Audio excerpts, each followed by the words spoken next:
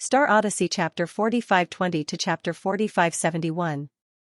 Within the castle, Luine saw all sorts of skeletons, but they weren't grouped together. Most of them were spread out like the rest of the group.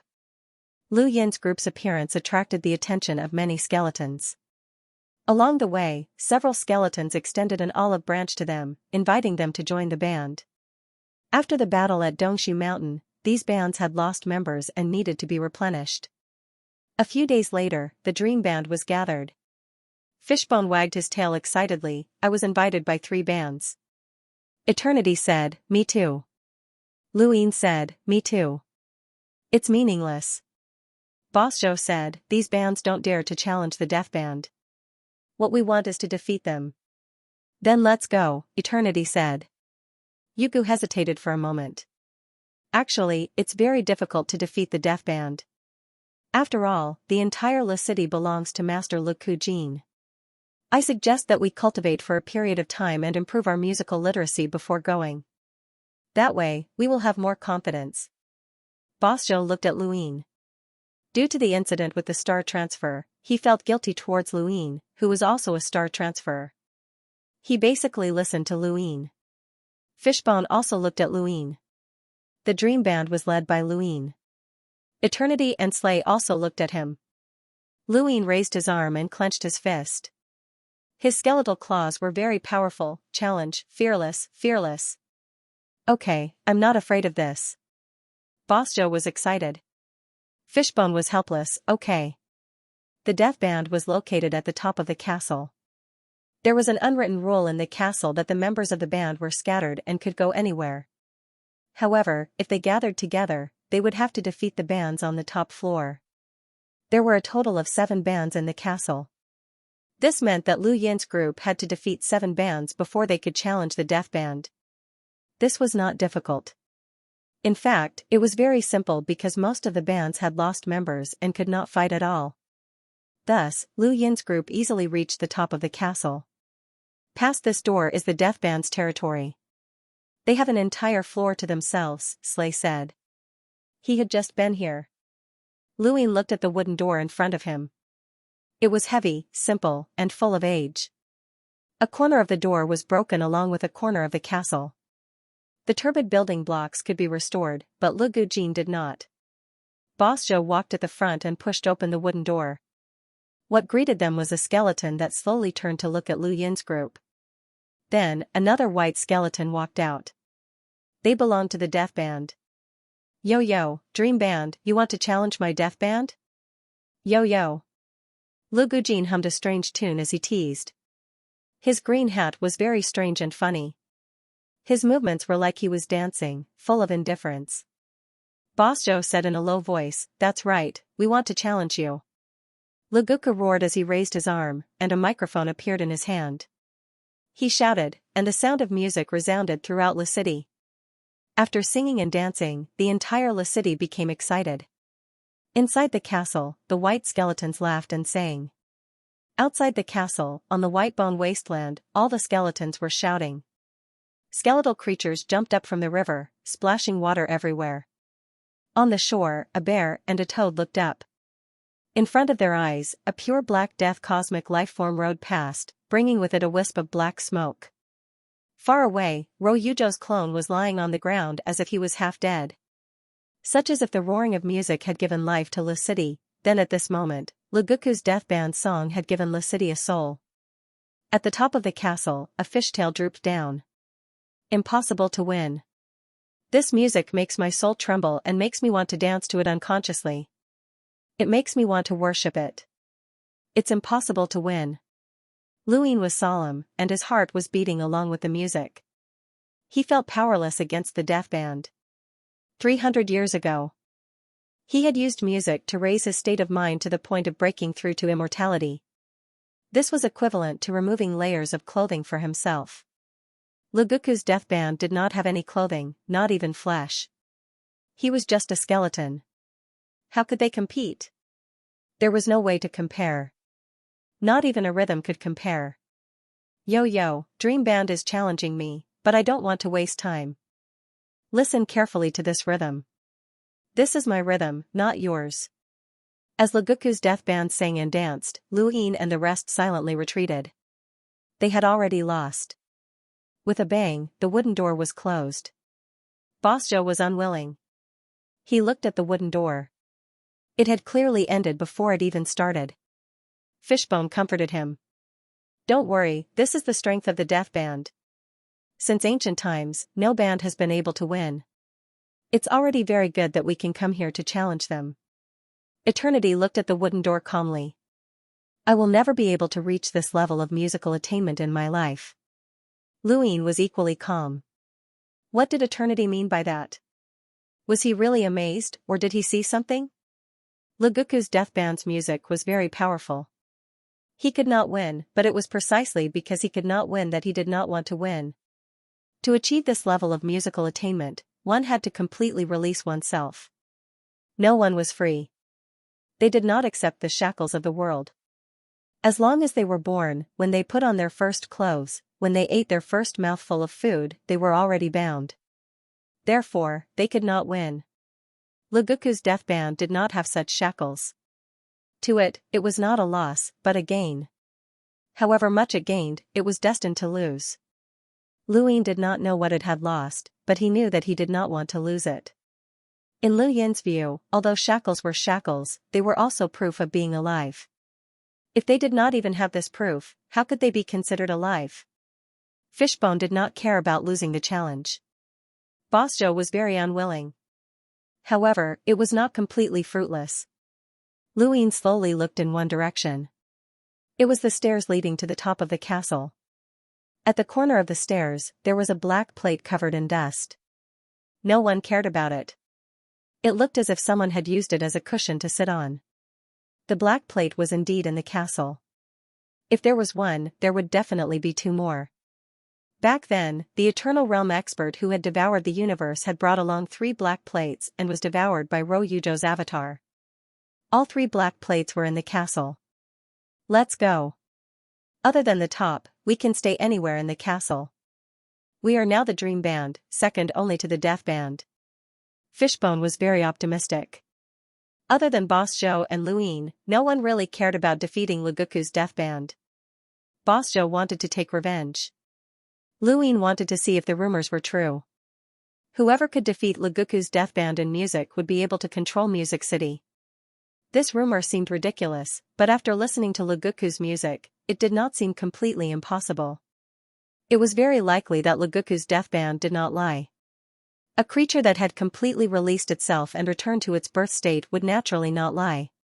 Unfortunately, it was impossible for him to win. Next, they stayed in the castle. Boss Zhou studied music, the Eternal Realm expert meditated when he had nothing to do, and Zhu walked around. Lu Yin also walked around, looking for the black plate. He really did find a second one, on the body of a white skeleton. He looked strangely at the white skeleton in front of him as it walked past. This guy actually used the black plate as armor and tied it with other metals to put it on. Not to mention, it had good taste. If it was lucky, even an Eternal Realm expert would not be able to harm it.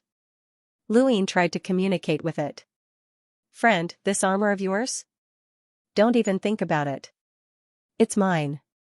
The white skeleton was vigilant. Lu Yin said, no, I'm just asking. It's mine. I know it's yours. I'm just asking. It's mine. The white skeleton growled. Lu Yin was speechless. This guy should have been robbed by someone. Looking at how important it was, perhaps it already knew how strong the black plate's defense was. Alright, it's yours. I won't ask any more. With that, he turned and left. The white skeleton stared at Lu Yin vigilantly and only relaxed when he completely left. It leaned back against the wall and lay down. This was the skeleton of a wild beast. Lu Yin had a headache. How should he rob it? It seemed like he couldn't fight in the castle. He had to decide the winner with music. Just as he was thinking, the road in front of him was blocked. 2 figures stood in front of him and looked at him. Lu Yin looked over and raised his eyebrows. It was the bear and the toad OL6. The bear raised its eyelids. We meet again. The toad OL6 translated. Louis nodded. We meet again. How did you get in? The toad OL6 rolled its eyes. We can go anywhere. Were you the ones who challenged Le Jin just now? Yes, we failed. We admitted defeat before we even started. The toad OL6 emphasized. Louis did not refute. I can help you defeat Le Jin. The toad OL6 said. Louis looked at it in astonishment. It pointed at the bear. The meaning of these words came from the bear. Louis looked at the bear. What do you mean? The bear raised its thick fingers and gestured. The toad OL6 said, it means literally. I will help you defeat Le Jin in music. Why? Louis was puzzled. He didn't believe that the bear could do it. This had nothing to do with battle strength. The bear might be powerful, but Le Jin's music had completely released it. Music was just a way. It couldn't be defeated by music alone. The bear snapped its fingers. Louis looked at the toad. Who could understand this action? The toad OL6 said seriously, because Le Jin's talent has reached its peak, but you haven't. I want to see how high your talent is as a human. This is a great experiment. Not only will it improve you, but it will also improve myself. Louis looked at the bear and then at the toad OL6. 300 years ago, the toad OL6 translation was already very exaggerated. Now, it only snapped its fingers. How can you translate so much? The toad OL6 rolled its eyes. I have simplified it. There is still a large part that I didn't say. It is actually a chatterbox. You are a chatterbox. Louis wanted to say that, but after thinking about it, he didn't. He could offend anyone but a translator. Sometimes, a mistake of 1 or 2 words could ruin a person's life. Who exactly are you? Louis asked, staring at the bear. It actually dared to say that it would help him defeat Le Jin. Le Jin was one of the abyss of the death universe. The bear nodded. Louis? Thousand trickery, the toad OL6 said. Louis wasn't surprised. It was indeed one of the abyss of the death universe. He wasn't surprised at all. On the top floor, the music boomed. With a bang, Yugu jumped out of the sewer. It was shocked out of the sewer by the sudden music. Fortunately, it was not shattered into pieces. A mistake, a mistake. I had calculated the time, but I was stunned by this news, Yugu said embarrassedly. Then, it stared at the bear. Your master trickery? Sixth Toad said lazily, otherwise, anyone can make Le Jin sing a few more songs every day? Back then, in order to get Louis to tell its stories, this bear forced Le Jin to sing a few more songs every day. Louis was very grateful for this. If not for this, he would not have made a breakthrough in his mental state, and the war between the 3 universes would have ended. How dramatic. It was the abyss of the death universe that helped him, and it was also the abyss of the death universe that wanted to destroy human civilization. In other words, if it were not for trickery and Le Jin, he would not have had the chance to kill the life and death master. If the death universe knew about this, who knew what it would think? In that case, some things were easy to understand. Yuche was definitely not inferior to Le Jin, especially with the phaseless sky skill, a quasi-invincible technique from the 5th stronghold. No matter what, he would not have died in battle. But even if he died in battle, it was definitely not Le Jin's credit. There was also trickery. The real target of the Great Death Shift more than 300 years ago was trickery. Wang Wen also played a part in this. Why did Wang Wen want to kill Yuche? Yuche was not on the same side as human civilization, so Louis could not figure it out. Legend has it that Master Le Jin stepped into the abyss with the help of Master Trickery. You're that Master Trickery? Yugu said in admiration. The bear looked at Yugu and nodded. Yugu was excited. I didn't expect to see you in my lifetime. Legend has it that you're responsible for deducing the Death Universe's combat techniques. The Death Threshold Code was written by you, and Master Le Jin's ultimate move, Heaven and Earth Annihilation, was only one of the moves in the Death Threshold Code. The bear nodded again. Yugu became even more excited. Legend has it that you can help any creature reach its potential and unleash its true strength? The bear gave a thumbs up. Yugu was excited. Legend has it that any creature that walks out of the abyss of trickery can transform? The bear gave it a thumbs up again. Sixth Toad rolled his eyes. Legend, legend, legend. I think you look like a legend. Go and die. Fishbone suppressed his excitement and jumped onto Lu Yin's shoulder. He tried to curry favor with Sixth Brother. Brother, don't be angry. This is my brother, we're family. Sixth Brother Toad said in disdain, who's your family? Lu Yin raised his brows. This damn toad, how could it be the toad's turn to despise him? Even your father wouldn't talk to me like that. At this moment, the sound of footsteps came from behind. They looked over. It was the bestial, armored skeleton creature. When the skeletal creature heard the conversation, it remembered that Lu Yin had been eyeing its armor, so it came over to take a look. His eyes met Lu Yin's. She immediately screamed, mine. Lu Yin pursed his lips and glanced at OL6 before looking at the black plate hanging on his armor. He silently took 2 steps forward to block OL6's line of sight, preventing it from seeing the words of the 7 treasures Heavenly Toad. He had no idea what OL6's current situation was. I know you. What's yours is yours. Don't even think about it, or I won't be polite to you. I know. Lu Yin hurriedly chased it away. Fishbone was angry. Hey, kid, who are you? How dare you be rude to my big brother? The skeletal creature glared at Fishbone. Mine. What do you mean yours? Fishbone was confused. What's mine is mine. Get lost, are you crazy? Fishbone scolded. The skeletal creature vigilantly glanced at the bear and OL6 before slowly retreating. As it retreated, it muttered, what's mine is mine. Don't even think about it, it's mine. As it spoke, it gradually moved away and changed its location. Lu Yin heaved a sigh of relief when he saw that OL6 didn't notice the black plate. Is this guy crazy? Brother, what did it say? Fishbone asked. Lu Yin said, how would I know? He immediately changed the topic and asked the bear, why are you helping me? OL6 was impatient, didn't I tell you? Lu Yin said seriously, I don't believe it's that simple. OL6 sneered, simple? You think it's simple? Ask this Fishbone if it's reasonable for Thousand Trickery to do this. Fishbone said, it's reasonable, very reasonable. Legend has it that Lord Thousand Trickery likes to challenge himself the most. He helps a creature reach its limit and then uses the same method to help another creature. He compares the results of the 2 creatures and adjusts his own method. Legend has it that Lord Thousand Trickery can deduce the most suitable cultivation strength for a creature. Legend. Enough. Lu Yin interrupted and looked at the bear. Lu Ku is one of the abyss of the death universe. He must be the most powerful creature you have helped. Can you help me easily surpass him?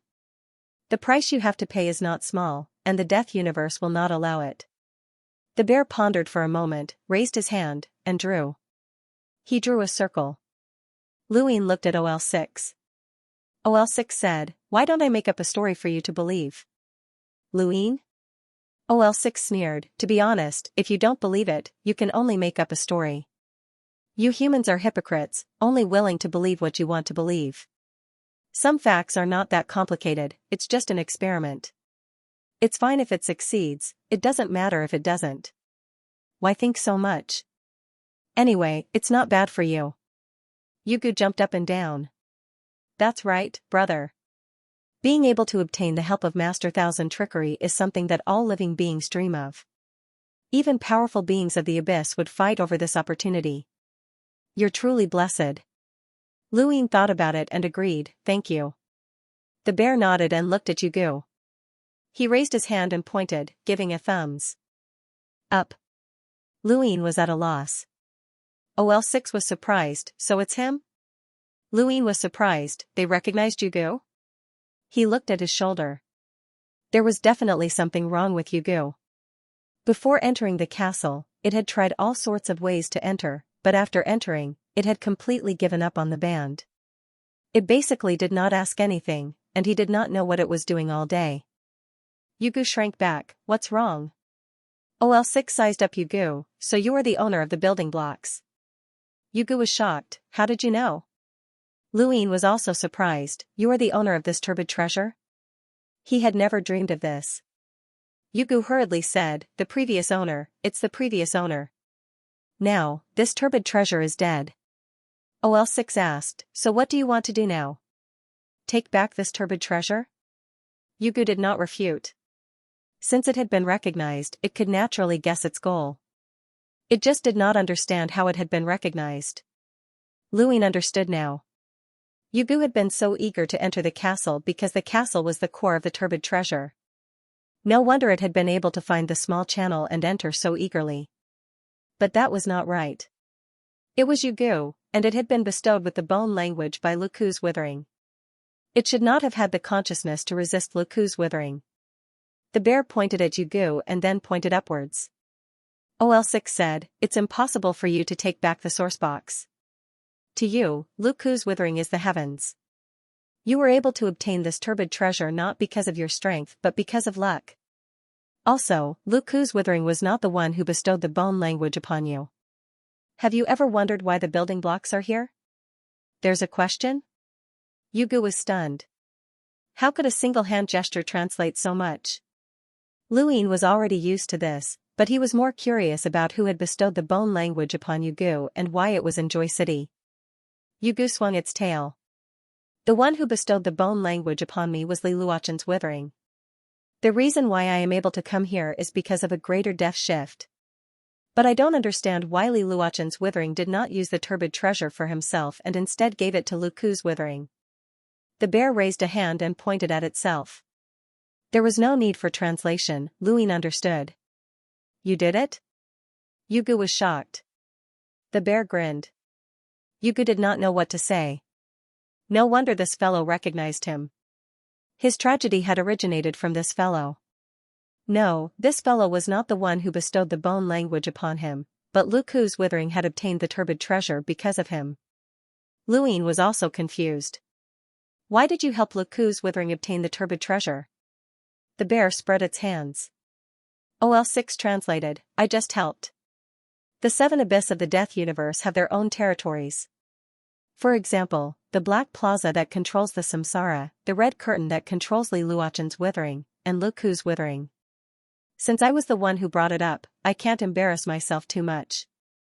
Yugu wanted to slap this fellow's tail, but he did not dare to. Thousand Trickery was much more powerful than Luku's withering, and Luku's withering had lived for far longer than the bear. This fellow even dared to say that his big brother would surpass Luku's withering. He did not know what he was thinking, but he was either too stupid or too confident. With a clap, the bear clapped its hands and turned to leave. Luin and Yugu looked at OL6.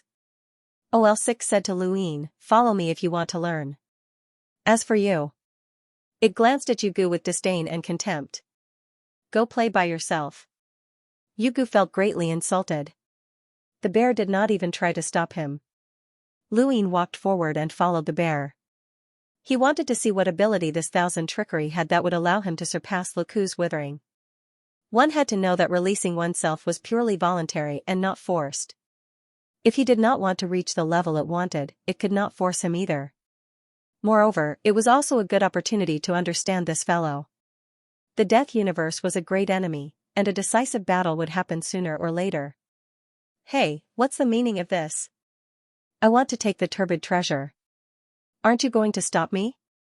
Hey, hey! The voice gradually faded away. OL6 said, this fellow is a member of your dream band. If you want to challenge him, you should challenge him with the whole band. Luin said, it's okay, he can't take the turbid treasure. He will obediently come back to make music. But we've said so much, Luku's withering should know. Doesn't he know that you're helping me? Doesn't he know that Yugu wants to take the turbid treasure? Turbid treasure? He wanted to ask this question just now. They were not outside the castle, but inside the castle. It could be said that they were right under Luku's nose. The bear suddenly stopped, raised its finger, and made a circle. Luin looked directly at Sixth Brother. Sixth Brother said, Luguku wanted to force out his potential, so he completely released himself and reached the upper limit of his potential. Although his combat strength increased, he was also restricted. His thoughts are very simple now. Destroy the civilization he sees, escape from the enemies he can't defeat, and create the most beautiful music. It's that simple. He doesn't care about all the schemes in the world. Even if the conversation just now was said in front of him, he wouldn't be able to raise the consciousness to stop it. If he had such consciousness, his music wouldn't be pure and his strength wouldn't have reached his current level. Everything in the world had long been priced. Some people thought that they had taken advantage of it, but in fact, they lost it in other places without knowing it. Luguku exchanged himself for the present, but he had lost himself. It was like a person walking in the world, he had to wear clothes. He didn't wear any clothes. He lacked the weight of clothes, but it also reduced his ability to resist the cold. Life comes from nothingness and goes to nothingness. Life brings nothing with it, and death brings nothing with it. Life is a circle. Lu Yin sighed. Xiong clapped. Sixth brother said, "That's it." Xiong clapped again. Sixth brother asked Lu Yin to tell a story. Tell a story and beat the rhythm according to your own story. Lu Yin didn't quite understand. I made these stories up. It doesn't matter if it's true or not. As long as you can beat the rhythm of your story, it's fine. Sixth brother said. Lu Yin tried to do so. First, he told a story to Xiong, then beat the rhythm. He tried for a few days, but it didn't feel right. It was only when Xiong asked sixth brother to repeat his story and beat the rhythm according to the story that he felt a little. How to say it, it was just following one's heart. When making up a story, there was no need to ask for logic.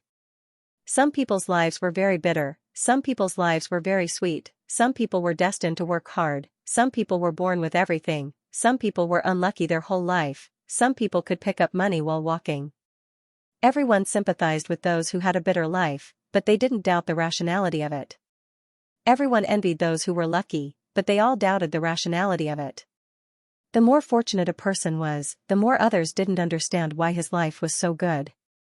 There was no explanation. This was life. Stories had no logic, and life had no logic. No one knew what would happen next. Life was fickle. Music allowed one to release oneself, while stories allowed one to return to the beginning. Whether it was logical or reasonable, it was just following one's heart. A bitter life has its optimism, and a good life has its reasonableness. Only by seeing through everything can one reach the end. Lu Yin followed the bear and Toto L6, sometimes in the castle, sometimes in the wastelands. Inside the castle, Boss Zhou was focused on studying music. He sat directly outside the door of the death band on the top floor, closest to the death band, listening to their music. Every day, Yugu would hide in the sewers, trying his best to seize the turbid building blocks. There was nothing to do. Eternal was the busiest as he was chasing after Lu Yin and the others. That's right, he was chasing after her. Yugu told them about Xiong's identity. Zhu immediately found Xiong and told him the location of the three universes, but Xiong ignored him. Coupled with Lu Gu's withered attitude, Zhu knew that he had lost his value. The Eternals, on the other hand, were excited and focused on chasing after Lu Yin's group. Wherever they went, he would follow. Sometimes, Lu Yin even wanted to kill him. The Eternals were the mortal enemies of the Tianyuan cosmos.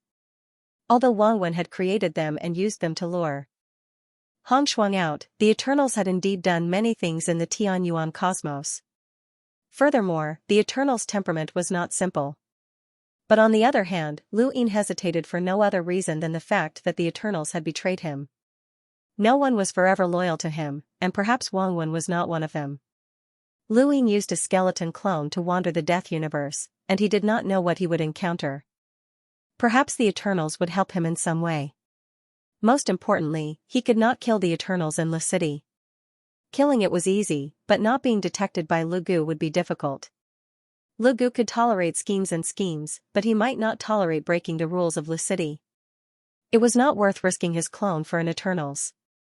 It was a hot afternoon, and hail fell from the sky, OL6 said. Lu Yin closed his eyes and tapped on a rock. Why would there be hail on a hot afternoon? OL6 was dissatisfied. Lu Yin opened his eyes. You don't have to worry about that. Just recite it.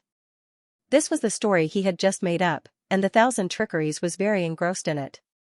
It was not the toad's turn to nitpick. OL6 glared at Luin. A burly man was carrying a child to escape from the pursuit of his enemies. His sword slashed across the mountain range, and his head was smashed by the hail until it bled. How could such a powerful guy be smashed in the head by hail? OL6 asked again. Luin frowned. I said you don't have to worry about it. Continue. OL6 was unhappy, blood dyed his eyes red, and a group of black-robed men chased him here. After a pause, he could not help but ask, do you need to wear black clothes in the afternoon? Isn't that more obvious? Luin was impatient. What does it have to do with you? They like it, so why can't they? Then you have to be reasonable. It's not boss show. What's there to be reasonable about? I can't recite it. You dare to go against the 1,000 trickeries? Old Sixth Toad glanced at Bear, and Bear gave him a thumbs up. God knows what that meant. Old Sixth Toad sighed deeply. One black-robed man attacks the left, one black-robed man attacks the right, one black-robed man attacks the top, and one black-robed man attacks the bottom. Can't you say that the black-robed men attacked from all directions? I like it. I'm looking for a rhythm. Can't I? Brat, I find you annoying. Damn Toad, you're not likable either. OL6 glared at Luin. Luin stared back at him. Speaking of which, why isn't your toad white bones? OL6 sneered, it's none of your business. Luin retorted, then it's none of your business. My story is bigger than mine. I created it. I am the heavens. OL6 warned, you'll get beaten up if you talk like that. I'm not afraid of pain. Luin raised his head. OL6 felt a toothache. Similar scenes appeared many times. Luin found out that this damn toad actually had logic obsessive-compulsive disorder. The more unreasonable the story was, the more unhappy it was. No wonder it was dissatisfied 300 years ago and said that he was making up stories. It was fine when it heard it, but now it couldn't stand it when it repeated the story. It constantly threatened Luin and asked him to tell the story logically. The more it was like this, the more illogical Luin became. For no other reason than to quarrel with OL6 and try to figure out its background. Why was OL6 in the Death Universe? Was it still the same as before? Ancestor Xian was worried about it even before he died. Luin also remembered it in his heart. As long as there was a chance, he would definitely take OL6 away and give Ancestor Xian an explanation. Time gradually passed, and soon, several years had passed. Luin didn't know if it was because of this method or something else, but he found that he understood Lugu's music more and more. He understood it more and more than 300 years ago. He was also able to let go of his mind more and more. Not to mention the improvement of his state of mind, he simply felt that he was able to do as he pleased. It was as if he was walking on a path of life. This was the meaning of the phrase, no move is better than a move. At this moment, they were in the wasteland. Luin was beating the rhythm. OL6's tone was low as it told the illogical story that made it extremely unhappy. Xianxia shook its head leisurely. In the distance, Eternity sat calmly and looked at the bear seriously. He had been looking at it for a few years now. Ever since Lu Yin's skeleton clone disappeared, he still couldn't find the bear for more than 300 years. Obviously, if the bear didn't let anyone find it, no one would be able to find it. It was just like how he could find Luin if he wanted to. This was a rare opportunity. Eternity could only seize it, but he didn't dare to disturb it. He just watched. Bang! OL6 crushed the bones under his feet and roared, it's clearly night time, where is the sunlight coming from? Luin retorted, can't two suns? Then it's not night time. I'm willing. What's wrong? Change it. No. Change it or not. Not a single word. You. OL6 wanted to slap Luin to death. Lugu withered saying, and the roar of the music suppressed his mania with great difficulty.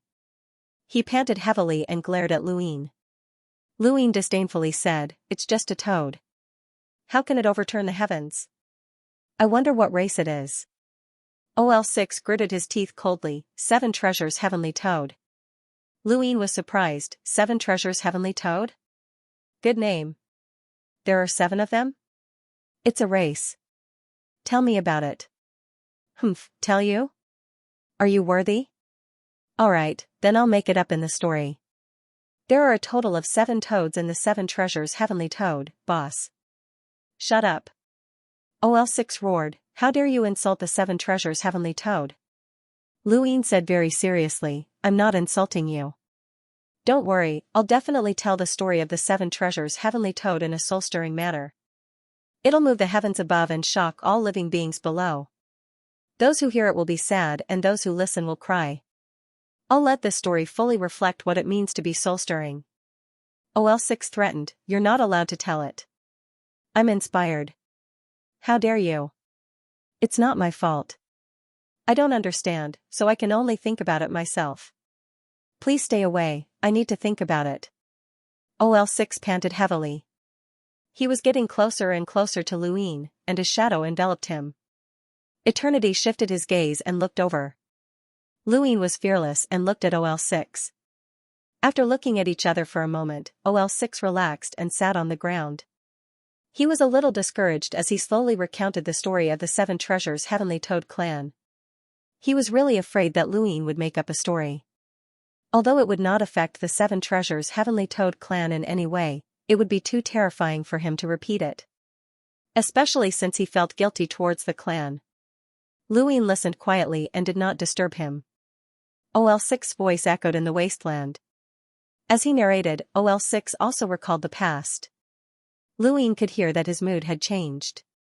He was like a lonely traveler reminiscing about his hometown, and his voice was low. The 7 treasures Heavenly Toad clan had existed for a very long time and had existed since the 9th Ford era. It was impossible to finish talking about it. OL6 only told Luine about the general situation of the 7 treasures Heavenly Toad clan, and he talked about the lotus leaf, the pond, and the 7-colored land the most. Perhaps that was a place that he had dreamed of even in his dreams. End of chapter. After a long time, Old 6 finally finished. If it wasn't afraid that Luine would make up a story, it wouldn't have said so much. I can tell that you care a lot about your hometown. Then why are you here? Luine was curious. This wasn't considered beating around the bush, but with Old 6's explanation, this question wasn't abrupt. Old 6 stared at Luine, don't ask useless questions. In short, I don't want to hear the words 7 treasures Heavenly Toad in your story. Luine nodded, alright, I respect you. Old 6 heaved a sigh of relief. The story still had to be made up. Perhaps it was because Luine really didn't mention the words 7 treasures Heavenly Toad, but Old 6's attitude towards him was much better. However, he was still quite unhappy with the logic of the story. Lu Yin's grasp of the rhythm became more and more accurate, and he could more and more understand the feeling of following his heart. In cultivation, the state of mind was the most important. The higher one's cultivation, the more one's state of mind was thought to be. However, the improvement of one's state of mind was equivalent to moving further and further away from the purity of one's birth. What Luine was doing now was to raise his cultivation to a higher level, but his state of mind was moving towards the initial direction. When the two converged and merged, he could achieve a metamorphosis. It was similar to his breakthrough to eternal life. After a few more years, Bear suddenly waved at Eternal. It disrupted Lu Yin's thoughts. He looked at this scene. Old 6 walked behind Bear and prepared to translate. Bear gestured for him to sit. Eternal didn't stand on ceremony and looked at Bear with a smile. Do you need me to make up a story? Bear shook its head and looked at Eternal. It raised its hand and bent its fingers. Eternal looked at Old 6. Old 6 translated, why are you staring at us? Eternal said, I want to be like him. He pointed at Luine. Bear's finger bent again. You are different from him. Old 6 said. Although it didn't know what was different, it always felt that Eternal was more pleasing to the eye than Luine. Now, everyone was more pleasing to the eye than Luine. What's the difference? Eternal asked. Bear slapped the ground. Those who didn't know better would think that it was angry. Old 6 said lazily, different is different. I have no obligation to answer you. Eternal was helpless, can I receive the same teachings as him? Bear scratched its chin and shook its fingers.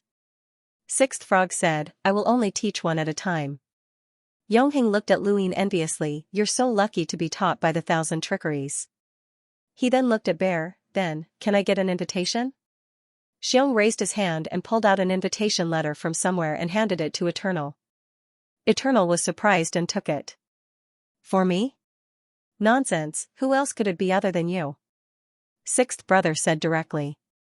Eternal was puzzled. I heard that the invitation to the 1,000 trickery show is extremely rare. Did I just get one? Who told you that it's rare? Sixth frog asked. The Eternal subconsciously looked in Lu Yin's direction. He remembered that when Big Bear had given out the invitation, the toad had said that this was something that countless people would fight over. How was this not rare? Old Sixth Toad said, the invitation letter is given to anyone who wants it. Not everyone can find the 1,000 trickery abyss. You have misunderstood the main point. The most important thing is to find that abyss. The Eternals understood. If that's the case, many thanks. With that, he bowed and left. Sixth Toad looked at Eternal's departing figure. I think this guy is better. Bear turned and smiled at Luin before turning back to ponder. Luin did not know. What did it mean? Eternal had been searching for the 1,000 trickeries all these years. He wanted to use it to climb up. Was it his own idea or Wang Wen's? He could only appear here because of Wang Wen, so it should be Wang Wen's idea. Less than half a year after Eternal left, Fishbone came and shamelessly asked for an invitation letter from Bear. Bear gave it to anyone who came. He was puzzled. Didn't they say that it was difficult to get an invitation letter? No one answered him. Whether it was difficult or not, it was a fact that very few creatures could enter the 1,000 trickeries abyss. Fishbone took the invitation letter and left. Later, Boss Zhou also came to ask for it. It was better than nothing. If one day they were lucky enough to find the 1,000 trickeries abyss, it would be perfect. 20 years later, Luin found something interesting. He could easily control Sixth Toad's emotions. Making up stories was one of them. The second was the rhythm. When old Sixth Toad recited the story, he would hit the rhythm. He could hit the rhythm that would make old Sixth Toad comfortable, but he could also hit the rhythm that would make it sad. It was as if things were going smoothly and suddenly stopped halfway. At first, Sixth Toad did not notice it, but after Luin tried many times, it saw it clearly. They quarreled over it, but the result was 1,000 trickeries praising Luin. Your talent is outstanding, much better than Leguku Jin. Sixth Toad reluctantly translated Bear's words. Its expression was as if it had eaten a dead fly. Lu Yin's performance was purely for practice, and it could not do anything about it. A mere white bones dared to tease it like this. If 1,000 trickeries did not value it highly, it would have slapped it to death. Thank you. Luin was sincerely grateful. Regardless of 1,000 trickeries' position, it had helped him. A lot. The trickster of 1,000 trickeries sized up Luin, walked around him, and nodded. Sixth Toad gritted its teeth. You'll be able to challenge Leguku Jin soon. It's impossible for you to win, but at least you won't lose so badly. Luin was excited and clenched his fists. Understood. Sixth Toad rolled its eyes. The more it looked at Luin, the more annoyed it became. Another few years passed, and on this day, Joy City shook in a rhythmic manner. Sixth Toad suddenly looked up at the sky with a solemn expression. Bear got up and stretched his body. What's wrong? Luin asked. Sixth Toad had been reciting a story when it suddenly stopped. Sixth Toad said solemnly, "A abyss died." Luin was shocked. A abyss? An abyss like Leguku Jin? The other abyss will sense the death of a abyss, but the timing varies. We don't know which abyss died, but it should be around a few decades ago. Sixth Toad added. Wasn't that the same as controlling a life or death calamity? Luin did not expect that the death of controlling a life or death calamity would only reach Joy City now. This meant that the entire death universe knew about it. Can you tell where it died? Who can kill a abyss at this distance? Luin asked anxiously. Sixth Toad shook its head. I don't know where it is. The death universe can sense the death of an abyss because the deathly still energy has disappeared. For example, there is a large amount of deathly still energy under Joy City that can save an abyss life at a critical moment. It can also be used to use the Great Death Shift. This abyss is dead, and the deathly still energy has disappeared. It must have met an absolute powerhouse who might be compatible with the laws of the three universes. At this point, it suddenly realized something and glared at Luin. Why did it have to be told? What an annoying fellow. Bear lifted his foot and walked towards the castle.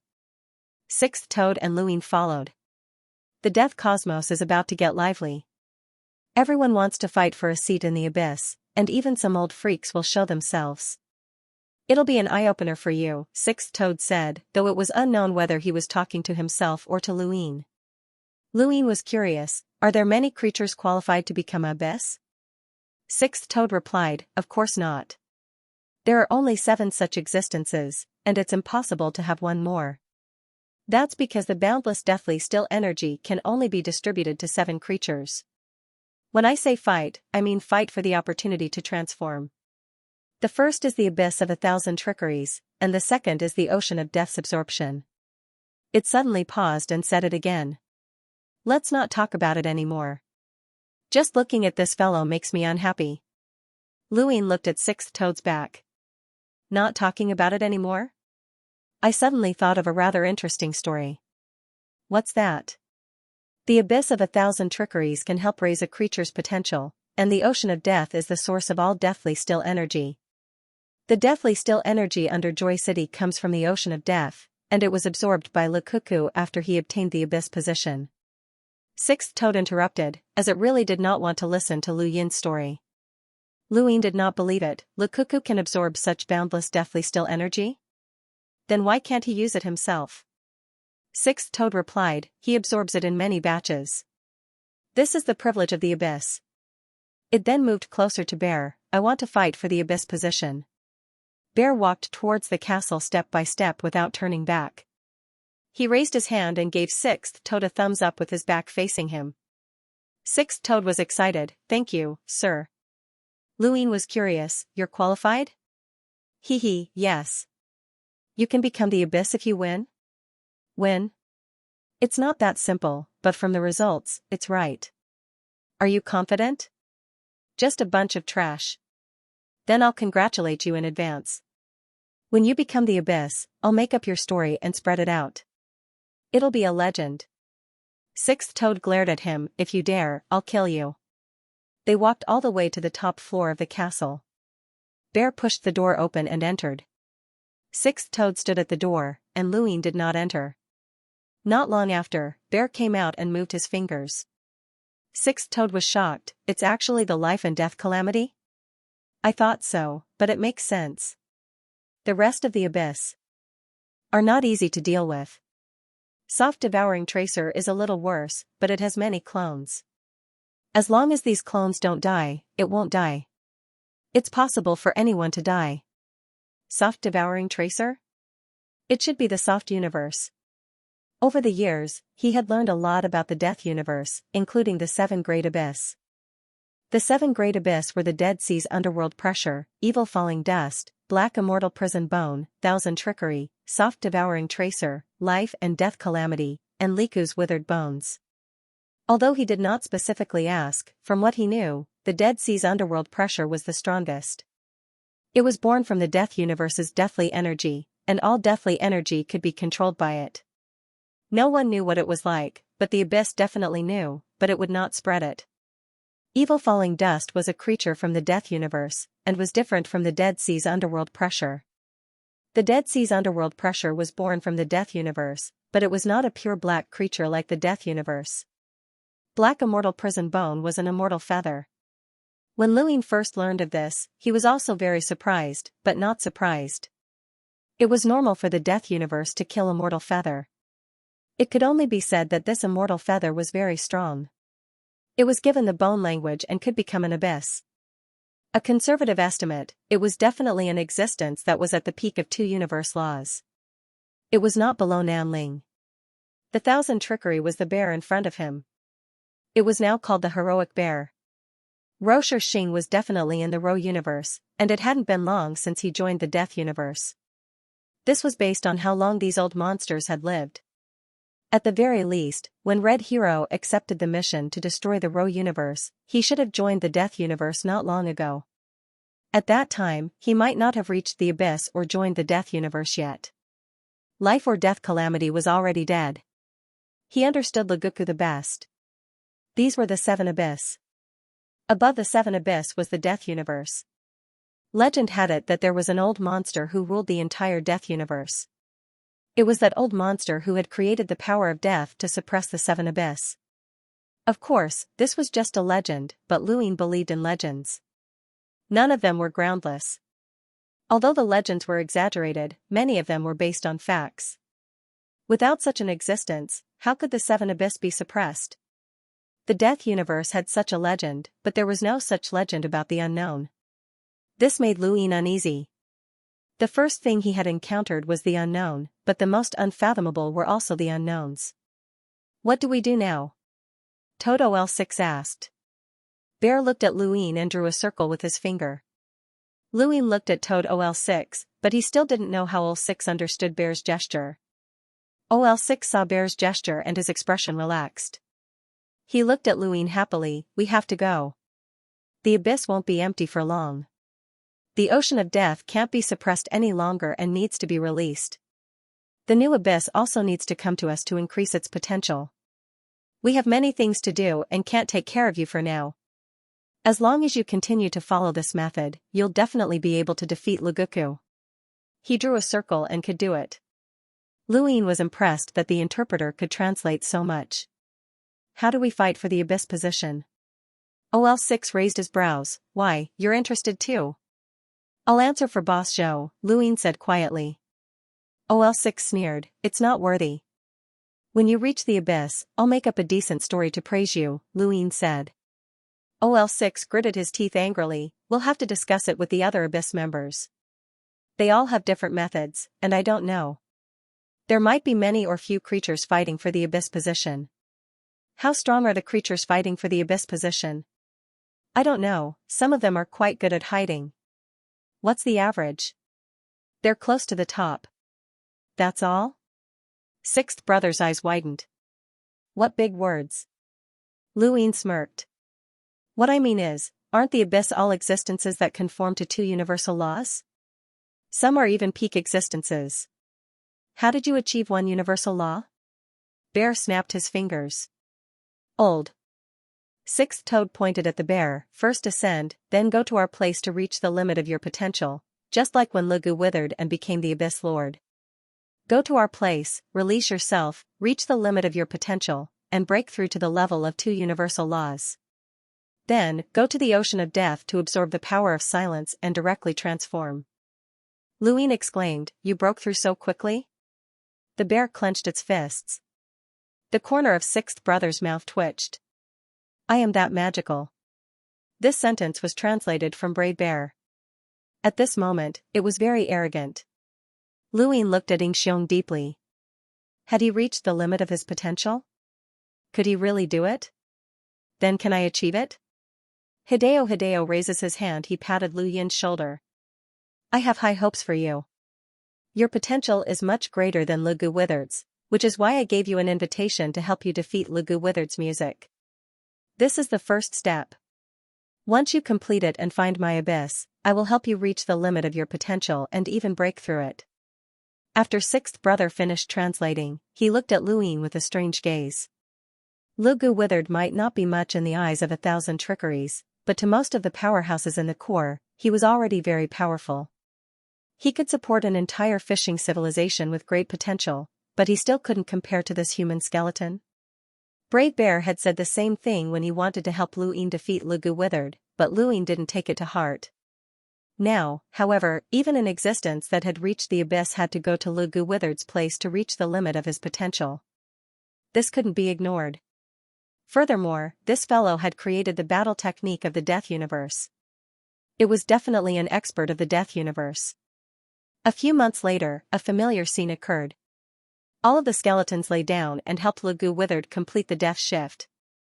Surging power of silence surged out from the ground.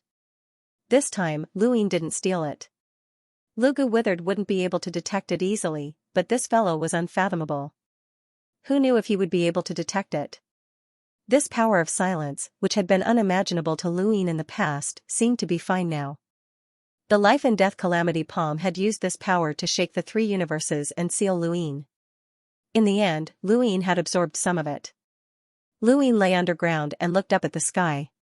He was thinking about the ocean of death. He didn't know how much power of silence was in the ocean of death and how terrifying it was. This time, the Eternals were tactful and didn't steal the power of silence. The thousand trickeries. The thousand trickeries left, and sixth brother followed suit.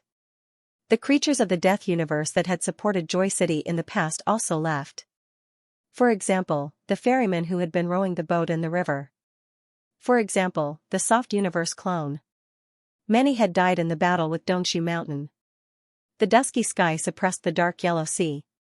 Lightning streaked across the sky, and giant tails occasionally soared into the sky, causing seawater to splash against the stars. In the blink of an eye, they sank to the bottom of the sea. The seawater rippled, and the space couldn't withstand it. It was constantly being torn apart. This was a strange place. Here, gray time couldn't condense, and space was constantly being torn apart. There was a weight that no phenomenon could withstand. At the bottom of the sea, an unimaginably huge creature swam past. It was oppressive and terrifying. This was the ocean of death. The great death teleportation began, and the ocean of death boiled. An extremely terrifying power of silence extended out, accompanied by a low and hoarse voice. How should we decide on the new abyss? Does anyone have any ideas? A voice echoed above the ocean of death. I'm curious about how the life and death calamity palm died. Who killed it? It didn't die in the Battle of Jiolei. This fellow didn't dare to step forward when it saw the human war god. It was as timid as a mouse. Now, it's dead. Interesting. Speaking of which, that horse still has its hooves facing up. Yes, it can be considered a sight in the death universe. When I go next time, I'll cut off its hooves. Since it doesn't want to use them anymore, I'll eat them. Hee hee. Oh, even its hooves are bones. How are you going to eat it? Humph, with a bite, it's crunchy. Hee hee. Let's think about how to decide on the new abyss. We are different from the unknowns. The unknowns can lose a lot, but we can't. Otherwise, the great death teleportation will be ineffective. Thousand trickery, what do you think? Thousand trickery let out a soft sound. Sixth Toad's voice sounded. Sir means for me to be the abyss. Translate well. The first voice was low. Sixth Toad said again. Sir means to maintain the great death teleportation. Whoever can reach the location of the life and death calamity palm's last great death teleportation will be the new abyss. Oh? A very novel method. It's much better than last time. Hee hee, that's good. We might be able to find out who killed the life and death calamity palm in the vicinity. Aren't you afraid that the one who killed the life and death calamity palm is still there? Let's kill them all. Isn't that good? There are still too many creatures in the death universe. Pa Sixth Toad translated. Sir Thousand Trickery said that karma binding exists. They won't all die. It's better if the other party appears. Let us know who the enemy is and then decide who to deal with. Okay, let's do that. Interesting. But the price to maintain the great death teleportation is too high. Let's stop it for a while. Let's fight for the abyss position.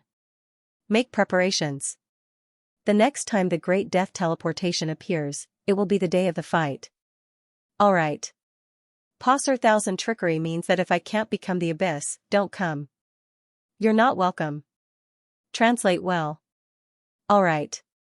Luin and the others were waiting for Boss Zhou in the city. Boss Zhou had just been called over by Lu Gujin. Eternal and the others didn't know what to do, but he knew that it must be related to the fight for the abyss position. Not long after, Boss Zhou came down. What's wrong? Luin asked. Boss Zhou said, Lu Gujin wants me to fight for the abyss position. For some reason, the first thing that popped up in Lu Yin's mind was Sixth Toad's words. He wasn't worthy. What do you think? Boss Zhou shook his head. I refused. Refused? Eternal was surprised to hear this. Yugu jumped out of the sewer and was surprised. Boss, you refused? How can you refuse? Zhu also looked at Boss Zhou in a daze. Boss Zhou said in a low voice, in the battle at Cave Su Mountain, there are some creatures that I'm definitely not a match for. For example, that toad beside Thousand Trickery and that universe creature rowing the boat in the river are unfathomable. I have no confidence at all in competing with them. It's better to stay here and use music to defeat Lu Gujin and avenge my star transfer. Yugu said, that's true. Don't be fooled by that toad, it's really powerful. Luin asked, did Lu Gujin say how to compete for the abyss position? Eternal looked at Luin. You want to compete too? Yugu jumped onto Lu Yin's shoulder. Big brother, don't be rash.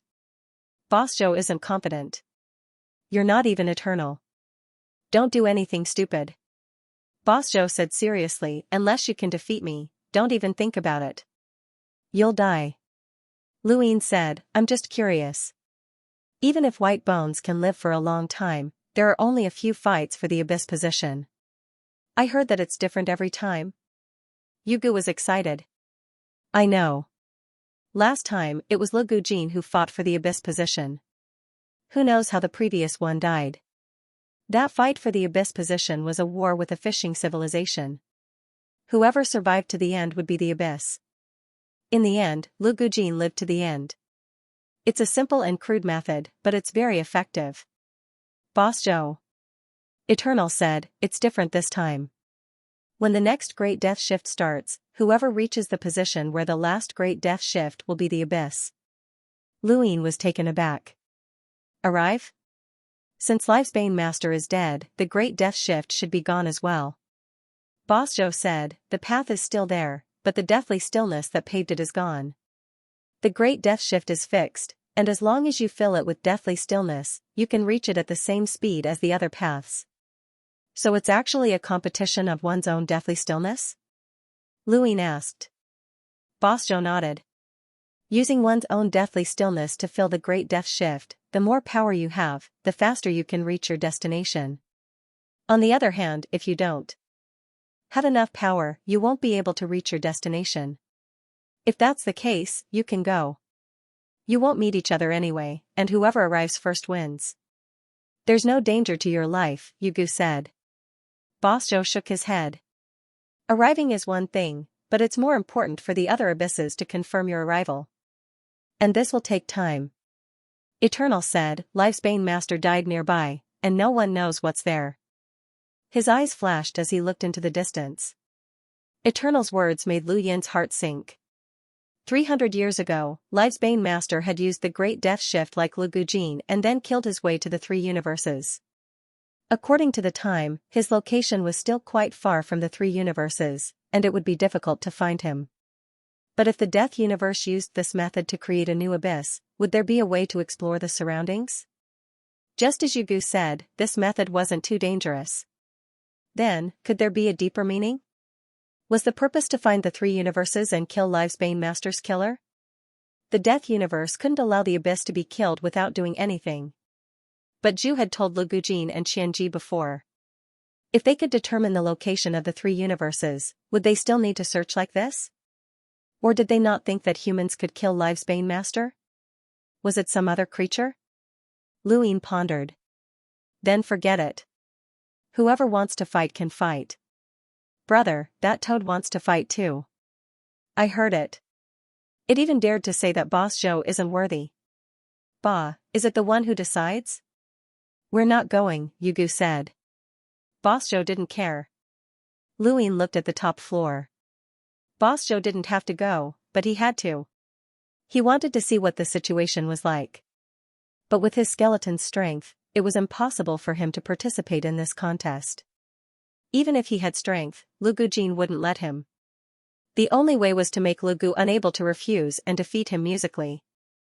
Thinking of this, he stood in front of Boss Zhou.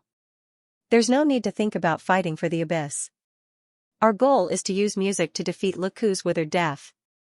I want to fight now. Boss Zhou suddenly stood up. All right. Yugu stepped back. You still want to challenge me? Isn't this too fast? The shadow of the last challenge hasn't passed yet. Luin looked at Yugu. Can you take back the turbid treasure? Fishbone was helpless. It had been wandering around the castle all these years, trying to find a way to take back the turbid building blocks. However, it had no clue and could not find any method. Luin said indifferently, use music to defeat Liku's withered bones, and this turbid treasure is yours. In the past, I didn't believe that anyone who defeated Lugudujin with music could become the master of Music City. Now, I believe it, because this is the thousand trickery speech. The reason why Legoku was able to reach his current height was because he had completely released himself and returned to the beginning. He did not lie or deceive anyone. There are promises. Yugu was agitated. That's true, but we can't win. Luin raised his head. I'm confident. Don't forget, the thousand trickery speech is helping me. Yugu agreed. It really wanted to take back the turbid treasure. Bosjo looked at eternity and death. These two had no right to refuse. After reaching an agreement, the Dream Band set off again to challenge the Death Band. Music City was noisy again, but there were fewer spectators. They lost again without any suspense. However, this competition was better than the previous one. Last time, there was no competition at all.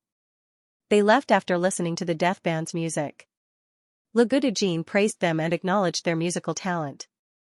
Then, a few years later, the Dream Band attacked again and challenged the Death Band. They lost, but they still lost. Lugudujin praised them again. Then, they challenged, lost, praised, challenged, lost, calmed down, challenged, lost, calmed down, calmed down, calmed down. After more than 10 times, Lugudujin felt uncomfortable. Hey, Dream Band, what are you trying to do? There's no point in challenging them so frequently. Yugu thought so too, but it was overwhelmed by Lu Yin's words every time. It could not be helped. Bosjo also felt that it was meaningless. Luin knew that he was too impatient, but who knew when the fight for the abyssal seat would start? It could start in the next moment. He had to think of a way to win, even if it was difficult. Seeing Lugudujin's impatience, the Dream Band went into hibernation. 30 years later, the Dream Band challenged them again. Although he had still lost this time, Lugudujin still emphasized Luin. This was because Luin had improved every time they fought.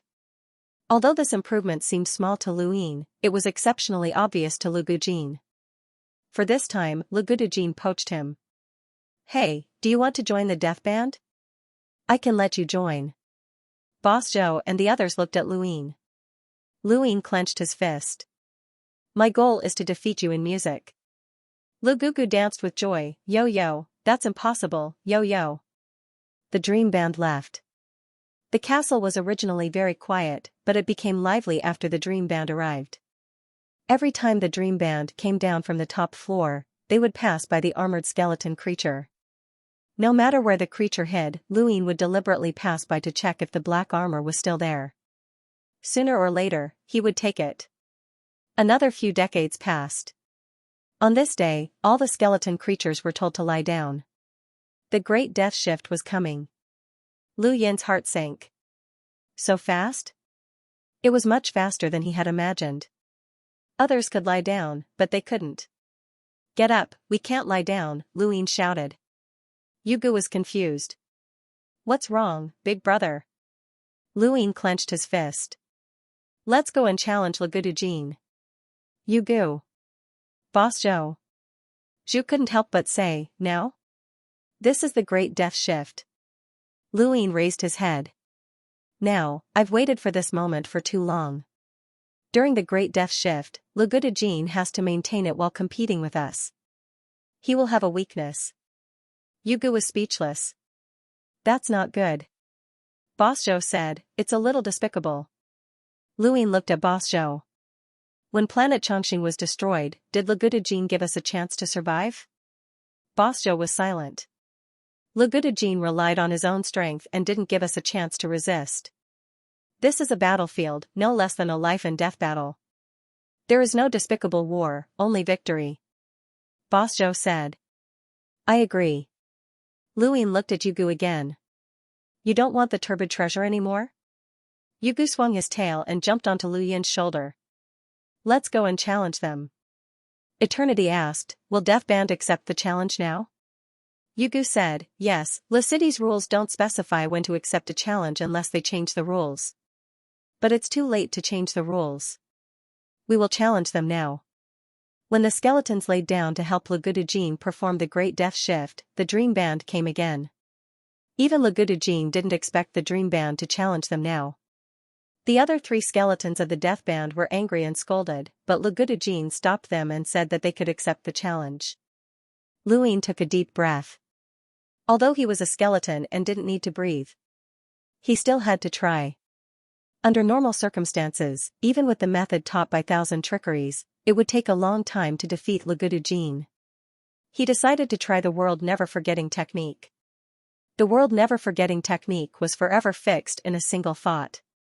He used the World Never Forgetting technique for himself and fixed it in the purest and truest thought. With this thought, there was no other way to defeat Lugudujin. As for whether Lugudujin noticed it, it wasn't important. Boss Zhou also had his own unique power. This included Yugu, Eternity, and the rest. Every creature was the protagonist of their own world, and Lugudujin couldn't possibly understand everything. The roaring music, the boiling river, and the cheering skeletons, the Dream Band issued the challenge. With each challenge, the Dream Band performed better than before, but the gap between them and the Death Band was still huge. Lugudujin was able to suppress Lu Yin and the rest even while performing the Great Death Shift. The primitive feeling of walking naked in the wasteland was something that no one could achieve. When the sound of a stone hitting the ground rang out, the wasteland was instantly shattered and replaced by a desolate world. There was nothing here, and it was even more barren than the wasteland. With just a single hit, Lugudujin's rhythm was disrupted. Lugudujin even lost a lens, and his green hat was crooked. He looked at Lu Yin in disbelief. Boss Zhou, Yugu, and the rest were also in disbelief. In Lu City, the performance of music wasn't just in a coherent rhythm, but also in a single point, the sound of a light hit. That was why Lu Yin's single hit had been rejected by Yugu, and Eternity's single hit had been rejected by Yugu. At this moment, Lu Yin's single hit had disrupted Lugudujin's rhythm, causing the Death Band's music to stop abruptly. No one expected this result. Even Lu Yin didn't expect it. At this moment, he had already performed the Never Forget World technique with his skeleton clone. If he had eyes, he would see that his eyes were unfocused, and he would be dreaming of the beginning of his birth, the cry of a baby, and the hope of the world's beauty. It was only at the beginning. No matter how Lugudujin cultivated his state of mind, he would never be able to return to his original self. The worldly remembrance technique hadn't been able to help him much in battle, but it had been able to display a godly effect at this moment. It had allowed his mind to remain at its original state, allowing him to tap out that soft sound with his original self. Just one sound surpassed Lugudujin's. The roaring music stopped, and all the creatures looked at Lu Yin in disbelief. Lu Yin put down the stone and looked at Lugudujin calmly. As long as I find the direction, everything will be easy. Lugudujin looked at Lu Yin deeply. Yo, you won. Lu Yin heaved a sigh of relief. You let me win. Yugu was excited. They had won, they had actually defeated the Death Band. This was something they didn't even dare to dream about. Back then, they had only wanted to enter the castle, and even such a simple wish had taken a long time, until this big brother appeared. And now, they had actually defeated the Death Band? Boss Zhou was even more excited. He had won. He had won in music. Even if it was just music, it was enough to win. It was impossible to take revenge for Xianxia, but winning once was enough. May I ask what Sir Lugudujin will say if he wins? Lu Yin asked. The atmosphere suddenly fell silent. All eyes were focused on Lugudujin. Even the other three members of the Death Band were looking at him. Among them, there were Eternal Life Realm experts, but they didn't talk about anything other than music. Lugudujin looked at Lu Yin and walked over step by step. Lu Yin stood calmly in place, watching Lugu wither away. Lugudujin stood in front of Lu Yin and flipped open another lens to size him up. His body slowly grew in size as waves of dark, deathly energy emitted from his body like black smoke. A strange laughter traveled into Lu Yin's ears, and then into the ears of the skeletons in the castle. Finally, it spread throughout Delight City and was heard by all the skeletons there. At that moment, Lu Yin felt the pressure. It was a pressure that his skeleton clone couldn't resist. Even though this clone also possessed the boundless power of death and stillness, it still found it difficult to breathe. Behind Lu Gujin, Lu Yin used the great death teleportation. Vaguely, Lu Yin seemed to see a surging death sea and a strange and horrifying universe of death. No one dared to stop Lu Gujin, not even Elder Ren. Yugu fell to the ground. It's over. I knew that rumors couldn't be trusted. What thousand trickery act? It's over. The terrifying pressure formed a huge shadow that continuously pressed down on Lu Yin. Just as Lu Yin thought that it was going to attack, Lu Gujin instantly returned to his original state and turned around to walk away. The gate said, "Yo, you've won. Lu Qing will listen to you from now on. Yo, we'll go wherever you say." The other 3 members of Death Band followed Lu Gujin out. Lu Guku's body was covered in the power of deathly stillness, and he was connected to the great teleportation of death. He was like a bottomless black ribbon. They did not leave the castle, but went to the next floor.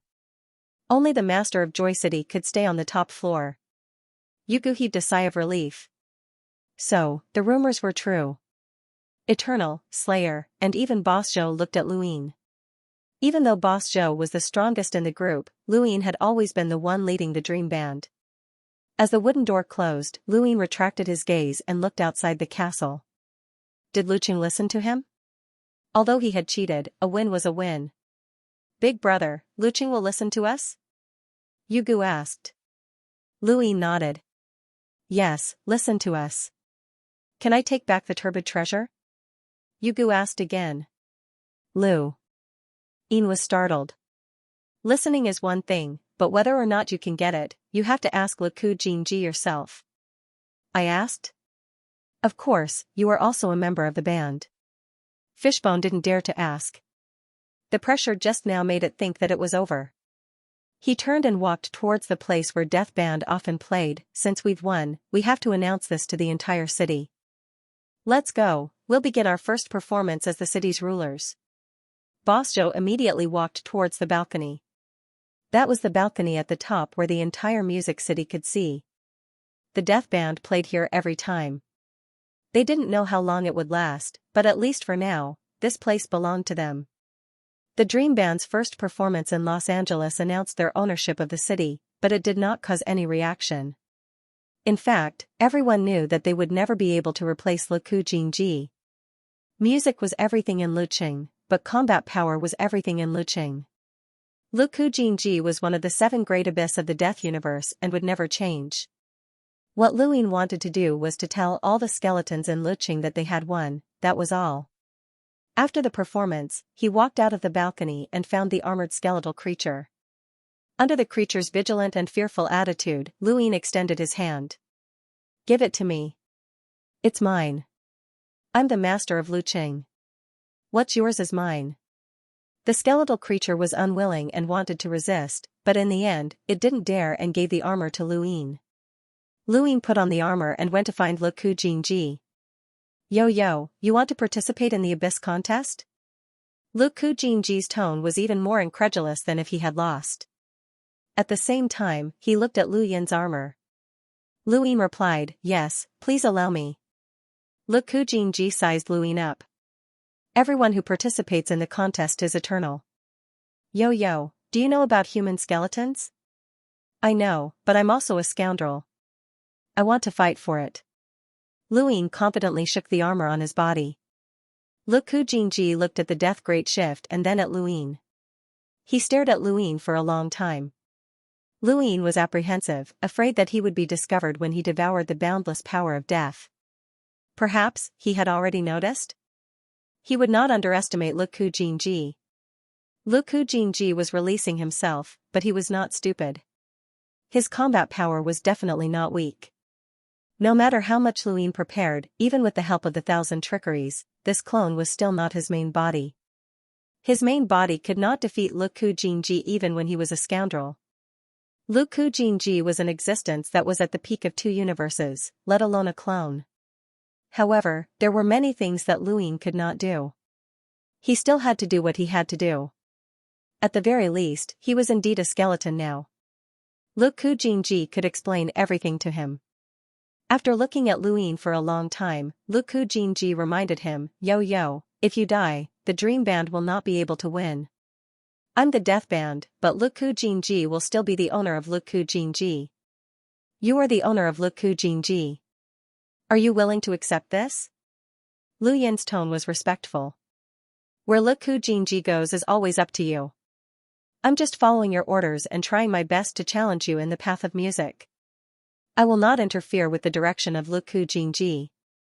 Lu Kujinji was very satisfied with Lu Yin's answer. Good, then go. If you need anything, let me know. Although you can't win, don't die too quickly. Lu Yin was grateful. Thank you, sir. If he had not defeated Lu Kujinji in the path of music, he would not have been so easy to talk to. As for whether he could win or not, he would see when the time came. If it would affect the three universes, then he would not be polite. He sewed the other black scales onto his armor. This way, it would not be too eye-catching. On the top floor of Lu Kujinji, Yugu was shocked. You really want to fight for the Abyss position? Boss Zhou's tone was low. I'll go with you. Lu Yin refused. This competition is just a test. Don't worry, I won't go to the end. As long as I don't reach the end, there won't be any danger. You want to absorb as much of the power of death as possible? The Eternal understood. Zhu exclaimed, smart idea. Boss Zhou said, wrong. There will still be danger because there are many paths to the end. As he spoke, he took out a white bone. Bone drew on the ground. This is the Death Universe. The Great Deathly Silence Shift uses the Death Universe as the center and connects the seven Abyss. The Abyss can be connected to each other, but they can also not. Since this competition is for the position of Abyss, I believe that they will be connected. In other words, the experts of the other Abyss could go to the end through the Death Universe. That was the shortest path, but there were two Abyss that were closer. The Eternal interrupted, the two Abyss closest to the Abyss of Life and Death. Boss Zhou said, that's right. When Lu Gujin asked me to participate in the competition, he reminded me that we are one of them. In other words, the experts of the other Abyss might take our path. At least, the possibility of the Abyss closest to us is higher.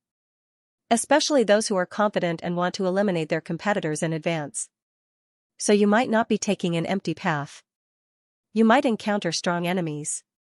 Lu Yin nodded. I see. Boss Zhou said, I'll go with you. We're the only ones left in the star transfer. I don't want anything to happen to you. Lu Yin smiled at Boss Zhou. His skeletal smile was quite ferocious. No need. I'll just stay at the entrance and absorb the power of death. Boss Zhou was stunned. That's it?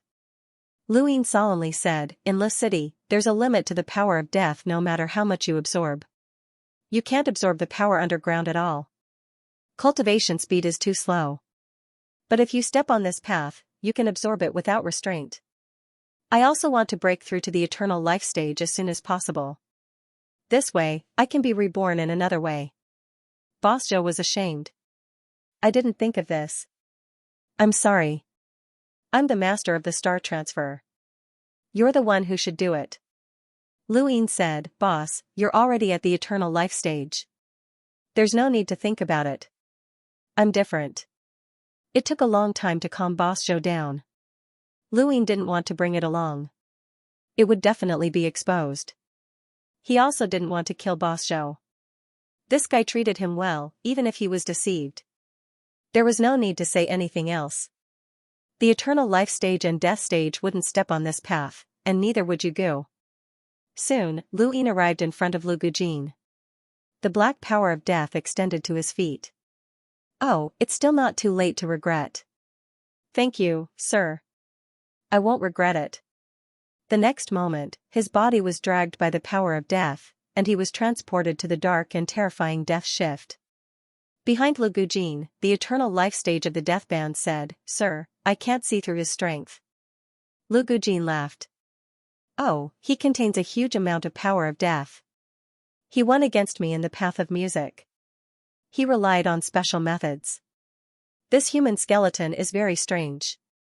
It's a human skeleton after all. Oh, let them think about it. Anyway, Thousand Trickery also cares about him." The universe was deep and vast. Everything in sight was the end. Because everything in sight was the same, it was also not the end. Because one could never reach the end. The pure black divided this boundless space into two. It was as if an even deeper path was added to this dark starry sky. This path passed through many universes, but it was not seen by those universes. However, it could affect those universes. Beneath Lu Yin's feet was a universe's starry sky. It was penetrated by the pure black power of death, causing the strings of the sequence to break. The entire universe was on the verge of destruction. However, the power of death did not cause the path of death to bend even a little. If he hadn't stepped on this path, Lu Yin would never have known that the power of death could be so terrifying. It was really like an abyss. Lu Yin's speed could be unimaginably fast, much faster than an ordinary eternal realm. This was the speed of the Great Death Shift, but it could also be very slow, so slow that he could walk step by step to the end of the distant path. Lu Yin would sometimes quickly sweep across the starry sky and sometimes stop to observe. He was experiencing the Great Death Shift and the majestic power of the deathly stillness. The more he felt, the more unclear it became. It was like an ordinary person falling into the sea and never knowing how deep it was. This deathly stillness gave him a feeling that far surpassed the torrent of deathly stillness that the Master of Life and Death had unleashed when he was at his peak. In fact, this was normal because the Master of Life and Death was only one of the 7 great abyss. The deathly stillness of the Great Death Shift came from all of the 7 great abyss and the death universe itself. Lu Yin suddenly stopped and touched his surroundings. Darkness surrounded his fingertips and spread out. Was this the power of a single creature or the power of an entire universe? Could a single creature really create so much power of death and stillness that even he couldn't imagine at this moment? But if it was the universe, how did the universe give birth to this power? Lu Yin looked ahead. This path was not to be walked, but to endure. Only those who could endure the drag of the deathly stillness could cross this path. However, for those who participated in the fight for the position of abyss, enduring this deathly stillness was just the beginning. Lu Yin was also enduring it. On the bones, the serious art was constantly circulating, and the light spots that had been forced into the bones by his main body's power also appeared. Once they appeared, it was impossible for the bone clone to force them in. However, this was the only way to absorb this majestic deathly stillness. Specks of light appeared, and upon magnification, one would discover that they were a star. The deathly stillness stars were arranged according to the serious art. They constantly rotated and frantically devoured the surrounding deathly stillness, spreading and deepening. Lu Yin moved his finger, and specks of light jumped out of the bones and floated in the starry sky. They then expanded and formed a universe with the bones as the center. The surrounding stars were all rotating crazily. There was no problem in completely exposing the serious art here. Firstly, no one could monitor the entire Great Death Shift. Secondly, the Thousand Trickeries had learned the serious art and did not care. The other Abyss members might not care either. Those who could become the Abyss of the Death Universe were all absolute powerhouses. They were all incomparably arrogant and might not care. Thousand Trickery was used to deduce combat skills. The serious art continued to expand, and as Lu Yin breathed in and out, more stars appeared one after another. He had already devoured the deathly still energy from the shattered samsara crystals, and with the addition of the deathly still energy in his body, he was nearing his limit. It could be said that this skeleton was close to the limit of its ability to absorb the power of death. The art of Sirius had no limits, but one's body had limits. Only by transforming one's body could one keep up with the limitlessness of the art of Sirius. Just like the original body, the law of conformity was the universe itself, guided by the thinking of the door of revelation, and the starry sky hidden in the body as proof. Only then could it be achieved. Sirius art did not transform in the original body, because the original body had the starry sky in the heart. It was also born with serious art as the beginning, but it was not pure serious art after all. And at this moment, these dead stars were serious art. Only serious art could increase the power of death. Otherwise, the white bone avatar alone would not be able to contain so much power of death. At the beginning of cultivating the serious art, each additional star would double the power of the original body. This efficiency was meaningless to the current white bone avatar, because it could easily absorb the deathly still energy into its body. The only thing it lacked was the limit of its capacity. Luin released the serious art stars and headed towards the end of the path. There was no end to the distance of a square inch, but this path did. When the last star condensed, the white bone avatar's grasp of the serious art reached its peak. The stars extended beyond the range of the deathly still energy, and they followed Lu Yin's movements as he rushed towards the end of the path at his fastest speed. No matter how long he stayed, he would not be able to increase the deathly still energy. The end of the path was broken, and it should have been connected to the deathly still energy of samsara. What they needed to do was to use their own deathly still energy to pave a new path at the point where samsara had used the great death shift for the last time and report it to the other 6 abysses of the death universe. Only then would it be considered complete. Suddenly, Luin stopped and looked in front of him in shock. The deathly still energy had actually fluctuated, as if some attack had ended. He used his mirroring technique to look into the distance and search in every direction. The mirroring technique was condensed by his main body for the white bone avatar, and without it, he felt like he was blind within a square inch. Suddenly, Lu Yin's eyes narrowed. What was that? Far away, the entire universe was collapsing in one direction. Luin was very familiar with this scene. It was Wandering, the attack of the technological fishing civilization. He stared into the distance and saw a huge oval of light gradually fading away. It was a king ship. It was the largest oval of light that had headed towards the 3 universes. The technological fishing civilization had astral ships, starships, king ships, and the strongest emperor ships. Luin had learned about this when he first forced the technological fishing civilization to leave. Among them, the emperor ships did not usually appear and only protected the civilization. Even a starship could use Wandering. Back then, Luin had used starships to participate in the war between the 7 treasures Heavenly Toad race and the Dark Apocalypse. Royal ships were superior to starships, but Luin had only seen Wandering from a royal ship and nothing else. King ships must have even more terrifying weapons. This was what he had thought at the time. But now, it seemed that this might not be the case. The wave of Wandering had clearly been unleashed by this king ship, but it had retreated after one attack without any other powerful attacks. Could it be that a king ship did not have any more terrifying attacks than a starship?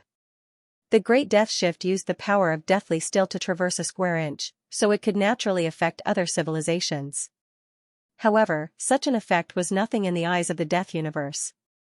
While the technological fishing civilization was not good at cultivation, their attacks were quite powerful, so it was not surprising that they could affect the power of deathly still. The king ship had already left, and Luin did not chase after it. It seemed that this technological fishing civilization was not too far away. He had been apprehensive in the past, but now, perhaps he could come with his main body and have a chat with this civilization. It was not good to be left hanging. This technological civilization was definitely not weak. The Great Death Shift could instantly send a creature from one abyss to another, allowing Luin to control his own speed. Not long after, he arrived at the rupture. The path of deathly still energy had been cut off, and Luin looked ahead. Was this the direction? Then, it was time to start paving the way. Using the cosmic art, one of the stars released the power of deathly stillness. It connected with the power of deathly stillness beneath Lu Yin's feet and extended into the distance. Following that, one star after another released the power of deathly stillness as Luin advanced at a decent speed. Luin did not slow down and flew into the distance. If it was not connected by deathly still energy, then it did not count. Not long after, just as Luin was about to extend his deathly stillness, an indescribable chill approached him. He abruptly turned around and used his mirroring technique, only to see an afterimage flash past. The next moment, a sharp bone claw swept past his skeletal face and tore through the void. Eh? He actually dodged it? Lu Ying retreated step by step as a deathly still star exploded and was annihilated in front of him. In front of him, the bone claw waved again, tearing through the explosion of the deathly still star and grabbing at Lu Yin's head. Lu Ying saw clearly that it was a bird, a skeletal bird. Although it was not huge, it brought a frightening chill. It was an expert. He retreated again. The skeletal bird's sharp claws tore through the deathly still energy and continued to reach for Lu Yin's head. You're not even eternal, but you can dodge my attack. You're a rascal. You're really bold. A mere rascal dares to compete for the position of the abyss. As it spoke, the bone claw continued to sweep at a speed faster than ordinary Eternal Realm experts. Not only did it tear through the void, but it also stopped time and circulated gray, but it still could not catch Lu Ying. Lu Ying did not say a word. He had expected a strong enemy to appear, but he did not expect it to come so quickly. Just as Boss Zhou had predicted, a strong enemy would first go to other abyss and then chase after him from other abyss. Obviously, this skeletal bird had gone to the abyss where Lu Gu had dried up and was chasing after him. But he was not fast, and if it wanted to chase him, it would have caught up long ago. It must have been absorbing the deathly still energy, and since it could catch up to him now, it meant that it had absorbed enough deathly still energy. Or rather, it had absorbed the same amount of deathly still energy as him, reaching the limit. Thinking of this, Lu Ying dodged the bone claw's attacks again and again. The skeletal bird was surprised. He could still avoid it? Its speed was getting faster and faster, and Lu Ying was having a hard time. After all, this clone did not have teleportation and was used to avoiding most attacks, so it was somewhat sluggish at this moment. He immediately operated the stars and bombarded the skeletal bird with serious art. The skeletal bird was definitely a peak powerhouse who was in line with the laws of the universe. Lu Ying felt that it was similar to Mr. Mu, and he had encountered more than one such existence. But every time, it was the original body that fought, and now it was a clone that could not use much of its power. The impact of the deathly still energy formed by the explosion of the stars finally slowed down the skeletal bird's attack. The skeletal bird was surprised. This is some kind of power technique that absorbs the deathly still energy. You have a good idea, but you have taken the wrong path. The deathly still energy is always the most suitable for oneself, not external techniques. This is what I taught you before you died. After speaking, the skeletal claw bent. It did not move, but Lu Ying felt a sense of impending doom. He stared straight ahead, and the stars in serious art revolved, and the deathly still energy spread. All the attacks within the range of serious art could be seen clearly. In his eyes, the enemy's movements had slowed down, but in fact, the enemy had not changed. It was him who had lengthened the time. He saw it clearly. The skeletal claw had already descended. Lu Ying gritted his teeth. He knew that the enemies he would encounter in the struggle for the position of abyss were very powerful, and each of them might be on the same level as Lan Meng, but he had not expected the first one to be so powerful. Stars condensed in the palm of Sirius' palm, and the stars appeared as they revolved around the skeletal palm. This was the power of deathly still. Boom! Claw met palm. The surging deathly still energy swept out in all directions from the center of the collision. Even the path of deathly stillness fluctuated. Lu Ying retreated once more, and cracks appeared on his skeletal palm. This skeletal bird was terrifyingly powerful, and it was even a threat to his white bone clone. On the opposite side, the bone bird did not continue to attack. Instead, it looked at its bone claws and then looked at Lu Ying as if it was looking at him for the first time. Human bone, rogue, you can actually take my claw. No wonder you dare to participate in the fight for the abyss position. Who are you? Lu Ying asked in a hoarse voice. The bone bird spread its wings. Black immortal prison bone, great golden wing. Black immortal prison bone? Lu Ying was alert. One of the 7 great abyss, this great golden wing must be the absolute powerhouse of the black immortal prison bone abyss, second only to that abyss. He had the feeling of fighting Lan Meng as soon as he became a rogue. The great golden wing flapped its bone wings. You can take my claw. You are quite good. If you can break through to immortality, you will definitely be at the same level as me. Unfortunately, you are not immortal. Lu Kujin actually agreed to let you fight for it. Stupid. As it spoke, its body suddenly disappeared. Around Luin, the stars revolved. On the right rear, he took a step back. In front of him, the huge bone wings slapped horizontally. All Luin could do was to raise his arms and block. With a bang, his body was swept out. The great golden wing disappeared again and came again. Its trajectory changed. At first, it was a speed attack, but now it was different. The speed did not change. He could clearly see it, but it hit him. There was a problem. The stars around Luin shook, and the power of silence was connected, sealing the surroundings. With a bang, his body was blasted away again. It still couldn't block it? Luin was surprised. The great golden wing was also surprised. With its strength, any attack should have shattered this white bone, but this white bone could withstand it again and again. Its toughness was beyond its imagination. It was not simple. Although the white bone clone was from before breaking through to immortality, Luin could also match the two universal laws at that time. It existed to take the attack of a powerhouse of that level. It relied on external forces and flesh and blood, and the white bone was the cornerstone of everything. The white bone alone certainly could not participate in that level of battle, but the great golden wing was not an existence that matched the two universal laws. For the time being, as long as the attack strength of the great golden wing did not change qualitatively, it would not be easy to crush Lu Yin's white bone clone. But it was not easy.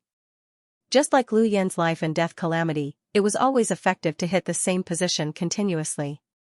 He could not be too passive. The great golden wing disappeared and came again. This time, it was attacking in the same direction as Lu Yin's previous attack.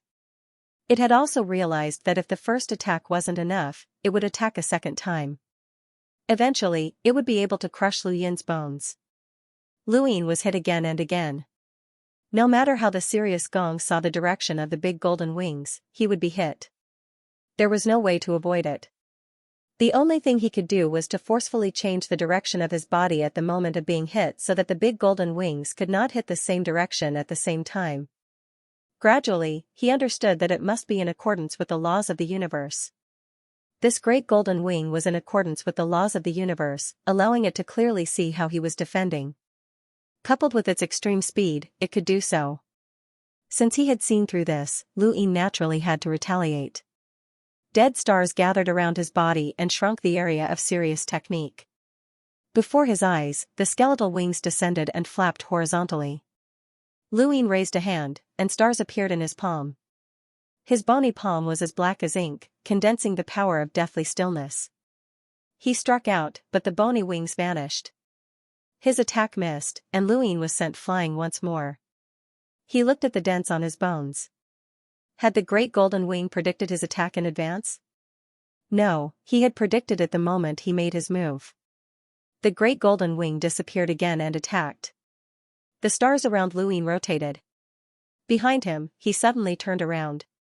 Never forget technique. Since he had predicted it the moment he made his move, then he would make it impossible for him to avoid it. Never forget technique did not need to touch the opponent. Therefore, although the great golden wing could see the direction of the attack, what it avoided was the momentum of the attack. In other words, it could avoid direct contact with Lu Yin's palm. But if this palm did not want to touch, it would not be able to avoid it in the moment it was struck. Because at that moment, when it saw the momentum of the palm clearly, it was already too late. It also had to see the momentum of the palm clearly. Never forget technique. Never forget technique. Never forget technique. The golden wing was hit by the forgetful world technique, and its body stopped abruptly. Taking advantage of this opportunity, Luin struck out with his palm. This palm landed squarely on the golden wing's head, twisting it and sending its body flying. Luin took a step forward and struck again, but the great golden wing had already reacted. Never forget technique could only leave it with one thought at most. After all, the gap between the two was too big. It was already rare for a rogue level to fight against an immortal, and the great golden wing was an existence that was at the peak of a universe law. It was not an ordinary immortal. Lu Yin's attack missed, and the great golden wing retreated to avoid his attack for the first time. It looked at Lu Yin in surprise. What power is that? Lu Yin raised his arm and bent his 5 fingers. You can retreat too? The great golden wing's voice was calm. It can actually stun me for a moment. It is said that there are countless combat skills in human civilization. It is true. Only you can think of such a fancy method. Never forget, technique did not come from human civilization. Of course, there was no need to say this to it. You know my human civilization very well? I don't know, but the Black Immortal Prison Bone knows very well. It has killed many humans. Lu Yin stared at the great golden wing. Black Immortal Prison Bone? The great golden wing said, you should be from the Liku Withered Abyss. Compared to the Black Immortal Prison Bone, the Liku Withered Abyss is not worth mentioning. It does not even understand human civilization. Otherwise, it would not let you participate in the fight for the position of the abyss. Because you will definitely die. The death universe will not let a human become an abyss. You are destined to die. You will not die in the fight for the position of the abyss. You will die under the ignorance of the Liku Withered Abyss. Lu Yin disdainfully said, as an abyss, the Black Immortal Prison Bone can only live a little longer. What's the use? Can knowing so much make you an abyss? How many people can it kill? The great golden wing laughed wildly. You really don't understand. The Black Immortal Prison Bone comes from the Xianling clan. It is the invincible ancestor of the Xianling clan. It once led the Xianling clan to slaughter the glorious Zhou Lei. But there is no need to tell you these things. You will definitely die. What about you? What are you? Lu Yin retorted. The great golden wing proudly said, I tore the Xianling clan alive and was appreciated by the Black Immortal Prison Bone. Before I died, I was given the bone language, allowing me to live in another way. Now, I will definitely take the position of the abyss and become the 7th abyss of the death universe. Lu Yin was shocked. You tore the Xianling clan alive? That's right. The great golden wing was proud. Lu Yin did not doubt Big Hair's ability to do so. Although the immortal plume could teleport, there were some creatures that just so happened to have ways to restrain it. He himself had killed quite a few immortal plume beasts, and Big Hair had also crushed an immortal plume. Xianling, why would it still rely on the Black Immortal Prison Bone? Looking at its posture, it was very proud. He asked this question. The great golden wing sneered. The Black Immortal Prison Bone is no longer in Xianling clan. It used to be in Xianling clan, but after being given the bone language, it completely broke away from the Xianling clan. Aren't you the same? Now, you still have human civilization in your heart? You can retain your memories, but your emotions will change, because you have torn yourself apart and walked out. You and your past self are not the same person. The more time passes, the more you will forget your past self. You will only remember how you were bound by that body of flesh and blood, and only by tearing it apart can you be freed. That body of flesh and blood represents the past civilization, and the current you is the true you of freedom. Lu Yin stared at the great golden wing. Are you so sure that you can win? Even if you don't like me, what about the other experts of the abyss? The great golden wing sneered. They are not as fast as me. After speaking, it waved its bone wings.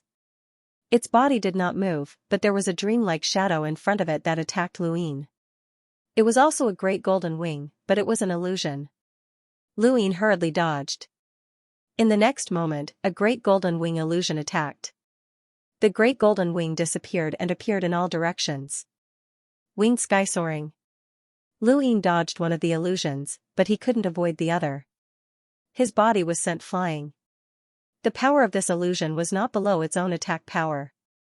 It could be avoided, but there were too many of them. Lu Yin could only continuously explode the dead silent stars to resist.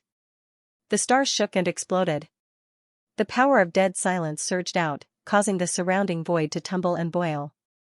Human bones, how long can you last? The great golden wing screeched. Perhaps the mention of Xianling made him feel that this bone bird's voice was actually similar to Mingyu, Chengdu, and Nanling. It was like, damn mixed-haired bird. He raised his bone palm. When things reach an extreme, they will move in the opposite direction. When things reach an extreme, they will move in the opposite direction. Back then, it was difficult for the original body to cultivate, but now it was not difficult for the clone to cultivate again. His level was too high. In the end, although things reach an extreme, they will move in the opposite direction. It was quite useful, but the founder, Kuzu, was still far from the level of Lu Yin's white bone clone. Just like how the art of 1,000 trickeries could instantly learn the art of Sirius, Lu Yin's white bone clone could easily learn the art of things move in the opposite direction. However, when things reach an extreme, they will move in the opposite direction. It could not be used on flesh and blood. Lu Yin could only use it on the power of dead silence. In the past, the scoundrel Go Lian could use the power of dead silence. Now, the power of dead silence could also rely on the power of dead silence to create active power. His left hand was dead silence, and his right hand was active. The two powers merged. The seal of life and death. Bang! Bang! Bang! The phantoms were scattered one by one. Lu Yin rushed out and used the art of never forgetting on the Great Golden Wing. The Great Golden Wing did not expect Lu Yin to be able to scatter the phantoms. Each phantom was equivalent to its own attack, which meant that Lu Yin's attack could defeat its attack. Impossible. Under its carelessness, it was hit by the art of never forgetting on the world again. Lu Yin appeared behind the Great Golden Wing and used the seal of life and death on its head. This was created by the inspiration gained from fighting with the Master of Life and Death. The Master of Life and Death was in line with the two laws of the universe. All things move from life, and all things end in death. With the help of these two laws, the seal of life and death was created. Its power was so strong that Lu Yin, who had not yet broken through the eternal life realm, could not breathe. At that moment, Lu Yin could easily deal with the Great Golden Wing. At this moment, Lu Yin used the white bone clone to create the seal of life and death that blended the active power with the power of dead silence. Its power must not be as powerful as the Master of Life and Death. Tribulation was so strong, but it had the ability to compete with the Great Golden Wing. The fusion of vitality and deathly stillness doubled his destructive power. Under the seal of life and death, the Great Golden Wing's head was almost blown away. Its body was sent flying and disappeared in the blink of an eye. It retreated much faster than before. At this moment, Lu Yin really had the power to threaten it. It couldn't believe that Lu Yin could make it feel the power of death. Its head was in a daze. The Golden Wing shook its neck and stared at Lu Yin. What battle technique is this? Lu Yin laughed. Do I need to tell you? You've been hiding. The Golden Wing was furious. It had been played. If the strength of the attack had been a little higher, it might have really been killed. This was simply a sneak attack. Lu Yin raised his hand and said regretfully, "It's a pity that I couldn't kill you with one palm." The Golden Wing gritted its teeth. Despicable. Humans are humans. Even their bones are despicable. But you won't have a second chance. Flawless. As soon as it finished speaking, the bone wing stretched out. A huge phantom instantly enveloped the surrounding universe as if its wishes were one. It enveloped Lu Yin. There was no universe here, so it couldn't be one's wishes. This was a phantom that was countless times larger than Xianxia's. The phantom was the Golden Wing, and the Golden Wing was the bone. There were gaps between the bones, but since it was called flawless, there must be no gaps. There were countless Golden Wing phantoms between the bones. Then, they suddenly shrank and pressed down on Lu Yin. Lu Yin looked at the universe. Unless he teleported or rushed out directly, what awaited him was the attack of countless Golden Wings. This attack should be from a world that it couldn't see. At first glance, it looked like a huge bone bird, but in reality, there were countless bone birds. Under Lu Yin's palm, the seal of life and death rotated and Sirius operated. Countless amounts of deathly still power turned into two black lines that condensed towards his palms. One palm was deathly still, and the other was active. The power continued to condense, and the world was being compressed. Seamless, it kept shrinking. Lu Yin looked up at the sky and saw the eyes of the golden-winged skeleton. There were no pupils, but they were full of contempt. Die. The huge phantom suddenly shrank. Luin put his palms together, and countless stars exploded. Sirius was released and blasted in all directions. At the same time, he jumped up and used the seal of life and death. With a boom, the universe shook. From the outside, the deathly still power was distorted. Layers of power spread along the phantom of the golden wings and shattered the starry sky. The next moment, Luin shattered the phantom and rushed out. His entire body was covered in black and white light, making him look like a shooting star. At the same time, the great golden wing turned around and looked in shock. He had actually rushed out. How could a scoundrel possess such boundless deathly stillness energy? Lu Yin's attack was flawless, and he used Never Forget the World on the wing. However, he couldn't find the wing itself, and the only thing he could target was the phantom. Unfortunately, it wasn't the wing itself. As the phantom slowly dissipated, Lu Yin saw the great golden wing. Its aura was unstable, and the fact that its flawless defense had been broken through had greatly affected it. It slowly flapped its wings and said in a low voice, "What are you?" Without attaining eternal life, it's impossible to possess such boundless deathly still energy. Lu Yin coldly replied, "This path is filled with the power of death." The big golden wing scolded, "But you came here, and I was one step behind you. I thought that you had not absorbed much of the power of silence, so you could be faster than me. But your power of silence is definitely not below mine, and even surpasses mine. This is not something you should have absorbed when you reached this position. You must have absorbed it in the abyss. You must have absorbed the boundless deathly still energy. This is not something that can be done by non-eternal life." Lu Yin sneered, "What? You can't win, so you're talking nonsense. Why do you care who I am? I'm now a creature of the dead universe." The big golden wing didn't answer. It stared at Lu Yin vigilantly, recalling the scenes of fighting with him. At first, this guy could only dodge its attacks, but as its speed increased, he could still dodge. It was obvious that he was hiding his strength. Its white bone body was extremely tough, much tougher than ordinary eternal life realms. There was also a technique that could stun it and a battle technique that could threaten it. This human skeleton was not simple. No wonder Le Gu had allowed him to participate in the fight for the abyss position. Wait, did he come from the abyss of Le Gu's Withered? It had always thought that this human skeleton came from the abyss of Le Gu's Withered because it had gone to the abyss of Le Gu's Withered and then came here from that direction. But what if there were no creatures in the abyss of Le Gu's Withered that participated in the fight for the abyss position, or had it been resolved by it? It was not impossible. "Which abyss did you come from?" the big golden wing asked. Lu Yin said naturally, "Le Gu's Withered." "Is it really Le Gu's Withered? Is there anything to be suspicious about?" The big golden wing didn't know what to say. It had a feeling that this guy didn't come from the abyss of Le Gu's Withered. Le Gu's Withered gave it a very jumpy feeling. The music was like a lunatic, but this human skeleton was scheming and was clearly on the opposite end of Le Gu's Withered. How could Le Gu's Withered allow such an existence to participate in the fight for the abyss position? "You definitely didn't come from the abyss of Le Gu's Withered," the big golden wing retorted. Lu Yin was calm. He retorted. Lu Yin didn't refute. The big golden wing was more and more convinced that this guy definitely came from another abyss. Like it, he had first gone to the abyss of Le Gu's Withered and might have dealt with the guy sent by Le Gu's Withered to participate in the fight for the abyss position. Then, he walked all the way here.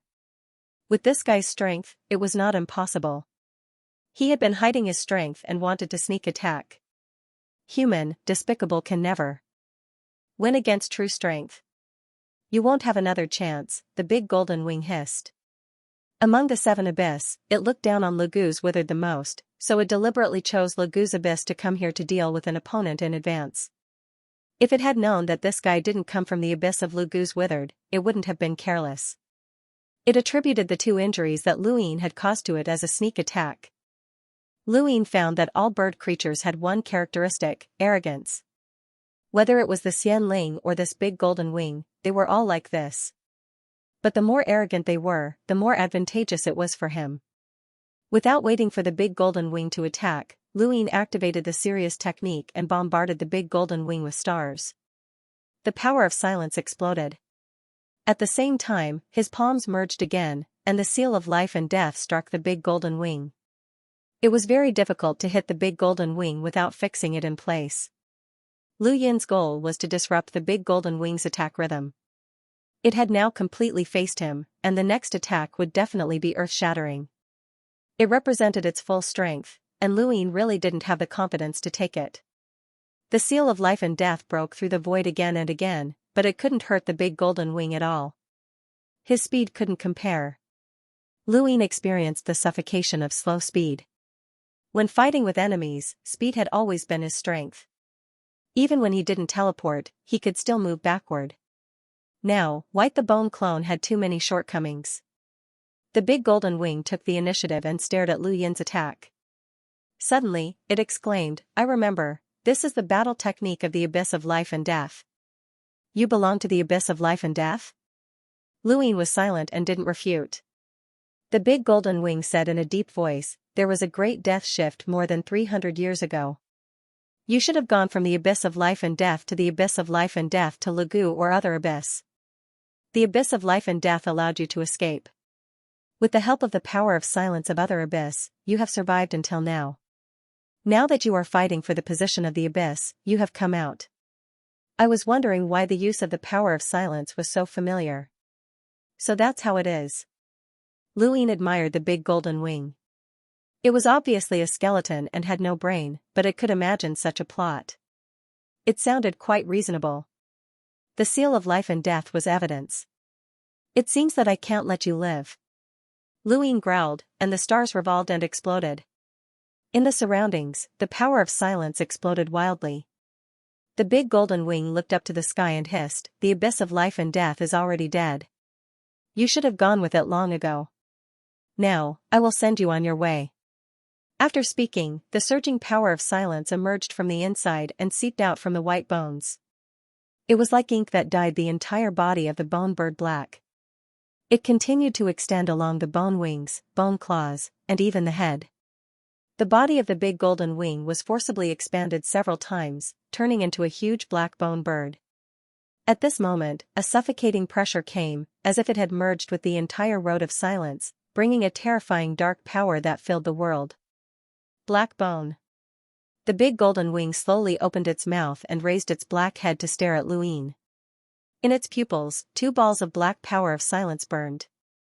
Burning like flames, it flapped its wings and soared. The power of silence was released with a loud bang, pushing away the serious art of silence stars and sweeping towards Lu Yin with an irresistible power. In an instant, the entire universe seemed to be divided into 2. Lu Yin was shocked and immediately used the Forgetful World technique, but it failed. That surging deathly power represented the entirety of the Great Golden Wings, and it forcibly blocked the Forgetful World technique. Even though this deathly power was somewhat different from the deathly power of his own cosmic art, and it couldn't compare to his own, the deathly power of his cosmic art hadn't been completely unleashed, but the Great Golden Wings had. After this battle, even if it won, it would have to stop and continue to absorb the power of silence. Otherwise, it would not be able to pave this road. Of course, the premise was that it had to win. Lu Yin pushed his palms forward, and the seal of life and death collided with the big golden wing. With a bang, the seal of life and death collapsed and his body flew backward. He was knocked down from the road of silence. The big golden wing raised its wings and slapped down at Lu Yin. The starry sky was cut off, and wisps of darkness cut through the starry sky vertically and slashed towards Lu Yin. Lu Yin used the serious art to delay the big golden wing's attack, but the serious art stars were directly shattered and detonated. The power of silence dissipated, and Lu Yin could only rely on the remaining power of silence to use the seal of life and death to hold on. A wisp of darkness swept past, tearing apart the void and shattering the seal of life and death. It took Lu Yin's white bone clone and blasted it into the distance, disappearing directly. The big golden wing stood on the road of silence and was about to attack again, but it stopped. "If it wasn't for the fact that I didn't want to waste time and benefit the others, you would have died without a doubt. Consider yourself lucky that you didn't die this time." After that, the extended power of silence slowly returned to its body and began to pave the road under its feet. It still had the power of silence. The amount was more than Lu Yin thought, and it was also hiding something. Although the battle with Lu Yin did not take up much time, it had consumed a lot of the power of silence. It was confident that the remaining power of silence could last until it reached the position of life and death. If it consumed more, it would not be certain. If it was not confident, it would have to return to the previous road to absorb again, which was too much of a waste of time. However, after this battle, it was certain that this human skeleton was no longer a threat. Even if it did not die, it would be seriously injured, so it did not need to pay attention to it. On the other side, Lu Yin's white bone clone was constantly being torn apart by the power of the great golden wing's skeletal wings. It endured with all its might, and if not for the sturdiness of its bones, it would have shattered upon contact. As for the 3 pieces of black armor, they were directly shattered. Only the 3 pieces were embedded in Lu Yin's bones and did not fly away. Now, Lu Yin was being blasted far away by this power and could not escape. He could only forcefully absorb it. The stars rotated, and at the same time, the power of the great golden wing began to weaken. Lu Yin did not know how far he had been blasted away, but his white bone body smashed into a universe and shattered countless stars before finally landing on a barren planet. The power of the great golden wing had cut this universe in half, and it was about to restart. Lu Yin looked at his body and saw that cracks had appeared on his bones. It was a terrifying attack. The great golden wing had used all of its power to attack, and it was not something the white bone clone could withstand. There was a saying that he remembered: the power of the great golden wing was most suitable for himself, not external techniques. The serious technique could absorb a large amount of the power of the great golden wing, which was at the peak of the eternal realm, but it was far from being able to use it properly. He was like a child who had a body full of power but did not know how to use it. Lu Yin sat on the barren planet and watched the stars continue to crack. It seemed that it would not be easy to restart. This universe did not have many parallel universes, so it was possible that it would be destroyed directly. He turned to look at the path of death. Although it was far away, he could see it clearly with his mirroring technique. He saw the great golden wing paving the way. This guy had actually hidden so much power of the great golden wing. There was no rush. He could not defeat the great golden wing now, and both sides would suffer. He could wait for it to finish paving the way and follow this path. He would eventually catch up. Now, he had to think about how to use the remaining power of the great golden wing. Or should he absorb another wave? But even if the serious technique stars were completely restored, it would be difficult to deal with the great golden wing. He had to find another way to use it. The seal of life and death was not enough. He had to either increase its power or change the way he used it. Lu Yin clenched his fists and made sure that his body was not injured. He jumped up and headed towards the path of death. It was equivalent to going back and absorbing the power of the great golden wing. Not being able to teleport was too inconvenient. Fortunately, the distance was not too far. He had always maintained a certain distance from the great golden wing. Even though the great golden wing had already thought highly of him, it still did not expect him to be able to devour the deathly still power of other skeletons to the point of dissolving its attack. In its mind, he should have been seriously injured. Lu Yin took a detour to avoid the giant golden wing and then retraced his steps, arriving at the point where the great death shift had been broken off. Moving forward required the power of deathly stillness to pave the way, but the path back was different. It was filled with deathly stillness. He activated the art of Sirius and began to absorb the energy. He didn't know how much time had passed, but the golden wings had already traveled a great distance. Lu Yin had finally absorbed the power of the deathly stillness to its limit. There was a long distance from here to the place where the master of the life and death calamity abyss used the death teleportation. Normally speaking, an ordinary eternal life realm expert couldn't reach it even in 1,000 years. However, with the help of the death teleportation, he could reach it in a blink of an eye. The only way to buy time was to pave the way with the power of death. Even so, he could reach it in about 200 years. With the great golden wing paving the way in front of him, Lu Yin did not hesitate. He could consume the power of death even faster. The great golden wing had deliberately rushed over from the abyss where Lu Gu had withered. It might have had this thought in mind, but it was too impatient and attacked him as soon as it caught up with him. It might have seen that Luin was not immortal, and even if it could pave the way with the power of death, it would delay time, so it wanted to get rid of him first. However, this was too easy for him.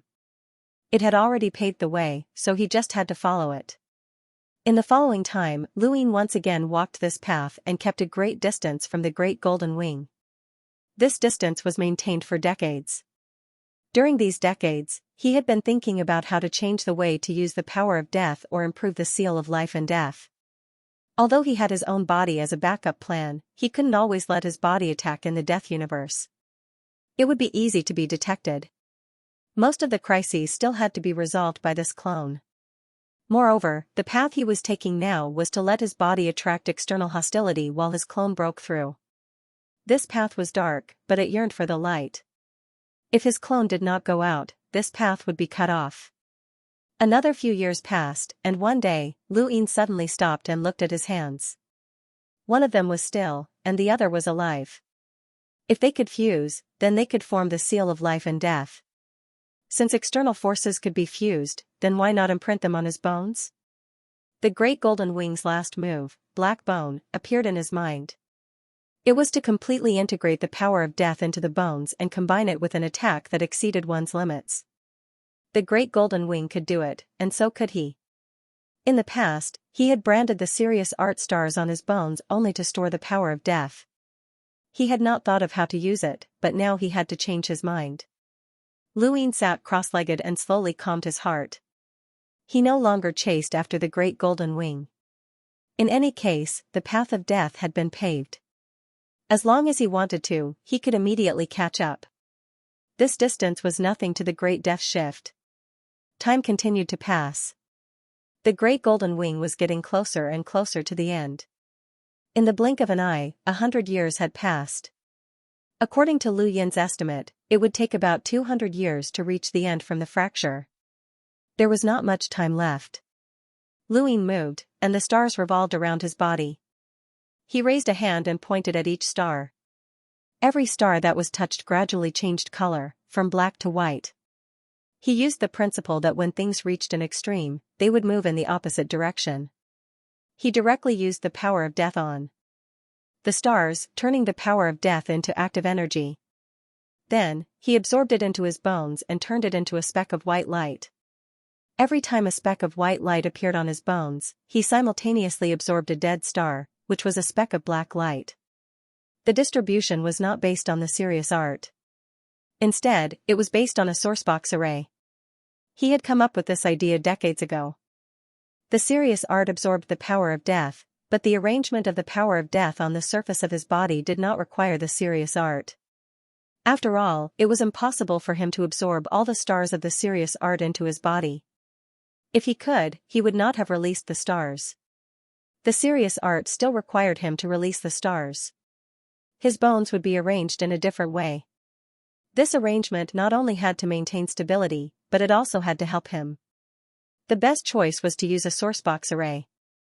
The power of death and the active energy would repel each other, and this was the danger of a sourcebox. Thus, Luin had been thinking about what sort of sourcebox array he should use. He had come into contact with too many sourcebox arrays, and among all of them, the most suitable one was undoubtedly the one that focused on killing power. This was the Plain Master Sec's Sword Dao River. Luin had used the God Seal catalog to hide his swords, and the triple firmament sword intent that he had unleashed was also called the Sword Dao River. This name was the most appropriate. The Sword Dao River might not be the most powerful for killing power, but it was the most suitable. This was because Luin already knew the triple firmament sword intent, and swords were sharp weapons. However, Luin immediately rejected this idea. Active energy originated from the fact that when things reached an extreme, they would move in the opposite direction. It was already unstable, and if he used it to repel the power of death to form a killing sourcebox array and carve it onto his bones, it would be very easy to see through it because it was too sharp. Enemies would be wary of it, and it would also be unstable. In the end, Luin decided on a sourcebox array, the 6 Ancient Spirit Array. The 6 Ancient Spirit Array was a sourcebox array from the Lockbreaker realm in the Tianyuan universe's primordial space, and it only had one use, nurturing. The Lockbreaker Realm's 6 ancient spirit array had the ability to nurture source boxes, and it was extremely stable. It had formed the ancient spirit sea, and every lockbreaker could enter it to search for source boxes. Of course, every source box array that they found had to be sent away. This sort of source box array had almost no danger, and one could imagine how stable it was. It was the most suitable for Luin at the moment. In particular, this nurturing ability might bring about unexpected surprises.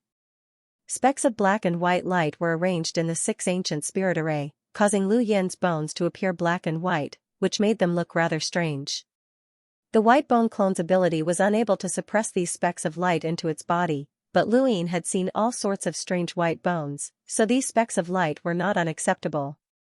When Lu Yin's body reached the limit of the number of stars he could absorb, the golden wing was not far from the destination. Luin had long since lost sight of him. Lu Yin's mirror light technique. He could see the distance that an ordinary Eternal Realm cultivator would travel at the speed of 200 years. The important thing was distance, not time. With the golden wing's depth shift, he would have long since disappeared. At this moment, he had already left Lu Yin's line of sight. Luin got up and chased after him. He had a lot of inspiration to change the method of using the power of silence, all of which came from what he had learned and experienced over the years of cultivation. He had really thought a lot over the years, and he was sure that he could give the golden wing a surprise. After a while, Luin stopped and looked ahead. At this moment, his position was only 200 years away from the destination, and the golden wing had already reached the destination. Had he finally arrived? The golden wing had fought with Luin and was the first to arrive. Although it was related to its own speed, under the characteristics of the death shift, the speed factor was actually not that big. Other abyssal creatures might have also fought. Looking at the golden wing resting in the distance, it was waiting for the next battle and also waiting for the abyss to confirm that it had reached the destination. As long as it was confirmed, it would win. But this required time, and this period of time was the most dangerous. Because as long as other abyssal creatures were not too slow, they would definitely be able to arrive in this period of time. Luin looked at the golden wing in the distance. If it was his original body, he would wait for other creatures to fight with it, and finally clean up the mess. But now it was the white bone clone, and this clone's path was completely different from his original body. What the original body wanted was the overall situation, to plan before acting, to control everything. What the clone had to do was to transform as much as possible, walk in the darkness, and support the light for the original body. Perhaps it was irrational, but there were some things that had to be done. Fight for a future. Luin stepped out. With the help of the death shift, he reached the destination in an instant. The destination was an empty sky of stars. This was the place where the Master of Life and Death used the death shift, and now there was only one golden wing. When Luin arrived, the golden wing was shocked. You? Luin looked at the golden wing. Surprised? You still dare to come? The golden wing did not expect Luin to appear. It regretted it. It should have chased out and killed this guy. Anyway, the other creatures did not come. Luin raised his hand, clenched his fist, loosened it, and then beckoned to the golden wing. Second round, come. The golden wing hissed angrily, its bone wings opened, and it used the soaring wing. Luin raised his hand, the seal of life and death, and attacked head-on. Bang! The soaring wing was defeated. In front of him, the golden wing descended, and a huge phantom enveloped him, seamless. Lu Yin's hands continued to use the seal of life and death. Whether it was the soaring wing or the seamless, it was useless against him. But the golden wing's purpose was to consume Lu Yin's power of silence. Although the number of Sirius stars had decreased, since Luin dared to challenge again, he must have recovered to his peak. Especially when he had to face other masters. Luin once again used the seal of life and death to break through. Bone Bird, these moves are useless against me, you know that. The golden wing shouted, Human Bone, you can't become the abyss. How do you know if you don't fight? Even if you can pass me, what about the other abyss masters? And you can't be my opponent. Consuming each other will only benefit them. They are the same as you in my eyes. The golden wing hissed, I can help you become the abyss. Luin paused and looked at the golden wing in surprise. What did you say? He suspected that he had heard wrong. The golden wing flapped its bone wings. I can help you become the abyss, next time.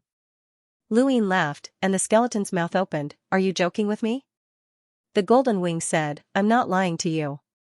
This time you should know that you can't win.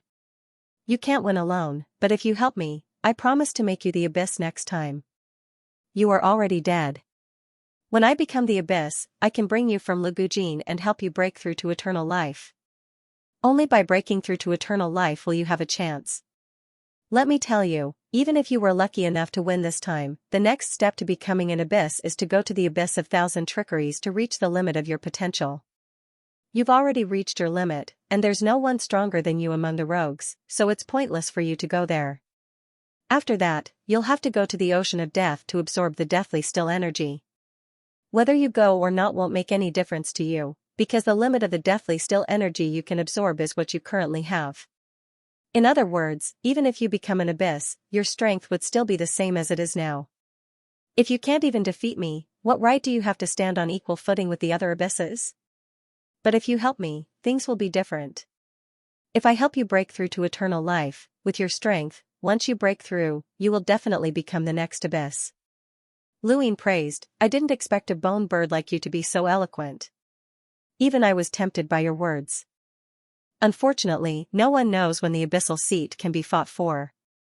No one knows how the master of the life and death calamity will die, and no one knows when the next abyss will be. I know, Big Golden Wing shouted. Luin looked at it in surprise. What do you know? The Great Golden Wing hesitated. Luin continued, as expected, you're just making things sound nice. Then I won't hold back. Big Golden Wing hurriedly shouted, the next abyss that will die is Li Luodan Blight. Luin looked at it in a daze. Are you joking with me? I'm not lying to you. Li Luodan Blight is very close to death. Originally, I planned to fight for the abyssal seed after its death, but the master of the life and death calamity suddenly died unexpectedly. I didn't want to wait any longer, so I took action. Why should I believe you? Because these words came from the Black Immortal Prison Bone. I don't know the Black Immortal Prison Bone, and I don't know if it said it. Big Golden Wing said, then I'll tell you. Li Luodan Blight is the ferryman of the Death Universe's River of Time. You know this, right? Luin didn't deny it. The River of Time is very special because there is a master of the River of Time. Li Luodan Blight has been at the helm of the Death Universe's River of Time branch for a very long time and has long attracted the attention of the Master of the River of Time. I just don't know how the Death Universe blocked it so that the Master of the River of Time can't descend, but this kind of shielding has reached its limit.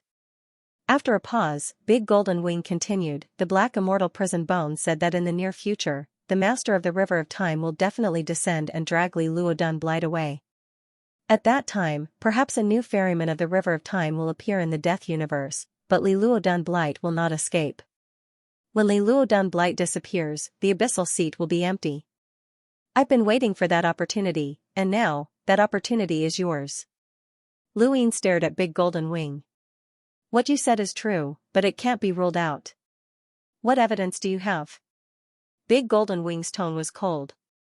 I'm not the only one who knows this. Many masters of the abyss know that Li Luodan Blight was actually schemed against by an unknown existence. I don't know who it is, but it will definitely disappear. If you don't believe me, you can wait.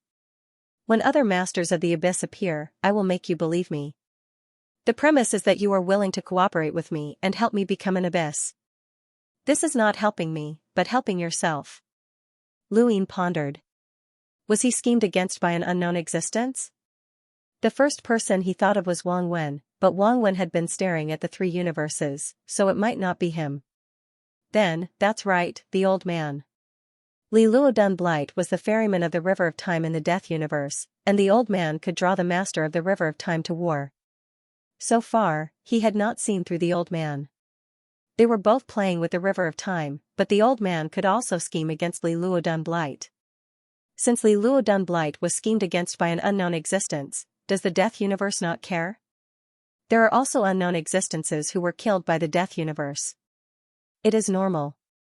Unless there is a decisive battle, we can only rely on ourselves. This was not bad. Luin thought of Yuche. Yuche was killed, but the unknown did not start a war. There were too many unknown existences who died.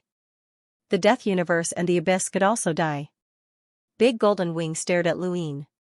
How about it? Are you willing? Luin did not understand. What? Big Golden Wing suppressed his anger. Help me become an abyss. If I succeed, I will definitely help you break through to eternal life.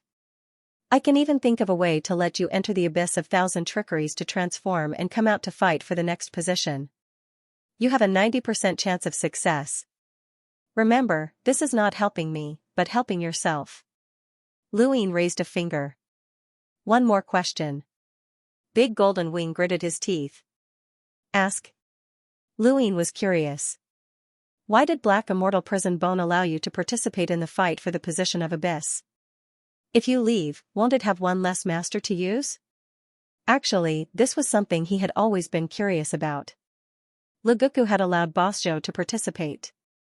If Boss Zhou succeeded, La City would have one less master, and so would the other abyss. Luin did not believe that they were all selfless for the Death Universe. The unknown existences schemed against each other, and the Death Universe would not be much different. Big Golden Wing was puzzled. What's wrong with that? If I become an abyss, I will have the closest relationship with Black Immortal Prison Bone's abyss, and there will be the most reinforcements from the Death Great Shift. After all, one more abyss means one more area. If Black Immortal Prison Bone's abyss is in trouble, I will also take action because my bone language comes from it. Although I will be stripped of my bone language after becoming an abyss, this vague connection cannot be broken. In other words, if the 7 abyss all come from the same abyss, that abyss is second only to the Death Universe itself. Luin understood. Simply put, it was a fight for territory, and whoever took more would be stronger. But if he was the master of the Death Universe, he would not allow this to happen. What's your decision? Answer me. Big Golden Wing asked. Luin raised his hand and beckoned to Big Golden Wing. It was the same action as when he first arrived. Second round, come. Big Golden Wing was furious. You dare to trick me. Inside its body, the power of death seeped out, turning its bones black. Its entire body expanded, and a suffocating pressure came. It raised its bone wings and slashed at Luin. It was the same attack as before. The previous attack had sent Luin flying. If he could not devour the power of death, he would have been seriously injured. Now, it did not believe that Luin could withstand it. Luin raised his head, and black and white light spots rotated on the surface of his bones. The power of death and vitality enveloped him under the arrangement of the 6 ancient spirit arrays. He raised his arms and pushed his bone palms. Boom! With a loud noise, Luin retreated step by step, but he was not directly swept away like before. Instead, he held on. Then, he sidestepped to avoid the slash of death and blasted toward Big Golden Wing. Big Golden Wing was shocked. Impossible, this human skeleton could actually withstand the attack of its Black Immortal Prison Bone? This was the strength of an eternal realm that could hurt 2 laws of the universe. It was impossible. It flapped its bone wings. On the surface of Lu Yin's body, black and white power flashed like lightning. It extended like Big Golden Wing, extending to his hands, legs, and the entire body. It was as if he was wearing a layer of black and white armor. Bang! With another loud noise, Big Golden Wing was blocked. He turned his fist into a palm and used the seal of life and death. Now, the speed at which he used the seal of life and death was much faster than in the previous battle. The active power came directly from the surface of his body. As his palm fell, a black and white cross pressed down on the Golden Wing. The Golden Wing raised its sharp claws and crushed the seal of life and death. Its sharp claws turned around and wanted to grab Lu Yin's head. Luin turned around and kicked the back of the Golden Wing's skeletal wings, causing it to retreat 2 steps. His whole body was covered with the power of death and vitality. The stability of the 6 ancient spirit arrays allowed him to continue to attack. From a distance, it was not a skeleton at all, but a figure shining with black and white light. It was attacking Big Golden Wing crazily. Big Golden Wing was faster, and Black Immortal Prison Bone was more powerful. Luin was more flexible and could avoid the attack in the most effective way. But after all, there was a gap between him and Big Golden Wing. He attacked Big Golden Wing once, and Big Golden Wing could attack him 3 times. But it did not matter. He was confident that he could win. As long as he could withstand the attack of Black Immortal Prison Bone, he would definitely win because Big Golden Wing did not have much power of death. Its power of death was used to pave the way. With a loud noise, Lu Yin's body flew backward. The incomparably dark power of death streaked across the sky. Big Golden Wing jumped out, and the bone claws fell from above. Lu Yin turned over, and the serious technique stars operated. He saw Big Golden Wing's crafty move clearly, and he hit back with a palm.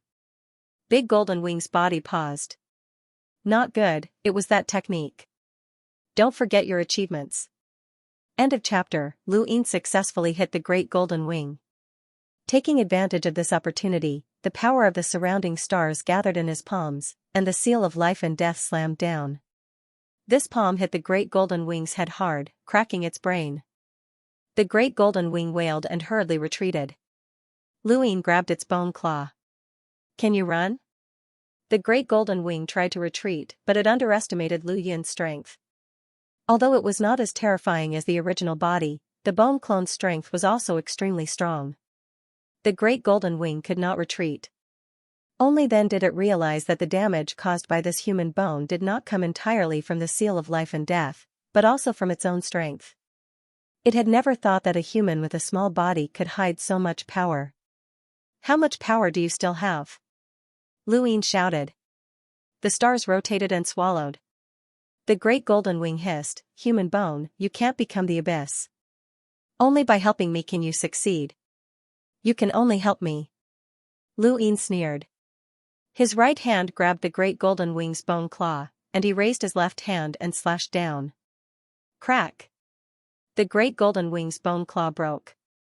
It wailed and was extremely angry. Its bone wing swept across, and all the remaining power of death surged out. Its entire body was pitch black.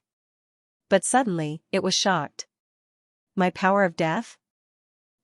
What did you do? On the surface of its body, its pitch-black body gradually recovered. The surrounding stars continued to absorb the power of death. The Great Golden Wing was shocked. You can actually devour the power of death in my body? How is that possible? This is not something you can do. Who are you? Lu Yin clenched his fist, and the seal of life and death floated above his fist.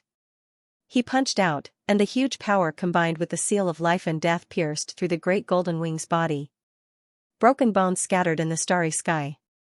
You are finished. The Great Golden Wing was horrified. I admit defeat, human bone, I admit defeat. I will help you become the abyss. Bang! With a loud bang, Lu Yin smashed the Great Golden Wing's head. Admit defeat?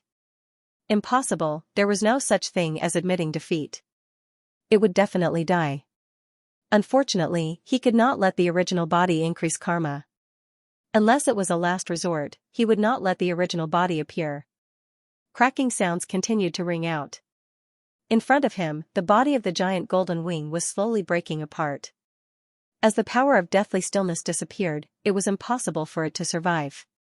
The only reason these white bone creatures could survive was because of the support of the power of deathly stillness, the power of deathly stillness that originated from the bone language. Once the power of deathly silence was completely extracted, they would die. Just like Ba Yu and Qin Yongxing back then. Actually, the life forms of the death universe were easy to deal with. Lu Yin sat down cross-legged as he watched the bone fragments shatter beneath his feet and fall into the starry sky. He would just have to wait for the next opponent. After dealing with the Great Golden Wing, he could be considered to have the qualifications to participate in the fight for the abyss position. Of course, from the very beginning, he knew that it was impossible for him to become the abyss. He was just trying his best to confirm what would happen from this position. If it involved the 3 universes, he could only take the risk and let his true body take action. This position was the final destination. He didn't know how long it would take for him to be confirmed as the first to arrive. In truth, he wouldn't dare to even become an abyss. Leaving aside the fact that he would be targeted by the other abysses the moment he became an abyss, it would be too eye-catching and it would be easy for others to see through him. The most dangerous one was still that legendary existence in the Death universe. His white bone avatar obviously didn't have the ability to deal with it. At this time, the best thing to do was to hide and wait for the white bone clone to break through. The eternal life realm was the focus of attention. Not long after, he suddenly looked in a certain direction. In that direction, he used his mirroring technique. And saw that there was a fierce battle going on around 200 years away from the speed of an ordinary eternal life realm. What attracted his attention was the star-toed star-plucking hand. Sixth brother had arrived. Far away, sixth brother was fighting a strong enemy. Although Luin could see it, he couldn't feel the power because he was too far away. He could only watch. This battle didn't last long. The strong enemy retreated, and sixth brother won and came here. The one fighting sixth brother was a pure black life form from the Death universe. But this battle was too simple. Sixth brother had only used the star-toed star-plucking hand to beat the opponent away. There were only 6 abysses left in the Death universe. According to the calculations, each abyssal abyss sent 1 expert, so there were 6 experts participating in the fight. He had dealt with the Great Golden Wing, so there were 2. Sixth brother had defeated the pure black life form, so there were still 2 left. The number of experts participating in the fight for the abyss was already an optimistic estimate. No matter how powerful the bone language from the Death universe was, there weren't many experts like Boss Zhou who were qualified to participate in the fight for the abyss position. There were 7 abysses, and each abyssal abyss had 1 expert who could compete for the abyss position, so there were 14 of them. This number was already very exaggerated. In addition, each abyssal abyss had more than 2 eternal life realms. Because of the characteristics of the bone language, the number of eternal life realms in the Death universe far exceeded that of other civilizations. With this number, if there were still many existences qualified to compete for the abyss position, it would be too exaggerated. Looking into the distance, Luin quietly waited for sixth brother's arrival. After a while, OL6 arrived, and Luin looked at it. Looking at Luin, he also saw Luin and was in disbelief. "It's you? You really dare to come?" Luin greeted, "Long time no see." Sixth brother looked at Luin and then looked around. "You dealt with one?" Luin nodded, "Yes." Sixth brother was surprised. "You can even deal with one?" "Who? That trash?" Luin didn't refute. "Was the Great Golden Wing trash?" "Of course not." "Alright, since I'm here, you can leave. Or do you want to play with me?" Sixth brother raised his eyebrows and looked at Luin with disdain. Luin shrugged, "Of course I'm not your opponent, but since I'm here, you should at least make me give up." Sixth brother grinned, "You're itching for a beating." "No, there's no skin, it's your bones that are itching." Luin just wanted to feel sixth brother's strength. This fellow was recognized by Ancestor Shan as the most talented existence in the Seven Treasures Heavenly Toad clan. Now that he was in the Death universe, Luin wouldn't let go of any opportunity. He wanted to see sixth brother clearly. "Looking at your posture, have you had a fierce battle?" Luin asked. Sixth brother proudly said, "I dealt with one." "Who? Why should I tell you?" Sixth brother was unhappy with Luin, and his gaze became more dangerous. "Hurry up and get lost. If it wasn't for Thousand Trickery thinking highly of you, I would have let you know why the flowers are so red." Luin raised his arm and waved at sixth brother, "Then make me give up." Sixth brother grinned, "You're really looking for a beating. Alright, then don't blame me." After saying that, he jumped up and kicked Luin. Luin stood in the same place. As sixth brother got closer and closer, the suffocating feeling coming from him was like a mountain pressing down on him. Clenching his fist, he punched out. The power of death merged with the seal of life and death.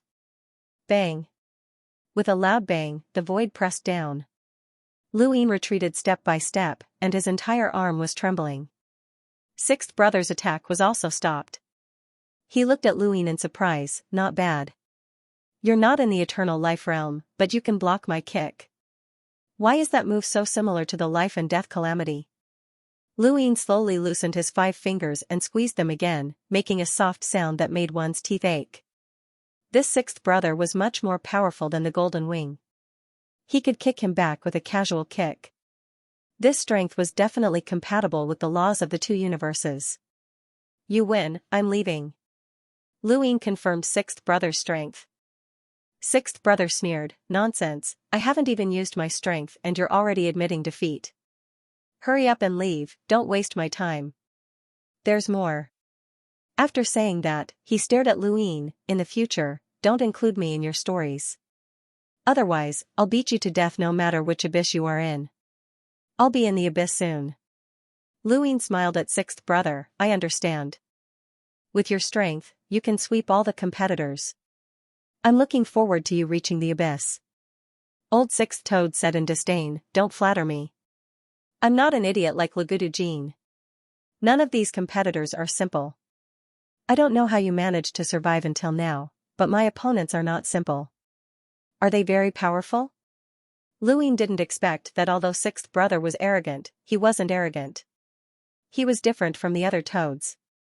He just had a bit of logic obsessive-compulsive disorder. Yes, logic. He had logic obsessive-compulsive disorder, so he couldn't be arrogant. The premise of arrogance was to speculate without logic. Sixth brother looked solemn, the opponent I encountered before was a death creature. I fought 5 rounds with it. I won the 5th round with the star toad star picking hand, but I only won by 1 move. Luin was surprised. Did he see the end of the 5th round? No wonder it ended so easily. He didn't see any of the previous 4 battles. To be able to fight 5 rounds with sixth brother, the death creature was definitely an existence that conformed to the laws of 2 universes. It wasn't simple. So, where did the Great Golden Wing's confidence come from? In the eyes of sixth brother, the Great Golden Wing was no different from him. Luin left. Sixth brother's dangerous gaze lingered on him.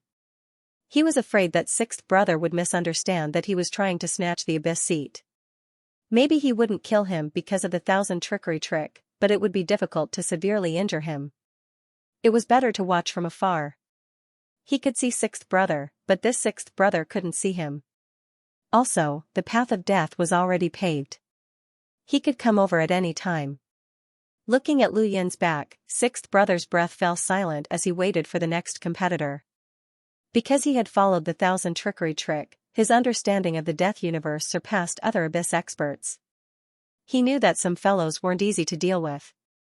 He had defeated one of them before, but that wasn't the last one. Luin also stopped some distance away from the finish line. He looked at sixth brother and waited for the next battle. If he guessed correctly, there were 2 more competitors. If he was lucky, they would meet first. If he dealt with one, then sixth brother would only need to deal with the other. After an unknown amount of time, a shadow suddenly appeared at the finish line.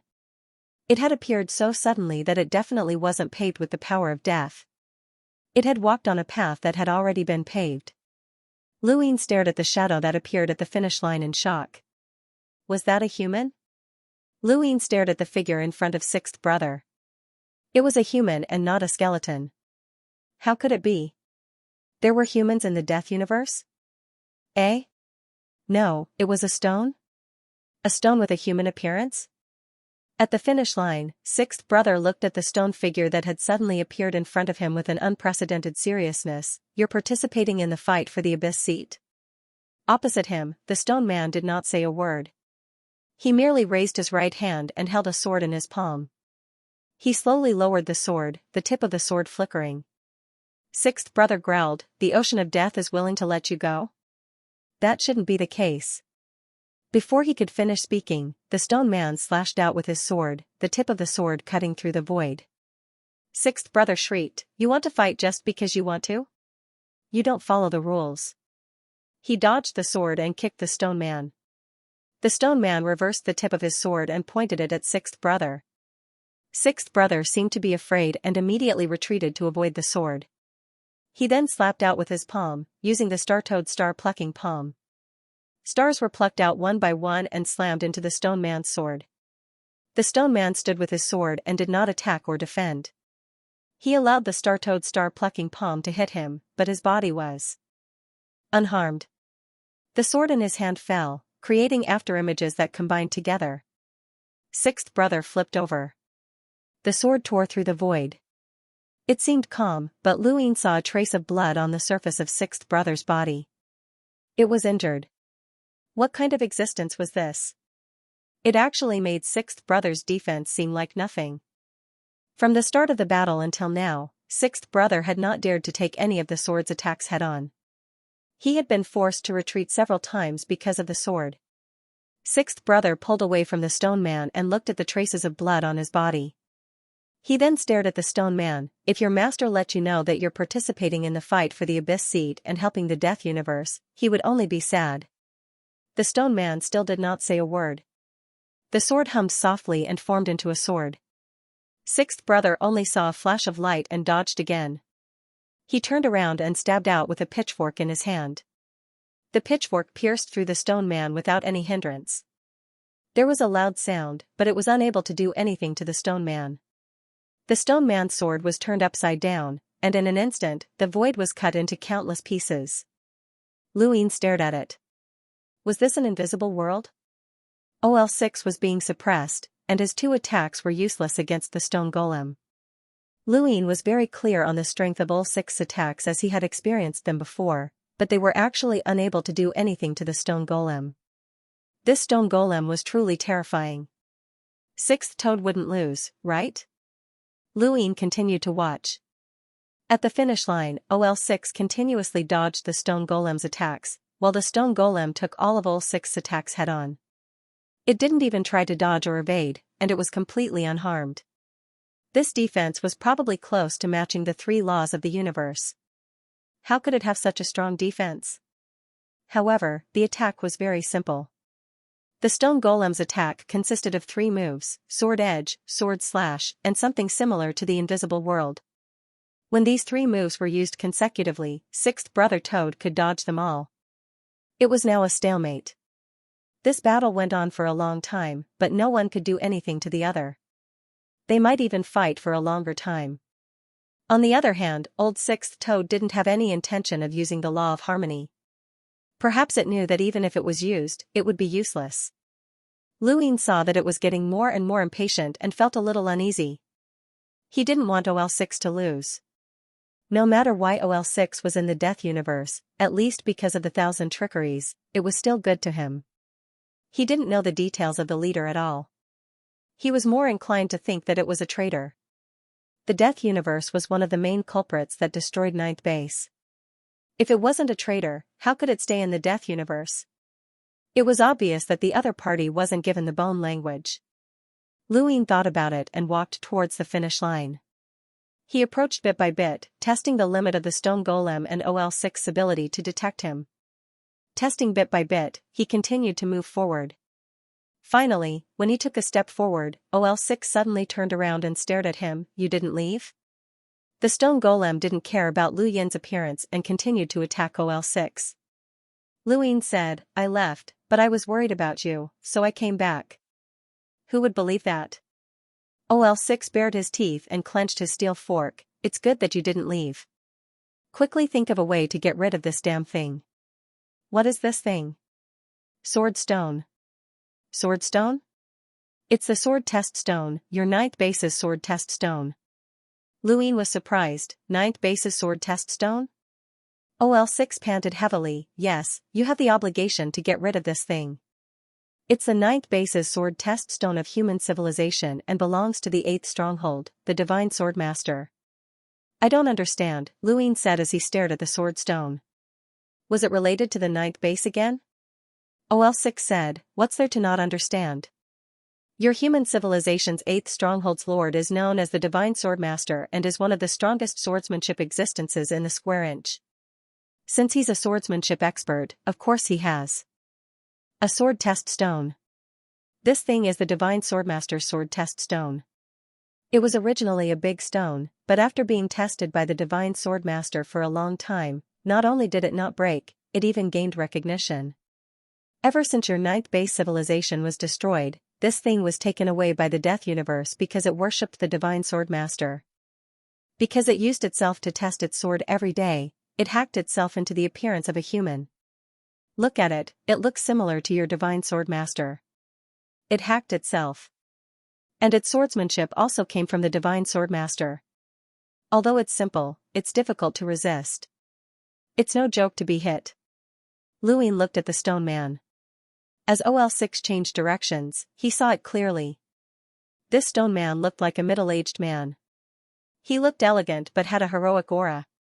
His face was full of sword marks and his entire body was full of marks. Did it hack itself into this state? Why did it participate in the fight for the abyss position? Luin did not understand. OL6 cried out, "How would I know? This thing has always been stored in the ocean of death. Occasionally, it would be used by the Death Universe's creatures to practice. It just stayed in one place and did not move. I never dreamed that there would be such a fellow fighting for the abyss position with me. Although it has recognition, it doesn't talk to anyone. Damn it." As it spoke, it shouted at the stone man, "Hey, look behind you. There's a human there, the human you admire the most." The stone man did not care. It wielded its sword and slashed at OL6, forcing it to jump up and down. It was extremely sullen. This was the Divine Swordmaster's sword test stone. It could withstand the Divine Swordmaster's sword slashes. OL6's attack could not cause any damage to it. It was no wonder that its sword slashes could injure OL6. After all, it could carve itself, and its sharpness was not something a body of flesh and blood could withstand. Luin finally understood some of Jiulei's past. The eighth stronghold, the Divine Swordmaster? He remembered that Patriarch Xian had once said that he had seen a huge candle in space. That candle was very likely the eighth stronghold's turbid treasure, the questioning heart candle. If it was, it meant that the eighth stronghold still existed. Then, did that mean that the Divine Swordmaster still existed? "Hey, why are you in a daze? Help me get rid of this fellow," OL6 shouted. Luin was helpless. "If even you can't deal with it, how can I? You're a human. You're different from me. This fellow might not attack you. Move it away." Luin was speechless. "Quick, move it away," OL6 urged. Luin opened his mouth. "Why don't you listen to what you're saying?" OL6 swung its steel fork and clashed with it. It turned around and retreated. It looked at Luin. "It won't hurt to try. Besides, you don't have any meat. I'm afraid of being cut into pieces." "No, I'll help you. I'll help you," Luin emphasized. OL6 was impatient. "I'll help whoever I want." Luin was very serious. "That won't do. I realize that you don't understand the situation. I think it's better to leave early." OL6 raised an eyebrow and leaped behind Luin, blocking his path. "You're the one who doesn't understand the situation." Luin turned around to look at the stone golem. At this moment, OL6 had already left the finish line. The stone golem no longer attacked and just stood there calmly. Luin was not far from the finish line. OL6 was a little further away from the finish line than Luin, but not by much. He just happened to block Lu Yin's path back to Joy City. Luin looked at OL6. "Are you forcing me?" Sixth Toad grinned, "To be able to be valued by thousand trickery, and still be alive to come here and deal with a strong enemy, you are pretty good to be able to take my attack head-on. You are quite capable. Help me deal with that sword stone, you can name your conditions." Lu Yin's tone was low. "It's too dangerous." OL6. A huge eye suddenly appeared above his head. Luin was no stranger to it. It was the Star Toad's eye. "Dangerous? Or me?" Luin and OL6 looked at each other for a moment. His tone softened. "Do you believe that I have a way to get away and you can't stop me?" OL6 sneered. "Do you believe that I can catch up to you? If you don't help me, once I become the abyss, you can forget about living a good life. Lu Gujin is a good-for-nothing who is addicted to music. I have ways to get you to my place. The premise is that you become the abyss." "Definitely. If you want to deal with me, how do you explain it to the thousand trickeries?" OL6 sneered. There are many creatures that the thousand trickeries values. Although you're special, you're still far from the abyss. Plus, it doesn't know everything. Luine was disdainful. You really think you're the abyss? OL6 threatened. That stone golem is very powerful and it's hard for me to hurt it. But there's always a way to get it away.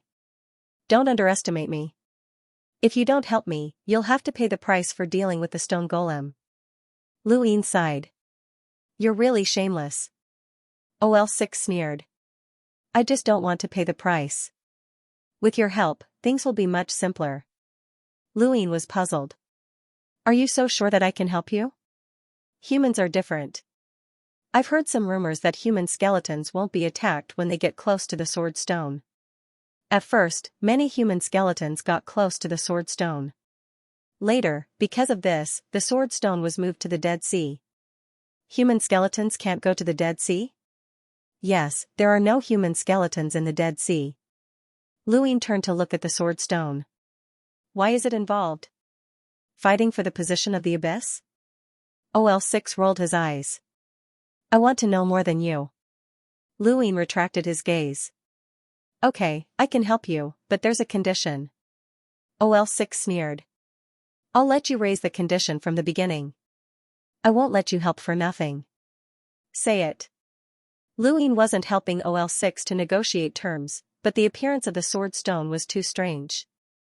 No matter how he looked at it, this stone didn't seem like it could become a powerhouse of the abyss, so why would it participate in the fight for the position? Luine seemed to see a pair of eyes behind its back. Furthermore, the sword stone itself was very special. It belonged to the 9th base, which was the human civilization. The person who had killed the life and death calamity bearer was a powerhouse of the human civilization, so there was something wrong with the sword stone and the human civilization. He might as well help OL6 win the position of the abyss. This damned toad becoming the abyss was better than the unknown sword stone. My condition is simple. Bring me to the abyss of thousand trickery to increase my potential, Luine said. OL6 stared at Luine. Luine fearlessly stared back, but the skeleton's eye sockets were empty and OL6 couldn't see anything. Are you sure this is the condition?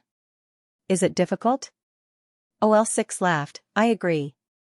By the way, Thousand Trickery wanted to bring you to it from the very beginning, even if you didn't mention this condition. Luine realized that this damned toad was very despicable. He didn't need to say this because it would only disgust him. But there was no other way. The condition had been met, so this was the only way.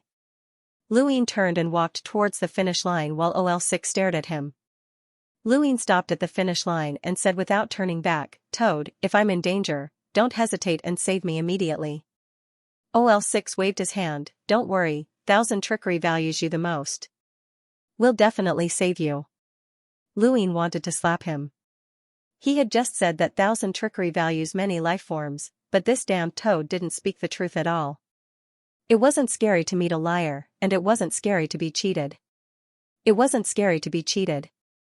What was scary was to be cheated and spread the news, especially by a liar. Luine had such a feeling. He really wanted his main body to slap this fellow. Taking a deep breath, Luine took a step forward and entered the finish line. The stone golem moved and faced Luine. Luine was nervous, afraid that the stone golem would attack him. Although he was confident that he could avoid it, he wouldn't be able to help OL6 if it attacked. OL6 wanted Lu Yin's help because Luine was a human skeleton that couldn't be attacked. Otherwise, if it wanted to defeat the stone golem, Luine wouldn't be of much use. Success or failure, it all depended on the first step. At this moment, Luine was extremely nervous. Sixth brother became even more nervous. Two pairs of eyes stared at the stone golem, afraid that it would attack. The stone golem didn't move and simply faced Luine. Luine raised his foot and took the second step, completely crossing the finish line. Sixth Toad's heart jumped. Luine was prepared to flee at any moment. The stone golem still did not move, and it continued to face Luine as if it was looking at him. Luine looked back at Toad OL6, who raised his claw and clenched it into a fist to encourage him. Luine lifted his foot and walked forward again. It was obviously a skeleton, but it was walking stealthily. One step, 2 steps, 3 steps. Luin slowly approached the stone golem. The stone golem still didn't move, but if Luin changed directions, it would also change directions and continue to face Luin. Luin stared at the stone golem, feeling both nervous and sorrowful. It didn't attack him because he was a human. In the end, it was also a part of the human race.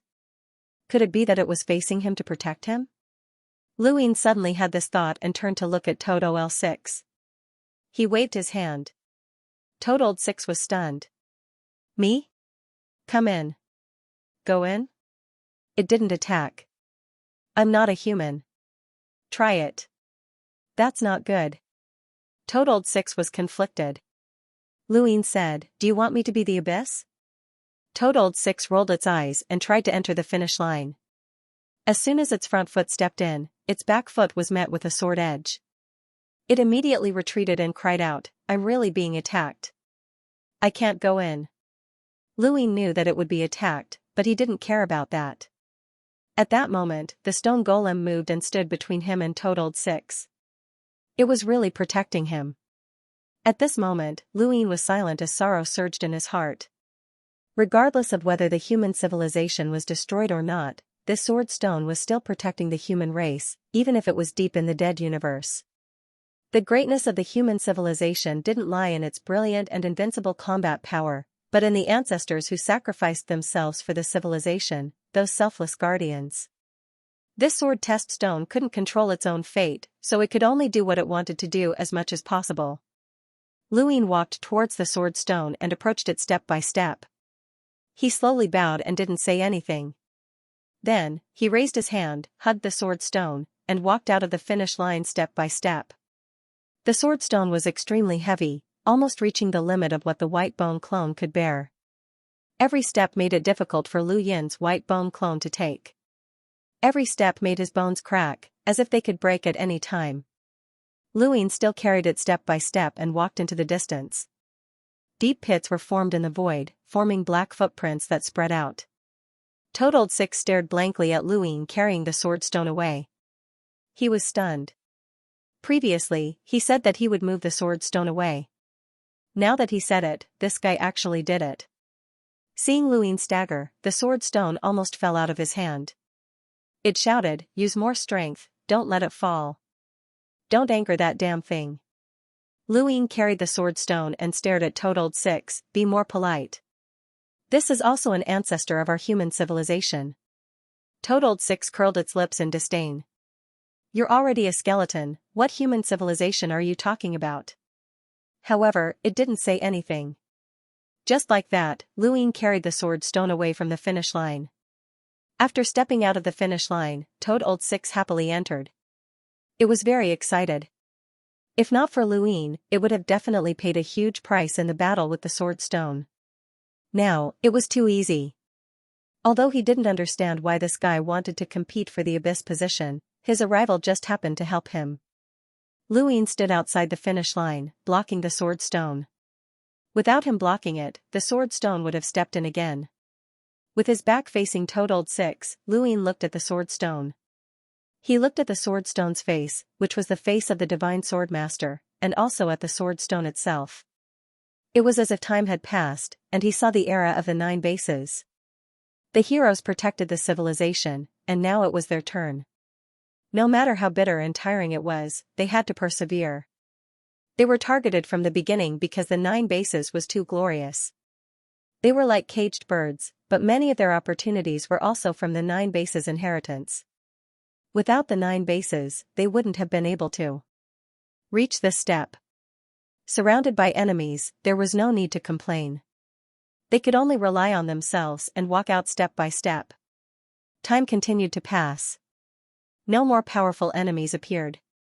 Along with the fluctuations of the Great Death Shift, the sword stone was taken away by the power of silence. This battle for the abyss position came to an end, and Toad OL6 had succeeded. The battle for the abyss seemed intense, but because there were too few competitors, it wasn't that intense. There were only 5 lifeforms in total. Toad OL6 was about to return to the abyss of 1,000 trickeries. It told Luin that he would be able to go to the abyss of 1,000 trickeries the next time the Great Death Shift happened. This was because it would be sent to the ocean of death at that time, and it would have to rely on the Great Death Shift. Luin also stepped on the path back to Delight City. This time, it really seemed like he was just competing for the Abyss position and nothing else. "Hey, we've met so many times, but I don't even know your name," Toad Old Six asked for Lu Yin's name. Actually, in Delight City, the skeletal life forms had never asked for each other's names. It was as if they had subconsciously wanted to forget the past. Fishbone was called Fishbone. Bossjo was called Bossjo. That wasn't its real name. There was also Liku Withered, which was what it was called after it became the Abyss. Names weren't important in the Death Universe. Chen. Just call me Chen. It wasn't Chen as in stars, but Chen as in dawn. Human civilization would finally see the light one day. Toad Old Six watched Luin leave and reminded him, "Don't be so emotional in the future." What ancestor of human civilization? In the Death Universe, you'll be unlucky if you say something like that. Luin waved a hand and left using the Great Death Shift. When he came, he had to pave the way for the Deathly Silence and absorb the power of the Deathly Silence. It was very slow, but the return was very fast. Not long after, Luin returned to Delight City. Within the castle, Liku Withered and the others watched Luin descend. They were all in disbelief. He had actually returned alive? Liku Withered had thought that Luin was dead for sure. "Yo-yo, what did you experience?" Luin replied, "I didn't go far before I met a guy called Goldwing. Then, I waited until the end." Yo-yo, Goldwing, Black Immortal Prison Bone. Subordinate, it wasn't easy for you to survive. With that, it leaped into the Great Death Shift. Luin looked up. The Abyss position had been confirmed, and he was about to leave Delight City. Here, his mental state had broken through and he had encountered the Great Death Shift. The next one would be the Abyss of the Thousand Trickeries, and he didn't know what he would encounter. Above the dark yellow sea, a low voice sounded, "The Abyss position has been confirmed. The 7 treasures Heavenly Toad." I didn't expect the new Abyss to be a toad. This isn't a simple toad. Have you all forgotten about the mountain? The mountain is already dead. Do you think this toad can reach the mountain's height? No matter what, a win is a win. This is the rule, and it can't be broken. Yo-yo, I don't mind. But who will translate for the Great Death Shift next? Although I don't like that damn toad, it seems to be the most accurate translation. This is the Great Death Shift's matter. If there are no creatures to translate for it, then don't talk. It's a pity. I originally wanted to use the Sword Stone to fish out that candle, but the Sword Stone didn't form the Abyss. This plan can't be carried out. What a pity. I'm just curious. How did the toad defeat the Sword Stone? Only the Death Universe can see through the Great Death Shift. We can't do it. Clap. The Great Death Shift clapped.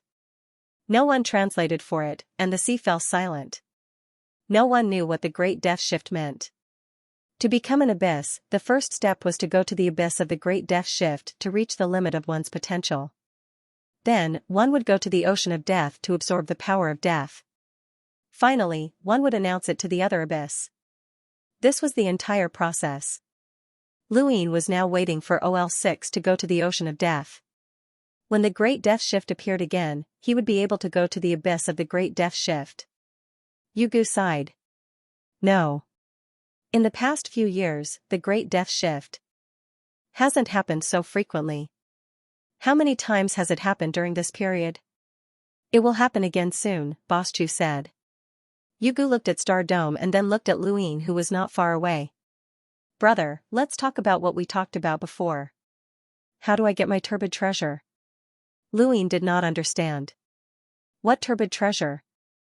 Yugu was stunned and stared at Luin. Didn't we agree to challenge Liku Jin with music and help me get my turbid treasure back if we win? Brother, you can't have forgotten. Luin said, didn't I say that you are a member of the Dream Band? Yes. The Dream Band defeated the Death Band. I am the master and you are the master, right? Yugu thought for a moment. Yes. Then why don't you ask Liku Jin for the building blocks yourself? Luin asked. Yugu was stunned. That was the logic, but he felt that something was wrong. He had felt that something was wrong the last time. Luin had always been the master of the dream band. He was the one who gathered the band members and defeated Le Jin. Therefore, everyone treated him as the master of the band and the current master of Lu City. When Luin suggested to continuously challenge Le Jin, Yugu subconsciously thought that he would help him get his turbid treasure back. But what was going on now? Luin raised a hand and patted the fishbone. You're the master of Lu City, so the city's matters are your matters. Lu City is also yours, and the turbid building blocks are also yours. Go get them yourself. Everyone has to be responsible for themselves. Don't place your hopes on others. Yugu left and was stunned by Lu Yin's words. His words sounded reasonable, but he felt that something was wrong. Boss Zhou came. You are leaving? Luin did not deny it. I saw you staring at Star Dome. You are also waiting for the death shift. If I am not wrong, you are going to the 1000 Trickery Show. The Abyss. Boss Zhou said. Luin knew that Boss Zhou had always been smart and persistent. It was just that he did not say some things. Boss, thank you for helping me.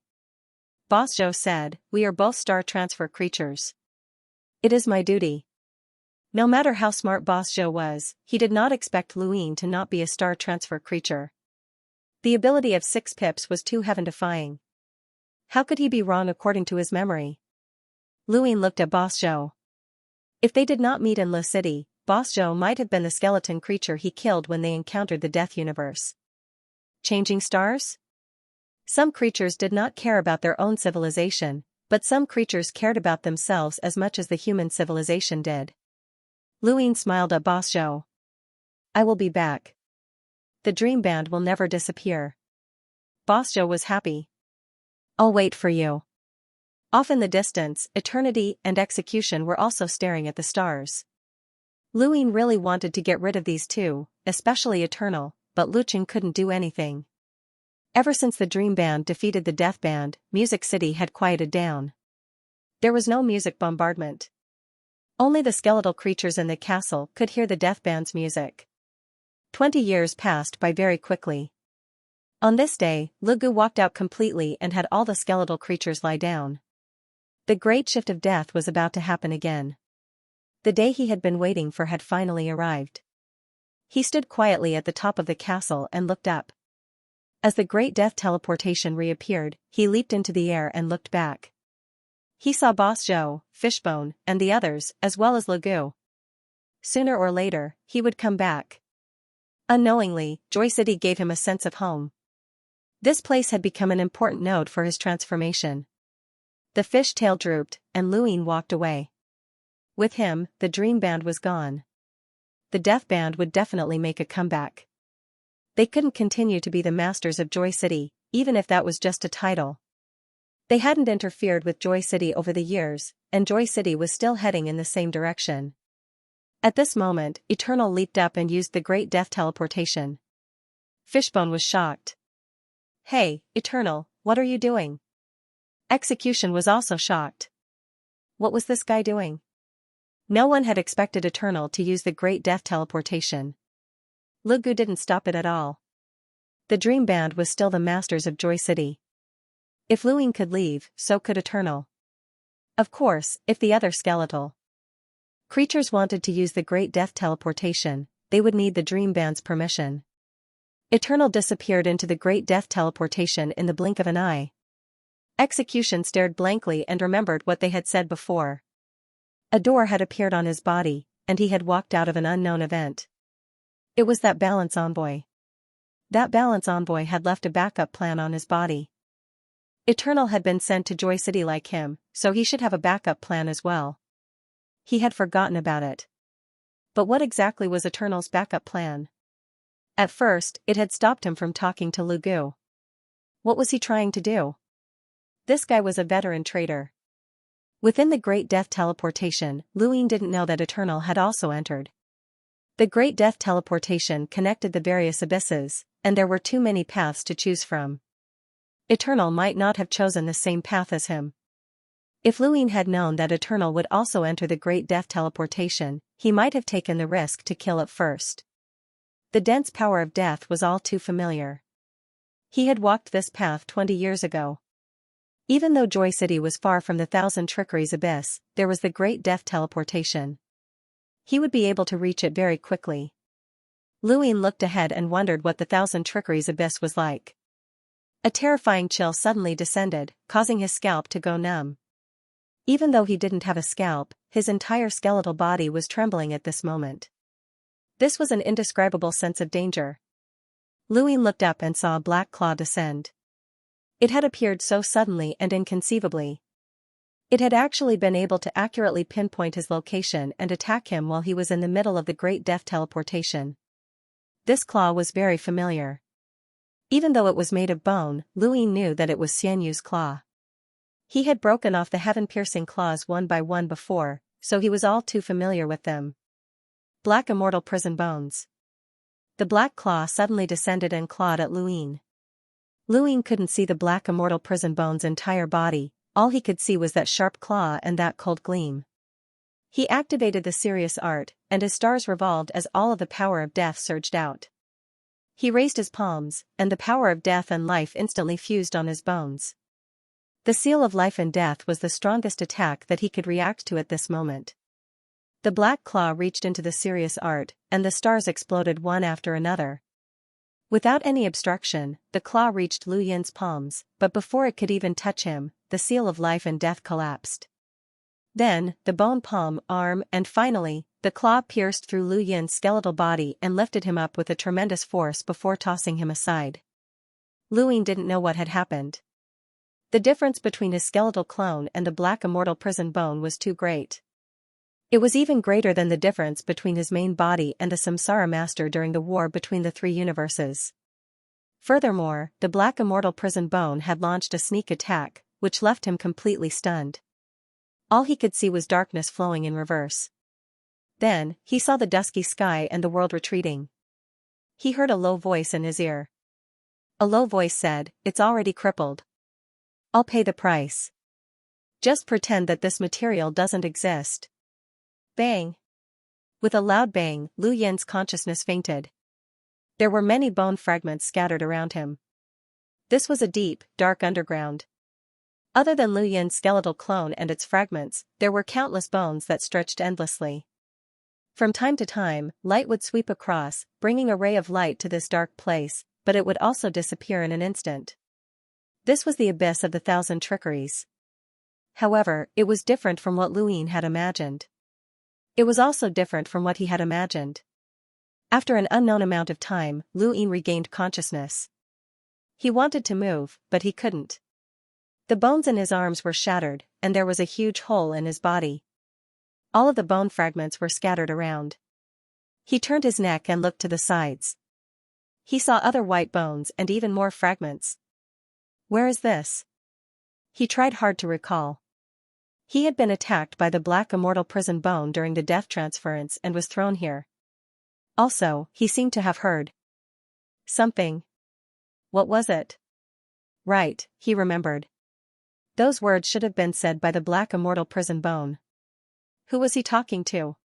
Material? Was it the Thousand Trickeries? In the deep, dark underground, he didn't know how long he had been lying there. He had been abandoned. In fact, when he encountered the black immortal prison bone, he had thought of asking his main body to come, but it was just a thought. It was too late. Even if his main body came, the skeletal clone would be shattered, and it would inevitably attract the attention of the Death Universe. The only thing he could react to at that time was to hope that the skeletal clone wouldn't be completely shattered. As long as it wasn't completely dead, there was still hope. Although it was just a clone, at this moment, it was different from what he thought at the beginning. It was completely different. His main body had broken through to the eternal realm and could no longer create such a clone. This clone was left behind before the breakthrough. Now, even if he created another skeletal clone, it would definitely be at the eternal realm and bound by karma. Therefore, this clone was very precious. Luin sat up with difficulty. His arms were shattered, and his chest was penetrated. Fortunately, it wasn't completely shattered, and 3 pieces of black armor were stuck in his bones. This was Lu Yin's precaution. When he participated in the abyss last time, the armor pieces were embedded in his bones in advance. The armor was just a cover. This time, the armor was shattered more thoroughly than last time. The power of death and vitality on his bones had dissipated.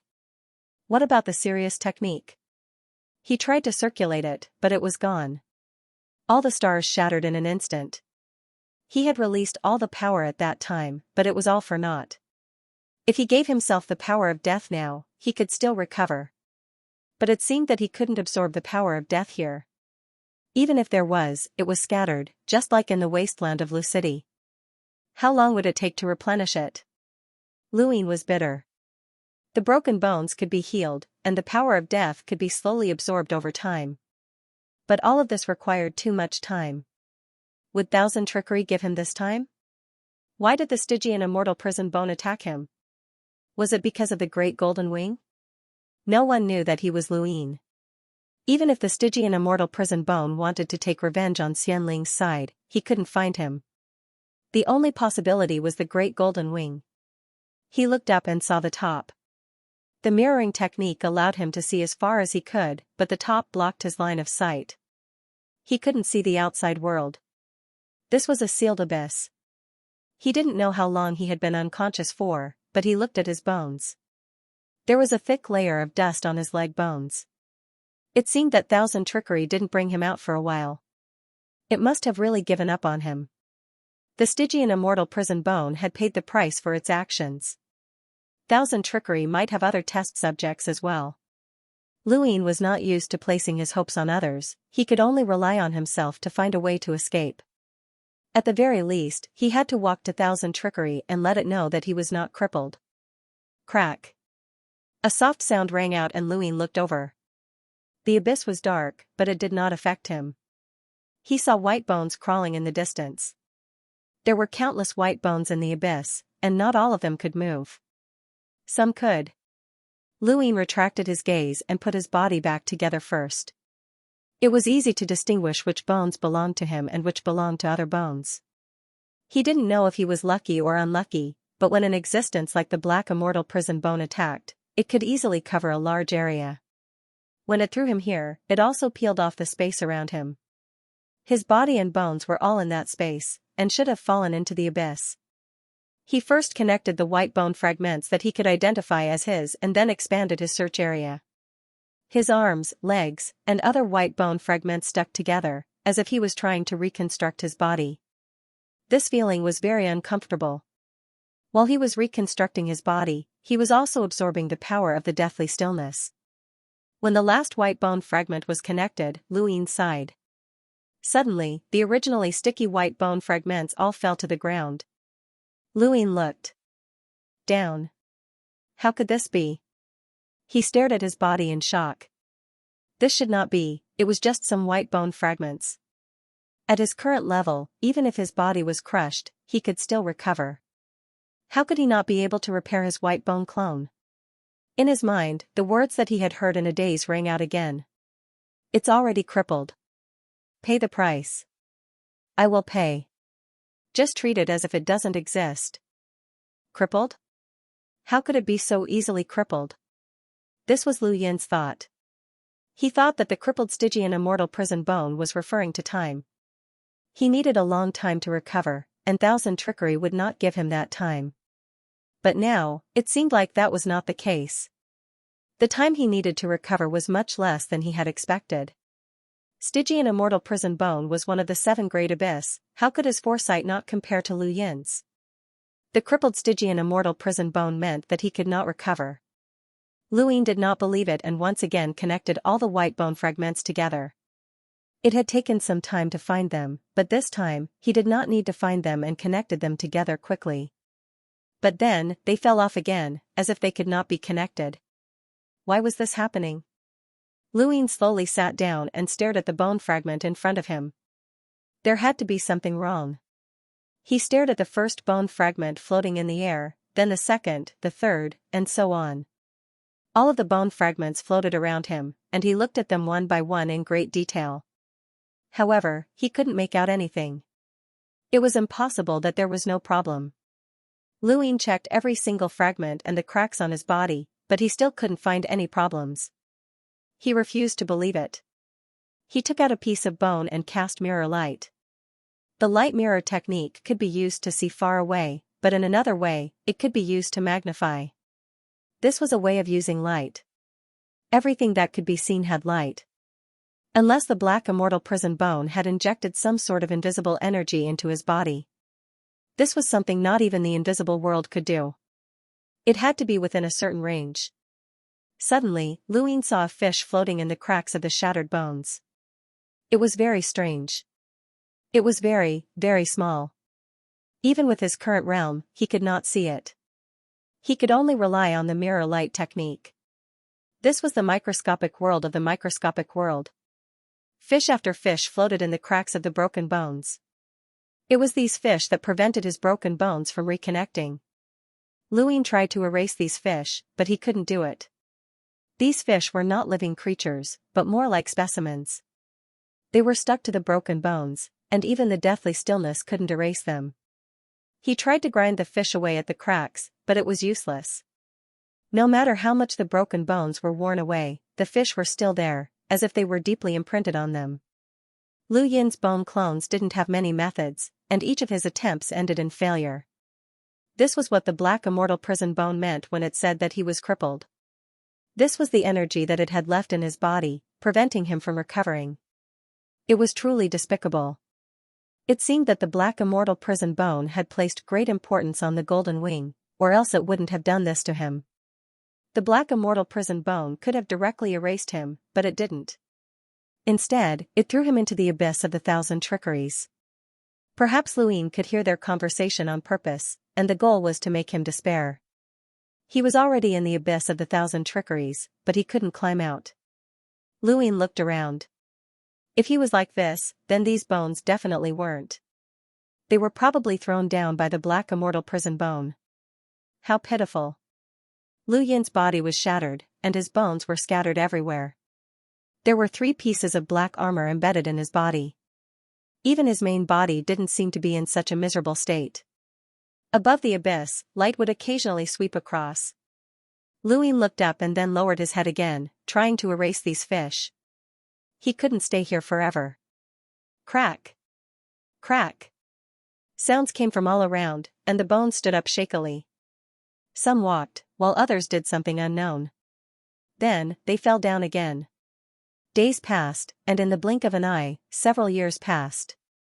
During these years, Luin had been trying to erase these fish, absorbing the deathly stillness energy, but he couldn't do it. He discovered something strange. The bones around him had a logic to their actions. At first, he thought that these skeletons were just moving around casually, just like the skeletons outside Music City. They would listen to the music of Music City's withered skeletons and lie down obediently. Some of the skeletons were still lying there, never moving. But later, he discovered that the bones around him would repeat their actions at fixed intervals, and they weren't randomly scattered around. Luin discovered that there was a pattern to their scattering. Even though he couldn't figure out what the pattern was. Thus, Luin focused on observing these bones, staring at their every move. He recalled all of their actions over a period of time, including their movements and the deathly stillness energy. These bones were also absorbing the deathly stillness energy, but the amount they contained was so little that Luin had overlooked it. Now that he was observing them, Luin gradually discovered that these bones' movements seemed to be a technique. He couldn't tell from a single skeleton, but when he combined a series of movements from scattered bones into a single movement, he discovered that each movement was a technique. Furthermore, it was a technique that Luin had seen before, worldly annihilation. Even though it didn't have any power, this technique was exactly the same as the one that Boss Zhou had seen Lu Gujin use, worldly annihilation. Humans had their own ways, and rats had their own ways. Lu Gujin's worldly annihilation had defeated Boss Zhou in one move, causing the universe to shake. The worldly annihilation from the bones below the abyss corresponded to the power of the deathly stillness and their own battle strength. Even though it wasn't obvious, its might was still there. Strength was already a huge leap for these bones. Luin stared at the bones in the distance. Why was it worldly annihilation? These bones would actually die to a technique from the Brink Codex. This discovery caused Luin to re-evaluate this abyss, and it seemed that things weren't that simple. He began to focus on observing these bones, and he noticed that they were repeating their movements over and over again. If he hadn't been paying close attention, he wouldn't have noticed it. Now, Luin noticed that, aside from worldly annihilation, he also saw death's descent. This was a technique that controlled the samsara realm. It seemed that death's descent also came from the Death's Brink Codex. Legend had it that the Death's Brink Codex was derived from the Thousand Trickeries, and every abyss had studied it to find a battle technique that they were proficient in. In that case, could these bones below the abyss be the test subjects of the Thousand Trickeries deduction of the Death's Brink Codex? Back then, it had valued Luin because it believed that his talent surpassed Lu Gujin's, and it had used him as an experiment to see how far he could go. Since there were test subjects, there must be a place where they were abandoned, and Luin seemed to have fallen into such a place. That made sense, as he was also considered a test subject by the Thousand Trickeries. Since he had been abandoned, this place was the most suitable. However, no one would have thought that he was just a clone. Even if this clone died in the end, his consciousness would still return to the main body, and everything that he saw below the abyss would still exist. This meant that if these bones could repeatedly use the Death's Brink Codex's battle techniques, then he would be able to learn them all. Luin grew excited at this thought, and he stared at these bones. He even stopped trying to erase the fish at the broken bones, as it was impossible to do so. The Stygian immortal prison bones' confidence made Luin realize that at least his clone couldn't recover. Time passed. Luin saw worldly annihilation 100 times and death's descent 100 times, but he didn't see anything else. This shouldn't be the case. He thought about it for a moment. If there were only worldly annihilation and death's descent around him, then there must be something else in other areas. Luin scanned the entire abyss with his mirroring technique, but he didn't find any bones that were using other battle techniques. Could they be asleep? Or was it that the time interval between these actions was longer? Walking down the abyss was like a stone falling into a calm lake, stirring up the world. More and more bones stood up. Perhaps because they had been decaying for too long, some of the bones' movements were not coherent, as if they had been woken up from a deep sleep. They were very confused, but they would recover after a while. Luin had seen a new trick up his sleeve. These moves didn't have much power against these bones, and he couldn't use them himself. However, he was very sure that if his skeleton clone used them at its peak, they would definitely be very strong. These were all moves from the Death's Brink Codex. In the blink of an eye, 300 years passed. In these 300 years, Luin saw no less than 20 moves. However, some of them didn't look like much, and should have been created by a failure. Some of them were very strong, and gave him a feeling that they far surpassed worldly annihilation. In particular, there was one move that required far more bones to use than the others. Luin didn't know what that move was called, but he knew that it was very terrifying. This was because it was the only move that could produce fluctuations with such weak deathly still energy. None of the previous moves could cause any fluctuations in this abyss, except for that one move. Furthermore, it took 20 years for White Bones, which had the most number of white bones, to execute this move. It seemed like that move was very simple. That was because it fused all the bones into one and used the deathly still energy to form a triangle. However, it was that triangle that caused the fluctuations. And this was only in this abandoned abyss. If it was in the outside world, he didn't know how much of a shock it would cause. Which abyss did this battle technique belong to? It far surpassed heaven and earth's annihilation. Luin grew interested in this battle technique, and he dragged his crippled body to transport the skeletons and repair some of them. Some of the skeletons' bodies had crumbled after using the technique, and some of the techniques could no longer be used. He needed to see this technique again, and the more he saw, the better. Over the next 10 years, Luin watched as a crippled skeleton struggled to control its body, using its arms that could break at any moment to transport the skeletons. It was like a diligent repairman, repairing the skeletons and allowing them to use the technique that caused the ripples after more than 10 years. Once, twice, thrice, 4 times. Luin watched the technique 4 times, and on the 4th time, he seemed to understand something. It wasn't enough, so he continued. Once, twice, thrice. Time continued to pass, and more than 400 years had passed since Lu Ying had fallen into the abyss. He was already quite familiar with the skeletons here, and some of them were repaired by him while others were dismantled by him. He watched the technique over and over again, and finally, there was one time when the technique was used up by all the skeletons, and Lu Ying fell into deep thought. This contemplation lasted for several decades. When he opened his eyes again, all the deathly still energy that he had absorbed over the past 500 years had gathered in his heart and gradually condensed. Even the dead stars that he had absorbed from the Sirius shattered, forming a black dot. It was a black dot that had fused all of the deathly still energy into it, using that technique as inspiration to create this technique. Even the Sirius art required the stars to disperse the deathly still energy that he had absorbed over the past 500 years, but it had been fused by this almost invisible black dot. Although it was called a black dot, it was actually a triangle. It was the same technique that he had used before. Lu Ying had continuously shrunk the triangle until it finally formed this black dot. He looked at the black dot in front of him, where all of the deathly still energy that he had absorbed over the past 500 years had been gathered.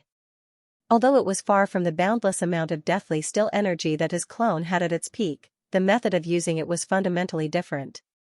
Even the seal of life and death could not compare to it. It was like gathering the power of a gale that could flatten the world into a single point, and this point contained unimaginable power. With the strength of the white bone Avatar, it had absorbed the power of deathly stillness to its limit during the Great Death Shift. If there was such a method of using it back then, he really wasn't sure where the limit was. This black dot seemed to contain the power of death and stillness absorbed by the entire Sirius. This was extremely exaggerated. The amount of deathly silence he had absorbed was too little, so he could not sense it. He could only take a gamble. As he thought about it, the black dot slowly floated into the sky and was released. The black light connected the heavens and the earth, piercing toward the abyss. This was the only thing he could do in this abyss. If he still couldn't get out, then he would have to either give up on this clone or let his main body take action. The black dot pierced through the dome, and a ray of light shone down from above. Lu Ying looked up and saw that the sky had been pierced through. It had been unexpectedly easy. As the black light gradually faded, the black dot also dissipated. Lu Ying stood up and leapt towards the hole that had been pierced through. Although the hole looked small, it was large enough to fit a person.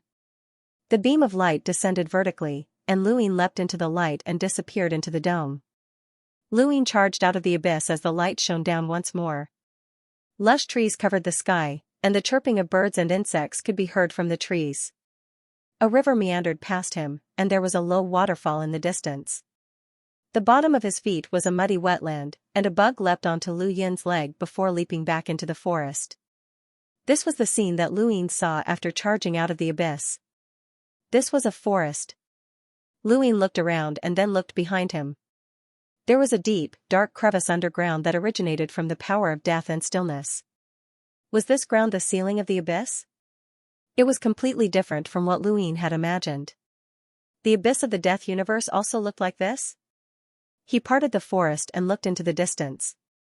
By the river, he saw a bear. It was just like back in Delight City, where a bear and a toad had been waiting for him. However, there was no toad this time. Lu Ying walked over and stopped behind the bear.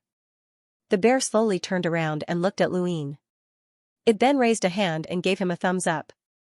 Lu Ying almost thought that he was looking at Heldrake and the other idiots. "Thank you for saving me, Lord Abyss." Lu Ying was respectful. Regardless of whether or not he had been intentionally thrown into the abyss, it was a fact that he had learned all sorts of techniques from the Death Boundary Codex. It was impossible that the 1,000 Trickeries did not know about it, and it had helped him by not stopping him. At first, Lu Ying had thought that he had been abandoned, and perhaps that had been the case. However, after he had seen through the Death Boundary Codex's techniques, the 1,000 Trickeries had not stopped him, and his identity as a test subject might have been useful again. Now that he had charged out of the abyss, he was still in the other party's territory. Of course, he had to be grateful. Furthermore, he was counting on the 1,000 Trickeries to help him recover this clone. Even further. The bear grinned and slowly raised its hand to touch Lu Yin's forehead. Luin did not move, as resistance was useless against the thousand trickeries.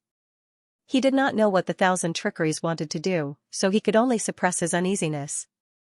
The bear's paw touched Lu Yin's head, and the next moment, an unfamiliar voice sounded out.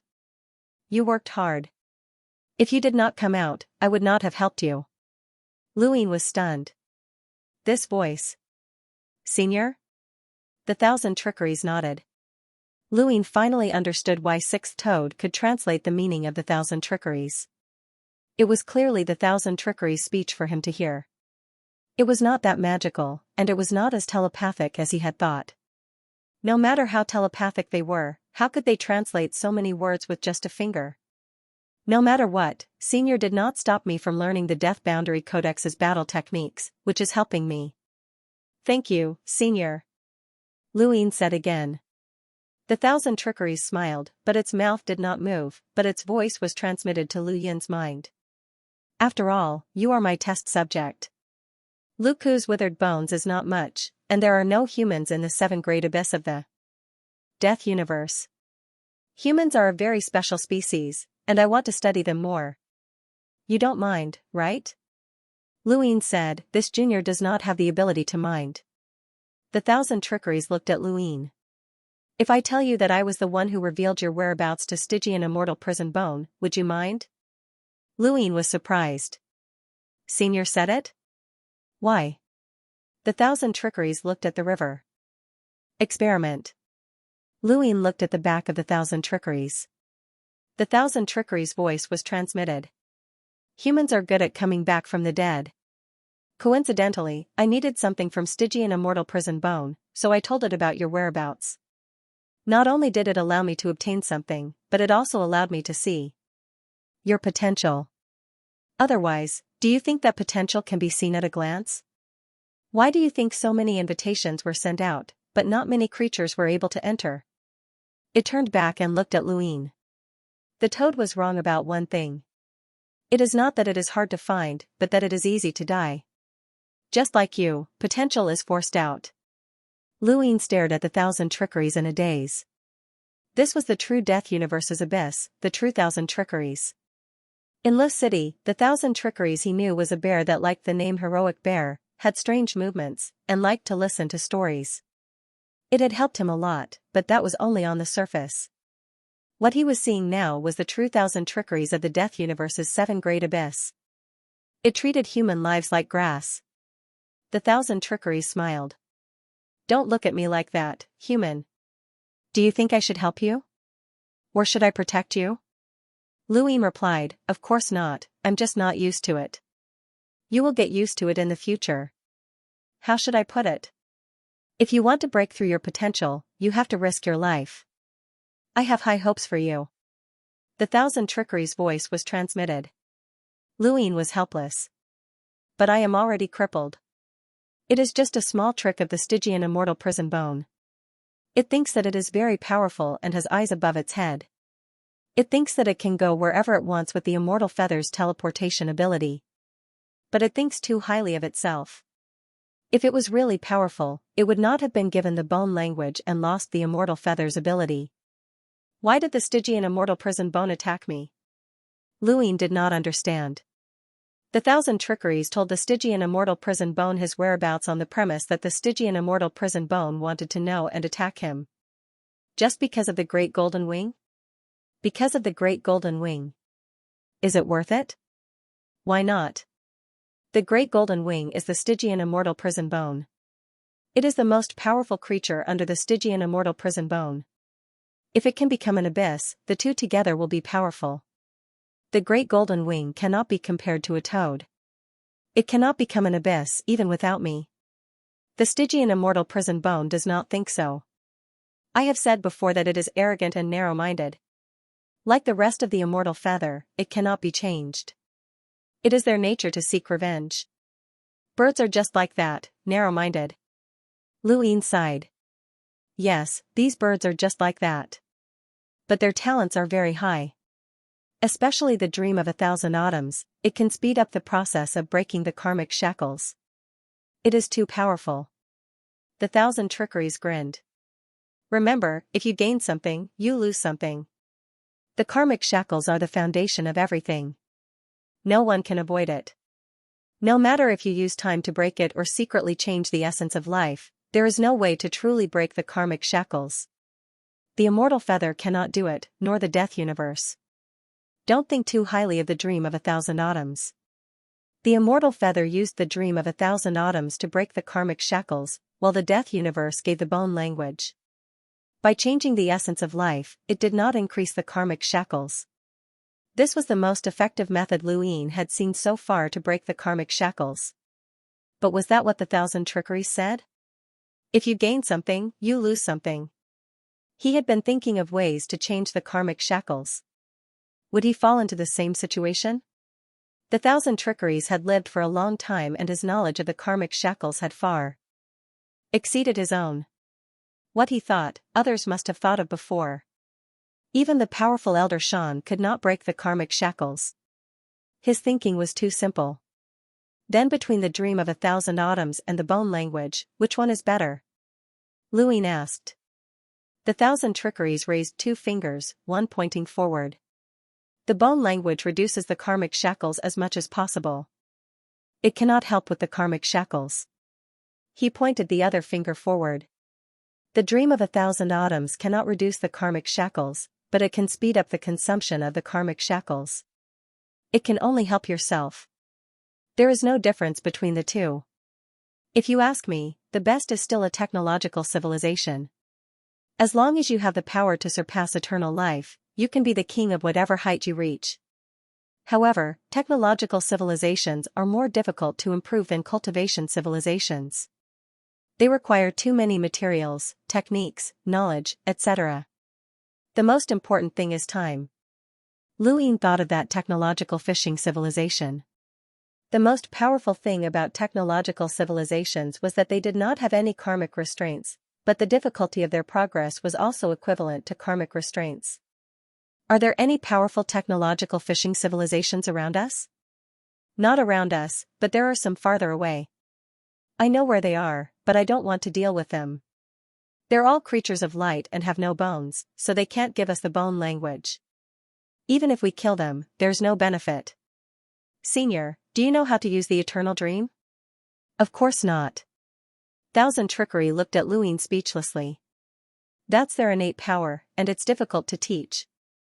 Otherwise, I would have learned it long ago. Luin felt pity. That's true.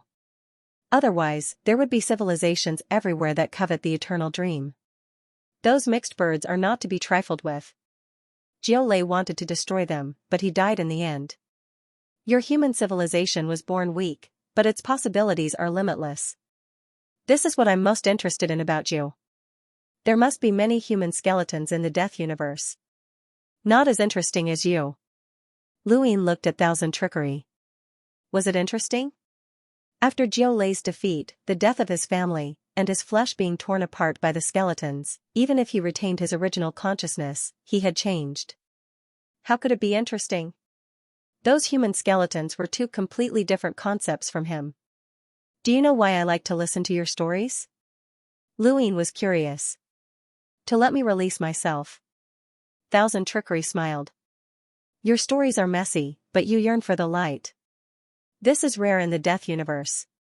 Look at those skeletons, they're lifeless. You're different. The more you make up a story, the more it fits your heart. Listening to your stories is contradictory, but it's also very comfortable. Luin was alert. He had been exposed. Yes, all skeletons were lifeless. Even those who had willingly betrayed their civilization and joined the death universe would become like that in this dim world. Music Skeleton's music was loud and shocking, but it was still close to death. Thus, every time there was a war, its music would be more intense. Goldwing, Swordstone, and all other existences were gloomy. Luin was different. Even if he did not usually show it, his stories represented his heart, completely revealing his yearning for the light in front of 1,000 trickery. This was why 1,000 trickery looked at him differently. Lu Yin's existence was quite special in the death universe. It was like the sun falling into the darkness. 1,000 trickery squatted down and patted the surface of the water with his bare paw. Don't think too much. Everything in the outside world has nothing to do with me. What I like to do is to try and study combat skills. Do you see those white bone creatures in my abyss? Previously, there was nothing but me, the toad, and the experimental materials in the abyss. I won't participate in the war. Luine was surprised. Not participating in the war? Then what about the battle between La City and Dongsu Mountain? Without you, Lu Gujin would not have been able to kill that cave Void Mountain's master. What he was most curious about was why La City had started a war with Dongsu Mountain, and what role Wang Wen had played. Thousand Trickery. Continued to play with the water. Who told you that I participated in that battle? Luine stared blankly at Thousand Trickery's crouching figure. What was the meaning of this? Xianxia stood up and stretched. I didn't participate in that battle. I just wanted to see how Legoku was doing and wait for a result. Unfortunately, the result didn't come. Luine was shocked. Without you, Legoku would have been able to kill me. That cave Void Mountain's master? Thousand Trickery grinned. How he killed me has nothing to do with me. Furthermore, it raised its head and stared at Luine. How can you be sure that Yu Che is dead? Luine and Thousand Trickery exchanged glances. The skeleton's eyes did not have pupils, otherwise, Thousand Trickery would have been able to see through it. How could he be sure? Firstly, he had seen Yu Che's death in battle through the skeleton's memories in La City. Secondly, he had encountered Yu Che at Dongsu Mountain and had used the heart change gate on him. In the end, he had ended Yu Che's life. Based on the results, Yu Che should have died by his hands. However, how did Legoku kill Yu Che in that battle? Without the help of the act of 1,000 trickeries, Legudajin and Yu Che should be on par at most, and should not be able to destroy Yu Che. However, Yu Che had clearly said that the karmic binding had landed on Legoku. For a moment, Lu Yin's thoughts were in a mess. Yu Che should be dead. Legoku had killed him, and he had personally admitted it. However, according to common sense, Legoku should not have been able to kill Yu Che. Yu Che was not an ordinary powerhouse. Did the toad make a move? Nope. 1,000 trickery was certain. Lu Yin suddenly felt uneasy, and Wei Rong's words surfaced in his mind. Wang Wen's schemes could not be broken so easily, and anything related to Wang Wen could be done in the opposite direction. Only then would one be able to obtain a sense of wonder, which was why Lu Yin had not immediately taken control of Xiang City. Logically speaking, at his level, he should have been able to control Xiang City, and he should have done so. Xiang City was known as the turbid treasure with the strongest defenses, and it would not be right for him to not use it. However, because of Wei Rong's warning, Lu Yin was not in a hurry to make a move. Wang Wen had gone to Le City and instigated a war between Le City and Dongsu Mountain. Strange. Had Wang Wen plotted against Lu Yin's current situation and forced him to participate in the karmic binding? Or did he have other motives? If Legoku should not have killed Yu Che, then Yu Che should not have died, and he should not have admitted that he had died at Legoku's hands.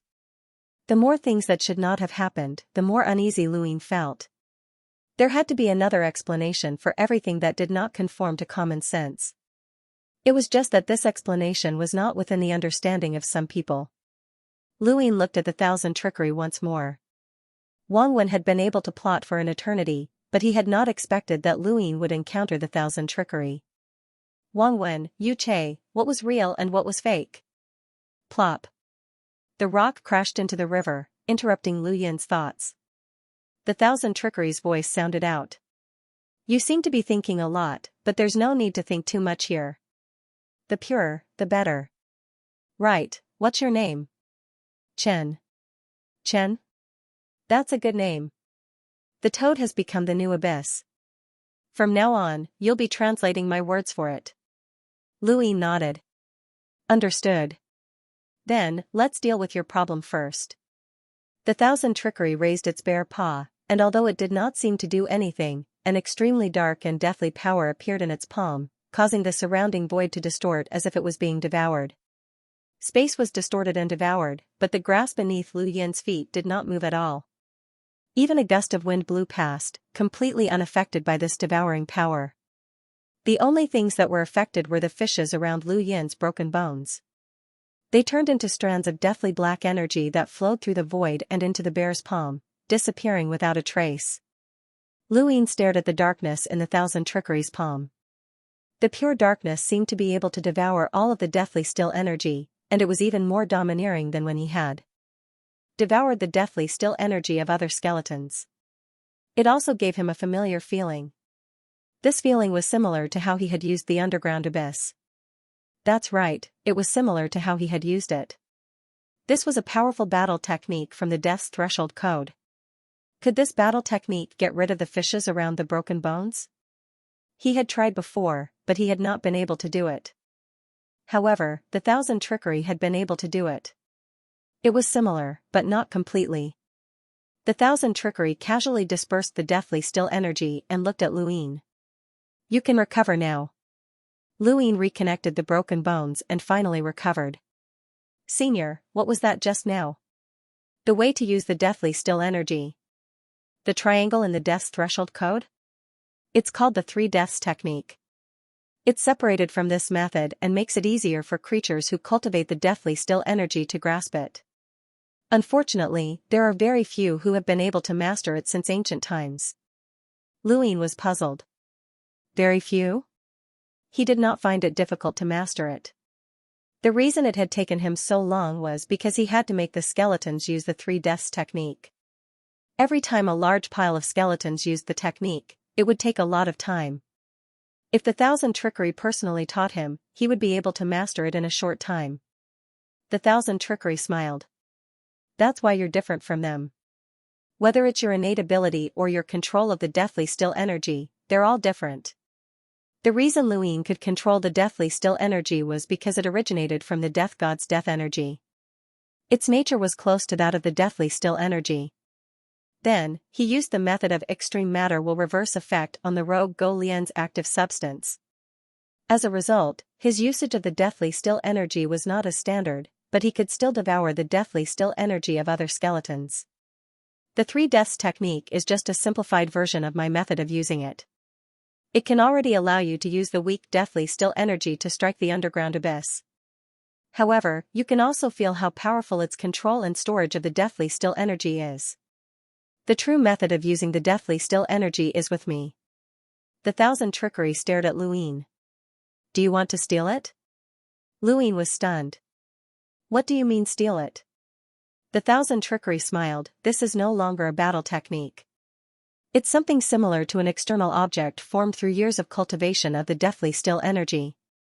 I can use it at any time, so anyone who steals it can use it. You can treat it as a different kind of turbid treasure. This is something that contains far more deathly still energy than you can imagine. Do you want to steal it? Luin smiled wryly, even though his skeletal face couldn't see it. Senior, you must be joking. The Thousand Trickery turned around. You can try to steal it from me. Don't worry, I won't get angry. He then disappeared. The toad is about to leave the ocean of death. When that happens, the Great Death Shift will appear again.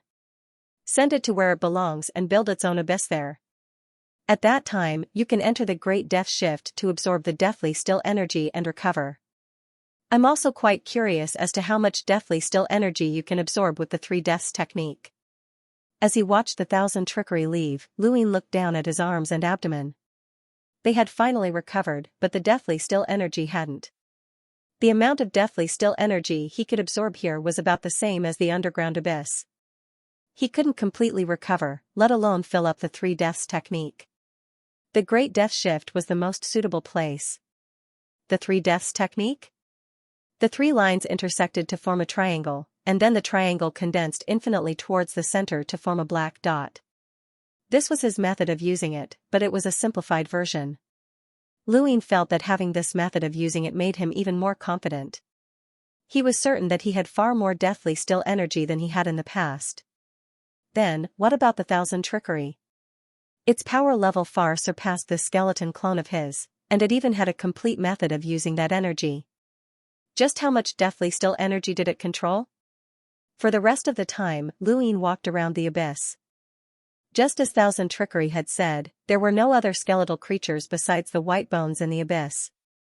If not for the abyss, this place would have been a tropical rainforest with all sorts of flora and fauna. Was Thousand Trickery trying to calculate the death boundary code here? Luskull's music was releasing itself, and Thousand Trickery hoped that it would not overthink things. This environment seemed to be quite suitable for it, and this was probably its true self.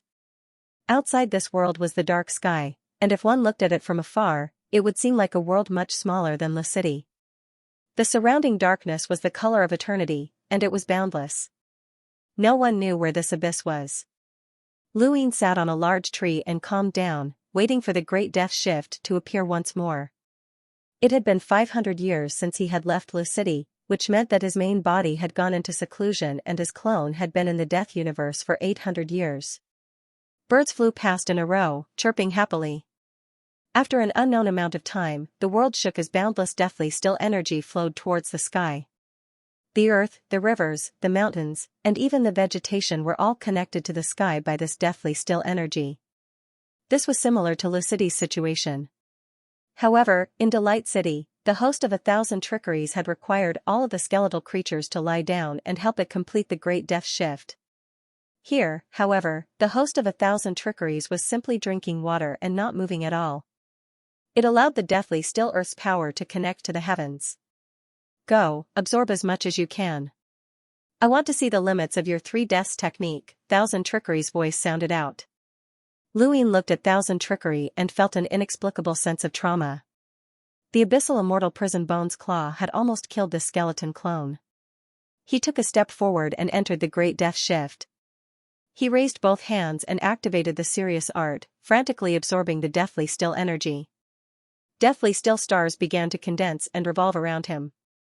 1,000 Trickery stood by the river and looked at Luine expectantly. The dark yellow sea was turbulent, and a giant shadow swam past from time to time. Its tail slammed into the waves again and again, causing the sea to sway even more. Suddenly, there was a loud roar as a giant tail emerged from the sea, followed by a huge body and finally a head. His entire body seemed to have been blasted away by some kind of tremendous force before crashing heavily into the distance. Immediately after, a figure rushed out of the sea, panting heavily. Every breath he took was inhaling and exhaling the dark and deathly energy. Not long after the deathly energy entered the space, it turned dark yellow. Some of it was swallowed by the figure again, and some fell into the sea, forming droplets of seawater. I'm suffocating. The figure let out a loud roar. It was Sixth Brother the Toad. After entering the ocean of death and absorbing the deathly still energy to its limit, it would become the abyss of the universe of death. Now, it had spent hundreds of years absorbing the deathly still energy in its body to its limit. Sixth Brother looked down at the sea, the Dead Sea's underworld pressure, you almost drowned me to death. The deep voice resounded throughout heaven and earth, this is a necessary step to become the abyss. Sixth Brother Toad's gaze was fierce, entering the ocean of death is to absorb the deathly silence energy, not to let it flow backwards. You are taking revenge. Another voice called out, what does it want to take revenge on you for? Toad. Sixth Brother raised his head and looked at the sky. Which one? Black immortal prison bone. So it's a mixed hair bird. Toad, you haven't truly become the abyss, the road to the abyss is very long. Black immortal prison bone's voice was cold. Sixth Brother sneered, what, you want to stop me? Not necessarily. Try it, see if I don't break your bird bones. The universe of death doesn't have that many unknown rules. Black immortal prison bone's voice became colder. Sixth Brother raised his brow and took a deep breath, I was wrong. The ocean of death was silent. Yo-yo, Toad, no backbone. Sixth Brother raised his head, your life is important. He could not beat Black immortal prison bone. After speaking, he looked at the sky, has the great death shift appeared? Then I'll be leaving. Soon, the Toad's figure entered the great death shift and went to where he should be. The 7 great abyss of the universe of death had their own positions, ensuring that the great death shift could be used normally. Sixth Brother's position was actually the position before the life and death tribulation. He was familiar with that path. Soon, Sixth Brother arrived. This was the speed that the great death shift should have. Greetings, this 7 treasures heavenly Toad is from the abyss, please take care of me in the future, ha ha ha ha. A low voice sounded, "Report your positions and redetermine the range of the Great Death Shift from now on. This toad has just become an abyss, it doesn't have that much deathly energy, it seems that the range of the Great Death Shift will be reduced." Black Immortal Prison Bone said. "Yo, I'll go first." Luguku reported Joy City's position. Following that, they reported their positions one by one. It was Thousand Trickery Show's turn. Pa. The atmosphere was silent. Thousand Trickery Show, report your position. Pa, where's the translation? Pa's sixth brother blinked his eyes, where's that human skeleton? You didn't let him translate? Pa, no one understood. Toad, translate. I don't understand. Dong Dong's sixth brother was not sure, wait a moment? Dong Dong the Dead Sea churned and fell silent again. On the other side, on the path of deathly silence that connected the Great Death Shift and Thousand Trickery Show's abyss, Lu Yin's serious technique stars kept increasing. The deathly energy here was too majestic, even more so than when Luguku was in charge of the life and death shift. Every abyss might have different deathly silence energy corresponding to the Great Death Shift, but Thousand Trickery Show was undoubtedly much more than Luguku. Not long after, the last star condensed. Lu Yin's serious technique had absorbed the deathly silence energy to its limit. He looked around. This was the total amount of deathly silence energy when he left Lugu and was ambushed by Black Immortal Prison Bone. Under normal circumstances, he would not be able to absorb any more. But now, he had the Three Deaths technique. He raised his arms, and in front of his chest, the deathly silence energy formed three black lines that connected to each other to form a triangle. Then, it condensed towards the center and finally condensed into a point. Thousand Trickery Show looked at this scene. He was already so familiar with it. What a good test subject. It had to be said that the universe favored humans. Although their starting point was low, if they walked on a path, it would be very fast and filled with endless possibilities. The invincible power of the ninth base was an example. No matter how strong the death universe was, it would not be able to surpass the ninth base. Someone from the ocean of death called out to it. Thousand Trickery Show casually knocked on the void as a response. As for whether or not the other abysses could understand, it was not important. They would all have to wait. Lu Yin condensed his Three Deaths technique as he activated his death shift. The power of the surrounding star's deathly stillness surged towards the black dot like a tidal wave. He slowly lowered his arms as the black dot flickered between his palms. His palms were lowered, as if he was meditating. More and more deathly silence energy flowed towards the black dot. That black dot was like the very beginning of the universe. Stars disappeared one by one, and finally, all of the deathly silence stars contained within the Sirius technique disappeared. This was because all of the deathly silence energy had flowed into the black dot of the Three Deaths technique. Lu Yin activated the Sirius technique once more and continued to absorb. Stars condensed, disappeared, condensed, and disappeared. This repeated over and over again. Sirius technique had already been activated 5 times, but he still did not see the end. Lu Yin was shocked. Just how much deathly silence energy did the Three Deaths technique contain? This was already 5 times the amount of deathly silence energy that his white bone clone had at its peak. Just the amount of deathly silence energy that his white bone clone could absorb had already surpassed the limits of an ordinary eternal realm. With the help of the Seal of Life and Death and the Source Box Array, he had been able to defeat the Great Golden Wing, who had reached the peak of one law of the universe. Now, it was 5 times the amount of deathly silence energy. If he had possessed such a vast amount of deathly silence energy, he would have been able to kill the Great Golden Wing with the Seal of Life and Death alone. And this was not the end. Now, the deathly silence energy had definitely reached the level of 2 laws of the universe. The deathly silence energy within the white bone creature was still increasing. Thousand Trickery Show stared at Lu Yin with a deep gaze. Another abyssal called out to it from the ocean of death, and it casually knocked twice before continuing to wait. The Three Deaths technique, 6 times the deathly silence energy. 7 times the deathly silence energy. 8 times the deathly silence energy. A voice came from the ocean of death. Strange. Did the Great Death Shift shrink? It feels like the deathly silence energy has disappeared a little. Oh, I feel it too. Sixth brother the toad said, don't blame it on me. I didn't cut corners. Dong dong. Thousand Trickery Show, what are you trying to say? A low voice came from the ocean of death. Pressure. Black Immortal Prison Bone said, don't worry. Thousand Trickery Show must have its reasons for doing this. It had attacked Luin, the experimental subject of Thousand Trickery Show. Although it had paid a price, it was still in the wrong. It was also afraid that Thousand Trickery Show would not like it, so it helped as much as it could. Thousand Trickery Show was special in the universe of death, very special. But it did not know that helping Thousand Trickery Show was also helping Luin. Sixth brother the toad was the most curious now. Could that human skeleton be increasing its potential? It really knew how to pick the time. It was very sure that Luin was in the abyss of Thousand Trickery Show because Thousand Trickery Show also valued him. If he was not translating at this moment, he must be doing something. Let's continue to wait. Thousand Trickery Show maintained the same posture as it watched Luin absorb the deathly silence energy. It was already 9 times. At this moment, the deathly silence energy contained in the 3 deaths technique had exceeded Lu Yin's limit by 9 times. This was a rather exaggerated number, which meant that it was approaching the abyssal level.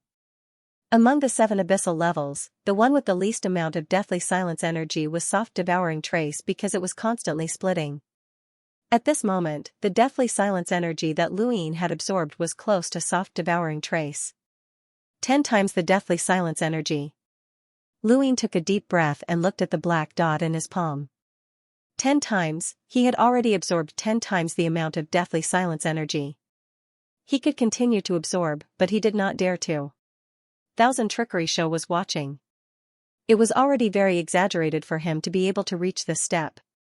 If he did more, who knew what would happen?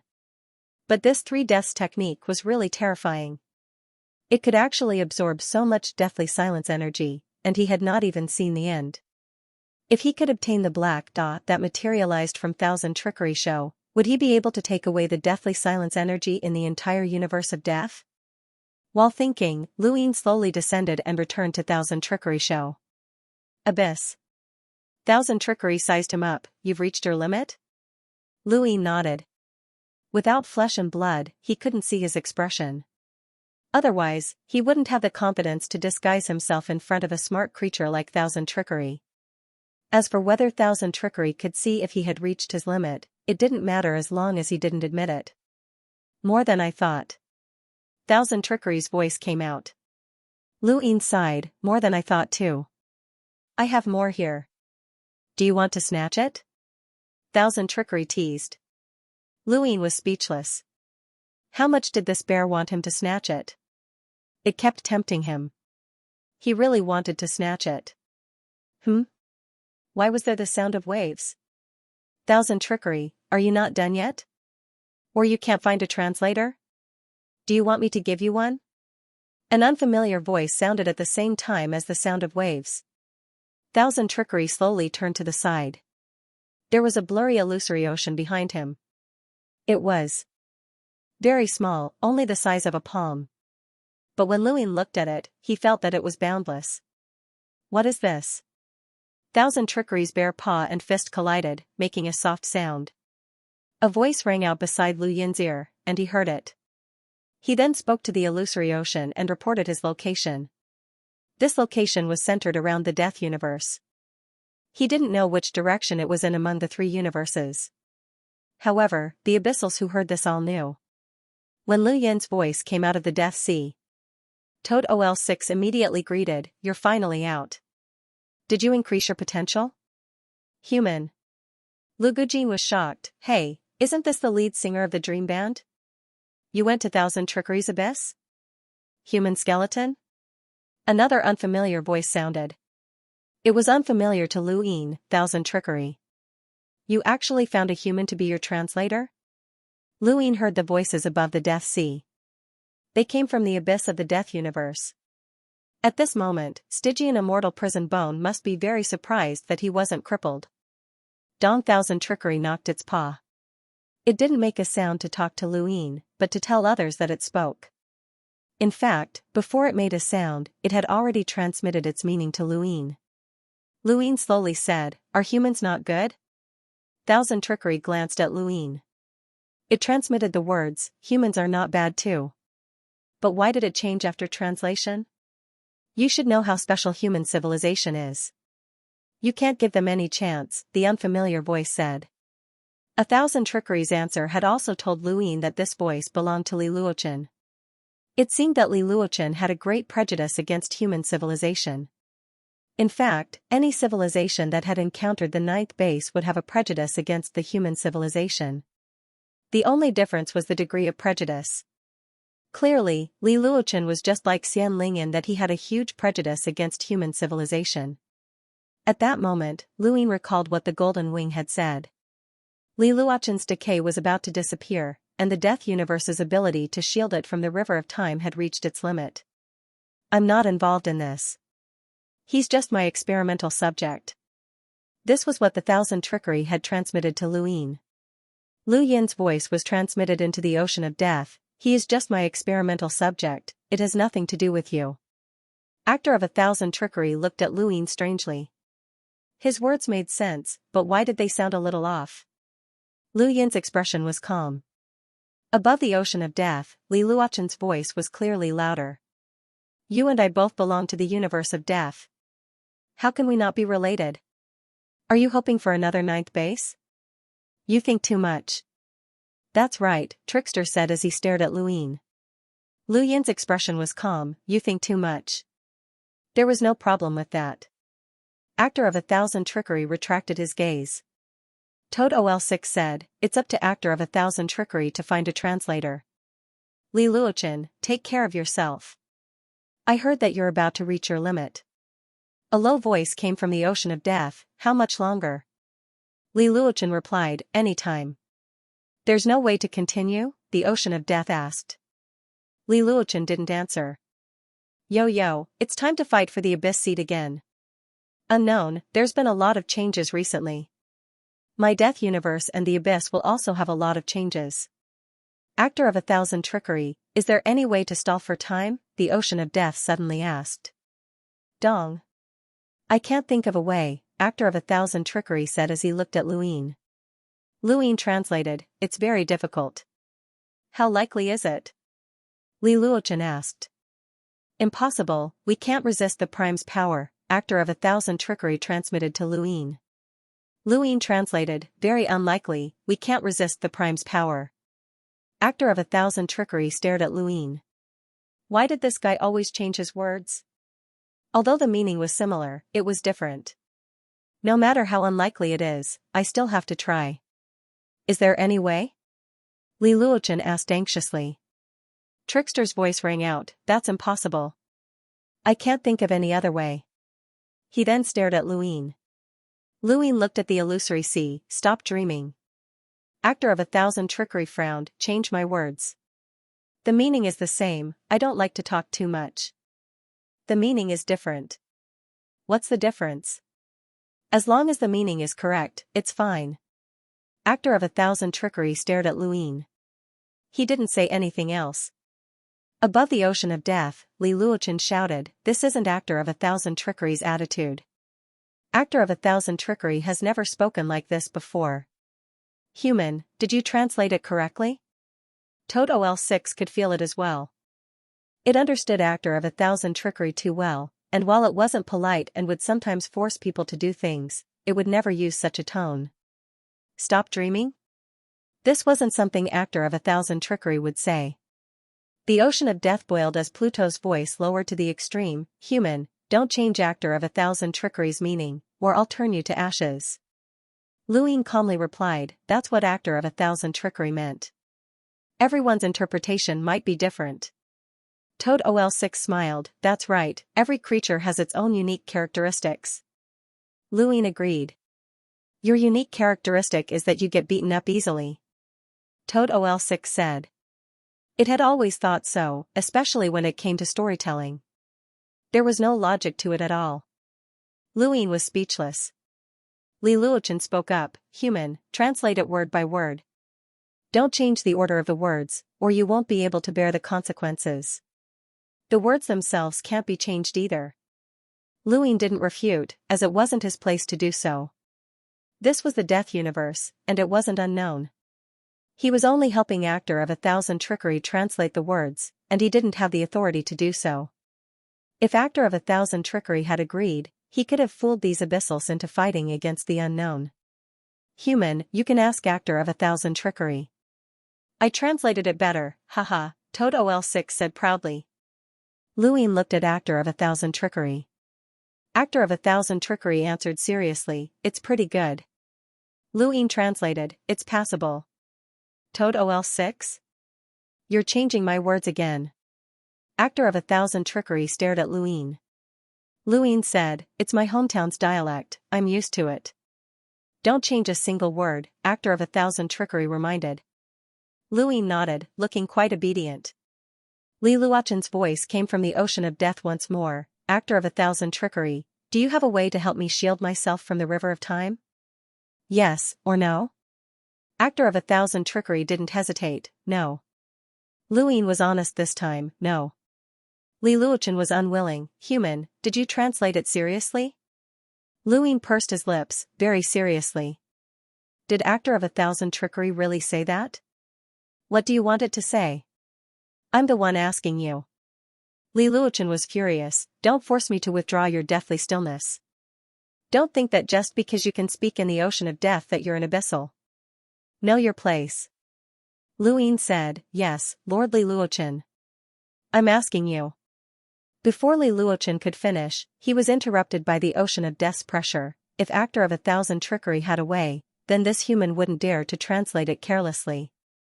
It really has no way. Li Luochen, I know you're unwilling, but I have a way.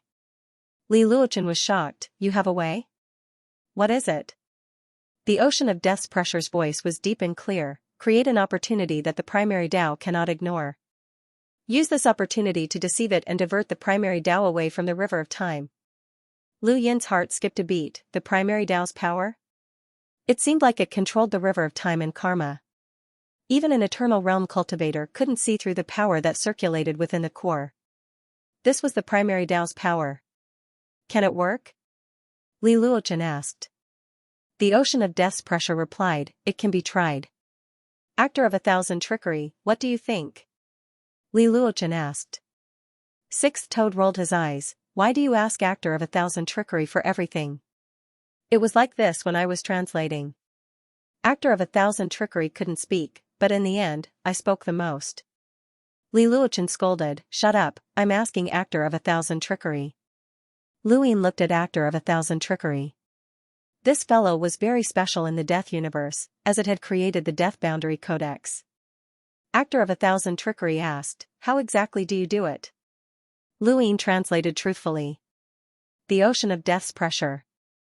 Said, use 100 tributaries of the river of time to divert the primary Tao's power, allowing the primary Tao to release Li Luochen's limit. Actor of 1,000 Trickery rubbed its head with a bare paw, it's possible, but it needs a catalyst. Luin still translated truthfully. Oh, what catalyst? Leguku was curious. Actor of 1,000 Trickery answered, a catalyst that cannot be ignored no matter how many tributaries there are. Only this catalyst can divert the primary Tao's attention from Li Luochen. Li Luochen said, there is, that guy. The ocean of death's pressure asked, the guy who harmed you? Li Luochen sneered, harming me is harming itself.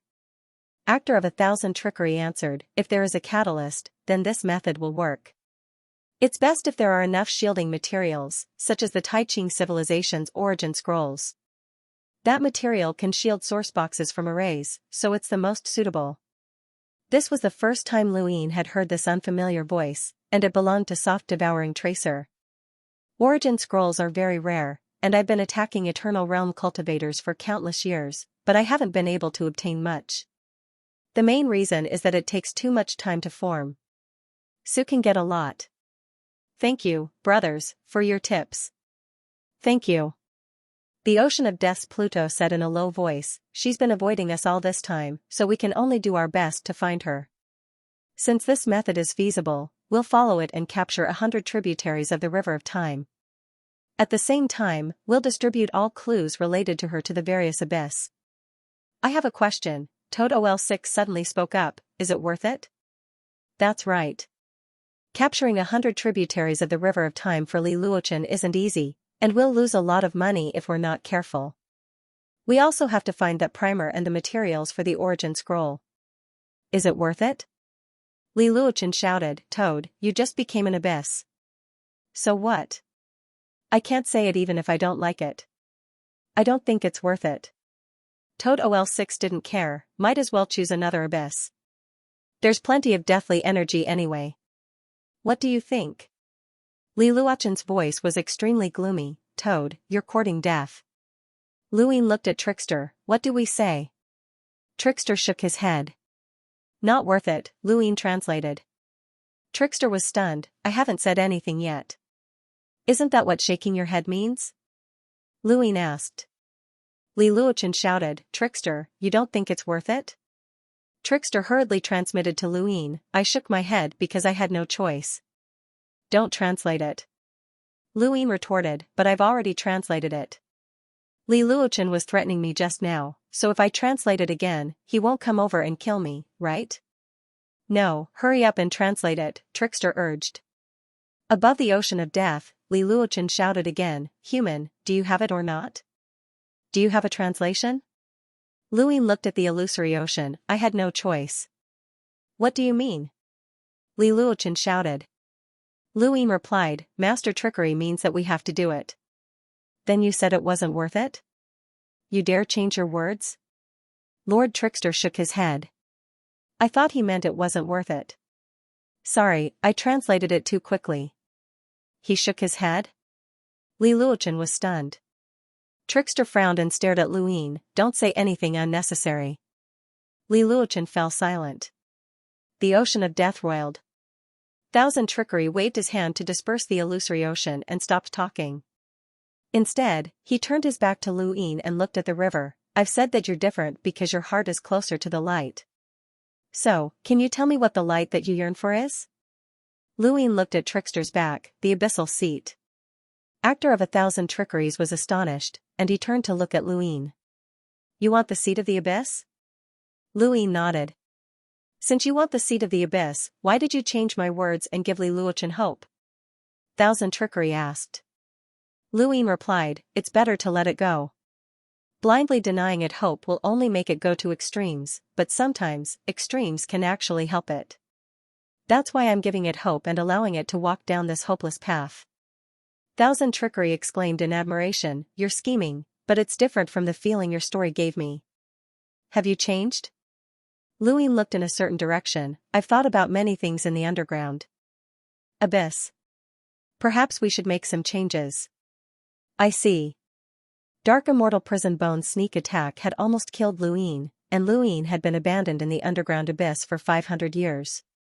It was normal for his thoughts to change. You know about Li Luochen? About Li Luochen. Luin replied, yes, Goldwing said it wanted me to work with it to eliminate the other powerhouses competing for the seat of the abyss, then help me fight for Li Luochen's seat. Unfortunately, it was useless. So you teamed up with the Toad? 1,000 Trickeries confirmed. Luin didn't refute, it's not teaming up, because I can't beat it. No matter what, you can't change the meaning of my words. There's no need to find a reason, the Death Universe doesn't need one. You're just testing their limits. This they referred to the other abyss. 1,000 Trickeries had a special position in the Death Universe, and many things were asked of it. If a random translator like Luin was allowed to exist, the other abyss would definitely not tolerate it. You were worried that Li Luochen would use the death shift to kill you. I was sure it wouldn't at first, but I don't know what will happen in the future. 1,000 Trickeries reminded. Luin respectfully replied, I understand. He had purposely changed 1,000 Trickeries' words for a simple reason. He wanted to test 1,000 Trickeries, but he didn't think too much about the other abyss. He wanted to test 1,000 Trickeries' tolerance for him, and use it to determine the scale of his actions in the Death Universe. If he didn't grasp the scale, it would be easy for something to go wrong. Now, he had basically grasped it. 1,000 Trickeries' tolerance for him was very high, and that was good. Right, the Stygian Immortal Prison Bone already knows about my situation. What will it do? Luine suddenly asked. Thousand Trickeries replied, it can't do anything. At this moment, the majestic power of death turned into rain, nourishing the earth. Luine raised his hand, and the rain dripped onto his bony palm. It was black, and the entire world was dyed black. To the Death Universe, black was equivalent to the light of human civilization. He, who yearned for the light in Thousand Trickeries' heart, was like a different species. Thousand Trickeries raised his bare paw, facing the black rain, and waved it. Images appeared in the sky, with words and coordinates. Luine looked over. This is? These are the clues related to the Grand Pure One that the Death Universe has collected over countless years. We don't need to be responsible for capturing tributaries of the River of Time. We just need to use these clues to collect everything about the Grand Pure One, especially the source materials. They're quite useful, Thousand Trickeries explained. Luine looked at the sky and saw clearly. He saw the positions of the seven abyss. Of course, it was only the positions and not the coordinates, so he didn't know which abyss they represented. The only thing he knew was that there were several clues related to the Grand Pure One around the abyss of Thousand Trickeries. They were the closest, which meant that they needed to deal with them. Other than that, he also saw Dongshu Mountain.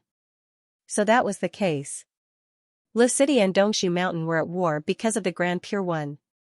During the Battle of Nine Forts, the Grand Pure One was the fishing civilization that attacked the fifth stronghold. Yuche had worked with the Grand Pure One to defeat the fifth stronghold and take away Xiang City. Yuche had always been in contact with the Grand Pure One. Wang Wen had specially gone to Lu City to tell Legoku about Dongshu Mountain's location.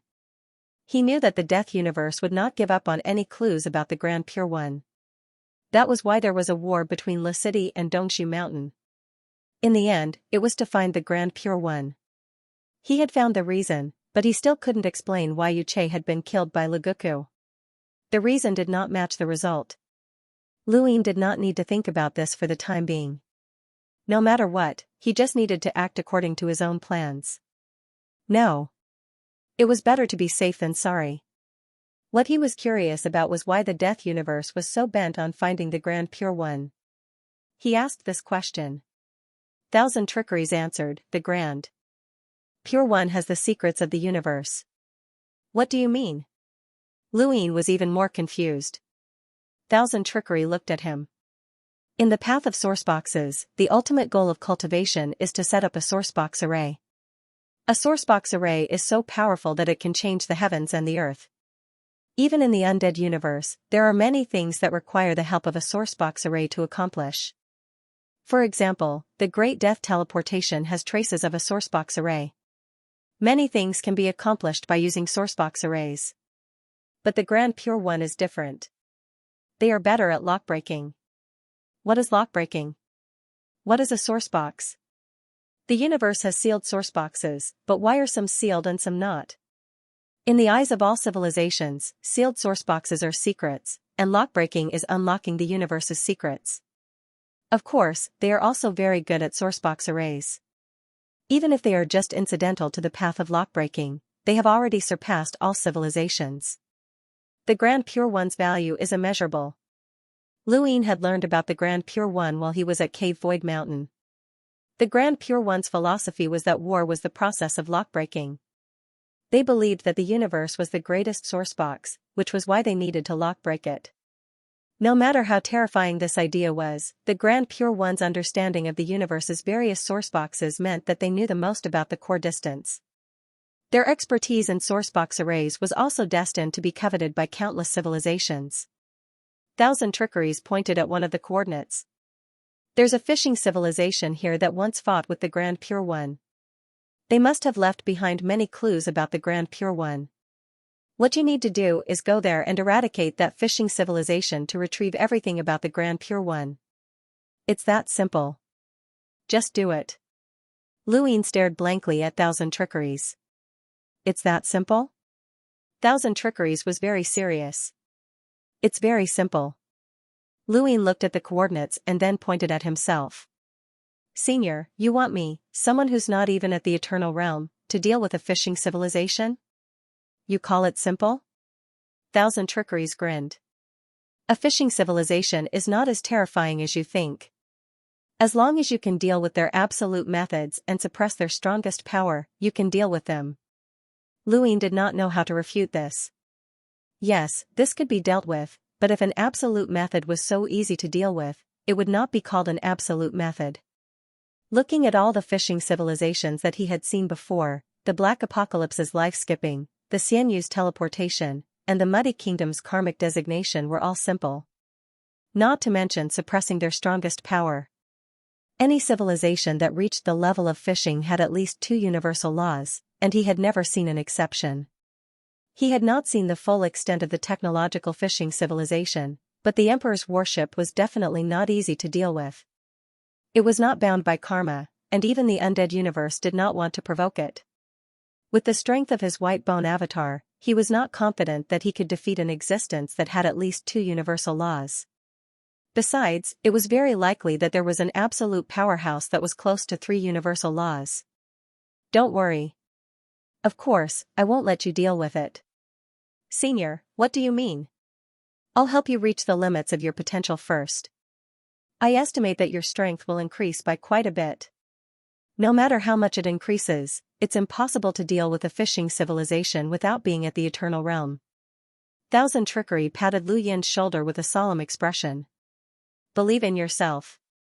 You can do it. You've comprehended the 3 deaths technique. In the undead universe, there are no more than 3 people who have learned it. Lu Yin exhaled and did not refute. Whatever, he would reach the limits of his potential first. If he could not defeat that fishing civilization, he could just run away. Morning, what do you think of the scenery here? Trickster asked as he led Lu Yin around. It's different from Delight City. It doesn't look like a place where creatures from the Death Universe live. How do you feel? Not bad. Pick a place for your grave. Lu Yin was startled and looked at Trickster's back warily, not saying anything for a moment. Acting of 1,000 Trickeries turned around and smiled at him. If you want to reach the limit of your potential, you have to pay a price. You have to be close to death, or even the price of death. If you fail, you will really die. So, choose a place that you like. Lu Yin stared blankly at Trickster. Is it very dangerous? Trickster thought about it. Very dangerous. Can I refuse? Yes. Trickster's reply was straightforward. I'll send you to the ancestral butterfly continent and collect everything you can about the Taiching civilization. You can also eradicate that civilization while you're at it. The ancestral butterfly continent was the fishing civilization nearby. If Trickster sent him there now, it would be the same as sending him to his death. Even Lu Yin's main body couldn't destroy a fishing civilization when he was a rogue, let alone a skeleton avatar. Lu Yin fell silent for a while. The 1,000 Trickeries didn't rush him either. He just looked at the world leisurely. I'll have to trouble you, Senior. Lu Yin bowed deeply to Trickster. Trickster asked, are you going to the ancestral butterfly continent or increasing your potential? Increasing my potential. Lu Yin didn't hesitate any longer. Cultivation wasn't always smooth sailing, and this avatar was already on the brink of death. He'd already died once, so he could just try again.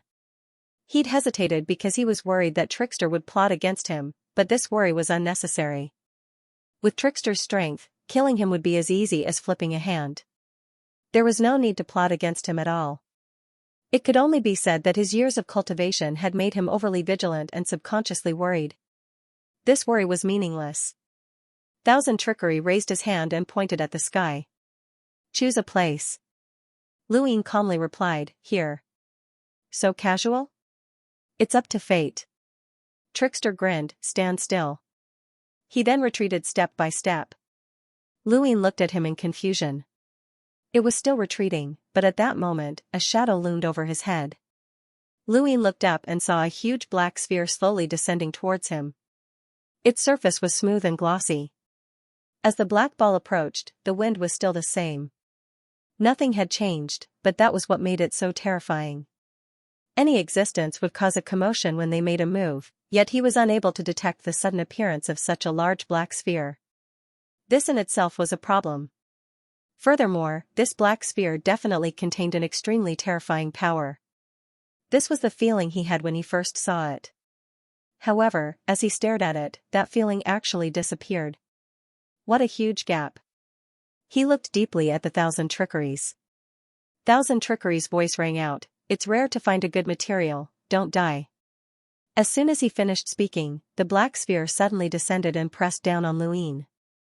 In that instant, Luin felt the sky darken, followed by a terrifying deathly stillness. It was bone-chilling, and it felt like it was stripping away all of his senses. His entire body floated up into the air, but he still stood where he was and did not move. It was as if his soul was floating and leaving his body. Not far away, Thousand Trickeries watched calmly. This black sphere was the boundless deathly stillness that it had condensed using the Three Deaths technique. The power condensed towards the center in the same manner as the Three Deaths technique, forming this sphere. Although it was just a black sphere with a diameter of a few dozen meters, it contained more deathly stillness than the entire Thousand Trickeries abyss. It was using the Three Deaths technique to compress Luin, causing him to collapse and even die. Every time Luin was on the verge of death, the black sphere would completely shrink. When it shrank to the size of the life form within, the sphere would expand if it was still alive, but if it was dead, it would shrink back into the Three Deaths technique and become a black dot. In the past, many life forms from the Death universe had died here of their own volition. Those that did not die had all reached the limits of their potential. Lu Gujin had experienced this before. Sixth Toad had experienced it as well. Most of the strongest life forms in the Death universe had experienced it before. When they reached the limits of their potential, both their strength and their ability to absorb the deathly stillness would increase. How much increased depended on the individual. However, there was a pattern to this countless times. When a normal life form was on the verge of death, the black sphere would shrink and expand about 5 times. After 5 times, if they had reached the limits of their potential, they would naturally sense it and walk out. If they wanted to continue, they would definitely die. However, the black sphere's deathly stillness did not decrease in the slightest. Potential was like a spring, it could be buffered, but once it reached its limit, there would be no buffering, and the pressure would directly shatter the body. Thus, no life form would continue after reaching the limits of their potential. That would be courting death, and it would be meaningless. Life forms with outstanding innate gifts could go through about 7 times. Some powerhouses would go through even more, such as Lu Gujin, who had gone through 11 times. Old Toad 6 Classics, after going through 15 times, his potential had surpassed Lu Gujin's. In the past, he had seen the greatest potential go through more than 20 times. That was very shocking, as it meant that the lifeform's potential was incomparably great. He was very curious as to how many times Luin would go through. An icy pressure came from all directions, and Lu Yin's entire body was immersed in the Three Deaths technique. His bones creaked as death drew closer and closer to him. This was true death, and he felt his bones unable to withstand it. His consciousness was blurring, and he felt like a drowning person desperately trying to grab onto something. He felt like he could not breathe, and the suffocating pressure was about to crush him. Was he really going to die? The world was dark, and there was no light. There was only that terrifying deathly stillness. It had been so familiar, but now, it felt so foreign. This was the deathly stillness of the Thousand Trickery, and it was different from anything he had encountered before. Even the Life and Death Palm and Lu Gujin's deathly stillness had not given him such a feeling. It was as if life was evolving within the deathly stillness. This life force could not be seen or touched, and it was getting further and further away from him. However, that strand of life force was definitely there. What was this feeling? What was he thinking? In the eyes of the Thousand Trickery, the black sphere was shrinking towards Lu Yin's skeletal body. Lu Yin's consciousness was becoming more and more blurry, and this was the feeling of approaching death. However, he suddenly moved. In the outside world, actor of 1,000 Trickery was shocked, and he stared at Lu Yin in disbelief. He moved. This guy just moved. That's impossible. How could he move? The black sphere didn't use the power of deathly stillness to suppress the creatures inside, making them unable to move. Instead, it used the power of deathly stillness to wipe out the creatures, truly suppressing the creatures to the point where they couldn't move. What moved was not the power of silence, but the arrival of death. After all, when a person died, how could he still move?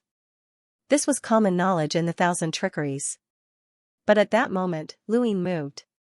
Damn it, he actually moved. It was as if a dead man was moving. This was impossible. Trickster glared at Luin. Luin moved again, turning his head to look at both sides. Trickster rubbed his eyes and scratched his head. How could this be? Luin didn't know why he was feeling this way.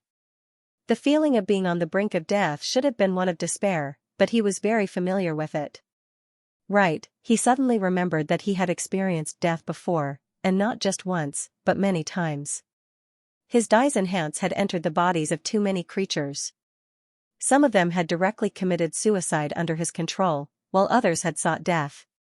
Either way, they had died. There was even a time when he used enhance to specifically experience the feeling of death to increase the death energy in his arcane art of life and death. So, this kind of death wasn't unfamiliar to him? Yes, it wasn't unfamiliar to him. That was why he was very conscious. What should he do? How could he experience death when he was so conscious? How could he reach the limits of his potential? This method didn't work on him. He was a little confused. Actor of 1,000 Trickeries was also confused. What was going on? He couldn't figure it out. He thought about how he had confidently asked Luin to choose a grave, but now he felt like he had slapped himself in the face. Watching Lu Yin's white bones move in the black sphere, Actor of 1,000 Trickeries lost his composure. This had never happened before. He was dead, but he wasn't given the bone language. He was truly dead. How could he move when he was dead? Since he could move, it meant that he was conscious, but his body shouldn't be able to hold on. When the skeleton withered, even powerful Eternal Realm experts like Sixth Toad would die. Those who weren't Eternal Realm experts wouldn't be able to withstand it. His body couldn't hold on, but could his consciousness? Actor of 1,000 Trickeries arrived in front of the black sphere. Inside the black sphere, Luin was also looking at it, as if they were looking at each other.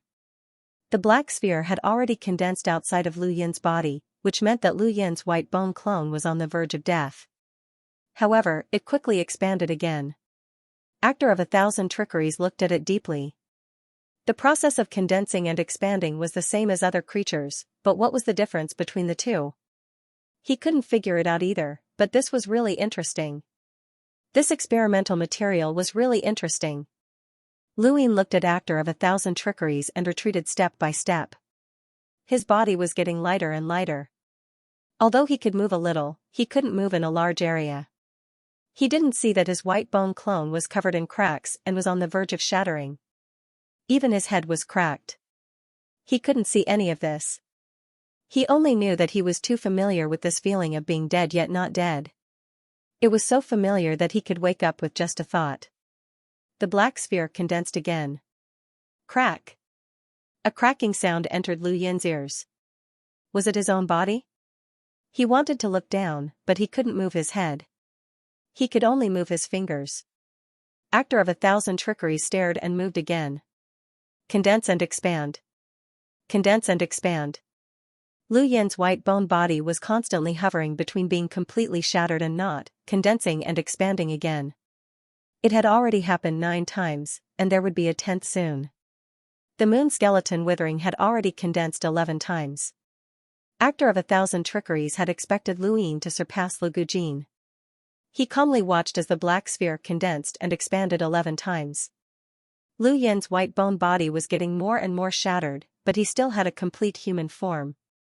Without destruction, there would be no construction. Who? Inside, everyone would go through this step until they reached the limit of their potential. Then, they would recover, and that would be a new beginning. But if they couldn't cross it, they would die. It didn't try to scare Luin. Too many creatures had died here. Were all the skeletons in the abyss experimental materials? No, those that could be moved were experimental materials, while those that couldn't were those that had experienced life and death situations. There had been too many of them over the countless years. The death universe only saw the creatures that came out of it transform, but it didn't care about the creatures that had died here. To the Death universe, with the Bones word, the entire core space could be its own civilization, so there was no need to care. 13 times. He had surpassed Toad OL6. The Thousand Trickery was looking forward to seeing how many times Luin would be able to go through this, as it represented the limit of his body's endurance. Since his consciousness had always been clear, the Thousand Trickery was curious as to whether or not this method would be useful for him to reach his potential, as well as how he was able to maintain his consciousness. It needed a test result. 15 times. The Thousand Trickery looked deeply at the broken but complete skeleton within the black sphere. Humans were born insignificant, but some had limitless potential, and it had finally met one. 17 times. 18 times. 19 times. 20 times. The Thousand Trickery's eyes widened. 20 times, second only to that creature. Throughout history, this was the second creature to have such high potential. It wanted to see how many times Luin could endure and whether it would be effective while his consciousness remained clear. Lu Yin's consciousness was still clear, but he couldn't tell if he was dreaming or not. He saw the Thousand Trickery's figure blur, but the world around him was emitting light as darkness engulfed him again and again. He couldn't have died, right? But if he was dead, how could he still have consciousness? 21 times. 22 times. Luin felt. He was swimming freely in a black ocean, his entire body becoming one with it. Freedom, complete freedom. It was as if he had completely released his musical self in Music City. He seemed to hear the music of Music Skeleton withering, coming from a distant shore. No, it wasn't the music of Music Skeleton withering. It was his true self, a self that had been born from nothingness. The first cry. Was it a cry? But why did it sound so much like music? It was beautiful and pure. The Thousand Trickery stood in place and stared at Luin. It had already been 25 times. He had surpassed that creature. That shouldn't be the case. That creature's innate gift was extremely rare, and even in the glorious human civilization of the Nine Bases era, there was almost nothing that could compare to it. How could a skeleton compare to that creature? Was this the greatest innate gift of the Nine Bases era? His luck wasn't that good. If it really was that kind of talent, how could this human still be bestowed with the bone language? Was it because he didn't have time to cultivate? He was still wrong. Is this method useless when one's consciousness remains awake? Could this be the case? Otherwise, how could this human have such high potential? 26 times. How many times could he experience this? 27 times. 28 times. Thousand Trickery took a few steps forward and stared at Luin, eager to know the results of the experiment. 29 times. The black sphere shrank and expanded for the 30th time. Within the black sphere, Luin moved once more. This time, he had completely regained consciousness, and the dreamy feeling of swimming in a black sea was dragged back to reality.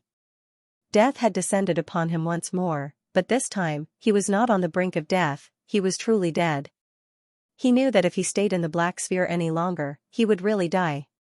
Yes. At this moment, his thoughts became clear. That was why he forcefully walked out and fell to the ground. Xianxia stared at the unconscious Luin in shock. 30 times, a whole 30 times. This had never happened before. Did this human really have that much potential? Or had he already failed the moment he regained consciousness? But how could his body withstand 30 near-death experiences within the black sphere? The black sphere slowly condensed into a black dot and was swallowed by Thousand Trickery. It circled around Luin again and again, occasionally crouching down to examine his body and pinch his bones. Crack! They shattered.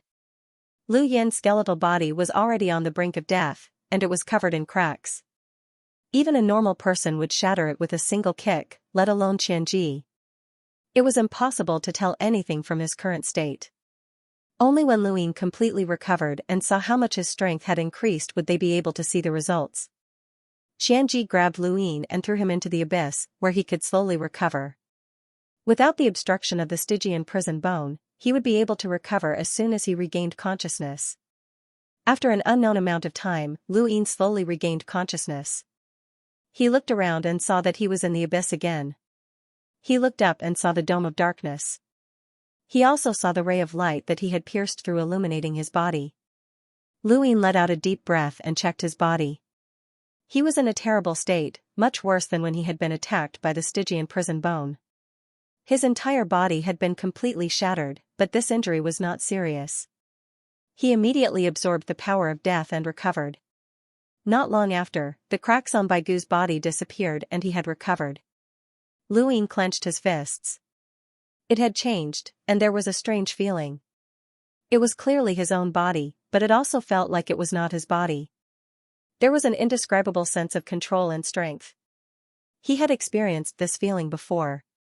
It was the strength of his main body when he was a rogue. It couldn't be, right?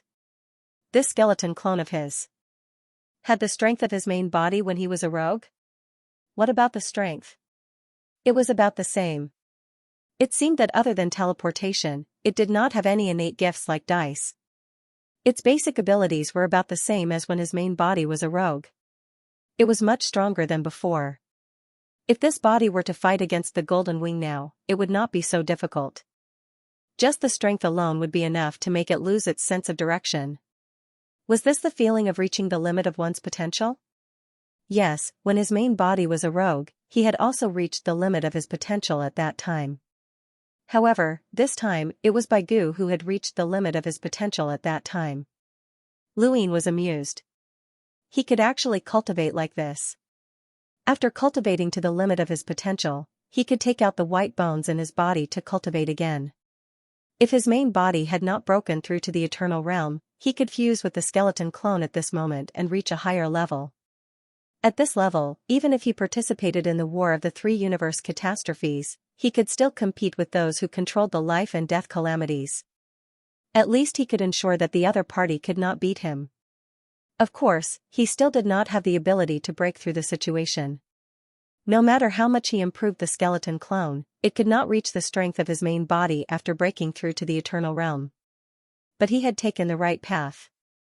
Once the skeleton clone's current ability broke through to the eternal realm, even if it could not be compared to his main body, it would not be too far off. At least it would not be a problem for it to fight against an existence who was at the peak of two universe laws. Whether it could win or not, at least it would be qualified to fight.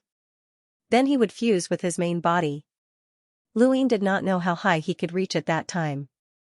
Furthermore, this was only a clone. He took a deep breath and suppressed his excitement. This was still the Death Universe. No matter how powerful this clone was, it could not surpass the abyss and be seen through by the thousand trickeries.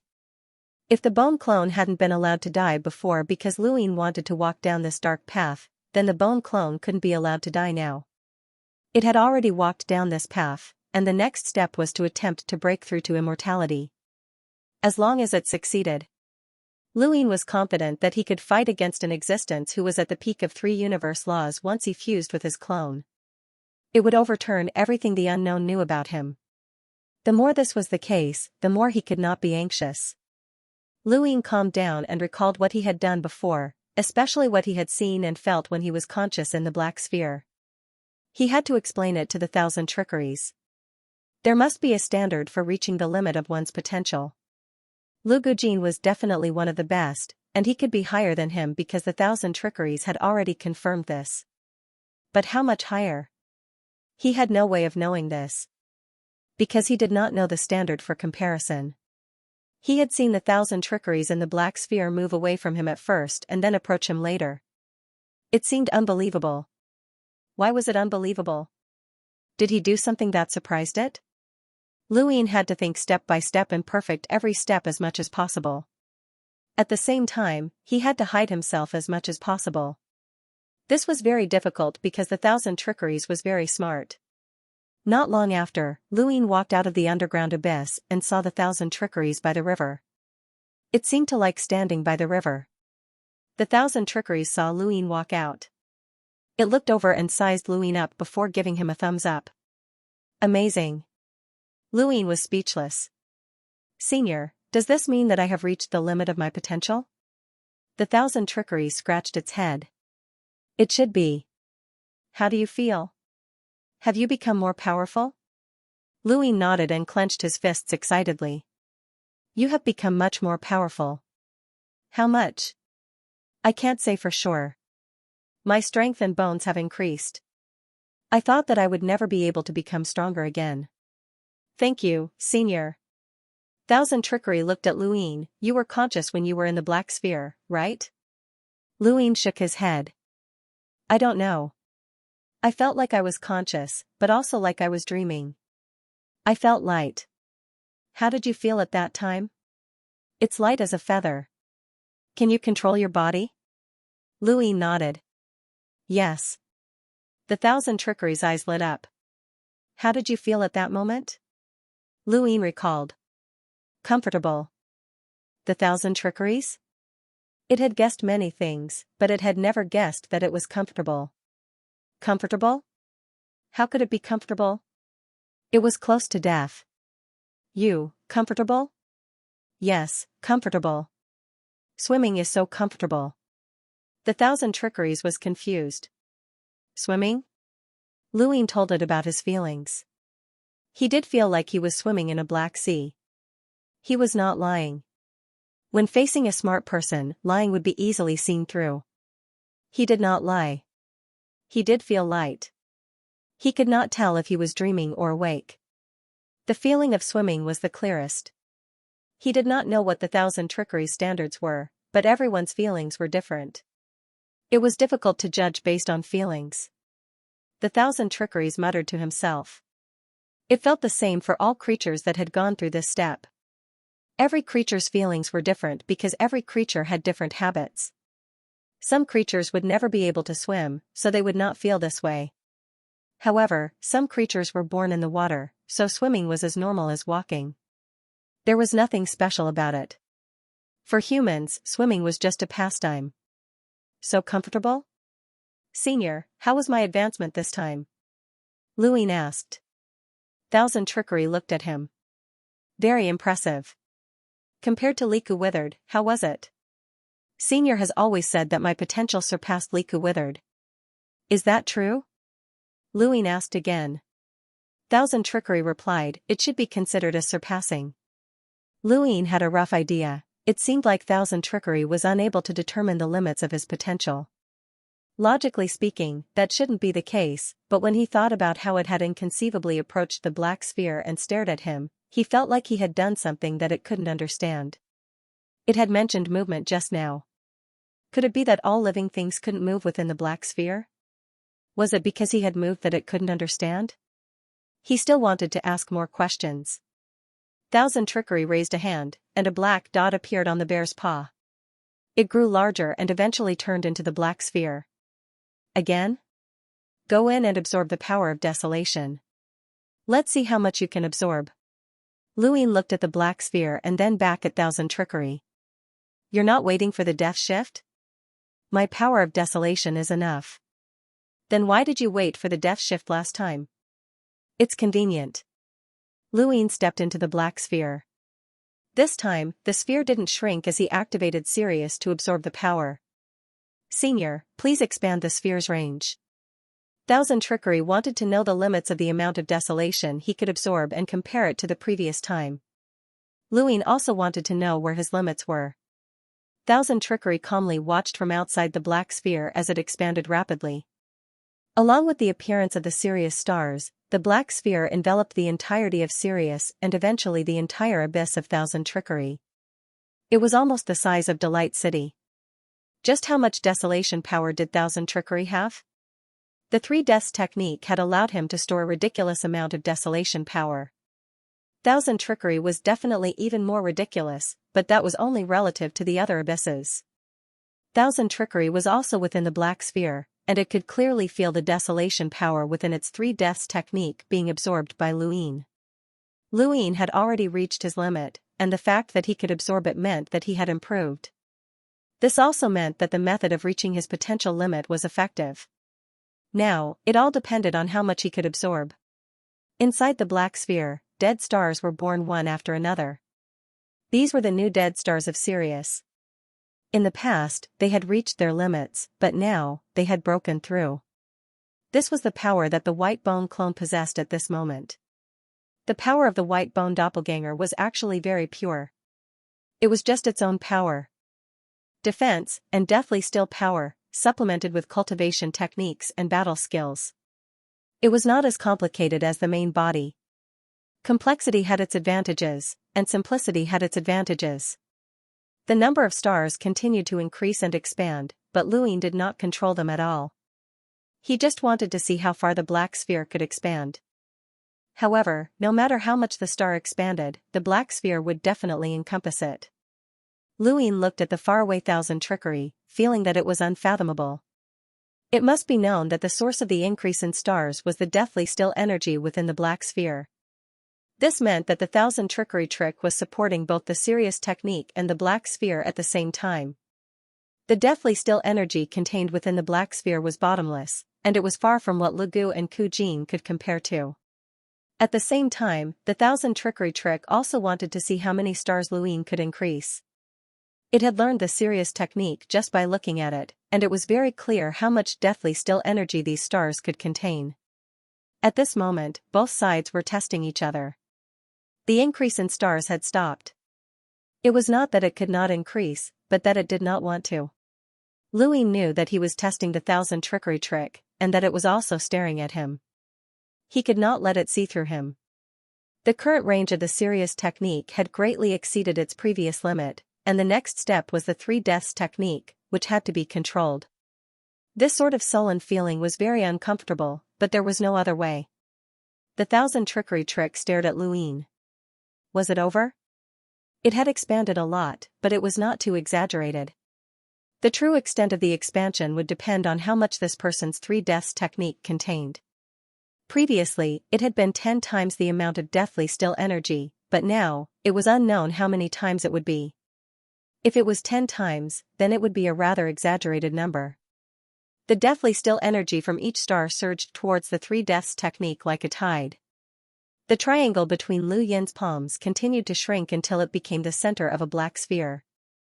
It grew darker and darker, but the black sphere did not change. Only the range of the serious technique continued to shrink as the stars disappeared one by one. Finally, all of the deathly still energy contained within the serious technique was condensed within the three deaths technique. Following that, the stars condensed once more, and Luin absorbed them with the serious technique. The process repeated itself over and over again. The stars appeared and disappeared again, and each time they appeared and disappeared, the amount of deathly still energy that Luin could absorb multiplied. At this point, it had already tripled, and it was still continuing. 4 times. 5 times. 6 times. The thousand trickery trick's gaze turned solemn. This was too exaggerated. This person's stars had already increased by a lot, and each increase was not so simple. It had already surpassed the limit of the deathly still energy that Luin could absorb when he cultivated the three deaths technique, and he was still absorbing it. 7 times. 8 times. 9 times. The thousand trickery trick slowly raised his head and stared at Luin. Luin could feel it, but he did not dare to look at the thousand trickery trick. If he did, he would only be discovered. The thousand trickery trick's gaze changed, which meant that it had reached its limit. Or rather, it had surpassed the thousand trickery trick's understanding. It had to be known that the serious technique had not reached its limit before, and now, the three deaths technique had not reached its limit either. However, it could not increase it any further. The thousand trickery trick could tolerate an absolute genius that could reach the abyss, but it could not tolerate a genius that it could not even imagine, especially when Luin was a human. The Death Universe's attitude towards humans was different. The thousand trickery trick did not show it, but it did not care and believed that it could control the situation. If Luin was in its shoes, it would definitely kill the human without hesitation. 10 times. Luin lowered his arm. Senior, I've reached my limit. The thousand trickery trick stared at Luin in shock. 10 times, it really was 10 times. When he had first learned the three deaths technique, it had been 10 times the deathly still energy of the stars. Could it be that the three deaths technique corresponded to the stars' power by 10 times? That was possible. However, 10 times the limit of the deathly still energy was quite exaggerated. Luin looked around. This black sphere had absorbed such a boundless amount of deathly still energy without any signs of exhaustion. It was too terrifying. The difference between the abyss and the abyss was just as great. In the unknown world, the difference between Lan Meng and Wang Wen was like the difference between heaven and earth. In the death universe, the abyss and the abyss might be similar. The black sphere slowly shrank until it finally condensed into a single point and was swallowed by the thousand trickery trick. Luin stood in front of the thousand trickery trick. "Senior, how is this junior?" The thousand trickery trick gave him a thumbs up. "Amazing." It was the same sentence again.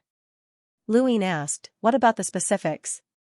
"Junior's absorption of deathly still energy, what level does it reach in the death universe?" The thousand trickery trick exclaimed, "More than half of the abyss, including OL6 and Luku's withered." Luin was shocked, he had revealed too much. "You can actually surpass Luku's withered?" The thousand trickery trick exclaimed, "I already said that your innate gift is higher than Luku's withered, but I didn't expect it to be that much higher. With your current boundless deathly still energy, even Luku's bones word would be useless against you. In the entire death universe, only the ocean of death's underworld pressure can suppress your bones word. As for the rest..." It shook its head. "Senior can do it as well," Luin said respectfully.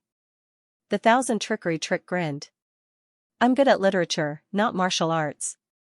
Just because I have a lot of deathly still energy doesn't mean that I'm powerful. You're different, and I can tell that you're good at fighting.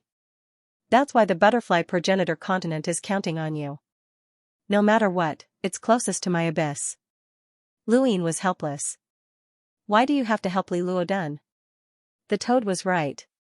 "It's not worth it." The thousand trickery trick spread its paws. "I have to." "Why?" Li Luodan is a ferryman of the death universe's river of time. Its existence allows the death universe to communicate with the master river of time and not be too passive, even though most of this communication is ineffective. The Master Dao's river of time? The Master Dao's power is not limited to just the river of time. That is the origin of all power within the core Dao. You'll understand once you reach the abyss. Once Li Luodan is lost, we'll completely lose the initiative in the Master Dao's river of time. Luin suddenly thought of the old man. Initiative? That old man often drew down the Master River of Time. However, if Li Luodan was part of his plan, then he might not have been drawing down the Master River of Time. Otherwise, he wouldn't have gone through so much trouble to scheme against Li Luodan. That was the power of the Master Dao. Or, could the old man also be a ferryman of the River of Time? Luin suddenly thought of this possibility. He had never thought of it before, but the more he thought about it, the more likely it seemed. The thousand trickery trick's voice rang out. "If you want to become the Abyss Li Luodan, then don't get your hopes up. We've always believed that we can't help it. That's just us, but it doesn't represent the entire death universe." Luin was stunned. "What do you mean?" The thousand trickery trick smiled. "Nothing. Go to the butterfly progenitor continent in peace. At this rate, you'll definitely become the abyss." "That's what I said. That'll still take a very, very long time. If you can't wait, then slaughter an abyss yourself." Luin was speechless. The dark, deep core Dao was filled with countless possibilities. There were universes, mother trees, and all sorts of strange creatures. In the distance, a gigantic landmass that resembled a butterfly slowly approached. Every once in a while, the landmass would flap left and right. It was not a landmass, but rather a butterfly. That was the butterfly progenitor continent. That gigantic landmass that resembled a universe was the butterfly progenitor. Luin stood within the core Dao and looked into the distance.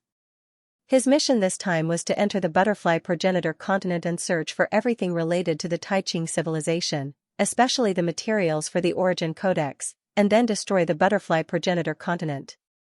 Luin didn't know how to complete this mission. The progenitor butterfly continent was a fishing civilization, and it had a powerful existence like the butterfly ancestor. It was a peak powerhouse that was compatible with two of the universe's laws, and there were bound to be many eternal butterflies within. Coupled with its absolute methods, it wasn't something that Luin could destroy. Luing didn't know if this was a mission given to him by the Death Universe or if Trickster had decided to do it himself. Even his main body might not be able to destroy the progenitor butterfly continent when he was a rogue. Luing decided to take things one step at a time. He didn't want the bone clone to leave the Death Universe so easily. He needed to see the Death Universe clearly, and he also needed to undergo another transformation in the Abyss. There were two types of transformations in the Abyss. One was to reach the limits of one's potential, and the other was to break through one's potential. Most creatures came here to reach the limits of their potential, and very few were able to break through. But since this legend existed, it meant that it had existed before. Luing had asked Trickster about it before he left, and Trickster had admitted to it. He hoped that the bone clone could break through its limits and surpass his main body at the same time. If the progenitor butterfly continent couldn't do anything, then he would have to let his main body take the clone away. He couldn't let it die there. With a whoosh, a violent celestial body swept past, and the progenitor butterfly continent quickly approached. From a distance, it looked like a floating continent, but when he got closer, he could see that every time the progenitor butterfly continent flapped its wings, it would leap forward at a speed that far exceeded that of an ordinary eternal. It flapped its wings again and again, getting closer and closer. It was said that the progenitor butterfly continent had fallen into a deep slumber and was unaware of the outside world. It would only awaken when its civilization was in danger. Thus, Luing wasn't afraid that it would attack him. With a whoosh, the progenitor butterfly continent suddenly appeared in front of him, and Luing leaped up and charged in. Countless colorful butterflies fluttered around the progenitor butterfly continent, and flowers bloomed everywhere. The continent was comparable to the universe, but it was actually the progenitor butterfly continent's back. There were mountains, oceans, and the universe's celestial bodies. Countless stars rotated as they enveloped the progenitor butterfly continent's back. To the progenitor butterfly continent's lifeforms, the light barrier was like the sky. Inside, the sun was bright and beautiful, and outside was the dark universe. The moment he charged into the barrier, the progenitor butterfly continent's Eternals discovered him, and countless needle-like streams of air pierced him. Below the ancestral butterfly continent, countless creatures looked up and saw a shadow descending from the sky. Behind the shadow was a dazzling light, and the sky around the shadow cracked. An outsider had intruded. Colorful butterflies fluttered and soared into the sky. There were also all kinds of strange creatures that appeared and roared. Very few outsiders dared to trespass into the butterfly progenitor continent. Those below the eternal life realm would not be able to enter the butterfly progenitor continent with its speed. Furthermore, the eternal life realm experts were wary of the butterfly progenitor continent. Therefore, any outsider that trespassed into the butterfly progenitor continent would be besieged by the creatures of the butterfly progenitor continent. Luing took a step forward to avoid the needle-like air currents. That was the myriad gold chi, an inherited battle skill of the ancestral butterfly continent. Xianxia Crafty had once explained that these colorful butterflies could absorb the myriad gold chi of the universe, and their bodies were filled with chi treasures. The myriad gold chi was incomparably sharp, and there were many types of chi treasures. Some chi treasures were like innate talents that could allow the colorful butterflies' battle prowess to soar. Although it was not an absolute method, this move was enough to make the outside civilizations wary. Bang bang bang, it was clearly just air currents, but the collision produced a metallic sound, causing the void to be completely torn apart. At the same time, accompanied by life chi and eternal matter, the first wave of attacks was eternal life realm Kai Dai. Countless air currents pierced towards Luing from all directions, and there were even more coming from below. There was an endless amount of myriad gold chi present. Luing did not want to face all the butterflies head-on, so he chose a direction and charged out. He crashed into the myriad gold chi in that direction, shattering it layer by layer. There was even the myriad gold chi from the eternal life realm Kai Dai. Suddenly, the myriad gold chi transformed into something that resembled a balloon and shot towards him. And chi treasure? Luing struck out with a palm, his strength pushing through the void and colliding with the chi treasure. Boom! The sky shook as a colorful butterfly flew out from within the chi treasure, flapping its wings with a strange feeling. Luing looked down and saw that a flower pattern had appeared on his shoulder at some point. Butterfly love flower. The progenitor butterfly continent's absolute method, and Xianxia crafty had reminded him that every butterfly could bestow a flower upon the enemy. This flower could absorb the enemy's spiritual force, and the absorbed energy would no longer harm the butterfly and would instead nourish it. At this moment, with the appearance of the butterfly love flower, Luin felt his strength continuously drain away. In front of him, the butterfly's flapping wings grew stronger and stronger, as if it was about to sweep through the sky. It had absorbed his strength. Luin rushed towards it.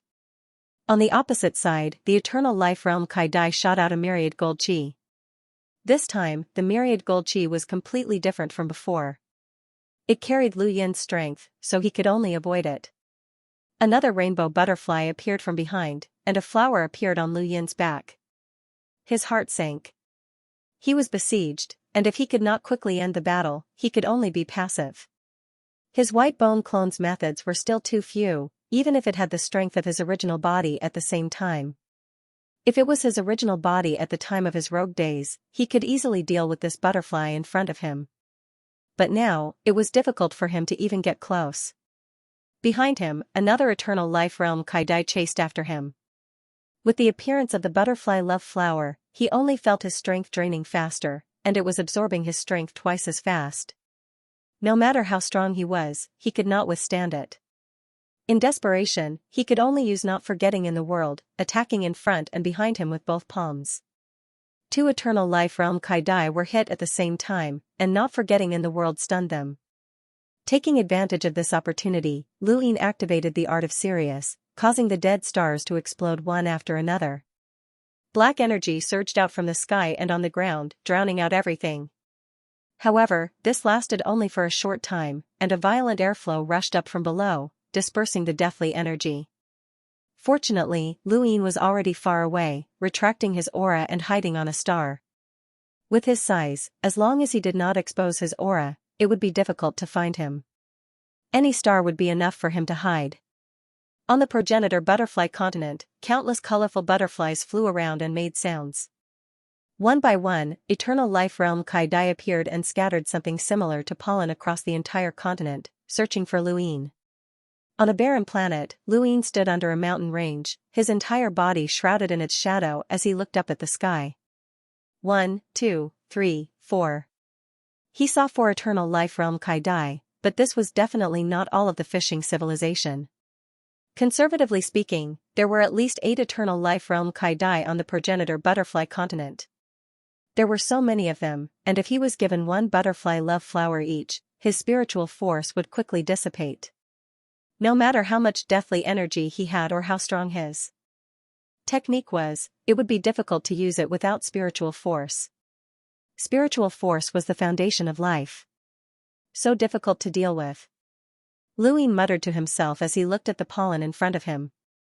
He could not even touch it, as he would definitely be found. That would be troublesome. The entire progenitor butterfly continent was covered in pollen, and there was no guarantee that he would be discovered as soon as he left. Forget about destroying the progenitor butterfly continent, even finding clues about the Taiching civilization would be difficult. 1,000 trickeries really thought highly of him. Butterflies love flower, myriad gold chi, various patterns, and chi treasures. Just thinking about it gave him a headache. Luin slowly sat down and rubbed his head. Although it was difficult, it would not be easy for these butterflies to find him either. He could scan the entire progenitor butterfly continent, and any eternal life realm Kai-Dai that appeared would not be able to escape his eyes. In front of him, the wind blew the pollen away, and he casually waved his hand, scattering it elsewhere. It was fine as long as he did not touch it. Hiss! Beneath the mountain, a snake slithered about, its scarlet eyes cold and ferocious. Luin looked over, and the snake locked gazes with him before turning to leave. It could sense how terrifying Luin was. Suddenly, a flower appeared on the back of Lu Yin's hand. He looked over and was shocked. He had been discovered. Although Mirrorcast could see very far and easily cover the entire progenitor butterfly continent, that was under the premise that there were no obstructions. Now that everything was blocked and the butterflies had been prepared, he had not been able to detect them. In the sky and on the ground, countless strands of myriad gold chi pierced through the planet and enveloped him in an instant, shattering a planet in the blink of an eye. Lu Ying circulated the serious art, and the stars revolved one by one. There were 3 eternal life realm butterflies around him, and 2 more were approaching from a distance. The stars exploded. The power of deathly stillness surged through the world once more. Lu Ying charged into the distance, but his body suddenly paused and he was sent flying in another direction. He had been hit. It had come from that flower. Butterfly dance was also an inherited battle technique from the progenitor butterfly continent. It used flowers as a medium, and as long as one was possessed by a butterfly love flower, they would be able to attack the main body. Of course, there was a distance limit. Lu Ying currently had 2 butterfly love flowers, and one of the butterflies was very close to him. Lu Ying gritted his teeth. These butterflies had many strange methods, and he finally understood what it felt like to face the main body's various methods. He could obviously beat them, but if he wasn't facing teleportation, crow-immobilization, karma, or external pupil avatars, he would be frustrated no matter how he fought. He couldn't even get close to the butterflies. With a bang, his body was struck again, but this time, the force was even greater. This time, it did not come from the butterflies themselves, but from Lu Yin's own strength. In other words, Lu Yin was attacking with his own strength, and he could not stop it. A roar came from behind him as a giant ape appeared and punched at Lu Yin. There were other creatures besides the butterflies on the progenitor butterfly continent. Although this ape was not an eternal life realm, it was still at the peak of bitter adversity, and its strength was not to be underestimated. Lu Yin's strength was constantly draining away, and when he saw the ape's fist approaching, he raised a hand to meet it head-on. With a loud bang, the giant ape's fist stopped, and it looked at Lu Yin in horror. Lu Yin grabbed the giant ape's arm and threw it towards Kai Dai, who was in the eternal realm in the distance. Kai Dai flapped her wings and used Lu Yin's strength to throw the giant ape away. Lu Yin used Never Forget in the World again. This time, the butterflies were smart and avoided him. A myriad of golden energy descended from the heavens. Another eternal life realm butterfly approached. Lu Yin released his serious art stars, and all of them exploded. The deathly stillness contained within Sirius was completely released and blasted towards the entire progenitor butterfly continent. The eternal life realm butterflies were shocked and hurriedly tried to stop him, hoping that the deathly stillness would not awaken the butterfly ancestor. The butterfly ancestor was asleep. Lu Yin was shocked. So that's how it was. If these butterflies didn't want the butterfly ancestor to awaken, then things would be much easier. He stirred up the deathly stillness and condensed it into his palm. When things reached an extreme, they would react in the opposite direction. One of his palms was alive while the other was deathly stillness. The 2 palms merged and struck downwards, using the seal of life and death. There was a loud thump as the flower's attack tried to send him flying, but Lu Yin forcefully endured the pressure as he descended and used the seal of life and death to viciously strike downwards. A cloud appeared and blocked the attack. It was an aura treasure. Lu Yin's seal of life and death pressed into the cloud and scattered the aura treasure. The seal of life and death consumed some of its power, but another flower appeared at his abdomen as an eternal butterfly approached. The next moment, the eternal butterfly charged towards Lu Yin from below. The seal of life and death's power was constantly being consumed by the scattered cloud in Lu Yin's palm. The function of the cloud was not to block, but rather to drag. It was not a cloud at all, but rather a thread-like object that could pull at the seal of life and death's power. At the same time, the flowers at his abdomen and shoulder attacked at the same time, causing his body to shake. The butterfly below arrived, its aura piercing towards Lu Yin. Lu Yin pressed down with his palm, and the seal of life and death, which had consumed a great deal of energy, shattered the aura and pressed down on the butterfly. The butterfly was shocked. This was impossible. Its own strength was clearly pulling at most of Lu Yin's palm's power, so how could it still suppress its aura? It did not have much time to think as the seal of life and death pressed down. The butterfly was struck by the palm, and its wings were torn apart as its body slammed into the ground like a meteor. There was a thump as Lu Yin's back was attacked, but there was still a flower on his back. His body was caught off guard and sent flying into the distance, but he took the opportunity to charge out as Sirius's stars appeared once more. The power of life and death erupted, plunging the world into darkness. Beneath the canyon, a butterfly was crushed into a pile of rubble, its wings torn apart and its body torn apart. It was the butterfly that had been struck by Lu Yin's palm.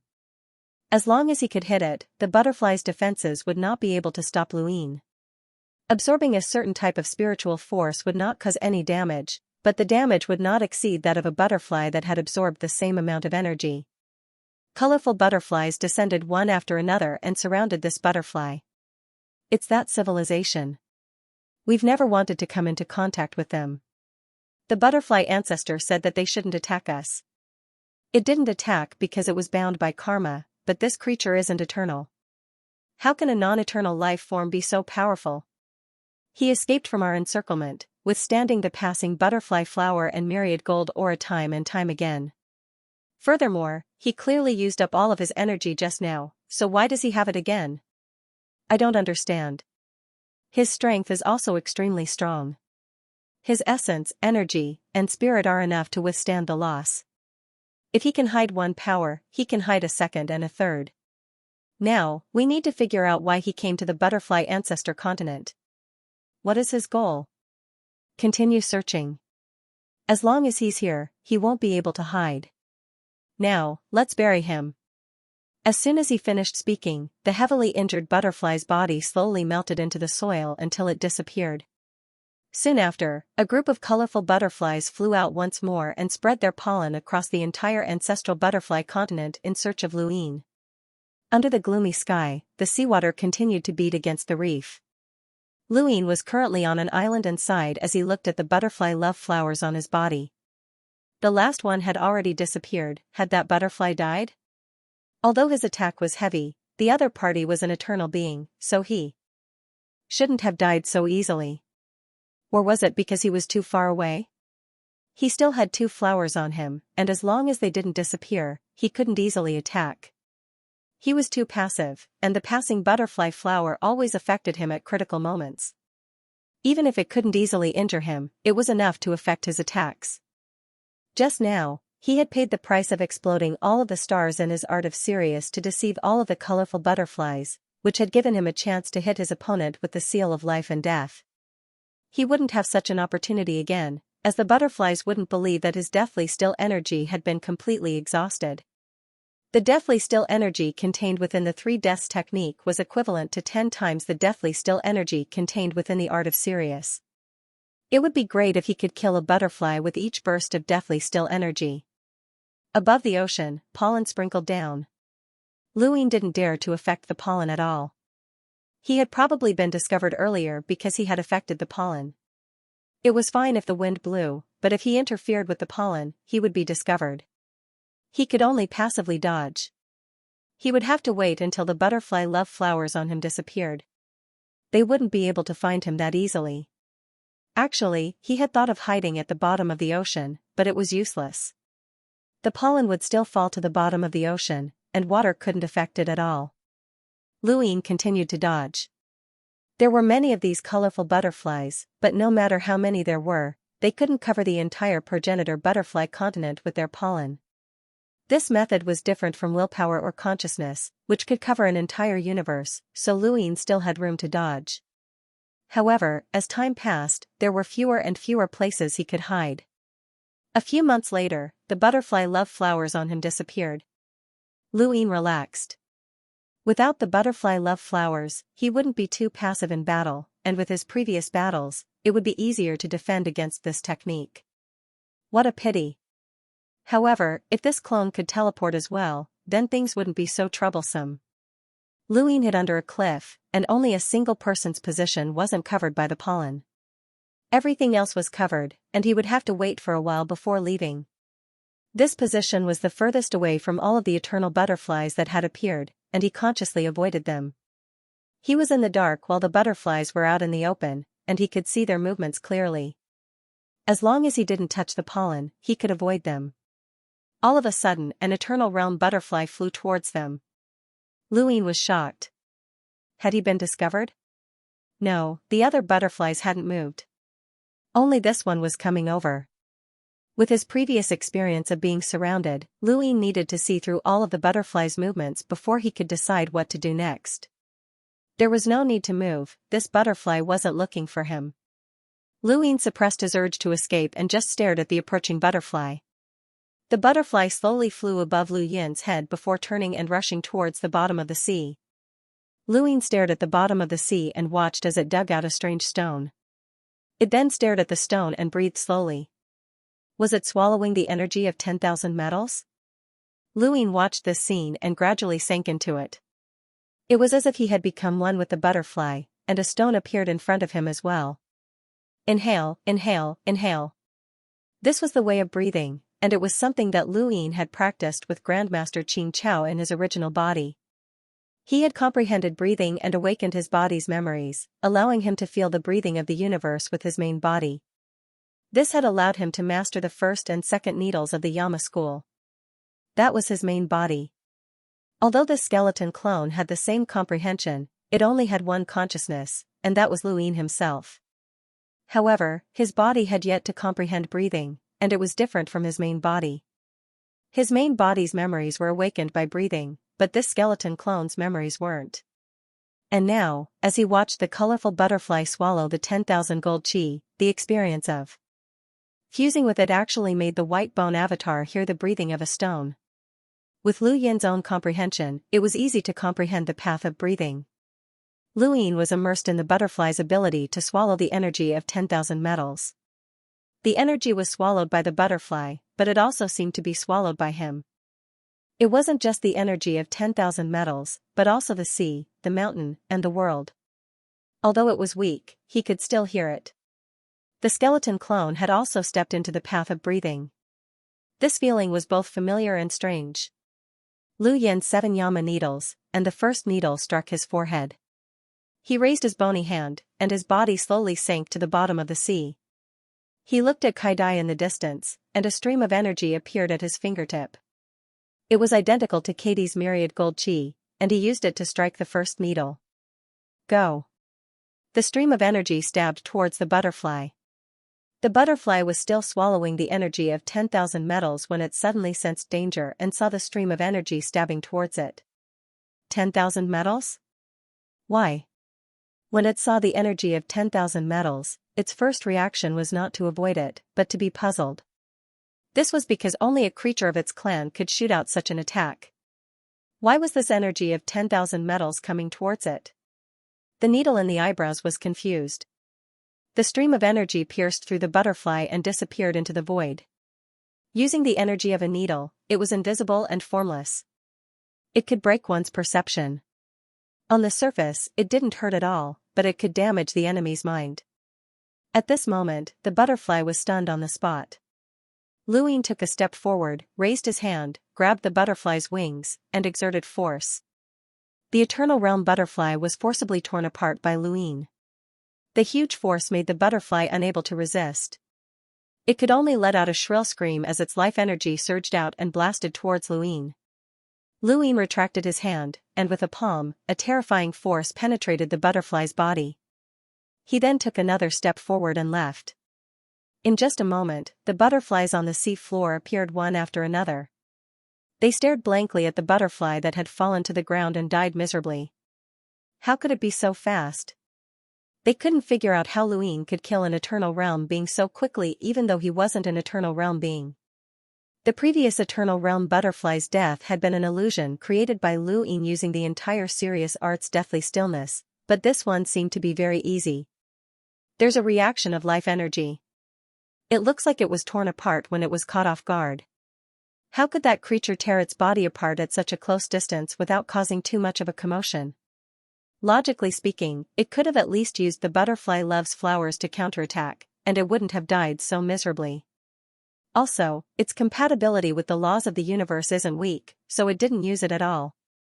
That's the strangest thing. Why didn't it use its compatibility with the laws of the universe?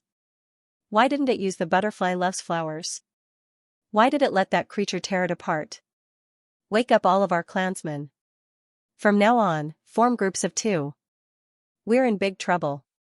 No matter how troublesome it is, we can't wake up the butterfly ancestor. Far away, Lu Yin had long since retracted his aura and was walking through a strange city.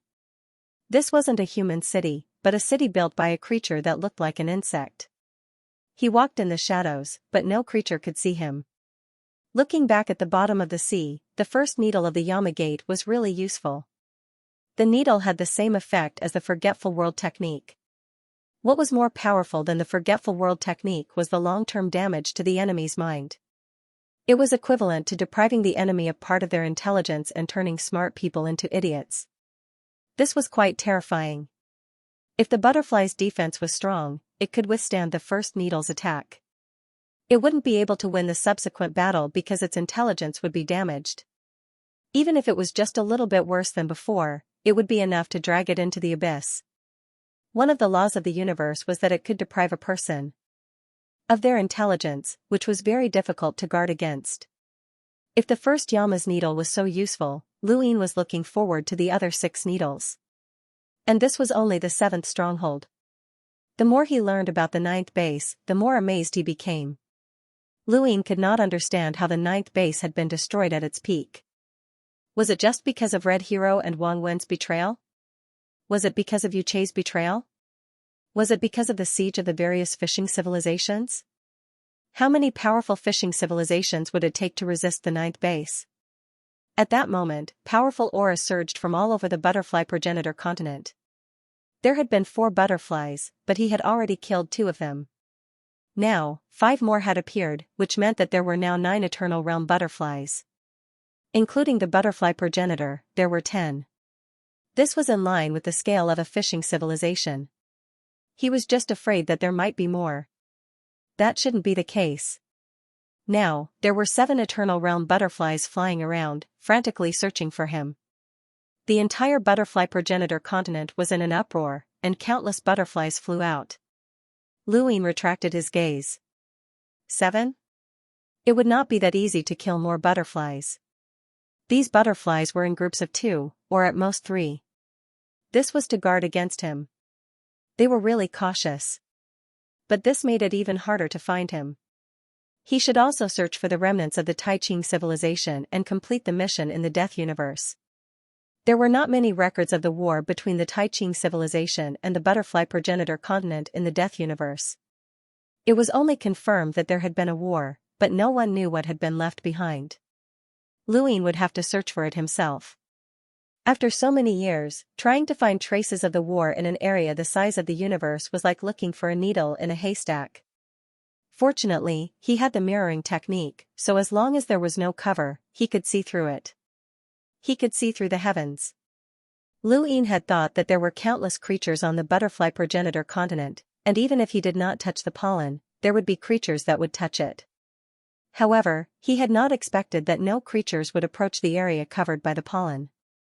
This should be a rule for creatures outside of the butterfly progenitor continent.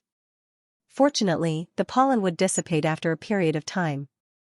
Otherwise, there were many places that he would not be able to go, especially places that were not covered by the pollen. He would not be able to get close. The earth receded rapidly behind him. Lu Yin's every step covered a great distance, and he was relying purely on his strength. Since he could confirm the butterfly's whereabouts, he would not be discovered. Time passed, and Luin traversed mountains, rivers, and oceans. He reached the highest peak of the planet and explored the deepest canyons. He saw all sorts of strange creatures on the ancestral butterfly continent. They were the same as the normal universe, and there were many, many of them. He also saw the history of the ancestral butterfly continent. What he was looking for was history. Humans were not the only intelligent creatures in the universe. Many creatures, even the most ferocious-looking insects, could develop intelligence, build cities, and record history. He found a lot of history and understood more about the butterfly ancestor continent. The colorful butterflies of the butterfly ancestor continent were not as beautiful as they looked. Behind each butterfly was a mountain of corpses and a sea of blood. The pollen didn't come from flowers, but from living creatures. The rainbow butterflies could devour the energy of 10,000 metals. They used this method to devour the energy of living beings to form pollen. With the pollen, they had absolute control over the butterfly ancestor continent. If an enemy were to enter or search for something, they would have no way to escape from the pollen. Luin saw a place where bones had been buried, all of which belonged to Kai Dai. But after reaching the immortality realm. However, these colorful butterflies would not swallow the chi of life, which would increase the karma binding. Therefore, they would only swallow the chi of life before breaking through to the eternal life realm. Luin stood quietly in the valley. Below him, the colorful butterflies covered countless creatures of flesh and blood as they devoured the chi of life. This chi of life could also be used as Yama's first needle. However, Luin did not want it. It was disgusting. The more beautiful something was, the more vicious it could be. However, this did not mean that they were wrong.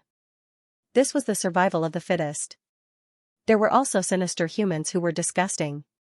Lu Yin's goal in coming here was to destroy the butterfly ancestor continent, and he had not specifically asked about the situation of this civilization. To these colorful butterflies, he was the sinister one. The walls of the heart realm were both white and black. The longer one lived in the core space, the more they could adapt to the dark side. Luin watched for a while before leaving. Soon, several years passed by. During these years, countless colorful butterflies released their pollen to search for him without stopping for even a moment. Luin continued to hide and search for the history of the butterfly ancestor continent. He did not find the history that he needed, but he did learn more about the butterflies. One of the guesses he made shocked him. This guess came from the ancestor of a certain biological civilization that had been exterminated by the butterflies. Luin had coincidentally found the guesses left behind by that ancestor in an ancient ruin. We were born on the butterfly ancestor's back. Legend has it that the butterfly ancestor is in a deep slumber, roaming the universe for countless years without ever waking up. Since ancient times, the butterfly ancestor continent's eternal life was only achieved by the butterfly ancestor continent's eternal life. None of us can achieve it, and there are only 10 eternal lives. There is no injury, only death. This is the butterfly ancestor's fate. Butterfly? Is the ancestor really asleep? If it's asleep, how can it roam the universe? Why can't the butterfly ancestor continent exceed 10 eternal lives? Why can't it be lower than 10? Why are the wounded butterflies buried in the yellow soil? What is yellow soil? It's the butterfly ancestor's back, its body. So, I have a guess. Could it be that the butterfly ancestor is not asleep at all? Could it be that it's cultivating with the cooperation of 10 eternal butterflies? Could it be that the dead butterflies aren't actually dead? Could it be that they have undergone some sort of transformation in the butterfly ancestor's body and have taken the form of another butterfly? I don't dare tell anyone about my guess, as I'm afraid that I'll be killed. After reading through this theory, Luin crouched down and picked up the yellow soil. The soil flowed through his fingers and fell to the ground like a small grave. This ancestor's guess was not without reason. The butterfly ancestor had always roamed the universe, but it had said that it was in a deep slumber. If it was in a deep slumber, then why hadn't it approached the abyss of 1,000 tricks for countless years? The butterfly ancestor continent had fought with the Grand Clear civilization, so how long ago had that been? And if it was in a deep slumber, why was it still roaming around? Why did the butterfly ancestor die when it was injured? He had heavily injured 2 of the butterflies. The second one had definitely died, but the first one might not. It wasn't impossible to recover from such heavy injuries, and normal civilizations would do their best to heal it. After all, every eternal life lost was one less eternal life, but these butterflies didn't care at all. It was very likely that the butterfly ancestor's body had undergone some sort of transformation, retaining the power of eternal life and becoming another butterfly. Otherwise, how could these eternal butterflies have been born? Luin had wandered around the butterfly ancestor continent and read the histories of various civilizations, but he hadn't seen any mention of this. There were records of the butterfly ancestors' breakthroughs in the rebooted universe, but these butterflies were the most ordinary eternal lives. It was impossible for them to break through on their own. There was one more thing. 10. There were 10 eternal butterflies. He had only seen 9 so far. Where was the 10th? Luin looked up and saw pollen falling from the sky. It wasn't released by the eternal butterflies, but it could still find him. He avoided the pollen and continued to roam the world. He would find an opportunity to kill 1 or 2 more. It was a pity that he didn't have the power of karma. Otherwise, he would have been able to use karma to investigate these butterflies, and they would have been able to enter hell to increase the Tao of karma. What a pity. Another few years passed, and Luine continued to search for the remnants of the Grand Clear civilization. The eternal butterflies had split up and were no longer in groups of two. They definitely knew that they wouldn't be able to find Luine and wanted to use themselves to lure him out. Luine didn't act rashly because he knew that there was another eternal butterfly hiding. It was likely to be the most powerful of the 10 butterflies, second only to the butterfly ancestor. He wouldn't act unless he was completely confident. Over the past few years, he had suddenly thought of a cultivation method, which was to use the energy of 10,000 metals to grind his bones. This was an idea he had gotten from reading the history of a biological civilization. That civilization specialized in grinding their teeth with all sorts of hard objects, making their teeth incomparably sharp. He wondered if using the energy of 10,000 metals to grind his bones would make his bones even tougher. With the help of the 1,000 trickeries, the bone clone had reached the limits of its potential and was quite tough. It could withstand the attacks of the eternal butterflies without any problems, but it would be even better if it could be improved. Thus, Luine decided to comprehend the metal breath and condense the energy of 10,000 metals. His energy was the first needle of the Yama gate, and he used the first needle of the Yama gate to grind his bones. At first, it was just an experiment, but after more than 10 years, the areas where his bones were ground were much tougher than the others. Lu Yin's confidence grew, and he decided to completely grind his bones before acting.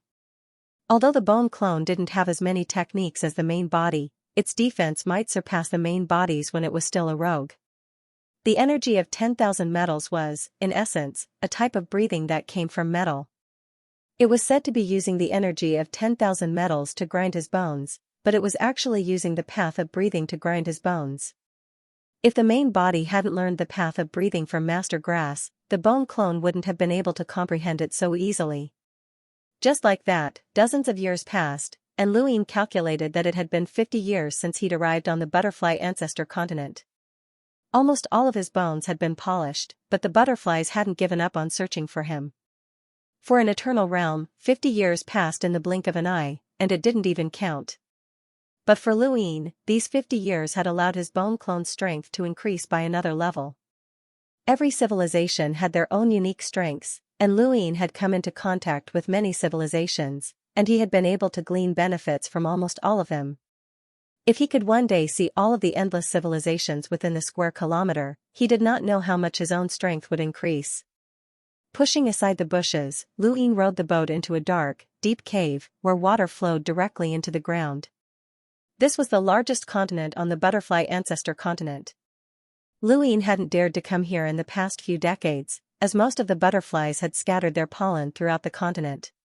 Now that a batch of butterflies had spread out, he finally dared to come here. This place was the continent's forbidden zone, and he'd only discovered it after studying the history of many life forms. The outside world hadn't declared it a forbidden zone, and only the life forms that lived nearby knew that this place was a place where one could enter but not leave. As he followed the underground river, he occasionally saw strange creatures spying on him from the bottom of the river. Above him, there were countless strange creatures that looked like bats hanging upside down, emitting horrifying screeches. There were also piles of bones on both sides. A normal person would have been scared to death here, not to mention those strange creatures. Just Luine himself was enough to scare someone to death. A skeleton rowing a boat was a strange sight. Not long after, the current carried the boat into a dark and empty canyon. This should be the interior of a large mountain, as the walls were thick enough to fill a star. One could only imagine how large this place was. Luine walked through the dark canyon, which reminded him of the underground abyss that he had seen in the 1,000 trickeries. The only difference was that the underground abyss had been filled with bones, while this place had long since been covered in water. There was very little land and some strange plants that bloomed from the bottom of the river. Luine looked at the bottom of the river and saw a black shadow swimming past, quickly disappearing into the distance. He casually waved his hand, causing the water to flow backward. Many underwater creatures struggled at the bottom of the muddy river, but without the water, they could not move. Luine looked around the canyon and suddenly stared at a corner. His figure disappeared, and when he reappeared, he was already there. He floated in the air and looked down from above. He raised a hand and pushed aside the mud to reveal a rock that had been covered by the water for an unknown amount of time. However, there were some traces on its surface that had not been completely erased. He could vaguely make out that it was a sourcebox array. He had found the sourcebox array. He waved his hand again, causing the ground to sink down and reveal pieces of stone as well as cube-shaped boxes. These were source boxes. Luin was excited, as he had finally found it. He looked at the source boxes in front of him and realized that they were different. These source boxes felt different from the ones that the old man had given him. Good. It felt like he had lost something. Luin opened one of the boxes, but it was completely empty. He opened the other source boxes, but there was still nothing inside. These sourcebox boxes had definitely never been opened before, so there should have been sourcebox arrays sealed within. But now, they were all gone. Luin looked at these sourcebox boxes and saw that the aura of 10,000 metals had been absorbed from them. Luin had come to the progenitor butterfly continent in search of the Tai Ching civilization's remnants because he wanted to find the origin scroll. The origin scroll could seal sourcebox arrays because of the material it was made of. The origin scroll was a key item that the dead universe had wanted to help Li Luochen conceal the limits of his power. Similarly, the progenitor butterfly continent's rainbow butterfly was also the source of swallow 10,000 metal chi. He should have thought of this earlier. Since Kai Dai could swallow the 10,000 gold chi, why couldn't she swallow the 10,000 gold chi of the original scroll? One by one, the origin scrolls became useless. It's fine if it's useless. It's not like I can't complete the mission. Luin surveyed his surroundings and saw traces of sourcebox arrays everywhere. This was probably the site of the battle between the Tai Ching civilization and the progenitor butterfly continent. He looked through the traces of the sourcebox arrays one by one until he finally fixed his gaze on the centermost sourcebox array trace. It was the deepest and largest, and he also noticed that all of the sourcebox arrays were arranged around this one. He wondered what this sourcebox array was used for. As an origin array heavenly master, Luin had not given up on the path of lockbreaking. Combat and lockbreaking were both his forte. He landed on the largest sourcebox array trace and carefully observed it. At the same time, the thick rock wall trembled, and a pebble fell into the muddy soil. This did not attract Lu Yin's attention, as he was already immersed in this sourcebox. Within the sourcebox array, the Tai Ching civilization placed more emphasis on lockbreaking, as they believed that lockbreaking was unraveling the mysteries of the universe. Their focus on sourcebox arrays was secondary, but even so, they were still the strongest in the field of sourcebox arrays. This sourcebox array caused Luin to be immersed in it, and it opened up a new path for him. Regardless of whether it was the Tianyuan universe, the spiritualized universe, or the Nine Firmaments universe, their sourcebox arrays were essentially the same. Even the Nine Firmaments universe's void carving technique was based on sourcebox arrays, and the essence of sourcebox arrays had not changed. However, the Tai Ching civilization's sourcebox arrays had changed their essence. The three universal sourcebox arrays used the danger of sourceboxes as a combination. As one's understanding of this path deepened, they could use their own strength to transform the danger of sourceboxes into a sourcebox array. This was something that only an expert could accomplish. For example, Heavenly Master Gu Yan, the Sushir Dao, and many others could accomplish this. However, Luin could not understand the Tai Ching civilization's sourcebox array. It was not as simple as just the danger of sourceboxes, but it also included lockbreaking. It was just like lockbreaking within a sourcebox's danger zone. There would be many traces of the lockbreaking, but what could one unlock within a sourcebox's danger zone? How would one unlock it? The Tai Ching civilization placed the most emphasis on lockbreaking, but they would not go so far as to require lockbreaking while setting up a sourcebox array. Luin was completely immersed in this sourcebox array, and he did not notice that more and more pebbles were falling down from above. A white skeleton was constantly walking around a giant rock within the muddy soil. From time to time, it would stand there and study something, and then it would walk away again. The sound of pebbles crashing down could be heard in the deep, dark underground. At first, Luin did not pay much attention to it, but when a pebble smashed into his head, it woke him up. He looked up, and the first thing he saw was a dark rock wall. The second thing he saw was a pair of butterfly wings. A butterfly? A flower appeared in front of Lu Yin's chest, and at the same time, a myriad of gold energy pierced down from above.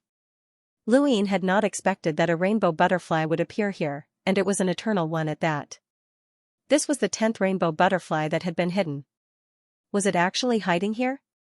Luine dodged the myriad of gold energy, and the ground was pierced through.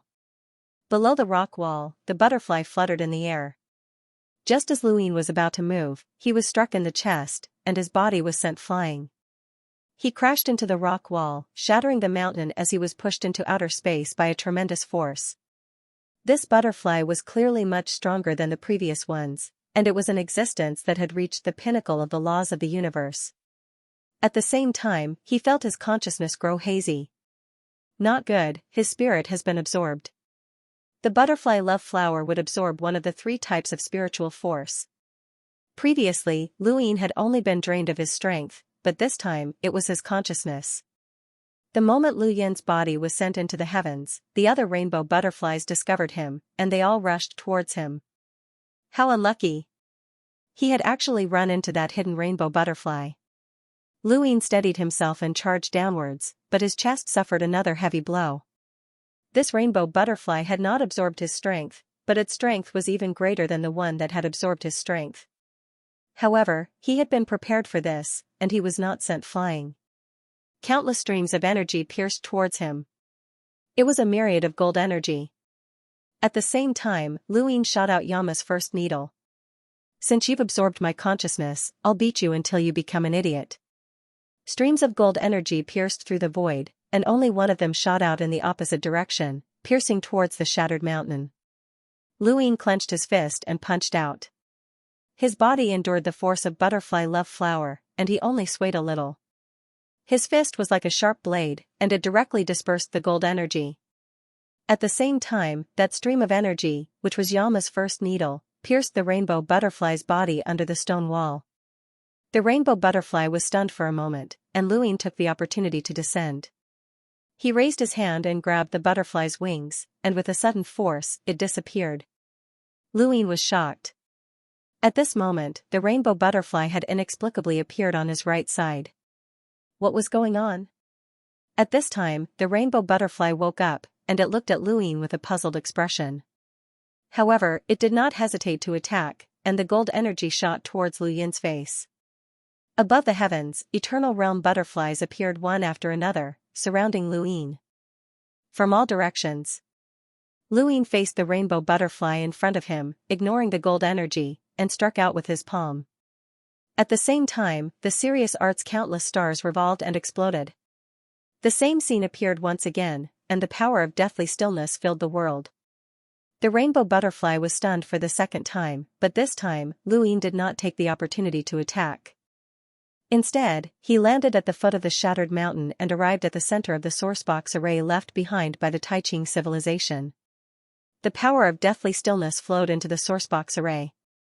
Although he had only studied this sourcebox array for a short period of time and could not see it clearly, with his knowledge of sourcebox arrays, it was not a problem for him to activate it. After all, this sourcebox array was still intact. With the power of deathly stillness as the sourcebox's killing intent, Luine wanted to see just what secrets this sourcebox array held. Streaks of black light shot into the sky, piercing through the darkness of deathly stillness. Luine stood amidst the shattered rocks and looked up. Numerous colorful butterflies danced in the sky as countless amounts of gold energy descended from the heavens. On his body, there were 2 more flowers. His body trembled, and at this moment, the 3 flowers continuously bombarded him with energy. His consciousness and strength were constantly being drained away as they were absorbed. Suddenly, the deathly stillness that filled the sourcebox array suddenly changed. It was as if it was being controlled, and the same deathly stillness was being stripped away, layer after layer. Luine watched on. So that was how it was. He finally understood why there were traces of lockbreaking within the sourcebox's killing intent. Lockbreaking was the true source of the sourcebox's killing intent. The Taiqing civilization had taken a strange path, and they had used lockbreaking to continuously release layers of sourcebox's killing intent. Each layer of sourcebox's killing intent was a sourcebox array, and when a sourcebox's killing intent was unlocked, a new sourcebox's killing intent would appear, followed by a new combination. A sourcebox's killing intent could be unlocked multiple times, and each time, there would be a different combination. This meant that a sourcebox array could have many combinations. Although it was just a sourcebox array, it could contain 2, 3, 5, or even more sourcebox arrays. Luine was an absolute genius. It was unknown who had first thought of this, but no one in the 3 universes had thought of this. Luine could not figure it out either. If he had not used his own lock-breaking skills to forcefully awaken this sourcebox array, he would never have been able to figure it out. This method was simple if one could understand it, but if one could not, then they would never understand it. Of course, this so-called simple only meant that one could understand it. Setting it up was extraordinary. Not only did one need to have extremely high attainments in the art of sourcebox arrays, but one also needed to integrate lock-breaking into the sourcebox array and seal off the killing intent of the sourcebox before using other sourcebox's killing intent to release it. Just thinking about it made things complicated. In Lu Yin's eyes, the Taiqing civilization's sourcebox array was like a blooming lotus that constantly bloomed and released its own radiance. In the sky, the colorful butterflies hurriedly dodged. The colorful butterfly that had just exchanged blows with Lu Yin let out a shrill shriek as it recognized this sourcebox array. The Taiqing civilization had been at war with them before, so it recognized it. It could have dodged, but it did not. Instead, it charged into the array. It charged at Lu Yin from within the array. Lu Yin was stunned. It still dared to come?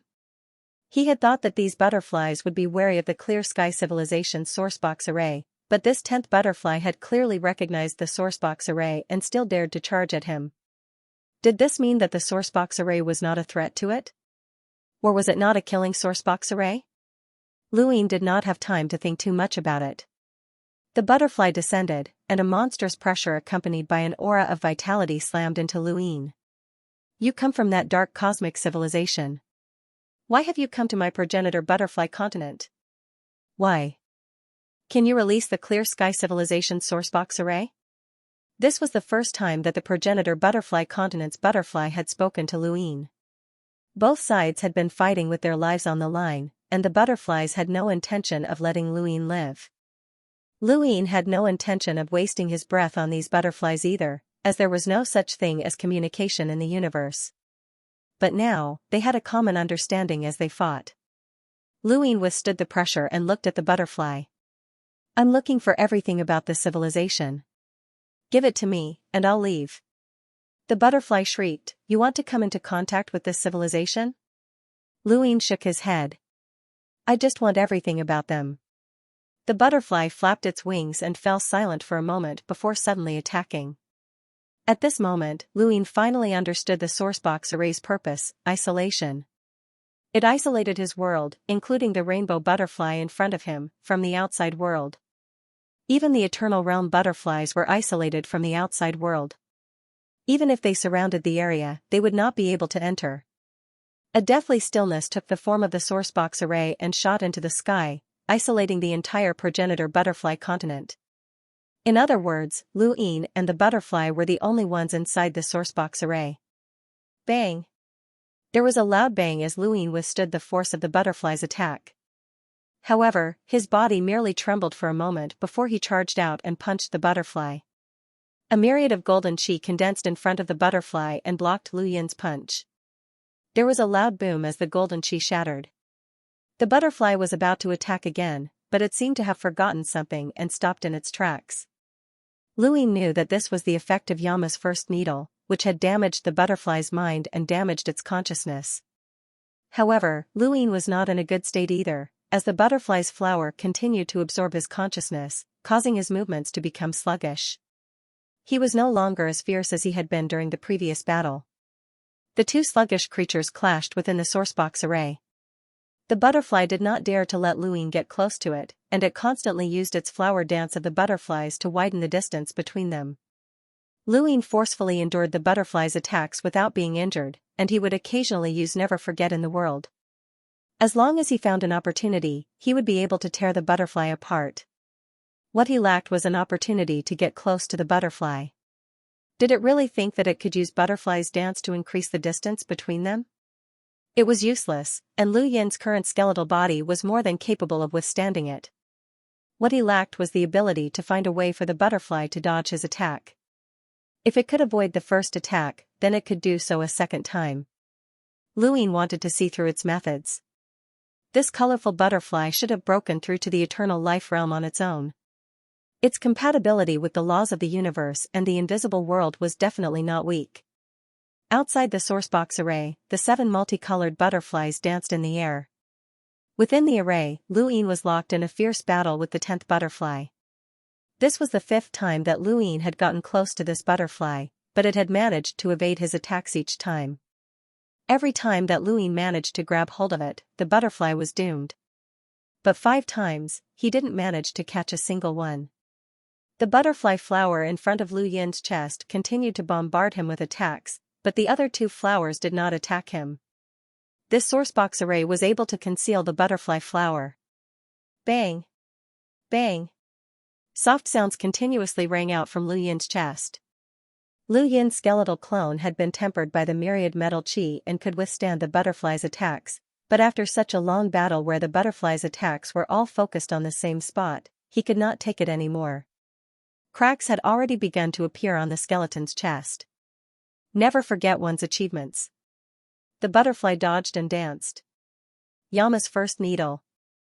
Myriad metal chi. The myriad metal chi did not attack Luin, but rather the Yama's first needle. The Yama's first needle was invisible and extremely difficult to detect. However, the butterfly was adept at swallowing myriad metal chi, and the Yama's first needle was also formed from myriad metal chi, so it was naturally easy to detect. In the end, the butterfly used the myriad metal chi to counteract the Yama's first needle. Luin immediately changed his strategy. He did not use myriad metal chi to launch the Yama's first needle. Instead, he used an ordinary stream of chi. However, this stream of chi was unable to penetrate the butterfly's body. The Yama's first needle was very powerful, but it was not perfect. It also depended on the strength of the first needle. Without myriad metal chi as the first needle, it would be difficult to penetrate the butterfly's body. He was getting closer again. Luin endured the dizziness and reached out to grab the butterfly. He missed again. 4 directions. Luin noticed that every time he missed, the butterfly didn't go far away. Instead, it would appear in a nearby location. It was always to his right, left, behind, or in front of him. This had already happened 6 times, and there were no exceptions. It was a direction. When the butterfly faced danger, it could choose a direction to dodge in, and it was difficult to detect it in advance. There was a bang. Luin was still thinking about this when his body was sent flying. In front of him, myriad metal chi and life chi descended. Luin looked at the boundless life chi. Right, life chi could also become the Yama's first needle. Life chi condensed at his fingertips and shot out. White. His bone clone and main body were both Luin, and they both had his spirit. It was not difficult for them to transform their battle force from the palm realm to life chi.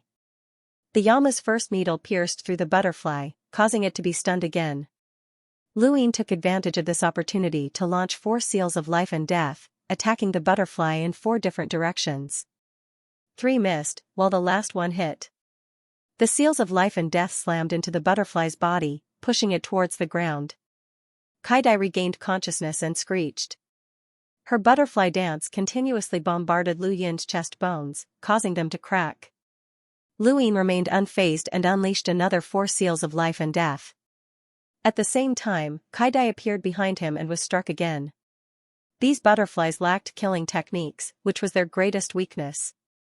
Even though Luin had the butterfly loves flowers and passing butterfly flowers, which could not be avoided, as long as he could withstand these 2 attacks, these butterflies were nothing to be afraid of. Luin rejoiced that he had tempered his body with myriad metal chi. Otherwise, his body would have been pierced through by this butterfly. Outside the sourcebox array, the 7 butterflies grew anxious, and their voices continuously threatened Luin. Luin did not care, and he fiercely pressed the 10th butterfly into the ground. The seals of life and death descended once more, and suddenly, the world around him shrank as his entire body was enveloped in a grayish-white light. Where was this? Luin looked up and saw that there was a glossy grayish-white space above him that was like a wall. It was neither tall nor short, and it gave him a contradictory feeling that it was far away yet close at the same time. He raised his hand and punched upwards. The grayish-white world trembled and then shattered. The fragments fell to the ground, revealing another grayish-white world behind them. Luin punched out once more, and this time, the world shattered once more. However, the world behind it was still grayish-white. What was that? Within the sourcebox array, the 10th butterfly fluttered out of the ground in a sorry state. It wobbled and struggled to stabilize itself before lying down beside the hole. Outside, the butterflies asked, "How was it? Did you finally use the turbid treasure that the ancestor bestowed upon you?" The 10th butterfly's voice was weak. "This creature is very strong. My attacks couldn't do anything to it, so this was the only way." "That's strange. It clearly couldn't withstand our passing butterfly flowers, and it should have been defeated quickly by you. Why did you fight for so long? This creature is improving. It improved so much in such a short time. How terrifying. No wonder the ancestor told us not to get close to that dark civilization. What do we do now? Once the sourcebox array's power disappears, we'll gather all of our butterfly's power and use the flowers on it to crush it. No matter how strong it is, its spiritual force won't be able to withstand 8 flowers. It won't be able to resist at all, let alone our passing butterfly flowers. It's dead for sure." The voices faded away. The ground fell silent. All of the butterflies were waiting for the sourcebox array's power to disappear. At this moment, Luin was also constantly shattering the grayish-white world. But no matter how many times he shattered it, the grayish-white world behind it was still endless. He could not wait any longer. If the sourcebox array's power disappeared, then he would be possessed by the 8 flowers the moment he appeared. At that time, he would have to summon his main body, or else this white bone clone would definitely die. Once his main body appeared, not to mention how he would deal with the progenitor of butterflies, just the 1,000 trickeries might be able to detect him. Luin stared at the grayish-white world. In the sky, this world's defenses were not strong at all. What was strong was that it was limitless. Luin wanted to see if this limitless world could withstand his peak attack. With that thought in mind, Luin released his astral powers and revolved around it. The entire Sirius's power of deathly stillness was completely condensed. One hand was still, while the other was alive. The seal of life and death enveloped Lu Yin's entire body in a black and white glow. The seal of life and death slowly rotated and condensed. In battle, his enemies would not give him the time to condense. But here, he could. Once all of the power of deathly stillness was distributed to the seal of life and death, Lu Yin leapt up and attacked the grayish-white world. The black and white light pierced through the sky and appeared amidst the fluttering butterflies. The 10th butterfly lying on the ground stared at the ground in disbelief. Impossible. How could he break through the turbid treasure and escape? What kind of power was this? How did he still have so much? From the very beginning, it had wanted to use the turbid treasure to seal Lu Yin and wait for the sourcebox array's power of deathly stillness to disappear before killing Lu Yin in one fell swoop. This was the simplest method. The reason why it had not immediately used the turbid treasure during the fierce battle was because it was afraid that Lu Yin's power of deathly stillness would be able to break through the turbid treasure and escape. Thus, it had been constantly using up Lu Yin's power of deathly stillness. Previously, when Lu Yin had seen through the laws of the universe and the invisible world, it had been forced to use the turbid treasure.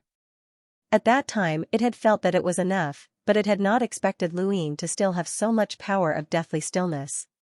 Part of the power of deathly stillness had awakened the sourcebox array while the rest of it had been used to fight against it. This was especially so after Lu Yin had seen through its rules and continuously unleashed 4 seals of life and death. The consumption of the power of deathly stillness had increased 4-fold, and it had been consumed at an extremely fast rate. It should have been almost completely exhausted by now, but it had never imagined that Lu Yin still had so much power left. Outside, the butterflies knew that Lu Yin's power of deathly stillness was unfathomable, but they could not change the situation within the sourcebox array. Thus, they could only use the turbid treasure. In the end, they had lost. Lu Yin broke through the turbid treasure and rushed out. When he saw the butterfly, he immediately used Never Forget the World and Yama's first needle. The butterfly managed to avoid Never Forget the World, but it could not avoid Yama's first needle, and it was stunned once again. Luine descended, and in an instant, the stars swept out as serious art spread out once more. The boundless power of deathly stillness transformed into darkness that swallowed everything. By the time the 7 butterflies dispersed the power of deathly stillness, the sourcebox array was still there, but Luine had disappeared. The 10th butterfly, however, had died. Far off in the distance, Luine borrowed the power of Serious Art's explosion to rush out of the continent. He arrived at one of the stars on the continent and looked back. The sourcebox array's power of deathly stillness would take some time to dissipate, but there were still 7 butterflies left. In this battle, the bones in his chest had been broken, and the power of deathly stillness had been used up to its limit. Now, the power of deathly stillness in his 3 deaths technique had been reduced to 5 limits, and Luine did not know if that was enough. He exhaled. Although this butterfly was a peak existence that could harmonize with a single law of the universe, it could not fully represent the power of that level. Mr. Mu was more powerful than it. However, its butterfly love flower and butterfly dance flower abilities were too troublesome. Lu Yin's white bone clone's power level was enough to fight against an existence that could harmonize with 2 laws of the universe, and it was close to the power level of Lu Yin's original body when it had been a rogue. There was definitely more than one battle site between the Tai Ching civilization and the ancestral butterfly continent. There was a high chance that it was on that continent.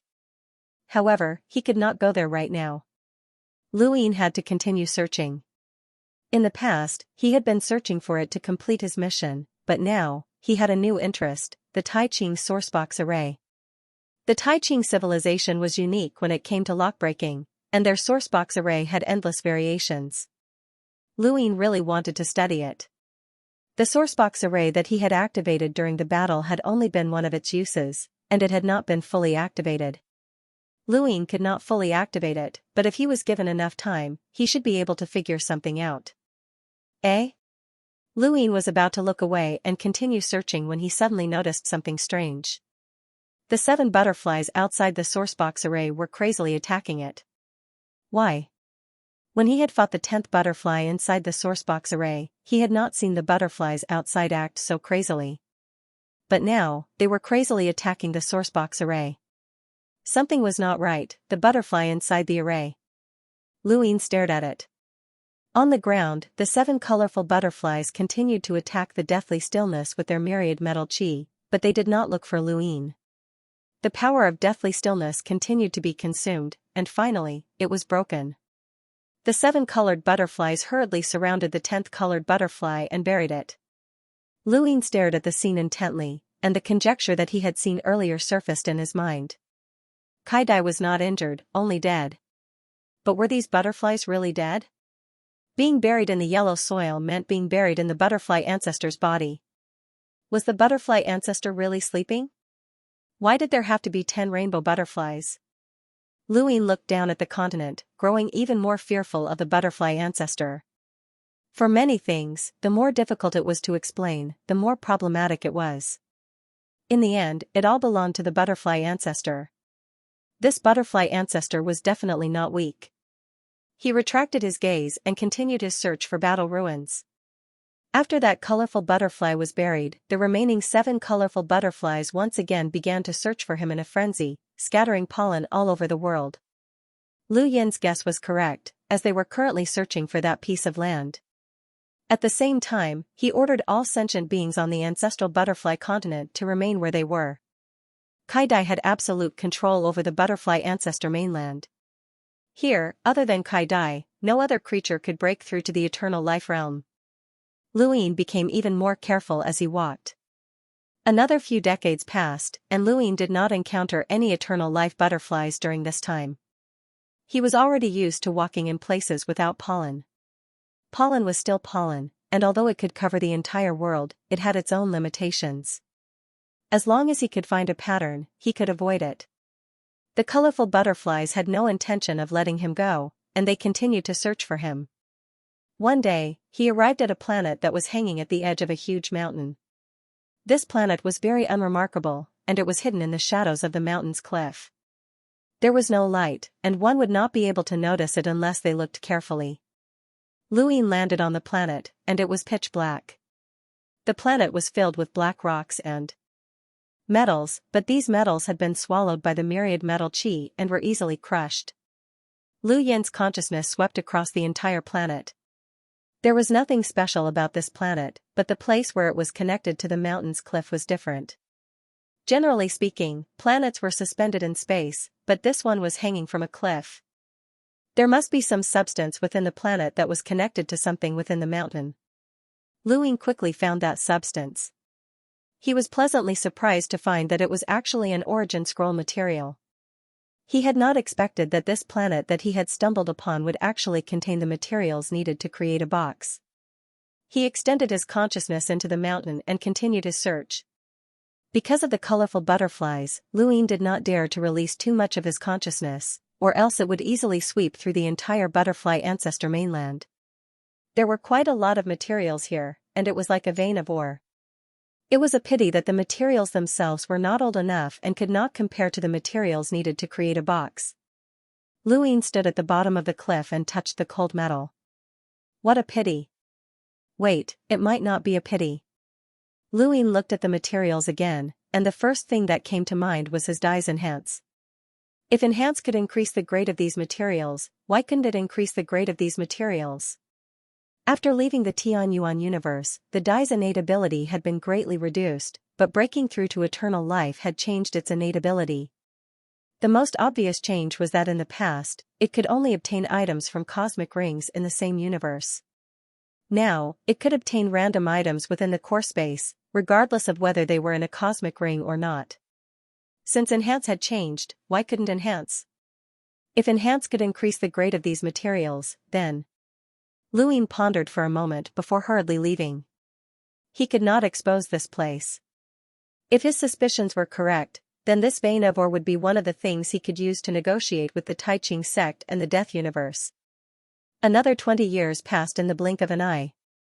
50 years had passed since the last battle, and 100 years had passed since he had arrived at the Butterfly Ancestor mainland. Luine returned to that mainland, and in the past 20 years, he had found the ruins of a second battlefield. Unfortunately, there were no complete sourcebox arrays left behind here. He could only continue his search. The colorful butterflies were not stupid, and they would definitely guess what he was looking for. It would only become more and more dangerous from here on out, so he might as well hunt them down. He would kill a few more of the 7 colorful butterflies to scare them away so that they would not obstruct him. However, he could not kill them enough to wake the butterfly ancestor, as that would be even more dangerous. The 7 colorful butterflies spread out to search, and Luine decided to kill one first, forcing them to form groups of 2. That way, it would be much easier for him to move around. When he thought of this, he deliberately chose a location that was the furthest away from the ore vein and approached one of the butterflies. Although the butterflies were scattered, they were not too far away from each other, and they would be able to support him in a few breaths of time. After all, it was only the size of a single universe, and it was not that far for an eternal realm cultivator. Luine only needed to kill one within a few breaths of time. Lightning flashed, and the sky darkened. The stone houses on the ground shook as a tornado approached from afar. Beside the houses, a creature stood on 2 legs and stared at the tornado in fear. Lightning flashed across the sky, illuminating the land and illuminating their fearful gazes. A colorful butterfly fluttered above their heads, ordering all intelligent creatures not to move so that it would be easier to find Luine. If any creature dared to move, their entire clan would be exterminated. Thus, even if an entire village downstream was flooded, no one dared to move, and they could only wait for death to befall them. However, the colorful butterflies did not care about any of this. They were the source of all life on the butterfly ancestor mainland, and they could give or take as they pleased. Lightning illuminated the colorful butterfly's body as it danced in the sky. The tornado was shrouded in its shadow, and it brought fear to the land. A white light suddenly appeared and pierced the butterfly from below. At the same time, thunder rumbled as a blinding light illuminated the land, but it also happened to cover the white light. The white light flashed and disappeared. The colorful butterfly froze in midair, not moving at all. The next moment, the terrified creatures watched as the colorful butterfly that had cast a shadow over them was torn apart, falling to the ground along with the rain and lightning. Those creatures opened their mouths wide as they watched this terrifying scene unfold before them. The colorful butterfly that had been viewed as a god had been shattered.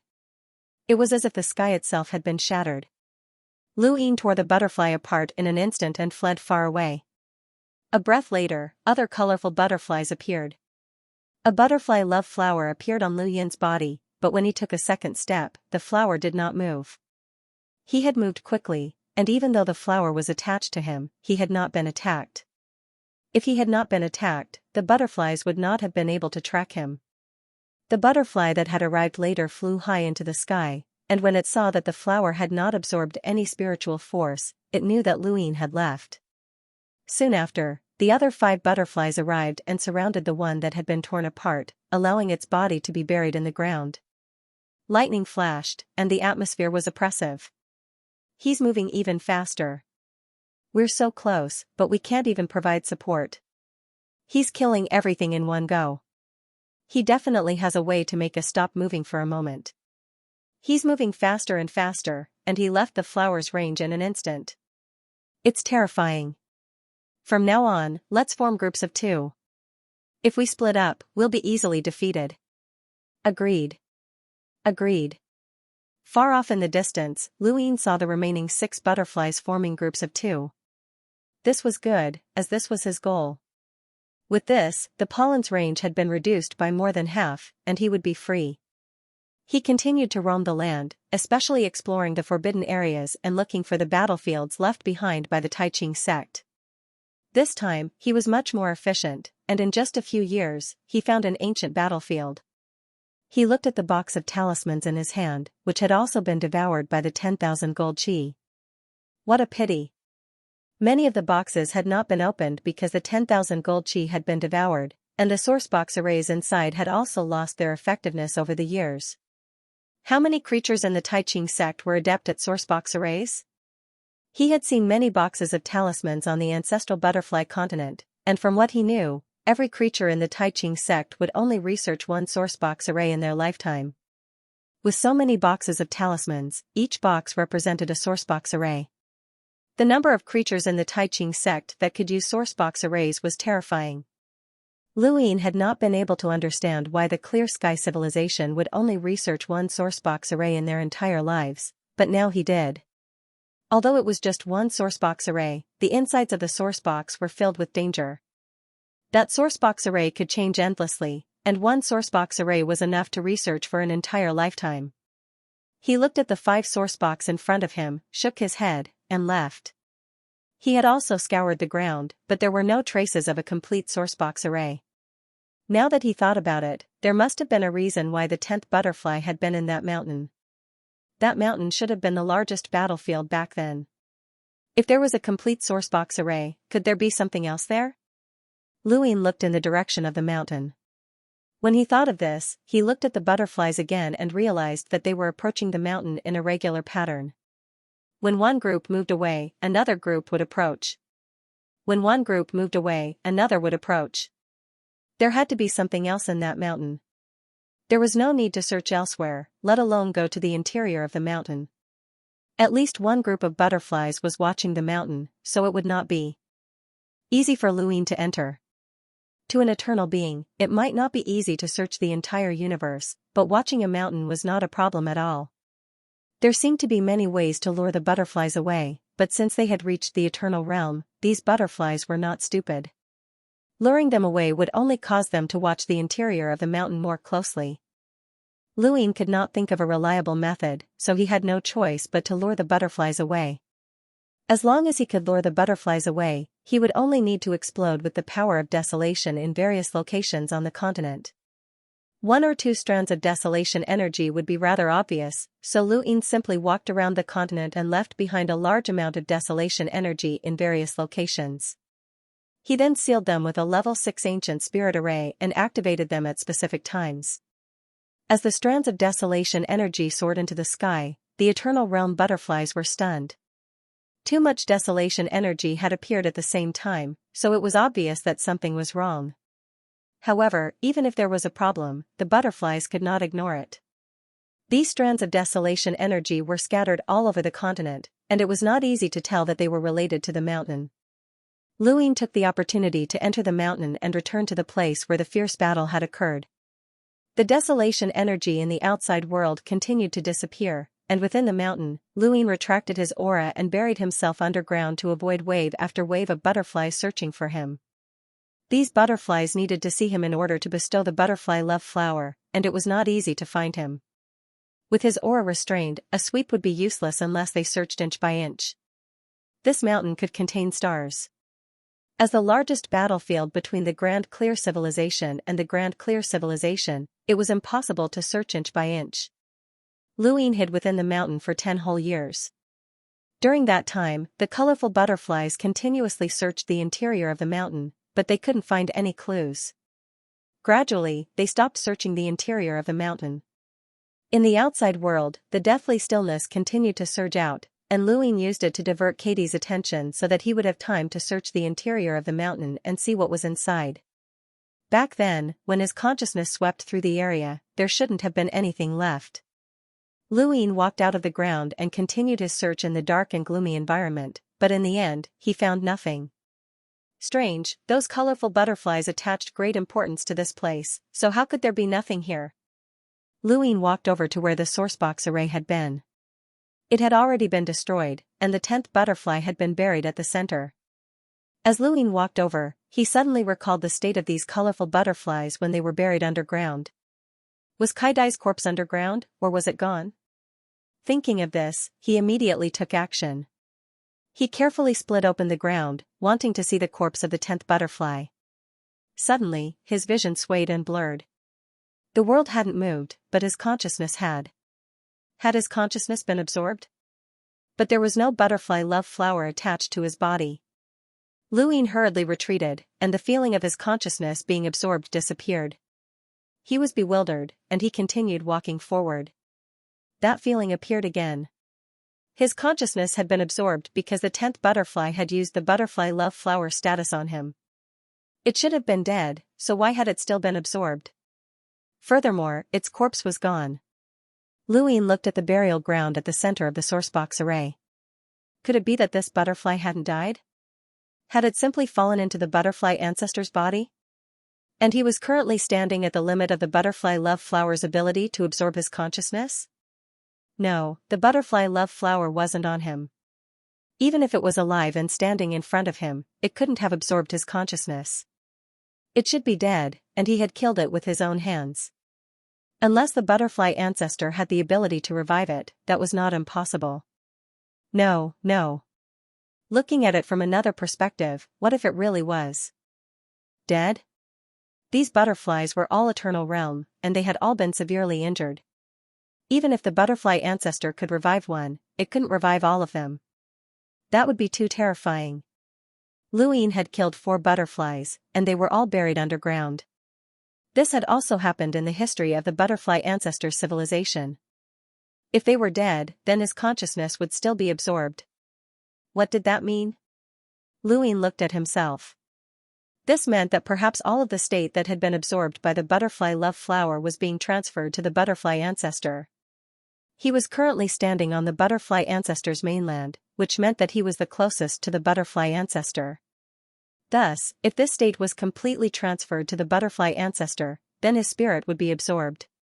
Could that be the case? If he wanted to confirm it, he would have to take a look at the other 3 burial grounds. Entering was difficult, but leaving was easy. Luin immediately charged out, not giving the butterflies any time to react. The group closest to the mountain wanted to chase after him, but they were met with a star burst, which covered Lu Yin's disappearance. The mainland was in chaos as the other 2 groups of butterflies arrived and gathered outside the mountain. Luin went to the burial ground where he had killed the first butterfly. Along the way, he kept an eye on the 6 eternal realm butterflies, but they didn't chase after him. That shouldn't be the case, as he had appeared in the mountain. If they were watching the mountain, then they must have been afraid that he would discover that the butterfly love flower state could be transferred to the butterfly ancestor after the butterflies died. The first thing he had to do was seal off the other 2 burial grounds where the state had been transferred to him. But why hadn't they come? Luin found the burial ground of the first butterfly and dug up the soil. He was the closest to it, and his energy was immediately drained. sure enough, the butterfly-loving flower state was still there. If Kaidai hadn't died, then it would have been fine. But now, it seemed that the butterfly-loving flower state had clearly disappeared, but Kaidai didn't have that ability. The only one who could do that was the butterfly ancestor. This state had been transferred to the butterfly ancestor. Luin didn't have any flesh, or else his expression would have darkened. He went to the burial ground of the second butterfly, and his energy was also drained. Of the 4 butterflies he had killed, 3 had been given the butterfly love flower, and the last one had been killed by a sneak attack. Of the 3 butterflies, 2 had absorbed his energy, and the last had absorbed his consciousness. It would be difficult for him to withstand all 3 states at the same time. It was very likely that these 3 states would be transferred to the butterfly ancestor, and if they succeeded, the butterfly ancestor would awaken, and Luin would be in a passive position. Moreover, these were only the 3 states. The remaining 6 butterflies would definitely help the butterfly ancestor kill him, and he would also be given the butterfly love flower. If the butterfly love flower added a few more states, the butterfly ancestor would be able to kill him in a matter of minutes. This was a true method of absolute power. Who could withstand the absorption of so much energy from the butterfly love flower state? Even if the butterfly ancestor was just an ordinary being that was compatible with 2 universal laws, it would still have an absolute advantage against a pinnacle being that was compatible with 2 universal laws. At the very least, even Lu Yin's main body would not be able to withstand 10 butterfly love flowers. No, he couldn't be so passive. 3 states were already being transferred. Either the butterfly ancestor would not awaken and he would be able to leave, or he could not add any more states. Otherwise, he would not be able to resist. Could it be that the ancestor of the butterfly ancestor civilization had guessed that the butterfly ancestor was not asleep at all? Was it just waiting for the state to change when it faced a powerful enemy? Or was it borrowing the power of the butterflies to cultivate? After all, this was a fishing civilization, and things were not that simple. Also, those 6 butterflies were still circling the mountain. What was the meaning of this? Luin looked into the distance.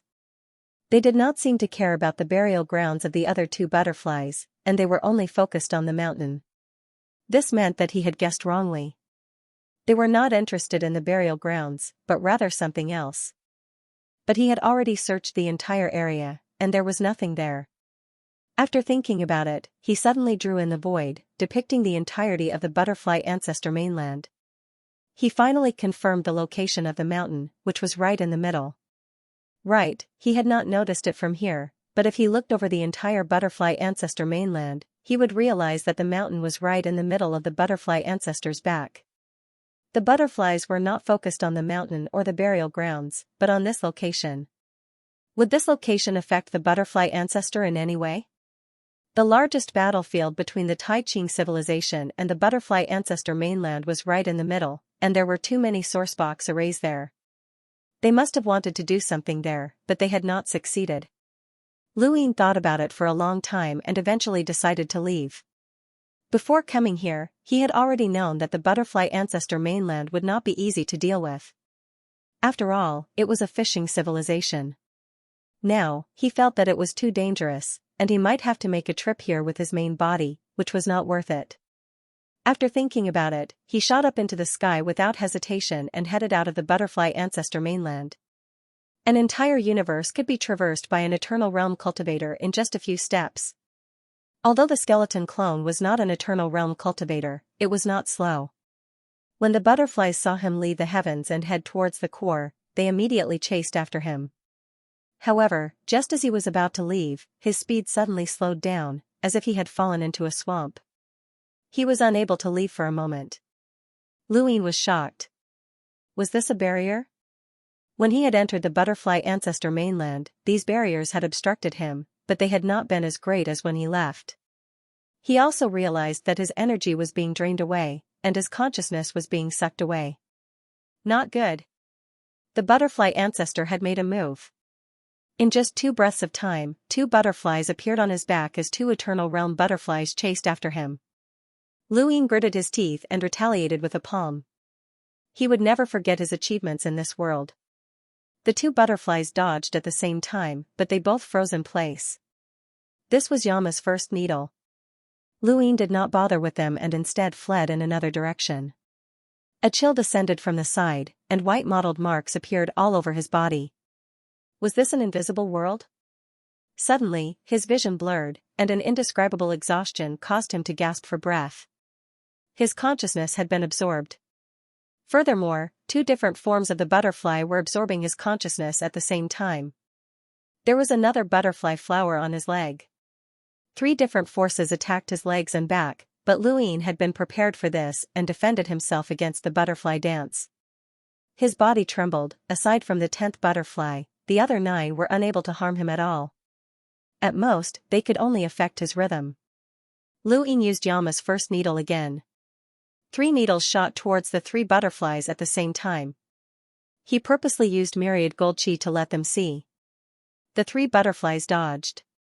Stars revolved around Lu Yin's body as the serious art covered the entire universe. Boom! Deathly stillness filled the starry sky, and each explosion consumed a peak of that power. The entire progenitor butterfly continent was dyed black. This was the only way for him to escape. Once the power of the deathly stillness dissipated, the 6 butterflies could only fly through space, unable to find Luine. He's already discovered the truth about butterfly burial. He can't leave alive. He can't escape. The ancestor has already stopped him and is on the verge of awakening.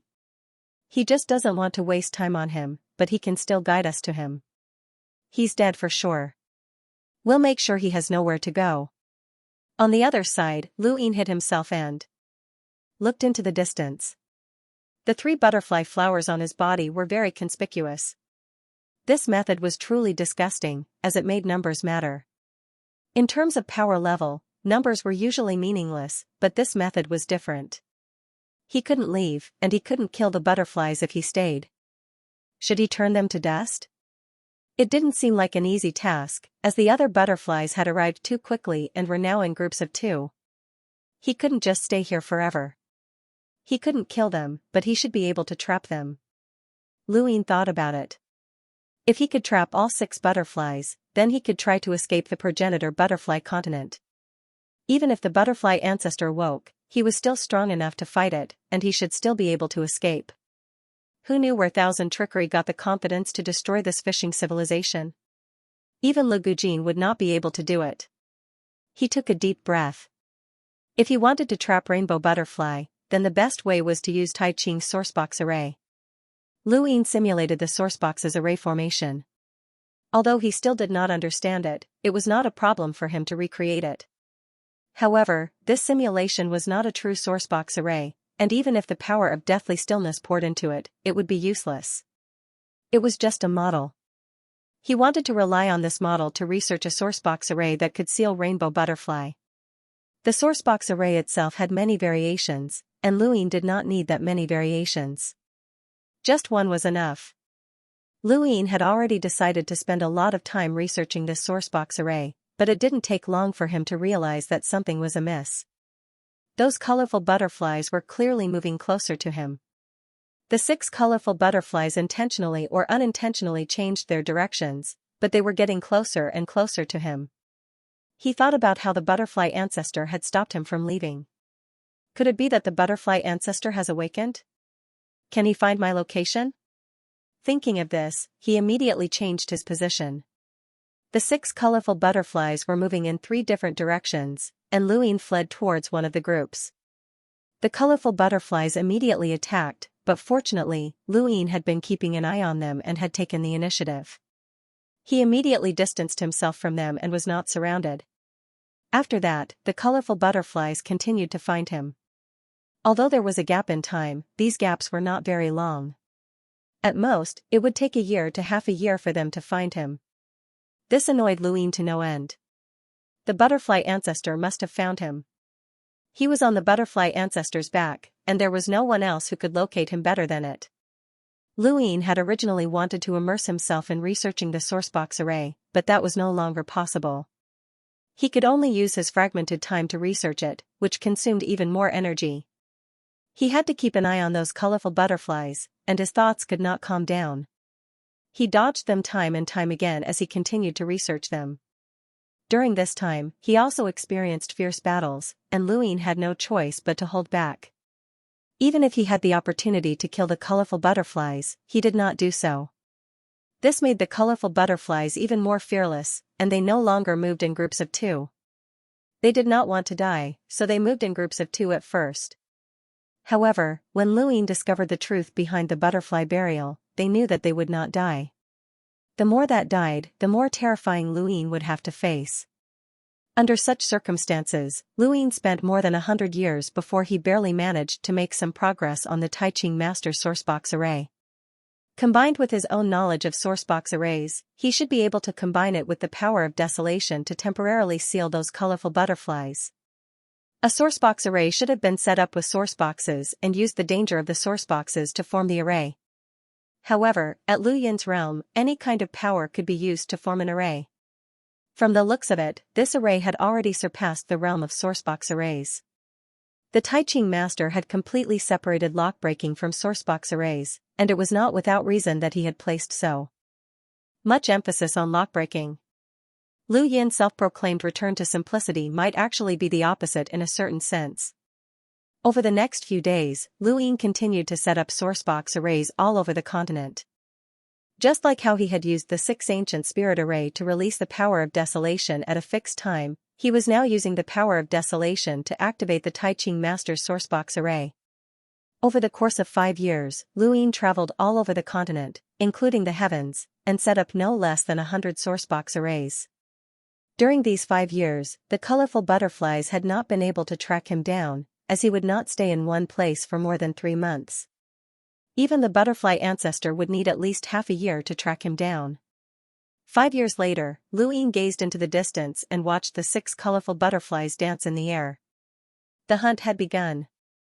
Over the past 100 years, these colorful butterflies had caused Lu Yin to be unable to rest in peace, and he had spent quite a bit of time researching the sourcebox array. However, he had not been idle either, and he had been constantly searching for a pattern in which these colorful butterflies searched. Wang Wen had once said that every civilization had its own cultivation culture attribute. When Lu Yin had planted his innate gift of teleportation, he had not understood it. It was very difficult for a living being to change their life essence.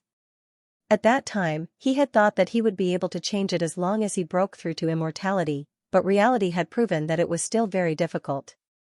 In other words, it was possible to actively change one's life essence, but most living beings would not actively do so.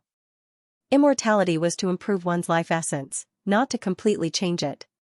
These colorful butterflies had their own cultivation culture, and they also had their own life essence. Their actions had a pattern to them.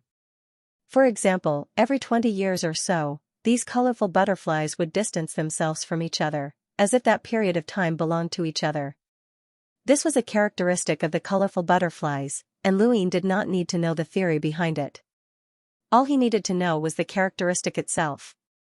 There was less than a year left before the next 20 years of separation. It was just the right time for him to finish setting up his sourcebox array. Of course, because of the existence of a powerful enemy like himself, they would not be too far apart from each other. At most, they would be separated by a breath's worth of distance. However, that was enough. A year later, the 6 colorful butterflies had distanced themselves from each other, and there was now a breath's worth of distance between them. Lu Yin watched them closely, as his greatest advantage was that he could constantly monitor their movements. Something's here. A colorful butterfly just so happened to appear above one of the sourcebox arrays that Lu Yin had set up. Lu Yin hurriedly rushed over and used the first needle of Yama. He used his life force to unleash the first needle of Yama, which would not be detected. The butterfly could sense danger with its eternal life realm power, and it instinctively tried to dodge, but it was still too late. The first needle of Yama was the most adept at sneak attacks, and the butterfly froze in place. Lu Yin suddenly appeared above it and used the seal of life and death to suppress it. Boom! Black and white swept across the sky and shook the heavens. The other 5 butterflies were shocked, and they quickly tried to help. The butterfly closest to Lu Yin immediately attached itself to the butterfly love flower. The seal of life and death pressed the butterfly into the ground, and Lu Yin activated his serious art. The silent star transformed into a dark torrent that surged into the sourcebox array and activated it. There was a thump as the butterfly crashed into the ground. Only then did it react, and the butterfly love flower attached itself to Luine, wanting to retaliate. Luine retreated from the sourcebox array. The power of Silent Star surged into the sky and sealed the butterfly within. Luine did not kill it, and he watched as the butterfly struggled within the sourcebox array, trying to escape. He looked up and saw another butterfly approaching. He casually waved his hand, and the power of Silent Star filled the ground. There was another sourcebox array right beside this one, and the power of Silent Star surged into the sky. The butterfly hurriedly retreated, and it was almost enveloped by the power of Silent Star. Luine raised his hand and used the Never Forget technique, and the butterfly dodged once again. What followed was Yama's first needle. There were 2 consecutive waves of attacks, and while the butterfly could avoid the first wave, it would be difficult to avoid the second wave. The butterflies from before had all suffered the same fate. The needle swept past, and the butterfly froze in the void. Luine pressed down with one palm, and the dark power of Silent Star boiled in the void. It was like a dark cloud was descending, and it pressed the butterfly into the ground. Suddenly, the surroundings were filled with the aura of 10,000 metals as 2 more butterflies arrived. The entire process had only taken a few breaths of time, and Luine had calculated every move he made. The arrival of these 2 butterflies was already the limit of what he could do. Serious art, stellar revolution. The colorful butterflies were aghast. Again? How could he have so much of this power? Every time, Luine had used all of the power of Serious Art's Silent Star to help him escape. He had used this method many times, and the power of Silent Star could cover the sky and even shake the entire universe. This was not an ordinary amount of power, and being able to escape from several Eternals in an instant was no ordinary feat. This was why the butterflies had initially thought that Luine no longer had this power, or rather, that he had very little of it. However, Luine had shattered their expectations time and time again. Every time he escaped, he would explode with such a terrifying amount of power, which did not make sense to the butterflies. At this moment, Luine gave them a feeling that he was bottomless. Boom! The stars exploded. Darkness covered the entire sky.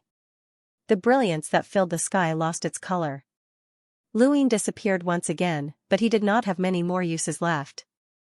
The 3 deaths technique could only explode with a few more uses of Silent Star's power, and he would leave the rest for the butterfly ancestor just in case. He did not want to use it again. 3 butterflies appeared in the same spot, and then 2 more quickly descended.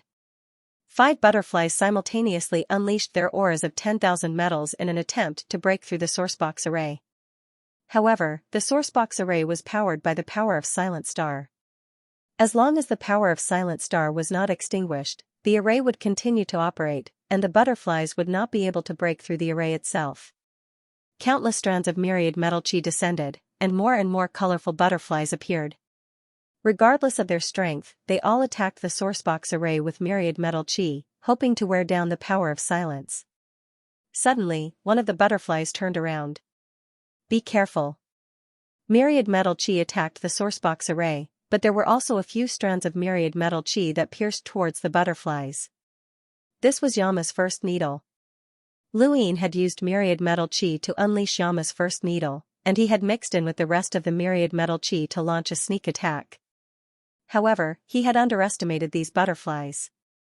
These were Eternal Realm butterflies. Not only did they have the power of inheritance and absolute techniques, but they were also compatible with the laws of the universe and an invisible world. Luine had originally thought that he would be able to successfully launch a sneak attack on 1 or 2 of them, allowing him to seal at least 1 more. However, he had been seen through. All of the butterflies avoided Yama's first needle, and 3 of them spread out to guard 3 different directions of the sourcebox array to prevent Luine from launching another sneak attack. Luine was helpless, and he could only retreat once more. It would be difficult for him to launch another sneak attack. The 5 butterflies had joined forces, but they did not intend to immediately chase after him. Instead, they wanted to break through the sourcebox array. Fine, since you want to break through, then.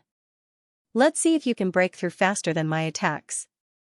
There was a great distance between him and the 5 rainbow butterflies, towering in the starry sky, allowing the rainbow butterflies to clearly see him. Then, his life energy surged, directly rushing upwards, turning into needles. With a wave of his hand, he sent them out. Yama's first needle pierced into the distance. For a powerhouse at this level, it was not difficult for their attacks to cover an entire universe. Yama's first needle shot out like raindrops. The butterflies hurriedly dodged, not daring to be hit. Yama's first needle and the forgetful technique had become the White Bone clone's most proficient sneak attacks. Whoever was hit would be unlucky. Luin was interfering with the butterflies' attacks on the sourcebox array, just like how the butterflies had interfered with his research on the sourcebox array. However, the butterflies were not stupid, and they quickly thought of a solution. He had the other butterflies stacked together and surround the sourcebox array, which was equivalent to using the butterflies' bodies to completely envelop the sourcebox array. Yama's first needle could be used, but it did not harm the surface, and it would disappear after piercing one butterfly. As long as it did not pierce an Eternal Realm butterfly, the other butterflies would not matter. Luin immediately stopped, as using Yama's first needle to stab these ordinary butterflies was too much of a waste. Instead, he used his seals of life and death instead. Streaks of seals of life and death shot across the universe and towards the sourcebox array. The ordinary colorful butterflies were immediately scattered, and the seal of life and death swept past the sourcebox array to attack the few Eternal Realm butterflies around it. Those Eternal Realm butterflies could only avoid it. They didn't want to take it head-on. If they wanted to break through the sourcebox array, the main force would be the few Eternal Realm colorful butterflies. Now that they had been disrupted, the remaining colorful butterflies would not be able to break through the sourcebox array. In desperation, the 3 Eternal Realm butterflies flew towards Luin. 3 of them? However, it was still bearable. Luin took a deep breath. His goal was to scatter the 5 butterflies. He wouldn't be able to take on 5 of them. The butterfly love flower could make him lose more than half of his combat power, and the butterfly dance could also make him unable to fight back. But there were 3 of them. Luin stood where he was and did not try to escape. The 3 butterflies continued to approach. He wants to fight us. Fighting 3 Eternal Realm experts at the same time with a non-eternal life form. How ruthless. Let's end this battle. The butterfly love flower appeared on Luin's body, one on his shoulder, back, and chest. The 3 attacks were enough to disrupt Luin's attacks. Luin clenched his fists, and his bones cracked. Bang! Bang! Bang! 3 consecutive attacks came from 3 different directions. The butterfly dance's attack landed, and at the same time, Luin felt his strength drain away. His body suddenly felt exhausted. 2 were absorbing his strength, while the other was absorbing his spiritual energy? He didn't know if the butterfly love flower's absorption of spiritual energy was random or controllable, but it was unlikely. Otherwise, they would have absorbed all of Luin's spiritual energy and immobilized him. Luin looked up, bent his legs, and charged forward. The void was pushed aside, and a dark, deathly power tore through the void like a cape. His attack was met with never forget technique. The starry sky shattered. A mirror? It was an invisible world. Luin's palm missed. The 3 colorful butterflies circled around him, trying to use the butterfly love flower to exhaust his strength while simultaneously using the invisible world to increase the distance between them. Luin endured the attacks of 3 Eternal Realm butterflies, and his bones trembled continuously. The loss of strength made his attacks unstable, and his spiritual energy exhausted him. As expected, dealing with 3 at once was very tiring. If all 10 of the butterflies had given him the butterfly love flower state, he wouldn't have been able to fight it. Just the state alone was enough to consign him to eternal damnation. Fortunately, he'd discovered this in advance. The dark, deathly power poured into Luin's body from the stars, and his skeletal body stood tall in space as his entire body sank into darkness. The 3 butterflies circled around him, continuously stalling for time. Luin suddenly attacked, facing one of the colorful butterflies. His body soared into the air, leaped, and slashed diagonally. The world was annihilated, and darkness instantly covered the stars. Heaven and earth ceased to exist at that moment, as if the entire universe had vanished. In the abyss of 1,000 trickeries, he'd learned the 3 deaths techniques and the various battle techniques of the Death Threshold Codex. These battle techniques had been recorded in the codex, showing just how powerful they were. Luin hadn't used them before because there was no need for them. He could deal with them on his own, and he'd also left some trump cards for the butterfly ancestor. But now, there was no way to hide them. These butterflies were guarding against Yama's first needle, and he would use a new method to deal with them. Heaven and Earth Annihilation was Legoku Jin's ultimate technique, and it could be said to be his original creation. It was extremely powerful, and it had once caused Boss Zhou to collapse. This technique was most powerful in Legoku Jin's hands, and Luin had only learned its form. No powerhouse could only learn battle techniques, and battle techniques could be unleashed at an extraordinary level in their hands. But that didn't matter, as Luin didn't plan on studying Heaven and Earth Annihilation. This move was aimed at striking a surprise. Heaven and Earth Annihilation shattered the mirror. This was an invisible world from one of the butterflies. It was like a mirror of the universe, but it was completely shattered by Heaven and Earth Annihilation. Darkness descended upon the butterfly's body. Countless golden energies gathered in front of the butterfly and shot towards Heaven and Earth Annihilation. After Luin unleashed Heaven and Earth Annihilation, he spread out his palms, and a deathly energy spread out in all directions to form black lines. This was also the Death Boundary Classic's Black Roads. Countless black lines extended out like black lotuses blooming in the sky. They suddenly closed, and all of the black lines converged in a single direction. Along the way, there were 2 butterflies that hurriedly used all sorts of energy to obstruct the black lines. One of them caused the sky to feel heavy, as it was another invisible world. The other butterfly was the one that had resisted Heaven and Earth Annihilation, and now it had to deal with the black lines that were closing in. Fortunately, the third butterfly was there to help, and it was only able to temporarily stop the black lines from merging. Luin looked up and faced one of the butterflies. He tapped the void lightly, using the Death Boundary Classic's Age of the End. 2 points, one in the void, connected by 2 points, enveloped a colorful butterfly. This was the butterfly that had blocked the black roads from merging by itself. When the 2 dots appeared, its movements paused, and a gray color filled the air. This was the power of time, and there was no need to ask to know that this battle technique had been created by the 1,000 trickeries specifically for Li Luochen. It was a time battle technique that was most suitable for the ferryman of the River of Time. Luin didn't find it troublesome to learn this technique at all, as his attainments in the Tao of Time were not low. Even though this was his main body's strength, he only had one consciousness, so it was easy for him to comprehend this technique. This technique was also very powerful. The so-called Age of the End referred to time, the End referred to the end, and the End referred to the end. When Luin had first comprehended this technique in the underground abyss, he had sighed in amazement. Now, this was the first time he had used it. The 2 dots in the void were 2 time nodes. Within these 2 time nodes, a life form could only do what they were supposed to do. The true killing technique, Age of the End, was the time that was released from these 2 nodes. When time was released, there would also be time when one attacked, as they could not change the flow of time in the River of Time. This meant that 2 times had appeared at the same time, and there was still a distance between the 2 times. The appearance of distance meant the birth of space. And space itself contained time. In this way, there was an infinite cycle. It seemed infinite, but it could wipe out everything in an instant, becoming the point of conflict between time and space. These battle techniques were powered by the power of deathly stillness, causing darkness to descend upon the world. It was precisely because he had learned these battle techniques that he was even more afraid of the 1,000 trickeries. The 1,000 trickeries talent was too high.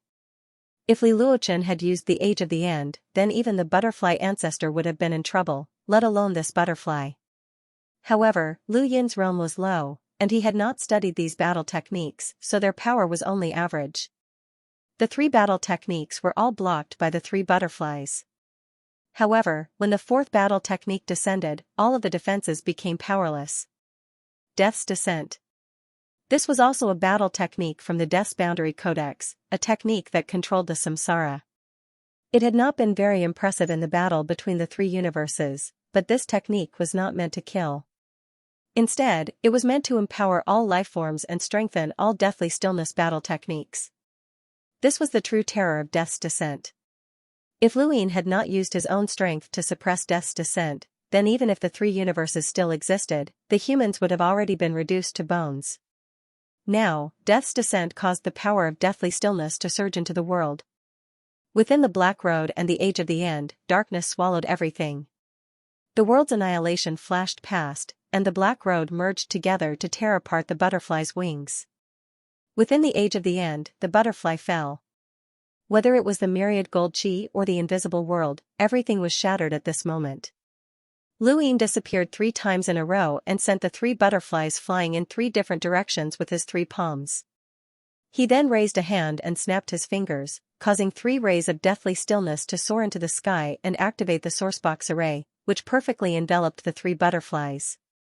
The 3 butterflies were instantly trapped by the sourcebox array. The entire process seemed to take a long time, but in reality, Luin had only used 4 battle techniques before the battle ended. The 3 butterflies had been heavily injured, but they had not died. They had only been trapped. Lu Yin's deathly stillness had been greatly depleted. However, it had been worth it. Otherwise, he would not have known how to seal these 3 butterflies. In the distance, the remaining 2 Eternal Realm butterflies were dumbfounded. Everyone on the ancestral butterfly continent who saw this scene was stunned as well. He had defeated 3 Eternal Realm beings in an instant. Was this for real? Was this something that could not be done by an Eternal Realm being? How was this possible? Thank you, brothers, for your support. I'll add more chapters. Thank you. I don't have any more chapters left, and I can't hold on any longer. If you guys are tipping because you like this book, I'm very grateful. If you want to add more chapters, then it's best to wait for a while. I really don't have any more chapters left. Thank you, brothers. Thank you. No one had dared to believe that this would be the result. Even Luin himself had not expected the effects to be so good. This was just his own technique, and if he had used Lu Ku's Withering, Li Luochen, or Qin Weathering, these techniques would have been completely different. However, sealing the 3 butterflies did not mean that he had won. This had been part of his plan, and the sourcebox array could be considered one of his methods. If he had really fought to the death with the butterflies, then even if he had won, it would have been a Pyrrhic victory. It could only be said that these butterflies lacked a powerful attack. As long as he could withstand the butterfly love flower's absorption of spiritual force, then he would have a chance of defeating them. The advantages were obvious, but so were the weaknesses. High up in the sky, Luin looked at the last 2 eternal butterflies and charged over without hesitation. The 2 butterflies had yet to break through the sourcebox array.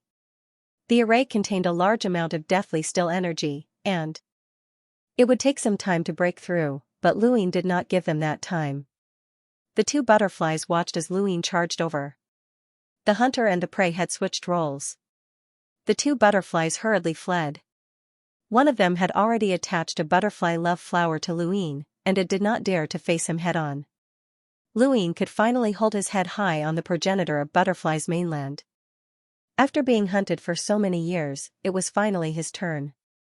Within the sourcebox array, the 4 butterflies that had been sealed watched as Luin chased after the 2 butterflies. They frantically attacked the array in an attempt to break free.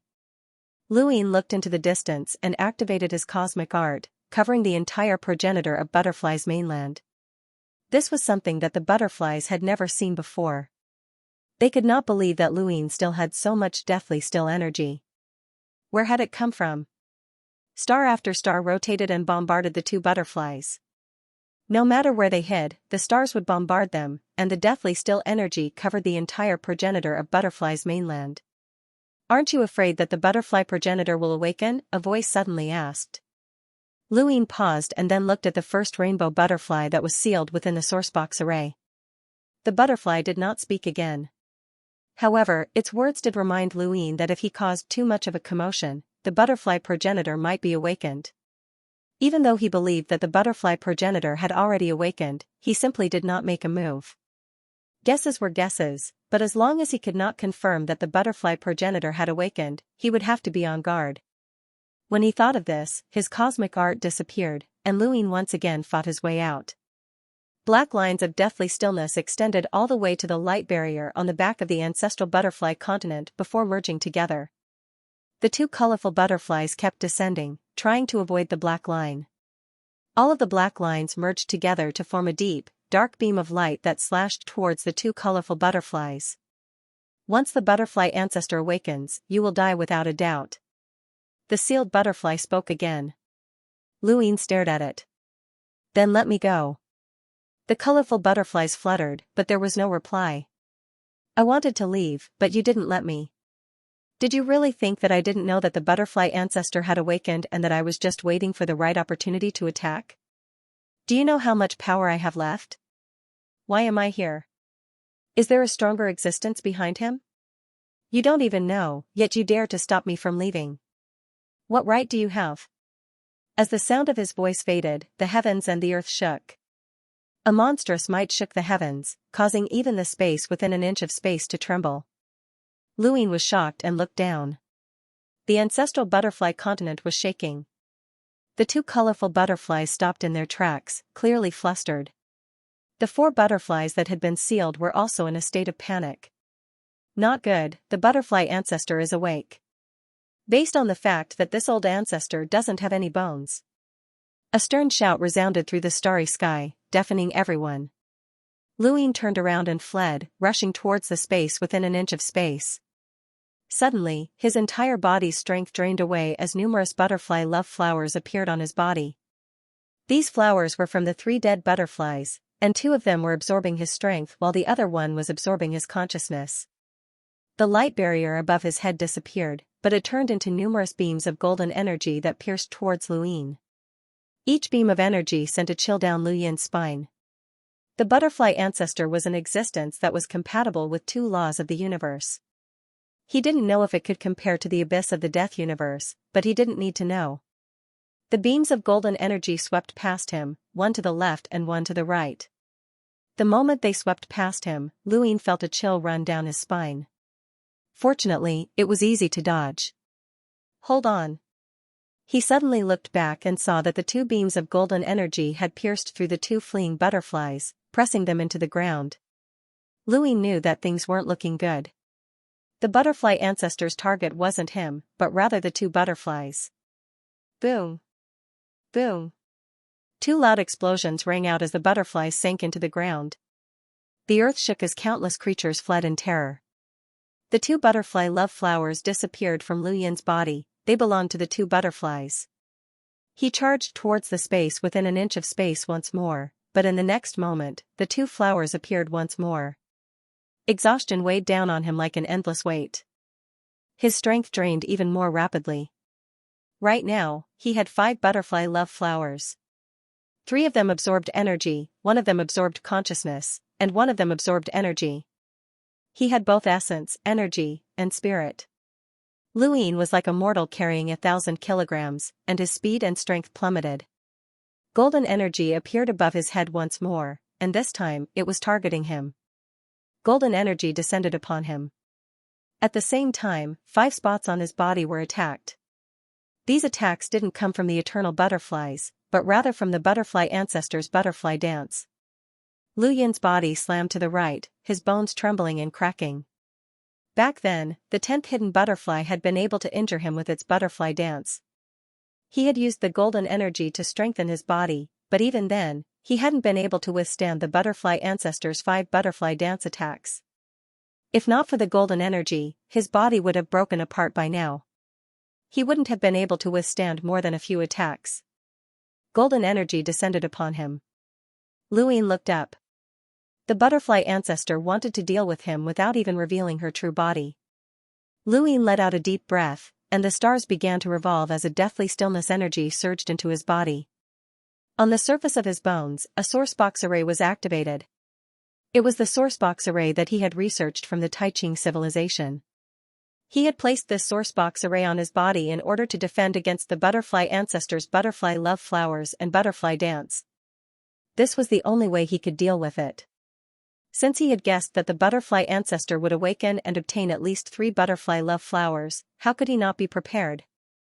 He had only been testing the strength of the butterfly ancestor's attacks. As the sourcebox array activated, Lu Yin's body became a moving sourcebox array, and the deathly still energy spread out. He avoided the golden energy. The golden energy pierced through the ground and disappeared. You actually have such a technique?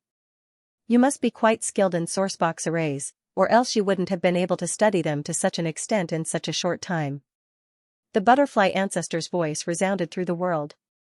Lu Yin looked up. Butterfly ancestor, I'm about to leave. Do you really want us both to be injured? What makes you think you can do that to me? The civilization behind you has the ability to ignore the restraints of karma, but you need your opponent to have a bone.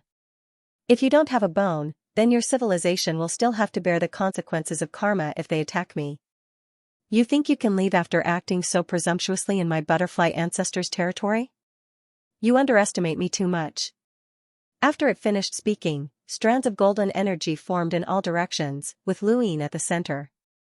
Junior, you must be here for the Taiqing sect. Lu Yin said, since you know, then you should understand that I have no intentions of becoming enemies with your butterfly ancestor continent. The butterfly ancestor shouted, and the world shook. This is not a place where you can come and go as you please. Countless strands of golden energy pierced towards Lu Yin. Let's see how long you can last. These strands of golden energy were enough to break through the sourcebox array around Lu Yin's body, and they might even shatter his body. Lu Yin raised his bony hand, and a triangle formed in his palm. 3 Deaths Technique. This was what he had left for the butterfly ancestor. The remaining deathly still energy within the 3 Deaths Technique was roughly 4 times the amount of deathly still energy from his cosmic art. Darkness appeared in his palm, condensing into the deathly still energy. Lu Yin took a step forward and charged in a certain direction. He raised his palm and pressed down. Thump. Thump. Thump. The golden energy shattered, and Lu Yin forced his way out. He didn't even look back as he charged towards the ground. The butterfly ancestor had not expected Lu Yin to be able to break through its golden energy. This was completely different from the golden energy of the other butterflies, and in that instant, that darkness caused the butterfly ancestor to feel apprehensive. It had been observing Lu Yin for a long time, and it had wanted to wait for Lu Yin's deathly still energy to deplete before making a move. It had not expected that he still had so much deathly still energy left. Not good, that direction. The butterfly ancestor moved, and the enormous butterfly ancestor continent began to churn. Lu Yin was almost flipped over. Where was the mountain? It had actually run away. He was heading towards the mountain where the 10th butterfly had been hiding. It was right in the middle of the butterfly ancestor's body, and the other butterflies were guarding it. The Taiqing sect had also designated that place as the largest battlefield, and that was where the butterfly ancestor's weakness lay. Now, it seemed that this was indeed the case. If it wasn't a weakness, the butterfly ancestor would not have reacted so violently. At that moment, the golden energy stabbed downwards, targeting the sourcebox array that had sealed the 4 butterflies. Lu Yin immediately acted, using his cosmic art. Numerous stars suddenly appeared and covered the entire butterfly ancestor continent before exploding.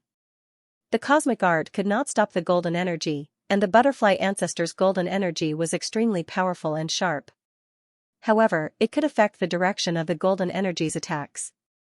The 4 golden energies brushed past the sourcebox array, but they all missed. Even more golden energies appeared and stabbed towards the 4 sourcebox arrays. The butterfly ancestor still did not plan on attacking with its true body. Instead, it wanted to break through the sourcebox array so that the 4 butterflies could deal with Lu Yin. Lu Yin knew from the start that he could not challenge an entire fishing civilization by himself. He could not even lure out the butterfly ancestor's true body. His only option was to escape. Lu Yin had to keep an eye on Thousand Trickery. The stars exploded once again, and Lu Yin charged towards the core formation while simultaneously obstructing the butterfly ancestor's attempts to break through the sourcebox array. Using the deathly still energy consumed too much of his body. The stars exploded to obstruct the golden energy, and the sourcebox array around his body blocked the butterfly love flowers and the butterfly dance flower. No matter how much deathly still energy he used, it was not enough. Lu Yin gritted his teeth and charged towards the core formation. With the butterfly ancestors awakening, the barrier around the butterfly ancestor continent disappeared. Luin took a few steps forward, but his cosmic art did not leave the butterfly ancestor continent and continued to obstruct the golden energy. With his speed, it was impossible for him to escape the butterfly ancestor's pursuit. If the butterfly ancestor unsealed itself, then the 4 eternal realm butterflies would be enough to kill him. Luin released his deathly still energy once again, but this time, he released the deathly still energy from his 3 deaths technique beyond the cosmic art's absorption limit. Luin was already far away from the butterfly ancestor, but his star was still within the butterfly ancestor continent. Windborn thanks everyone for your support, but I really can't keep up with the updates. I need to take some time off. I've been updating twice a day for more than 5 years now, and I've never taken any time off. It's too tiring. Sorry. Thank you for your support. Thank you. The butterfly ancestor was stunned. How could there be such a vast amount of deathly still energy? He could actually maintain such a technique for such a long distance. It did not know how wide Lu Yin's cosmic arts range was, but it was afraid that Luin would run away, so it quickly chased after him. The butterfly ancestor had originally planned to wait until Luin was far enough away that the cosmic art could no longer obstruct the unsealing of the sourcebox's array. Now, it realized that it could not wait any longer. If Luin ran away, it would be too late for regrets. At the same time, even further away, Trickster opened its eyes. As expected, Luin had hidden himself. Humans were adept at concealing themselves, even if they were reduced to bones. The butterfly ancestor had originally suspected that Lu Yin's cosmic arts limit of deathly still energy might not be the limit, but now, it had seen stars that surpassed that limit. However, this was still not enough, as Luin could not escape. It was impossible for Luin, who was not an eternal realm cultivator, to deal with an entire fishing civilization.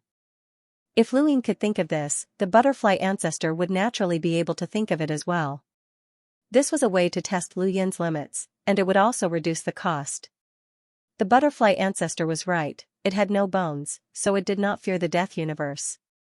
Any death universe existence that wanted to kill it would have to pay the price of karma, but Luin did not. Trickster's lips curled up as he watched the butterfly ancestor chase after Luin.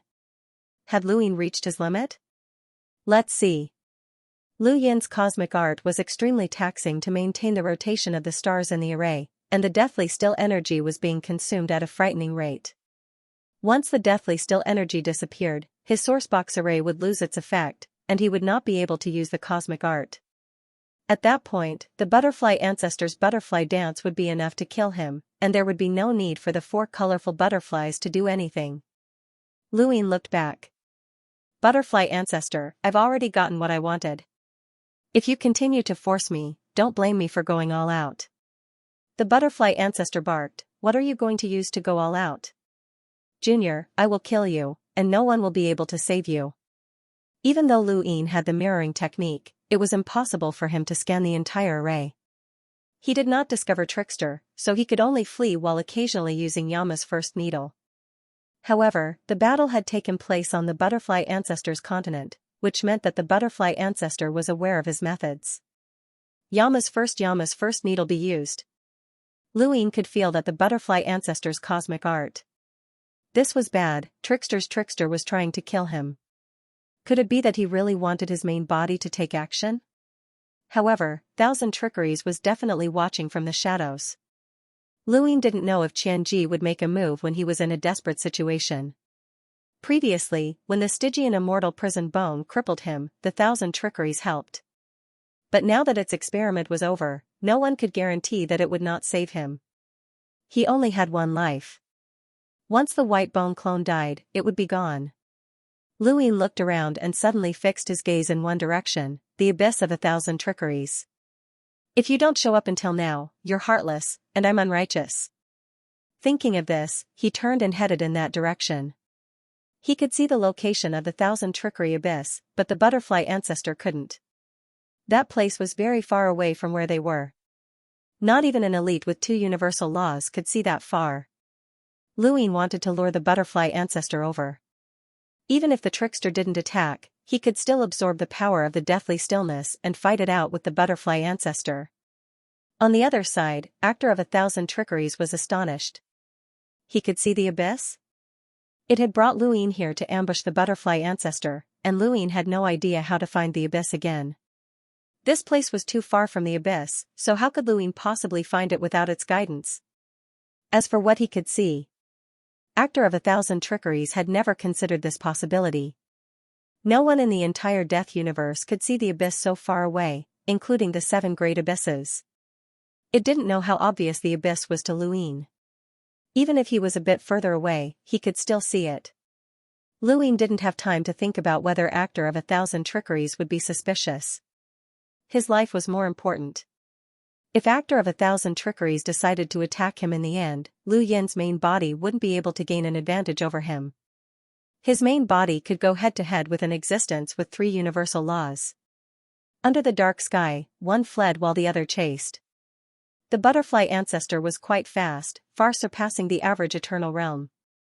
After all, it was a colorful butterfly, and with a flap of its wings, it could catch up to Luine. However, Luine relied on the cosmic art to constantly dodge the butterfly ancestor's attacks. From time to time, he would explode his stars and unleash Yama's first needle, which made the butterfly ancestor wary. The butterfly ancestor still didn't use its main body, only attacking with its myriad metal chi. It wanted to exhaust Lu Yin's power of the deathly stillness. The faster Luine fled, the more the power of the deathly stillness would be consumed. Given the distance between this place and the abyss, it would take him some time to reach it, and his power of the deathly stillness wouldn't be able to last that long. He didn't have the time to calculate, so he had to flee as far as he could. Time continued to pass. Actor of 1,000 Trickeries confirmed that Luine really did know where the abyss was, and he was fleeing in the correct direction. How did he know where the abyss was? Actor of 1,000 Trickeries revealed a rare look of doubt. However, he still couldn't escape to the abyss, as his power of the deathly stillness wouldn't last that long. Regardless of whether they were on the butterfly ancestor's mainland or in the core of space, the butterfly ancestor's most effective method of dealing with Luine was to drag things out.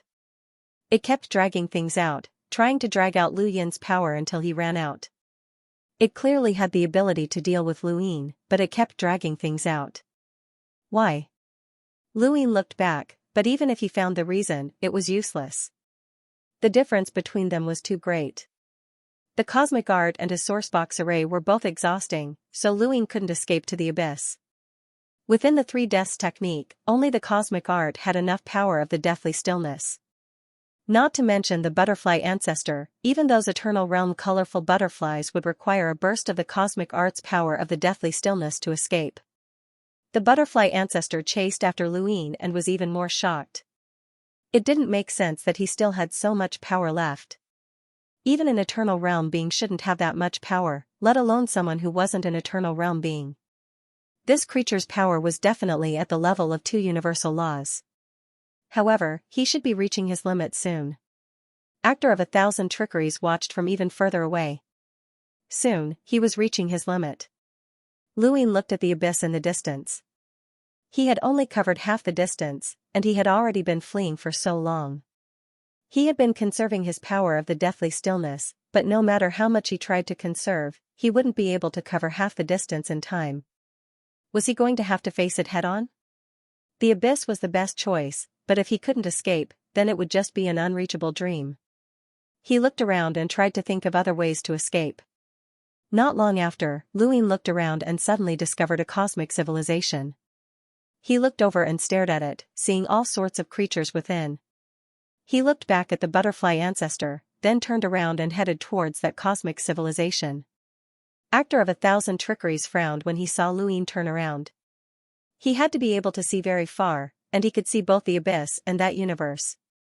He had actually turned around and headed towards that universe. This was going to be troublesome. In outer space, a disk floated calmly in front of where Luine was fleeing. It was quite a distance away.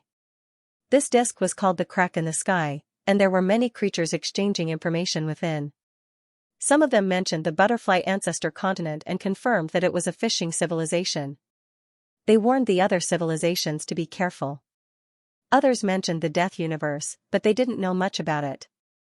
They only knew that it was a universe of the deepest darkness. Inside the disk, communication was also done through a disk that had been shrunk countless times. It floated within the disk and used a language unique to the crack in the sky to communicate. If there's eternal life, then I can be at ease. Wrong. Sometimes, eternal life is even more unsettling. Some fishing civilizations might not be interested in a normal civilization, but they are definitely interested in eternal life.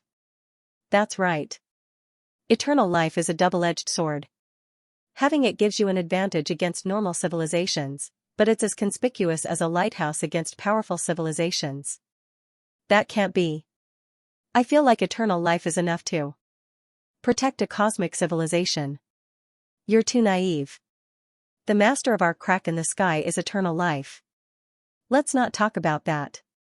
Eh? Did it shake a little? I think so. It's really shaking. Outer space was originally calm, but in the next moment, it shook. The disk's master became alert and stared into the distance. What was with the sudden palpitations? The next moment, a shadow suddenly appeared. It was so fast that the disk's master was horrified. It was indeed an eternal life, but it was only a very ordinary one. It had a kind heart and had created the crack in the sky in hopes of providing some kind of cognitive protection to some civilizations. Its only specialty was its speed, but its so-called speed was nothing compared to this shadow. It didn't dare to move and could only stay where it was. In an instant, a suffocating feeling assaulted the disk, causing the crack in the sky to shake. The creature inside almost fainted, but the disk's master suppressed the urge to escape and remained motionless. It knew that there was no way to escape. This shadow had powerful combat power and was even faster than the disk's master. It couldn't move, and it was best not to resist. Luin was an eternal life, and the karmic shackles were his greatest protection. Luin flitted past at extreme speed and glanced at the disk. The crack in the sky? He saw the carvings on the disk. Eternal life? He only glanced at it for a moment before retracting his gaze and heading into the distance once more. The disk's master saw Luin in the same spot. He was a skeleton, and it thought of the civilization that had brought about death. It was definitely that civilization. Fortunately, this skeleton had passed by and didn't make things difficult for the disk. Just as the disk was about to relax, an even more terrifying suffocating feeling descended upon it. At this moment, the entire universe seemed to be turned upside down. Its entire body became countless times heavier, and it couldn't escape even if it wanted to. It slowly looked over and saw a giant butterfly flapping its wings in the distance, constantly approaching. The disk's master was stunned. What day was it today? Was it that fishing civilization? The creatures inside had just been discussing that there were only 2 fishing civilizations nearby, but now, both of them had appeared. Could it have been attracted by the discussion here? Damn it. The butterfly ancestor flapped its wings and stopped beside the disk. The disk suddenly felt like it was being watched. It was the butterfly ancestor. At this moment, it felt like a great disaster was about to befall it. This chill was terrifying to the point of despair, and it couldn't withstand it at all. Its opponent could kill it with a single thought. It didn't even dare to move, as if it was dead. At that moment, time seemed to drag on, and it experienced the feeling of being on the brink of death. The next moment, the butterfly ancestor disappeared and chased after Luin. The disk's owner was stunned for a moment before regaining his senses. He stared in the direction that Luin and the butterfly ancestor had disappeared. They had left. Only then did the disk regain its senses and relax. It then rushed in the opposite direction as fast as it could. It hadn't expected to encounter something like this, and it had almost died. Either one of those 2 could easily kill it, but they hadn't killed it because they didn't want to be bound by karma. However, karma could not guarantee its own safety. It had to run as far away as possible. Right, when the butterfly ancestor passed by, did a starry sky appear? It saw countless stars revolving, but it couldn't understand how powerful such an existence was. On the other side, Luin hadn't expected to encounter a crack sky here. He didn't know if it was the real thing or if it was just a fishing civilization using it as bait. Regardless, it couldn't help him. Even if there was a fishing civilization behind it, it would be too late. He didn't want to waste any more energy, so he had to hurry to the cosmic civilization ahead. The butterfly ancestor had also seen the disk's crack sky, but it ignored it as well.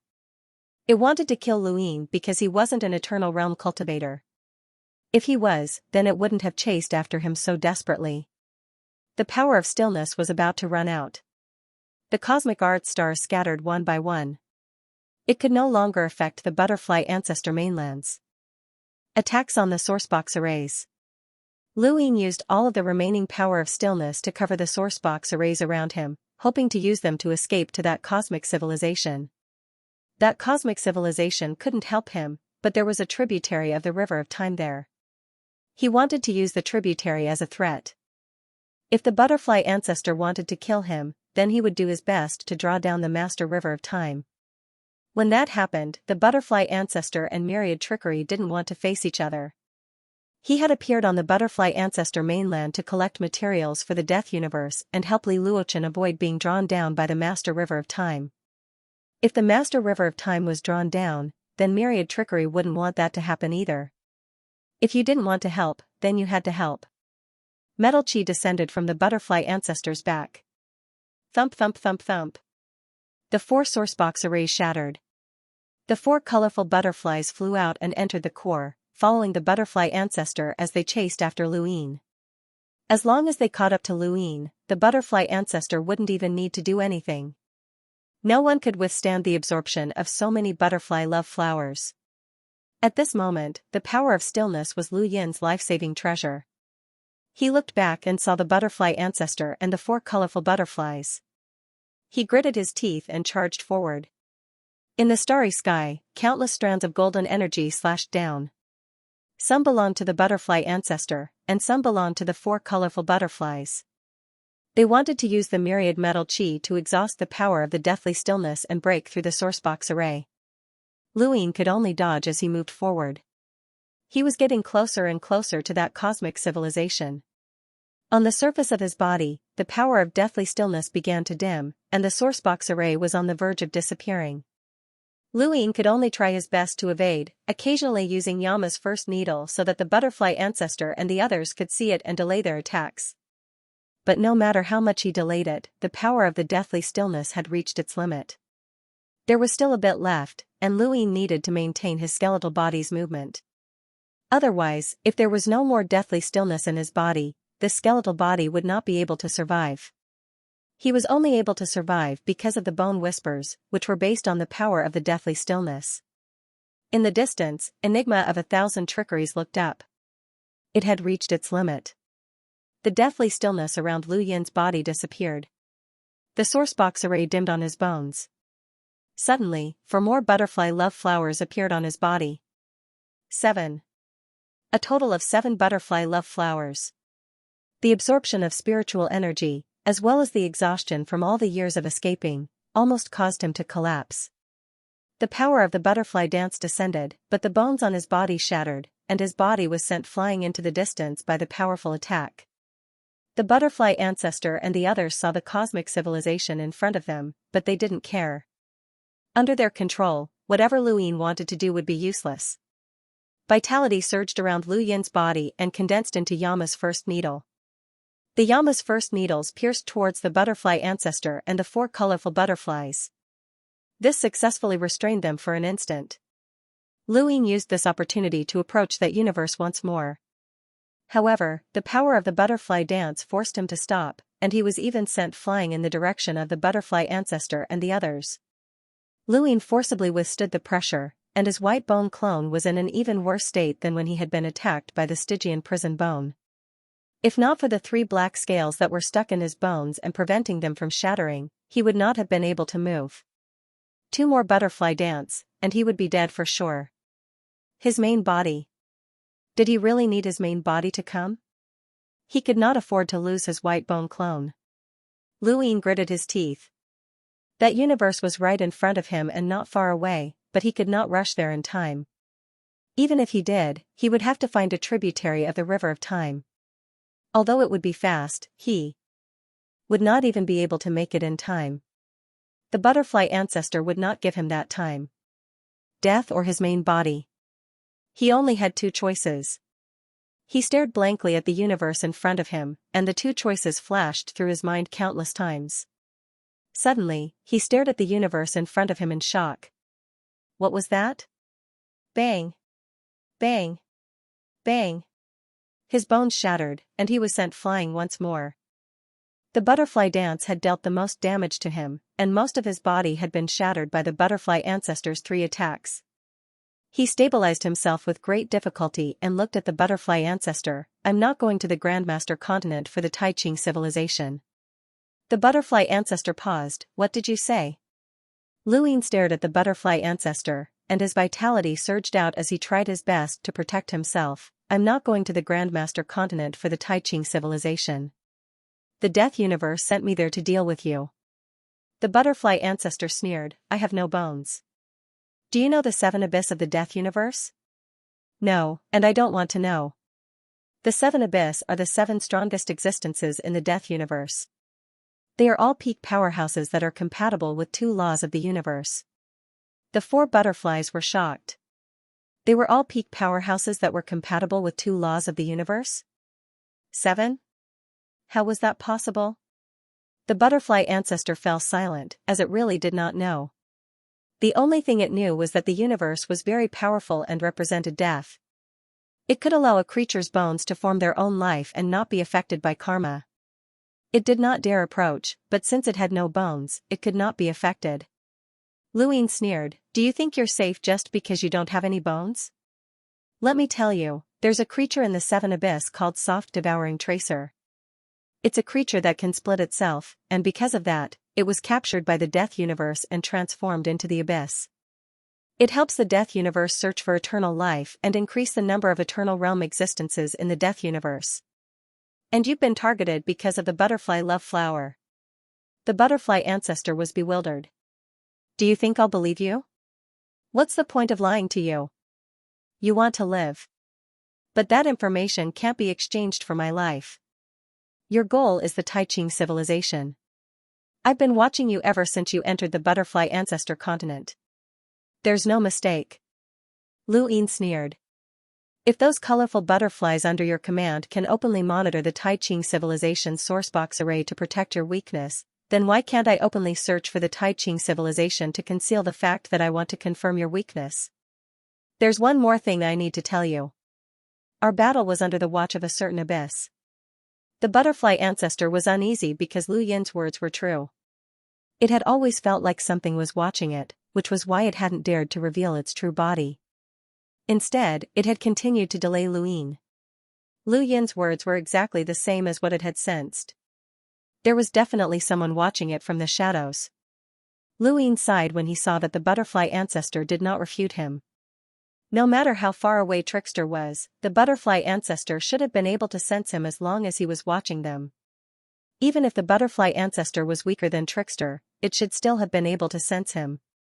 It was also not like Luin, who had not even reached the eternal realm. If you kill me, you can temporarily hide your weakness, but the Death Universe will still send creatures to your butterfly ancestor continent. You won't be able to escape, but if you don't kill me. Luin stared at the butterfly ancestor. I'll help you hide your weakness and do my best to make the Death Universe give up on you. After he finished speaking, he charged into the universe in front of him. Lu Yin's goal was to give the butterfly ancestor some time to hesitate. This was the time that Luin had bought for himself, which would allow him to enter the universe in front of him. The butterfly ancestor was not in a hurry to act, as it was truly hesitating. It was terrified that the Death Universe had targeted it, and there was definitely someone watching it from the shadows. If it could not find the other party, then it had to be the Abyss. Ancestor, he's running away, Kai Dai reminded. The butterfly ancestor stared ahead. Junior, stop. Luin was very obedient and stopped. He was not far from the universe in front of him, and he only needed one more step to enter. However, passing the butterfly flower did not require even one step. His life was in the butterfly ancestor's hands. Who's watching me? Trickster of 1,000 Trickster. In the distance, Trickster of 1,000 Trickster's mouth twitched. This fellow had betrayed him without hesitation. From the looks of it, he really wanted to charge into that universe. Had he discovered something? Trickster of 1,000 trickster? It's one of the 7 great abyss, and it's the one that has survived the longest and is the strongest. After all, it won't be easy to deal with you even if it's compatible with 2 universal laws. The butterfly ancestor did not know if Luin was telling the truth. If it's watching me, even if I don't kill you, how will you help me hide it? Luin answered, it's simple. I said that you can fuse the power of 10 colorful butterflies into one and reach the peak of 2 universal laws, or even 3. In any case, your butterfly ancestor continent definitely has 10 colorful butterflies, no more and no less. You can even transfer the butterfly burial and butterfly lusting flower statuses. All of this is true. As long as the death universe believes me, no abyss will bother you. They'll either invite you to join them or ignore your existence. Otherwise, they'll have to think twice before trying to find you. With that, he stepped forward and entered the universe in front of him. The butterfly ancestor barked, stop, or I'll kill you. Luin did not move, as he had already reached his destination. He was under the mother tree of a cosmic civilization, and there was a door not too far away. It was the unknown portal. Lu Yin's hope had been ignited when he saw this. Although he did not understand why there would be unknowns in a space civilization so close to the 1,000 trickery abyss, there was still hope. The butterfly ancestor's voice traveled to the space civilization, causing the entire universe to tremble. Junior, if you move again, I'll kill you immediately. It did not know what Luin was planning, but his goal was the space civilization. Now that he was here, it would not allow him to move again. Luin spread out his hands. I won't move. Go ahead. He could not move, but controlling some things around him was not a problem. The portal was far away, and for someone like him, even if it was half a universe away, he could still throw a rock in. That's right, he did that. He controlled the rock and threw it into the portal. The butterfly ancestor's voice was low. How much does the death universe know about me? Luin answered honestly, very well. It's been watching you. Don't you know? And I'm curious as well. Why do you keep wandering around here? Why can't you leave the death universe? The butterfly ancestor's voice grew deeper. To me, the death universe is safer. Luin continued to throw rocks into the portal as he looked at the distance. Safer? That made sense.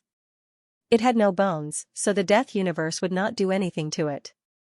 However, if it went to other places, it would encounter a strong enemy sooner or later. Even if the enemy did not threaten its life, it would not be able to take it if a few eternal butterflies were killed. The butterfly ancestor had been circling the death universe all this time because it was certain that the death universe would not do anything to it. Luin was not in a hurry to speak as he continued to throw rocks into the portal. Why hasn't the unknowns come yet? Other than that? The Taiching civilization is also one of the reasons why the death universe is watching you. Luin tried to stall for time. The butterfly ancestor was shocked. The Taiching civilization? Was it really related to that civilization? Luin replied, that's right. You've fought with the Taiching civilization before, and you have the Taiching civilization's sourcebox array on your back. The undead universe needs those sourcebox arrays, but it's a pity that they don't know that you're trying to devour the aura of 10,000 metals. Even the sourcebox that seals the sourcebox's array was devoured by you, which caused the sourcebox's array to fail. The butterfly ancestor did not speak and only silently flapped its wings. Luin continued. To throw rocks. Junior, how can you prove that what you say is true? Someone is watching you. Can't you feel it? I'm saying that you'll lower my value. How can you guarantee that? Luin was just stalling for time, and he didn't think too much about it. How do you want to guarantee that?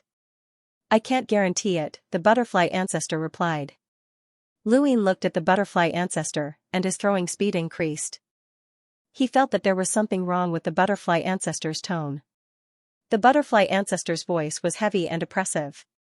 You wanted to save your life, so you told me what I wanted to know. But you can't help me. You've placed your hopes on other species in this space, and the only thing waiting for you is death. You can bewitch me with words, which proves that you can lower my value in the death universe you speak of, But you can also increase my value in the death universe because of hatred. If I increase your value, the death universe will try to rope you in. Even if you're not from the abyss, your status is still higher than mine. Why should I offend you?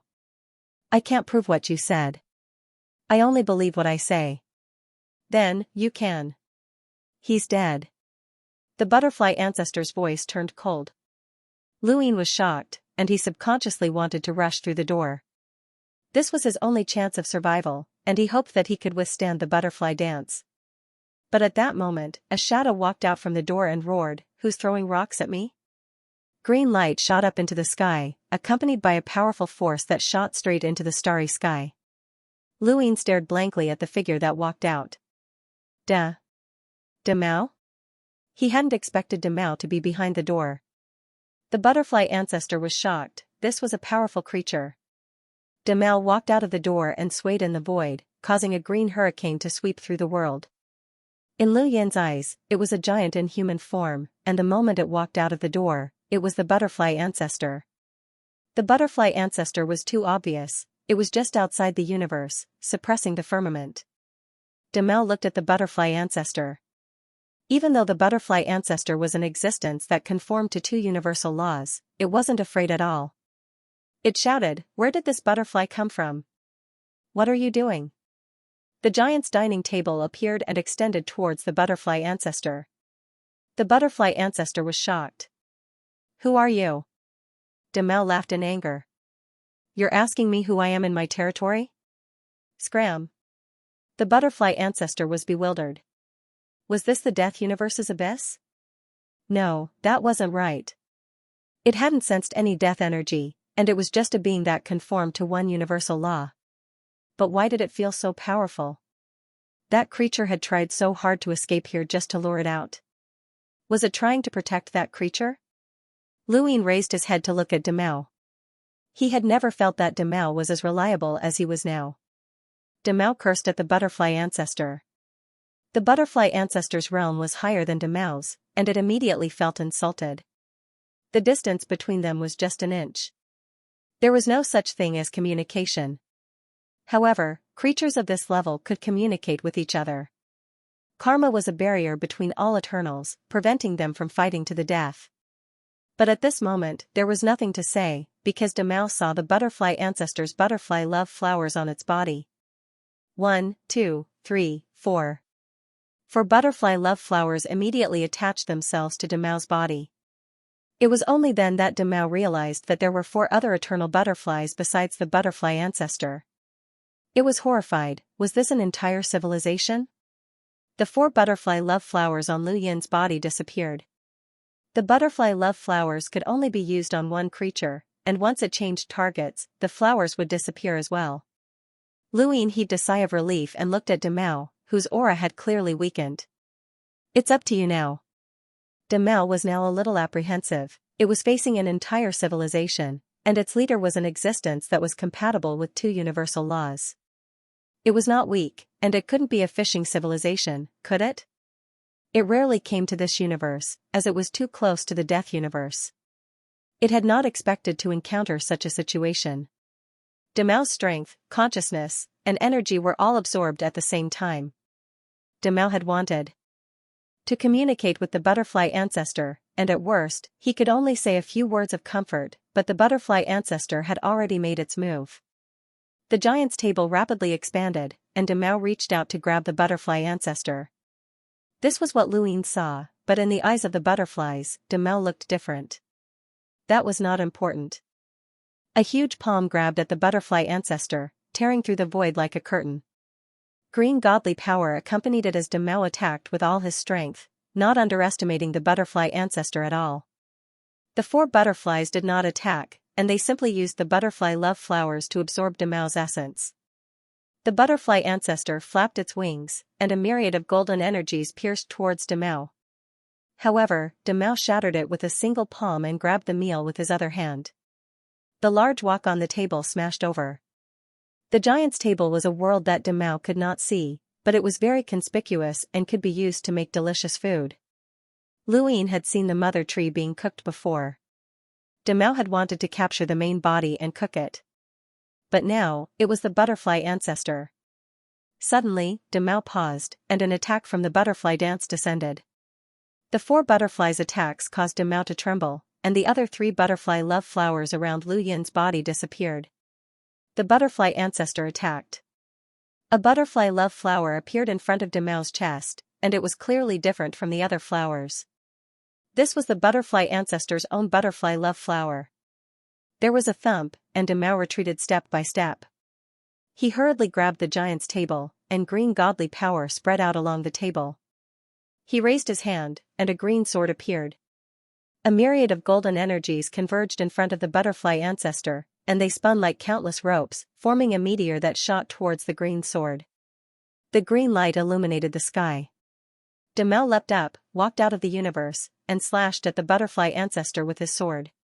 He used his godly power to resist the absorption of spiritual force, and before the sword could reach him, he retreated once more and used another butterfly dance. However, the sword quickly reversed itself, and godly power swept through the universe. The butterfly ancestor felt that this green godly power was not any weaker than the power of death. Mountains and rivers split open on the surface of its body, and countless creatures wailed. Its body froze the void and condensed into a butterfly. Another butterfly appeared within the butterfly, and it was the butterfly ancestor herself. The butterfly ancestor had appeared, and it cooperated with the 4 butterflies to fight Demao. Demao used his green godly power to control himself and fight the butterfly ancestor. The entire universe shook as the green light flickered continuously. Lu Yin knew that the butterfly ancestor had underestimated Demao. It was an existence with 2 laws of the universe, but it was definitely not weak. It had once crushed an immortal feather, and its status in the unknown world was not low. It possessed 2 rarely seen invisible worlds, and was also known as the Source Master. It ate all matter in the universe that could be traced back to its source power, and its favorite was undoubtedly the source power of the divine tree. From Lu Yin's point of view, Demao might be arrogant, but that did not mean that he was not shrewd. Demao's strength might even be comparable to Red Hero's. He was the strongest existence in the universe that was compatible with one of the universe's laws. This was something that the unknown acknowledged. Of course, this was before Lu Yin had broken through to the eternal realm. After Lu Yin's breakthrough, he became the strongest existence in the universe. While Demao and the butterfly ancestor civilization battled, Lu Yin walked through the universe and arrived in front of the unknown door. It was as if this was the first time he had seen the door, and he stared blankly for a while. In the distance, the Thousand Trickeries was staring at the scene. It had seen Big Harry appear, and it had seen green replace the darkness as it flickered within a square inch. It had also seen Lu Yin walk towards the unknown door. It stared at Lu Yin. As a creature of the dead universe, he was an enemy of the unknown. It was very smart of him to use the door to attract the green unknown to resolve the crisis, but how was he going to escape? If he wanted to leave, he would definitely be discovered by the butterfly ancestor or the green unknown. If he did not leave, he would still be discovered after the battle.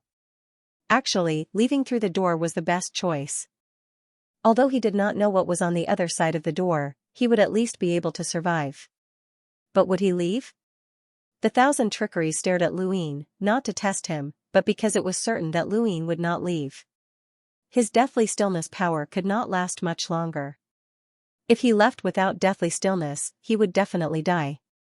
What it cared about was that he could leave or return through the door.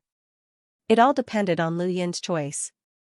Lu Yin stood in front of the unknown door and looked up at the universe, then at the abyss of 1,000 trickeries. Finally, he sat down cross-legged and remained motionless. The 1,000 trickeries wasn't surprised. Was he not planning to leave? It was probably because he wasn't sure what was behind the door. Since it was a creature of the dead universe, it might have some understanding of the unknown.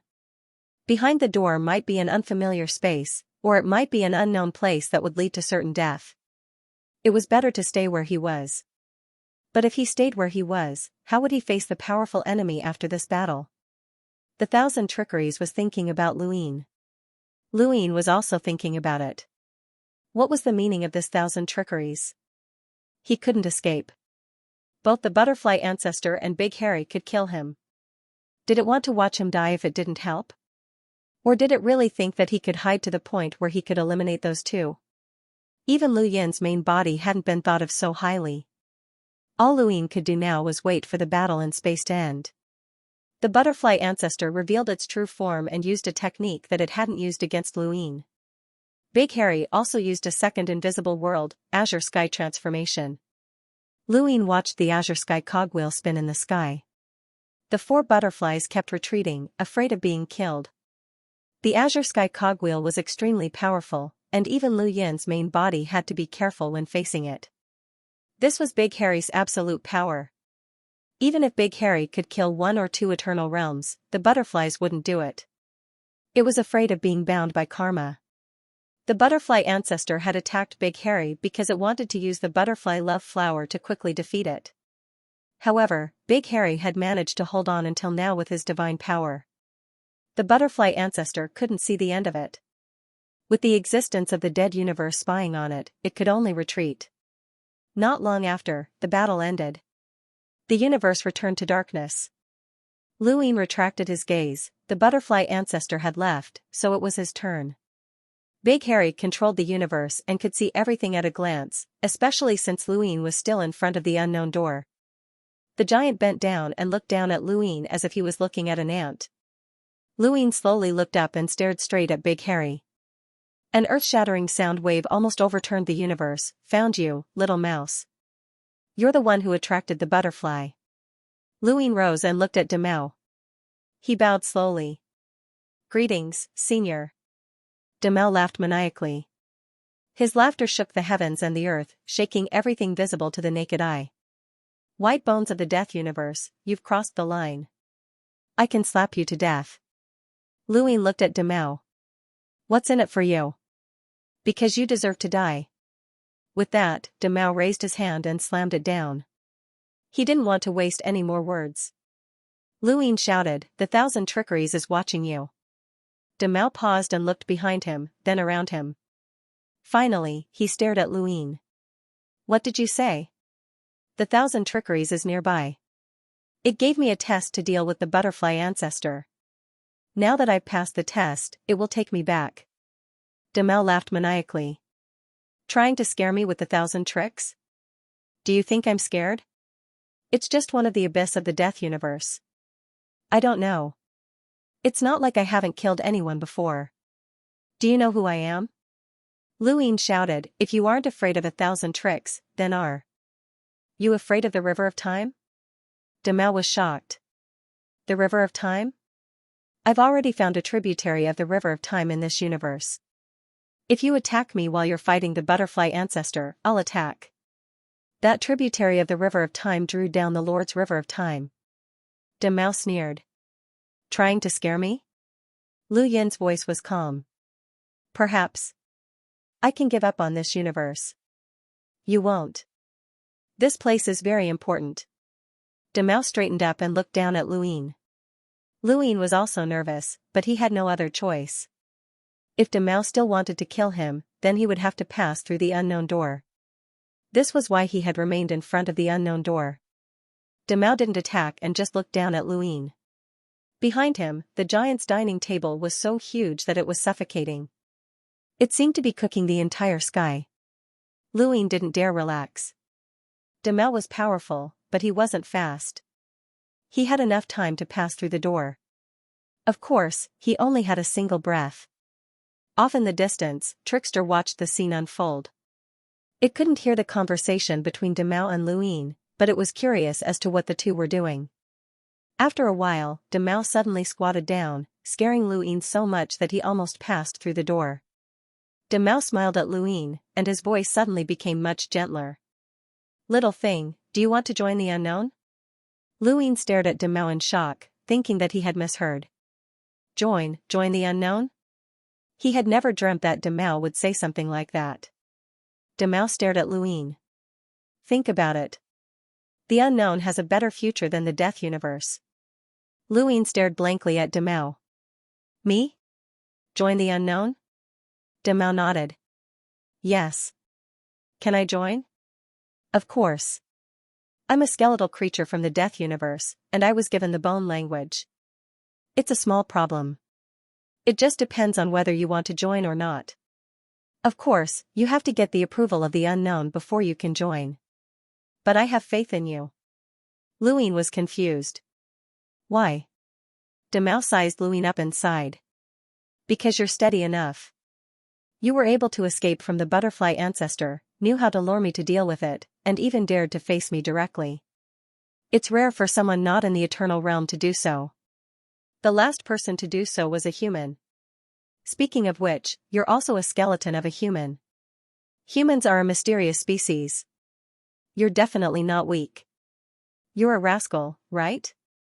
The unknown only lost one rascal. It's good that you joined.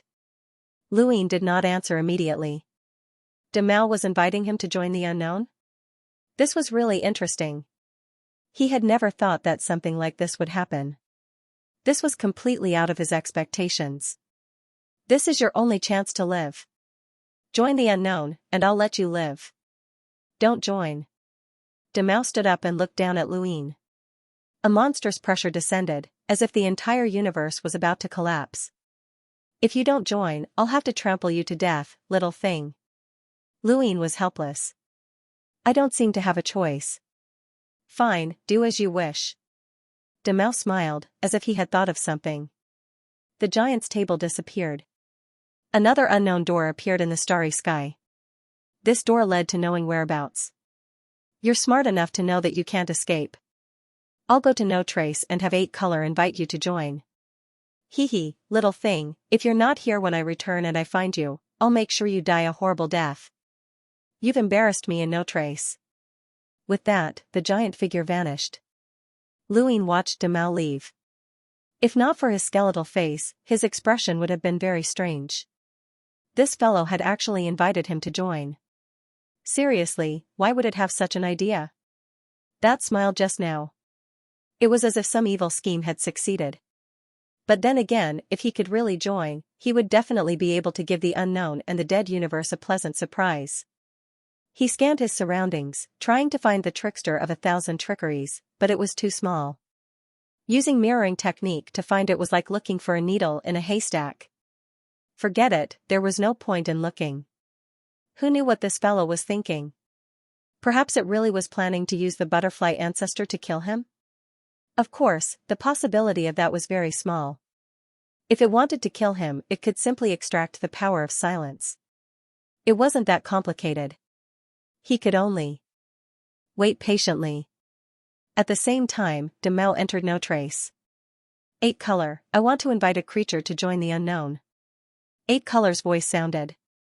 Strength, species, location. Strength of a scoundrel. Skeletal creature, habitat universe. 8 Color was surprised. Skeletal creature? Habitat universe? Demao was proud. That's right. A skeletal creature from the dead universe. It's currently in the habitat universe. This fellow is a skeleton and has the strength to escape from creatures with 2 universal laws. Didn't that human Luin break through? I don't know if he's a scoundrel, so I invited him to join. 8 Color did not answer immediately. Clearly, it was thinking. Haha, Demao, do you know why you invited the scoundrel Luin to join? The old fellow asked. Demao was dissatisfied. Nonsense, because I have to deal with those mixed hairs. Since you know, why did you invite this scoundrel to join? Does he know how to teleport too? He doesn't, or else he would have escaped long ago. I wouldn't have invited him, but this fellow belongs to the dead universe. Haha, looks like you have an idea. Demao said, the dead universe has something to do with us.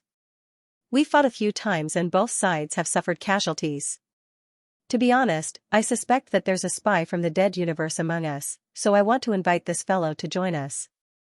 Consider him a spy I planted in the dead universe. Is it okay to say such things? The Divine Master's voice sounded. Demao sneered. What's so bad about it? When inviting a new creature to join, all the unknowns must be informed. This is the rule. Otherwise, I wouldn't have said it. He raised his voice. I'm only talking about skeletal creatures. There are endless skeletal creatures in the dead universe.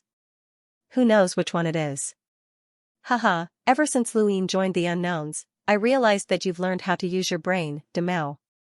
the old fellow praised. Demao was furious. Old man, it's not your place to say such things. That human Luin started off as a scoundrel and now dares to threaten everyone. You're responsible for this. Also, don't call me Demao. Another voice sounded. It was Wang Wen. Green, you're smart. You can rope in a scoundrel powerhouse and use this to target the dead universe. I think it's a good idea. Demao was excited. This was Wang Wen's voice. He was the envoy of balance, an extraordinary existence. The rules of the unknowns were greater than the heavens. If there was anyone among the unknowns who could break the rules, it would be the envoy of balance. This was because the envoy of balance's rules were about balance. Balance was within the unknowns and also within the square inch of their knowledge. A three-universe calamity had shown them Wang Wen's ability as the envoy of balance. He had mobilized so many powerhouses. Although Lu Yin's rise had failed, it didn't affect the pressure that Wang Wen brought to them. This didn't even include his own combat strength. He was fighting to the heavens. He was a terrifying existence that even the immortal plume tree didn't dare to return. Demao was even more proud after being praised by Wang Wen. Ba Color said, rogue strength is enough to join the unknown. Anyway, the unknown has suffered a lot recently, so it's fine. The immortal master interrupted, what if the skeleton creature returns? As far as I know, the life of the skeleton creature comes from the power of the death universe. They can't betray the death universe. Demao sneered, you want to block disaster for your master so soon? Luin prevents any creature from joining the unknown, but he can't stop a second one. There will always be creatures joining. I'm just asking a reasonable question. The immortal master was not angry. Demao said, use your brain. Since Ba Color agreed to the invitation, it means there's no need to consider this point. Wang Wen said, the life of the skeleton creature in the death universe seems to come from the bone language given by the power of silence, but it's actually their own body. The power of silence just transferred the essence of their life from flesh to bone, so the eternal realm in the death universe doesn't have to bear the burden of karma. The skeleton creature has its own thoughts. As long as it doesn't betray the existence that gave it the bone language, it's fine. A rogue is not enough to directly deal with an abyssal powerhouse. Basically, only one of the seven great abyss could give a rogue a bone creature. Is there a way to control it? The immortal master asked. Wang Wen continued, the greatest method of control is always profit. Any other methods of control will only be noticed by the death universe. There are quite powerful old guys there. Haha, there's still a risk. Wang Wen didn't care, if you're worried about the bone language, you don't have to. Let it become the one with the most power of silence in the death universe. Then, it can counter the bone language. These words made Jizong silent for a moment. Demao spoke, his words were probing, how to become the one with the most power of silence? Wang Wen smiled, I have my ways. As long as it joins the unknown, I can make it uncontrolled in the death universe and give that old guy a surprise. Demao found that Wang Wen was more enthusiastic than it was. Right, there's one more thing that's more troublesome. Thousand Trickery might be watching the skeleton creature. Wang Wen asked, do you feel Thousand Trickery watching it? No. That means it's far away and can't hear the conversation. Just deal with it casually. Thousand Trickery is very special. I have a way to deal with it. Haha, Big Mao, you seem to have done something that made the balancer happy. Demao looked at the god tree. The balance envoy loved to play such games. Scheming against him and against you. Demao's actions seemed to suit the balance envoy's taste. Even if he ignored the balance envoy, he realized that doing so gave him the same thrill of scheming against the universe of death. It finally understood why many creatures liked to scheme.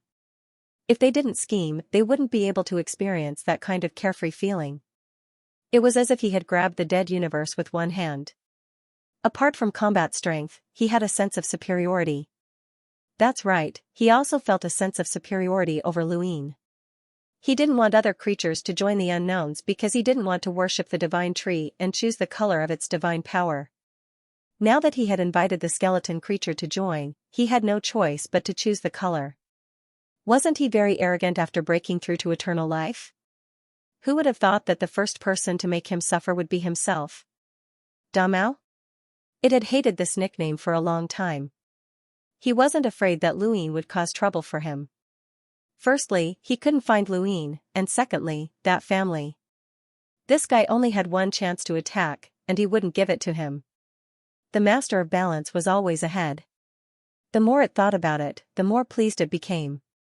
It was as if it could hear Lu Yin's exasperated voice. Finally, it had won back one round. Thinking of this, it couldn't wait to confirm the 8 colors agreement and assessment goal, and immediately returned to the habitat universe. Just now, it didn't care whether the skeleton creature left or not, but now it was very urgent. In the habitat universe, Luin waited in boredom. He was closer to the unknown portal. If the 8 colors refused Damao's invitation to join, he could only use this portal to escape. If he really joined the unknowns, should he worship the divine tree? Would it be seen through? It shouldn't be, but it was hard to say. It was best not to worship the divine tree, and to worship the divine tree, he had to choose the color of his divine power. Yes, just like the main body, he would drag it out and not go. But he actually wanted to go and get the lines of divine power. He had 4 of them. It was a dilemma. Also, that thousand trickery was watching. It couldn't be explained if Damao didn't kill him. Just as he was thinking, Damao came back. The huge green figure covered the sky and looked down at Luin. Seeing that Luin was still there, he was relieved. Little thing, you are lucky. Knowing whereabouts has agreed to invite you to join. As long as you pass the assessment, you will be an unknowns member. Luin looked up. Assessment? Not everyone can join the unknowns. If you didn't have the ability to escape the butterfly ancestor's pursuit, even a scoundrel wouldn't be able to join. Plus, your identity is an advantage. The unknowns? You should understand what an invitation to join the unknowns means to the unknowns. Luin said bluntly, traitor. Damao laughed.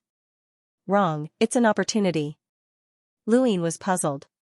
Damao, this guy's eloquence seems to have improved. Damao asked, who gave you the bone language? Liku withered, Luin said. Damao raised a brow. Didn't you just say thousand trickery? Luin shook his head. I entered the abyss of thousand trickery and it was Liku withered who gave me the bone language. He paused. Senior, I didn't lie to you about one thing. Thousand trickery is probably watching this place. Are you sure you want to invite me to join the unknowns? Damao didn't care. Even if it's watching, it won't know what we're talking about. At most, we'll just put on a show for it to see. Are you sure? Luin felt that there was something wrong with Damao's brain. How could it deal with thousand trickery so easily? Damao smiled and bent down. If you used other abysses to threaten me, I might not have done so, but thousand trickery is an exception. The unknowns and the unknowns have fought before, and more than once. Thousand trickery hasn't acted even once, and even ignored it when faced with certain death. Besides, even if there's trouble, the unknowns will take care of it for you.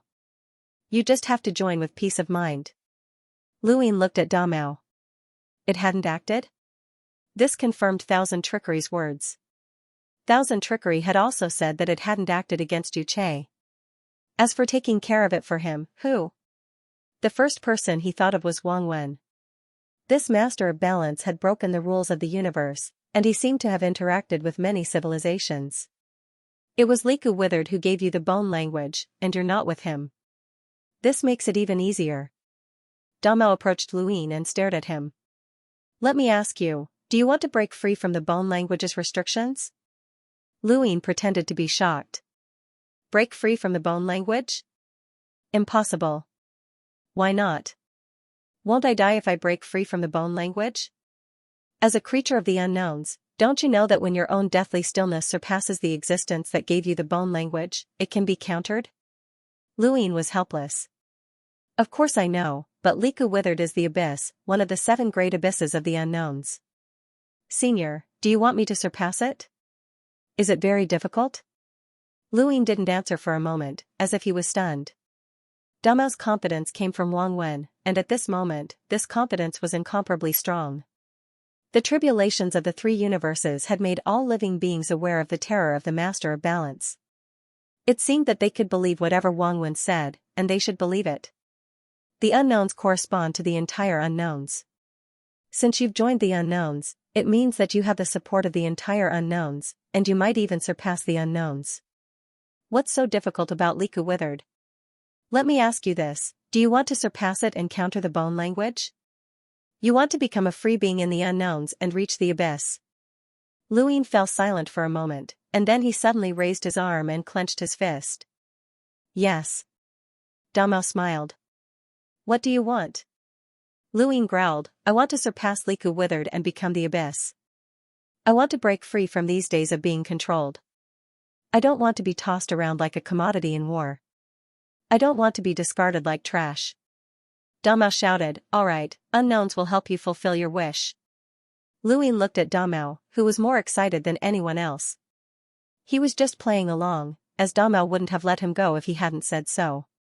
He just didn't know how Damao was going to control him. Damao then told Luin about the test's objective and gave him a cosmic ring. Do you have a portal inside? You need to use the civilization that you can use to destroy the target, and you don't have to do it yourself. Do you have a civilization or creature that you can use? Luin wanted to directly say that Damao was the only one he could use, the butterfly ancestor. Damao was stunned, but he couldn't refute that. Don't get killed by the butterfly ancestor. Luin was confident. As long as I recover to my peak, the butterfly ancestor won't be able to kill me that easily. Damao sized Luin up. Looks like you're quite pitiful. Escaping the butterfly ancestor's pursuit with a cultivation that isn't at the eternal realm is your ability. Alright, you can go back. Luin was taken aback. Go back? Back to the death universe. That's the only place with the power of death. You don't expect to recover here, do you? Luin subconsciously glanced at the abyss and then back at Damao. Senior, are you letting me go? Damao looked at him. You only have one chance, and I won't force you. If you want to break free from the Bonesword's restrictions and regain your freedom, then join the unknowns. If you don't want to, then we won't meet again.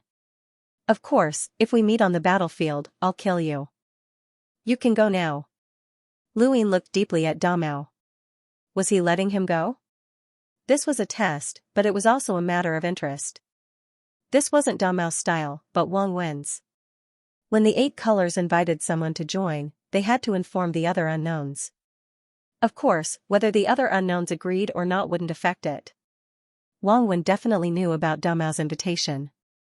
Damao had the unknowns behind him, but he also had Wang Wen's shadow. Luin took a deep breath. Then I'll take my leave, senior. Damao grunted in acknowledgement. Luin wasn't worried. In his heart, Damao was just tricking him into leaving the unknowns. If he wanted to, he would have done it long ago. Stepping into space, Luin looked at Big Harry again. Senior, can you help me keep an eye on the butterfly ancestor? I'm afraid it's gone. Big Harry's brows rose, he was actually asking it to do something? It instinctively wanted to scold him, but after some thought, it gritted its teeth. Fine. This scheme had come from Big Harry, and it wasn't that simple. This was just the beginning. Big Harry felt uneasy about letting Luin go, as there was nothing it could do if Luin didn't return. However, it had to take this step. The unknown wouldn't use any methods to control this skeleton, and benefits were the most reliable. Luin left. Big Harry sighed as it watched Luin leave, slowly sinking into the habitat universe. In the distance, Trickster glanced at Big Harry before heading back to his own abyss. The habitat universe wasn't too far from the abyss of Trickster, but it wasn't close either. With Lu Yin's speed, he could reach it quickly, but his deathly stillness had been exhausted and his speed had dropped drastically. It would take several years for him to return. Now that he thought about it, if he hadn't coincidentally found the habitat universe, the skeleton clone wouldn't have been able to return safely and would have been destroyed by the butterfly ancestor. Several years later, Luin returned to the abyss of Trickster and saw him standing by the river. He fell heavily to the ground. There was a thump. Trickster turned around to see Luin on the ground. Mission complete? Lu Yin's bones shattered, and he bitterly replied, "No, I killed 4 colorful butterflies and alerted the butterfly ancestor. I couldn't defeat it." Trickster wasn't surprised. "What about the materials?" Lu Yin replied, "Those butterflies swallowed the myriad gold qi, which caused the materials to lose their effectiveness and become useless." "Is that so?" "What a pity," Trickster said. Lu Yin looked at Trickster. Trickster replied, "This was a narrow escape.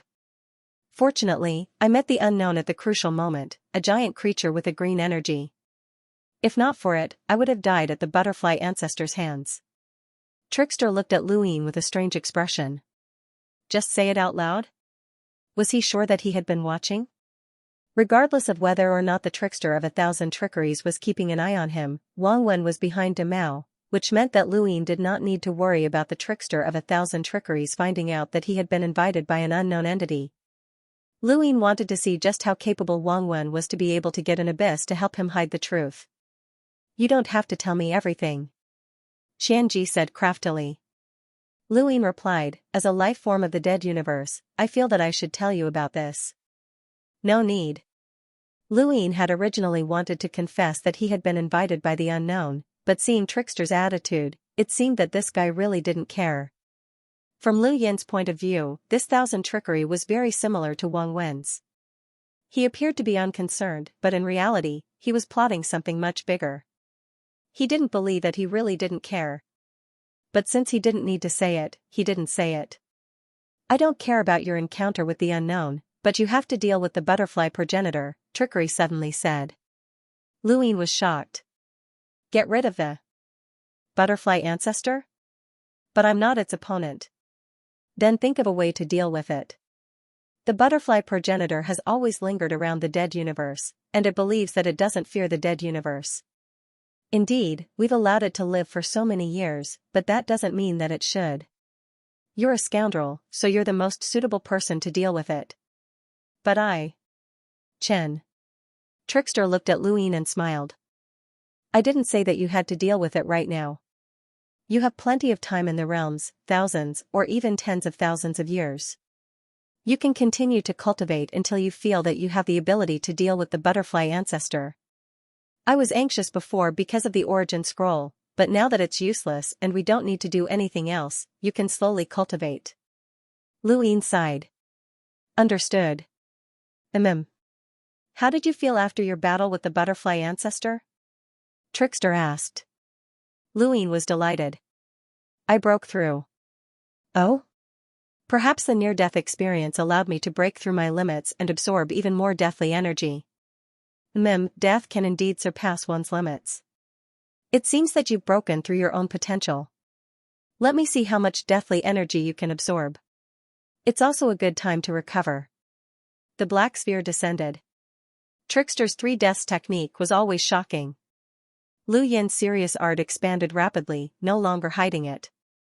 Trickster must have seen something during his battle with the butterfly ancestor, which was why he had said that he had broken through his limits. Now, it was time to see the limits of his serious art. The number of stars continued to increase and revolve, surpassing the entire universe in an instant. It soon reached the limit that Lu Yin had exposed to Trickster's serious art. Now, it had surpassed it. Trickster stood by the river and looked at the stars. No one knew what he was thinking.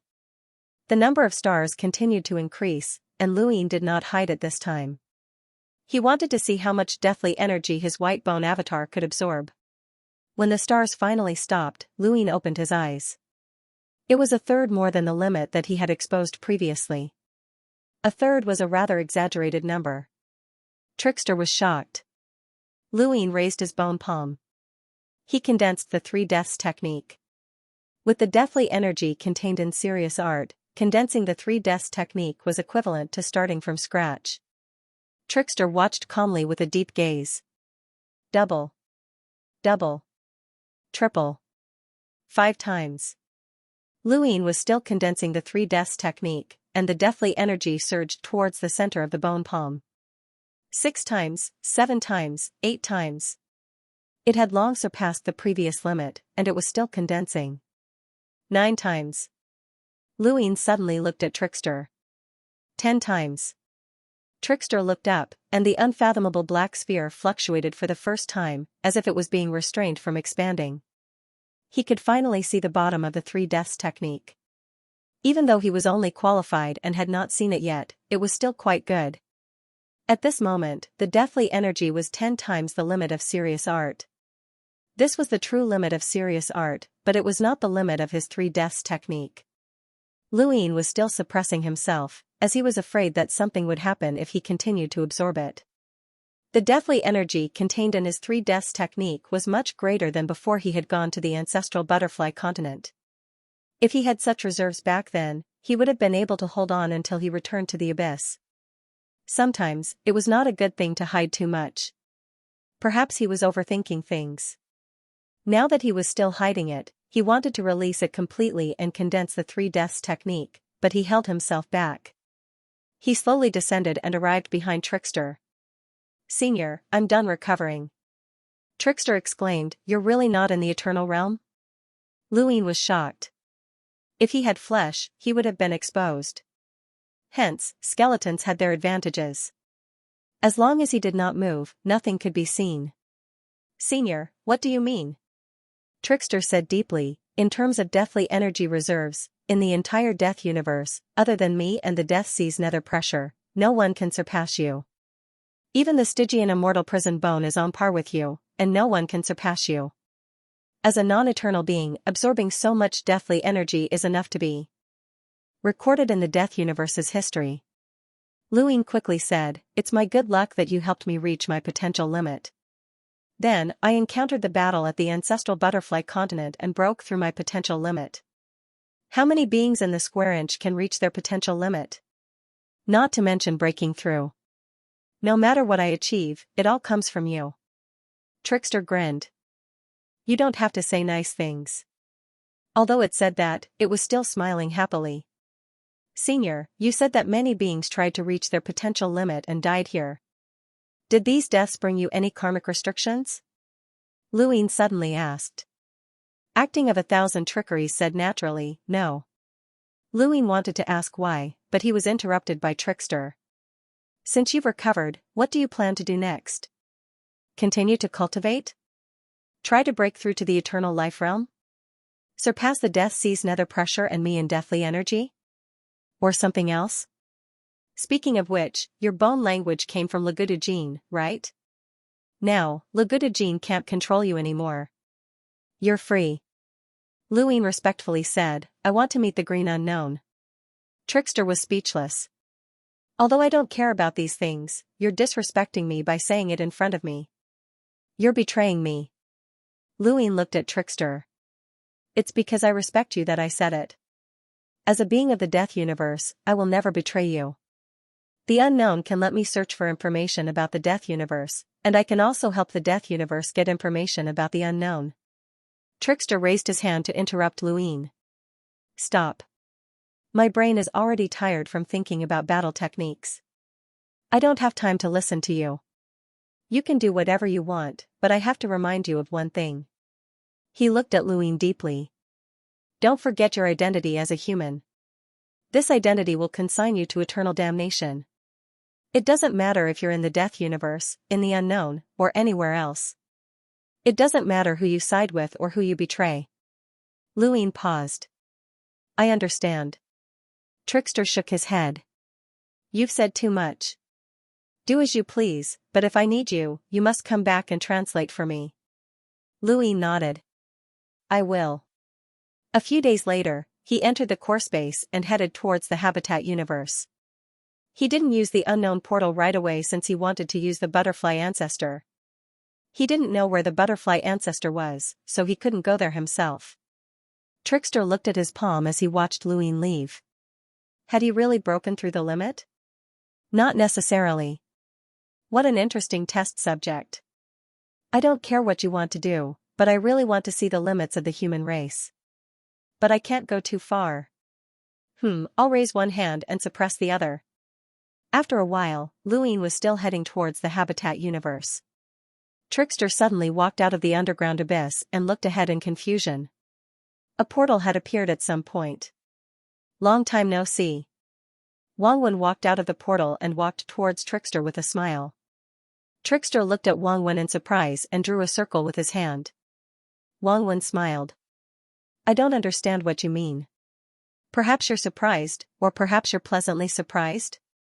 We're old friends, after all. Thousand Trickery crossed his arms and stopped moving. He just stared at Wang Wen. Wang Wen smiled. I'm the same as you.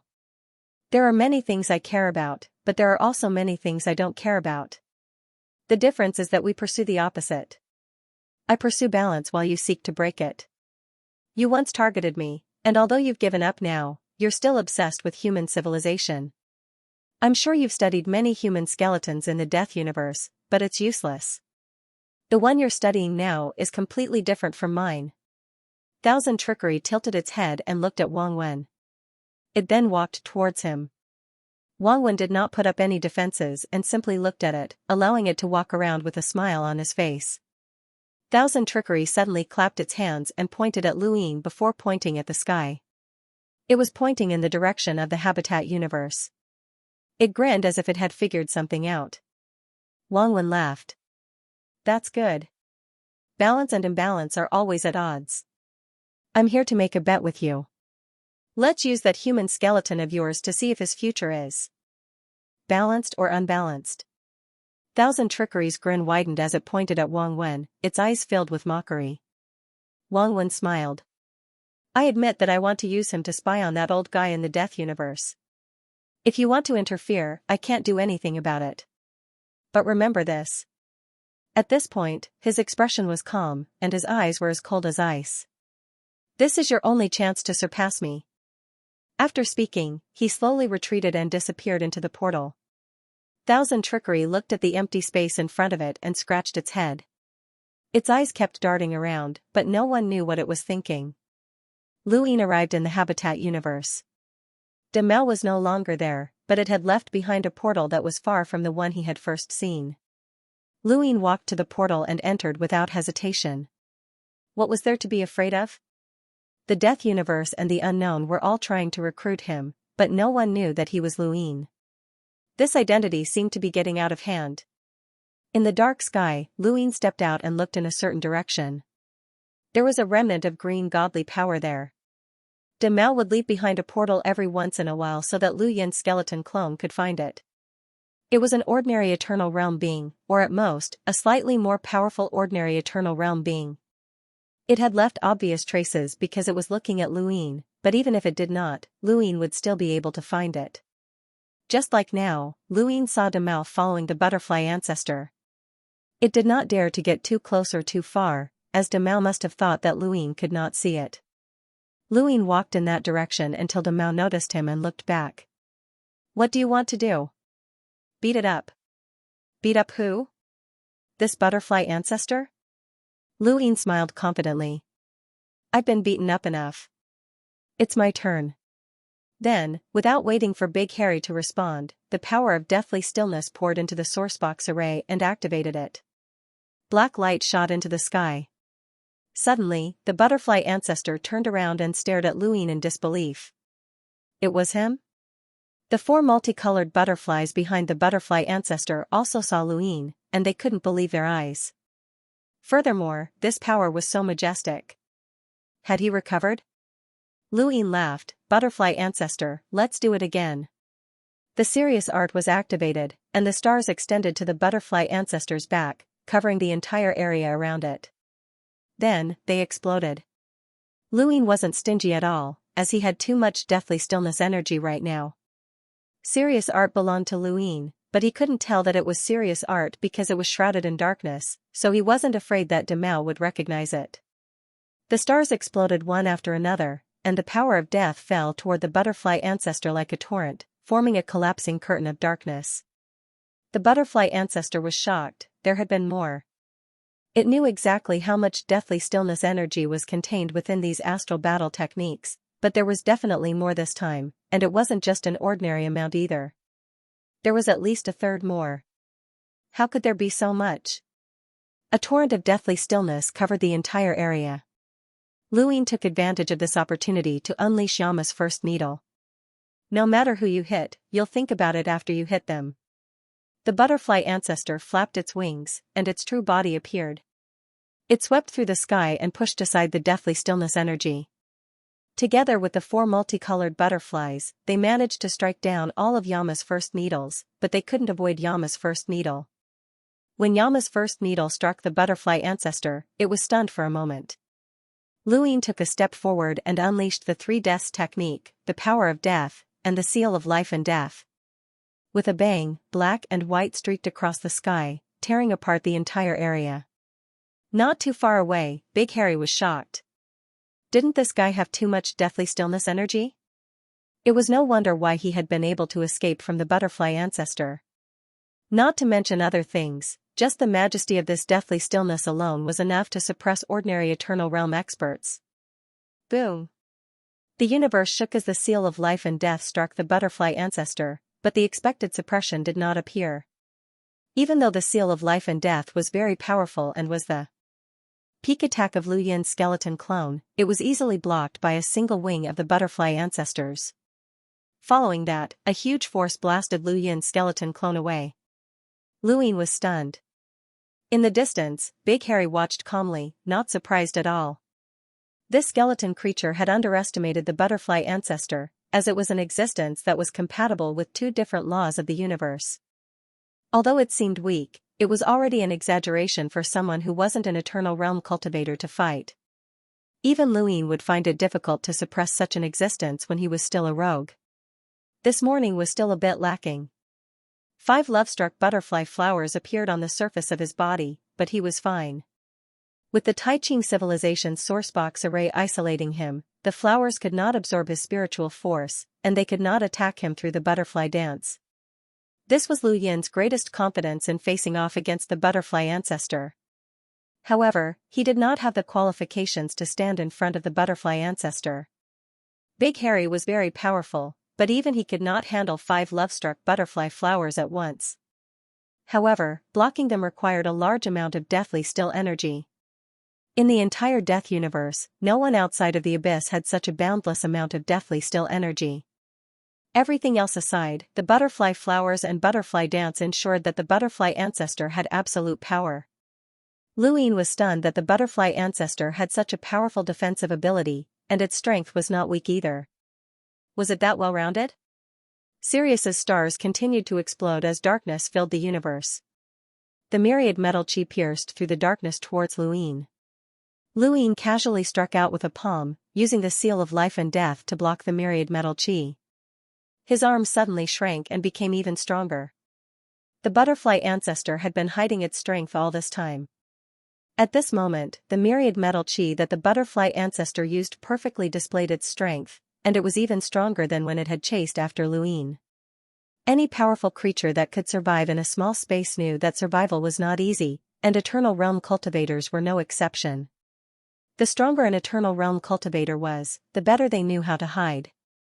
The butterfly ancestor had not revealed its true form or this strength when it had chased after Lu Yin because it had sensed that it was being watched by the 1,000 trickeries.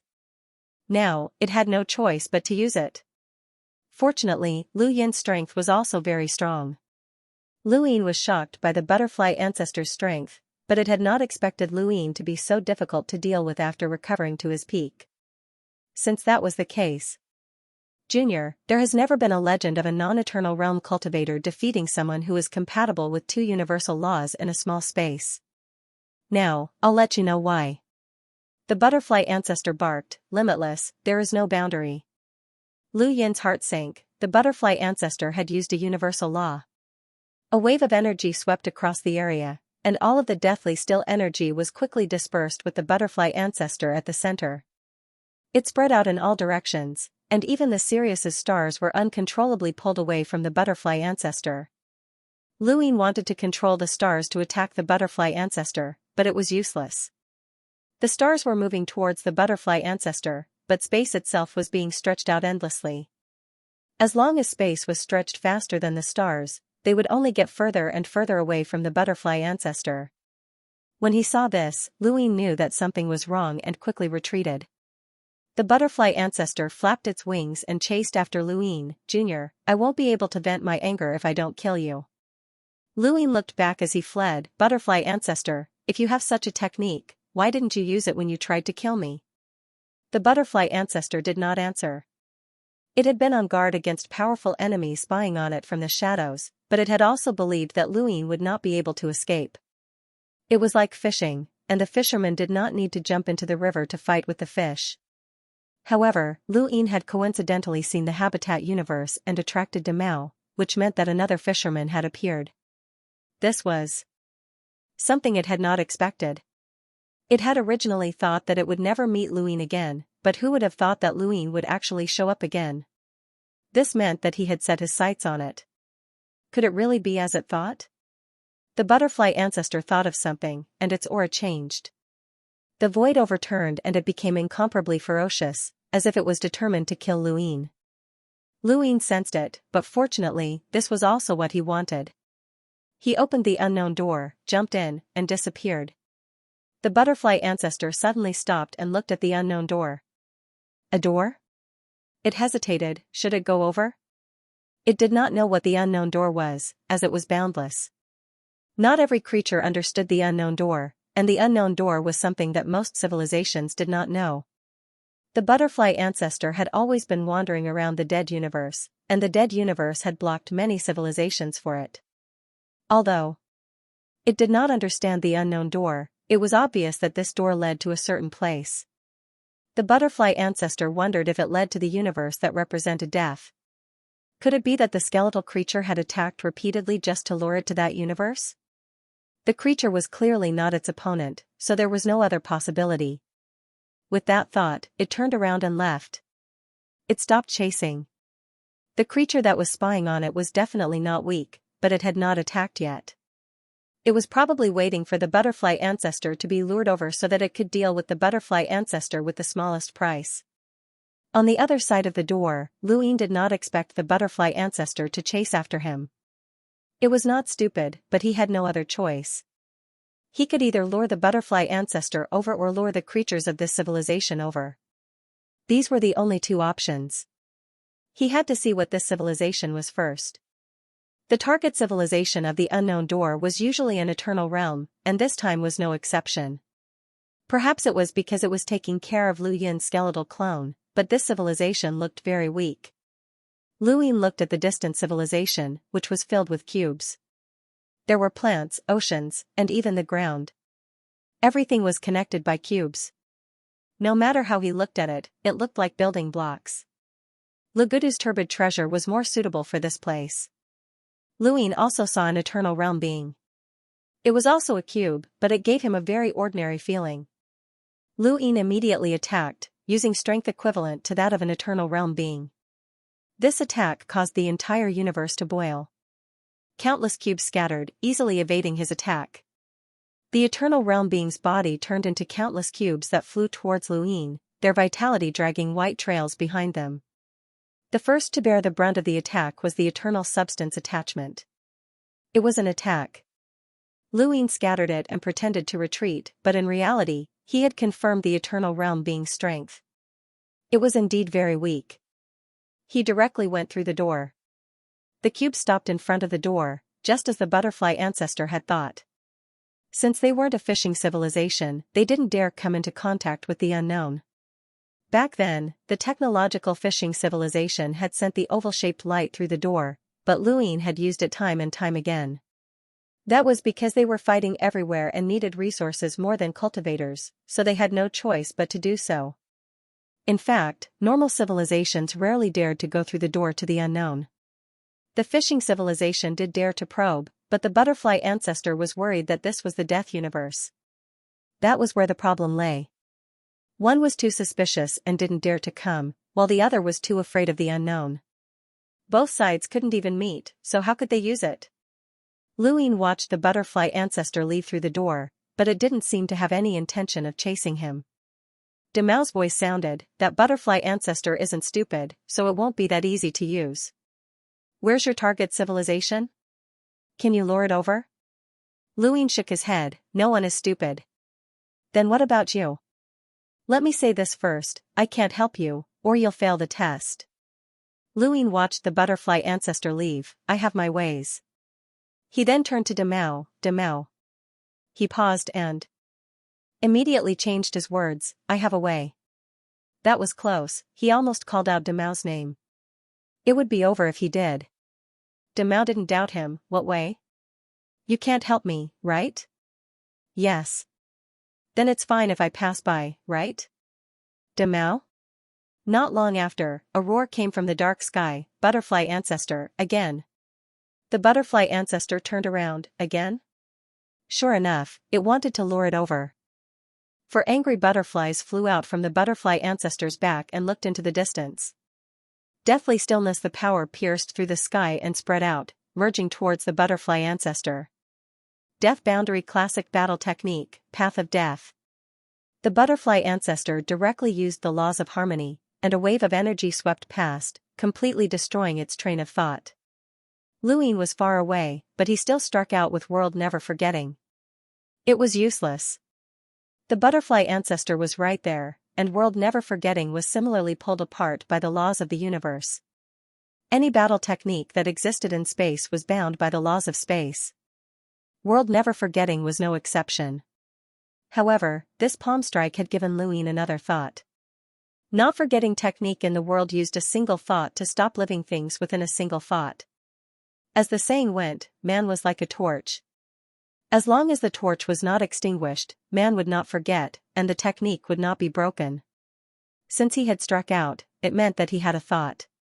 However, if the thought did not hit its target, where did it go? The blossoming and withering of the flower was the result. Striking out this thought was also the result. The result was destined. Where was the cause? Luin was momentarily stunned. Until a loud roar resounded through the area, causing his body to tremble. In another direction, a huge green figure rushed over like an out-of-control celestial phenomenon. The butterfly ancestor was greatly alarmed. It was this creature. It immediately took action, and a fluctuation that conformed to the laws of the universe swept out. As long as this creature attacked, space would be pulled apart infinitely. At the same time, the myriad gold chi was released continuously, piercing towards the green figure. The green figure roared, "Why did you attack me?" The butterfly ancestor was equally furious. "I've already left your universe. Why are you still chasing after me?" "I'm just passing by," the cyan figure roared. The butterfly ancestor was stunned. She thought that she had misheard. Passing by? Suddenly, a sound was heard, Kai Dai was taken away. The butterfly ancestor looked into the distance. Luin took advantage of Demao's unparalleled momentum to charge towards the butterfly ancestor. Then, he retracted his aura and charged towards the butterfly ancestor's back with pure strength. He forcefully endured the butterfly love flower's absorption of spiritual force, grabbed one of the butterflies, and fled. The butterfly ancestor was vexed.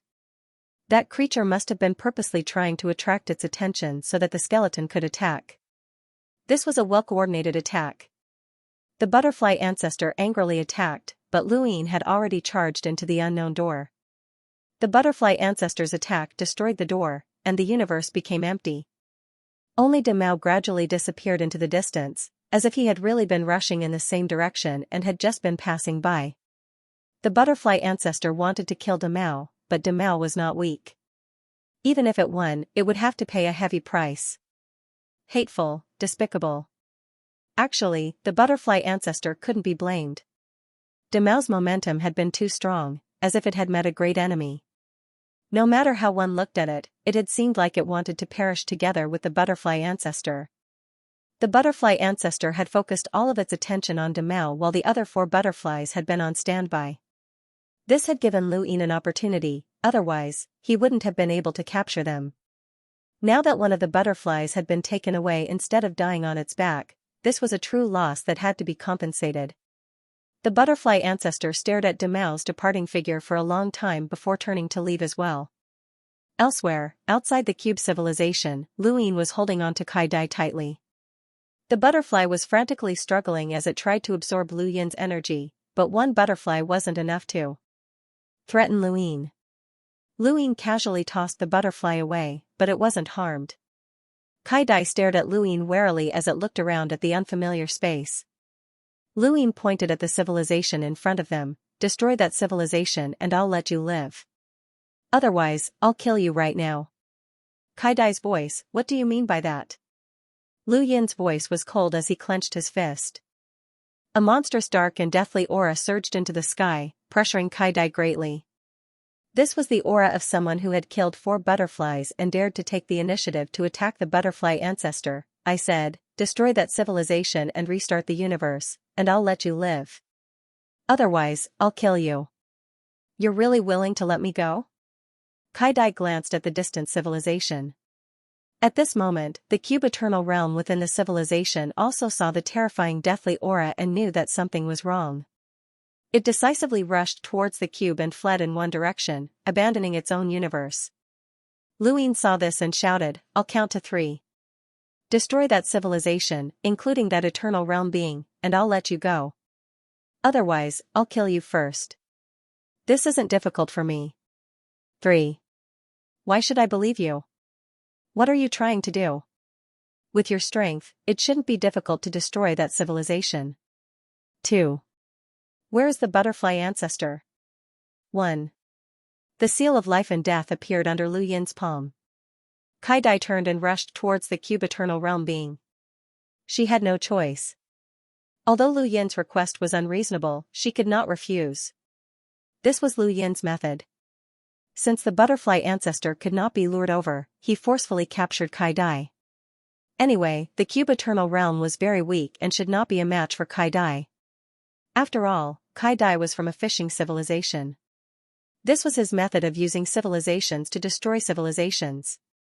It was fine as long as he did not do anything. Kai Dai and the cube eternal realm started a great battle. The cube eternal realm was baffled and tried to communicate. It hoped that they would not fight, but the initiative was not in its hands. Lu Yin watched calmly. Kai Dai was indeed more powerful. The butterfly love flower and the butterfly dance flower could grind the cube eternal realm to death. Of course, it took a long time. The battle took half a year before Kai Dai finally killed the cube eternal life realm expert and restarted the universe. Lu Yin did not show mercy. The cube did not need mercy. If the roles were reversed, the human civilization would also be destroyed. It was normal. This was survival. Survival was not easy.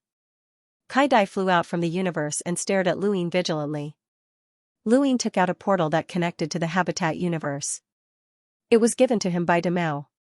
Let's go. Don't worry, I'm a man of my word.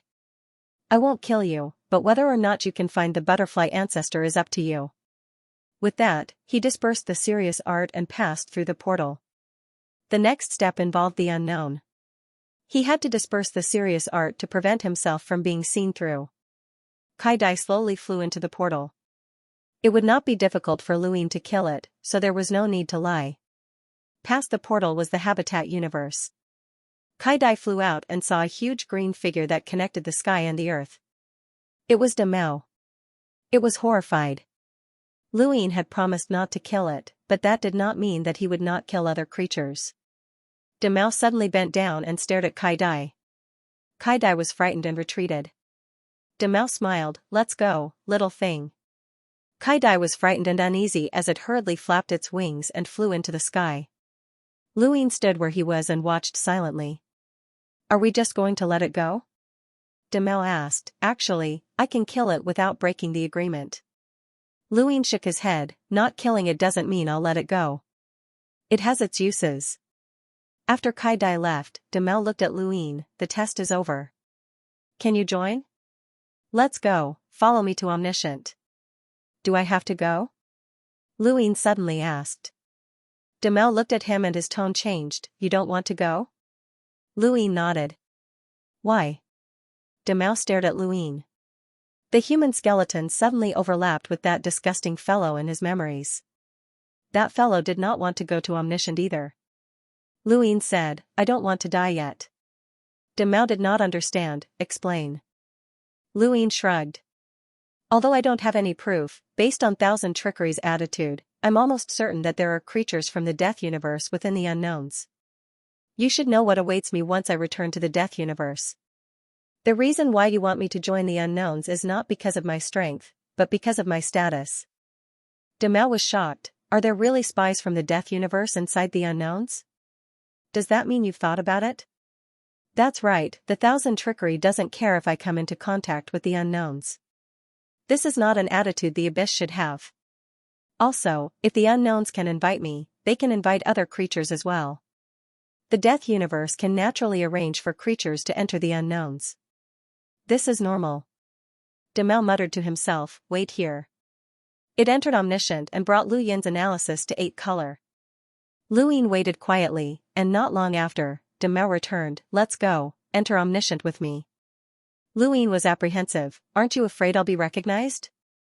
Demel said, 8 color guarantees that you won't be recognized. Lu Yin had no right to object, so he took a deep breath. He was finally about to enter Omniscient. Although it was just a clone, he was still considered to have entered Omniscient. He had always been resistant to Omniscient, as that was the headquarters of the Unknowns. With the Divine Tree, every Unknowns could enter and exit at any time. They were unfathomable, and even the slightest accident could not escape. Now, he had no choice. Demel opened the door and watched Lu Yin step in before following him in. The huge Divine Tree was colorful, flowing with divine power that converged into a river that stretched down. Looking down, it was a bottomless abyss, but Lu Yin could see it clearly from this distance. He saw many doors and hanging coffins. This clone had no divine power. Now that he was here, he felt the pressure of the divine power and felt an indescribable discomfort. Looking up, there were hanging coffins on the mountain wall. His original body entered with his consciousness and appeared in those hanging coffins. He really wanted to open those hanging coffins one by one to see what the unknown looked like. He was curious about the black unknown, the white, the old man, and Ba color. But until now, he couldn't see these existences clearly. Lan Mei was an unknown like them, but he was far from them. Lu Yin looked up at Ji Zong, and the eyes in those hanging coffins also looked at him. But what he saw was a blur. Haha, Ba color, do you not trust us? Even the newcomers are not allowed to see, the old man said. Ba color said, you have not revealed your true identity to each other, at least not here. This little guy is very capable. I don't know that this is the first time he has joined the Death Universe. Interesting. The old man laughed. The Divine Master said, is he going to choose divine power? Yes, this is a necessary step. So far, only you and that little guy Lu Yin are exceptions, the old man replied. Demel was dissatisfied. Why are they exceptions? Divine Master, you should choose divine power. The Divine Master didn't answer. Wang Wen said, your name is Chen? The other unknowns couldn't hear him. Lu Yin looked up and didn't know where to look. He could only stare at the cliff. Yes. Are you willing to join the unknowns? The other unknowns heard this sentence. Yes. Nonsense, if you don't want to, why would you come here? Demel muttered. Wang Wen didn't mind. What are your thoughts about the unknowns and the Death Universe? Lu Yin didn't know how to answer. Wang Wen knew him too well. Some of his speech habits were unknown, but Wang Wen could understand. He was silent. No one urged him.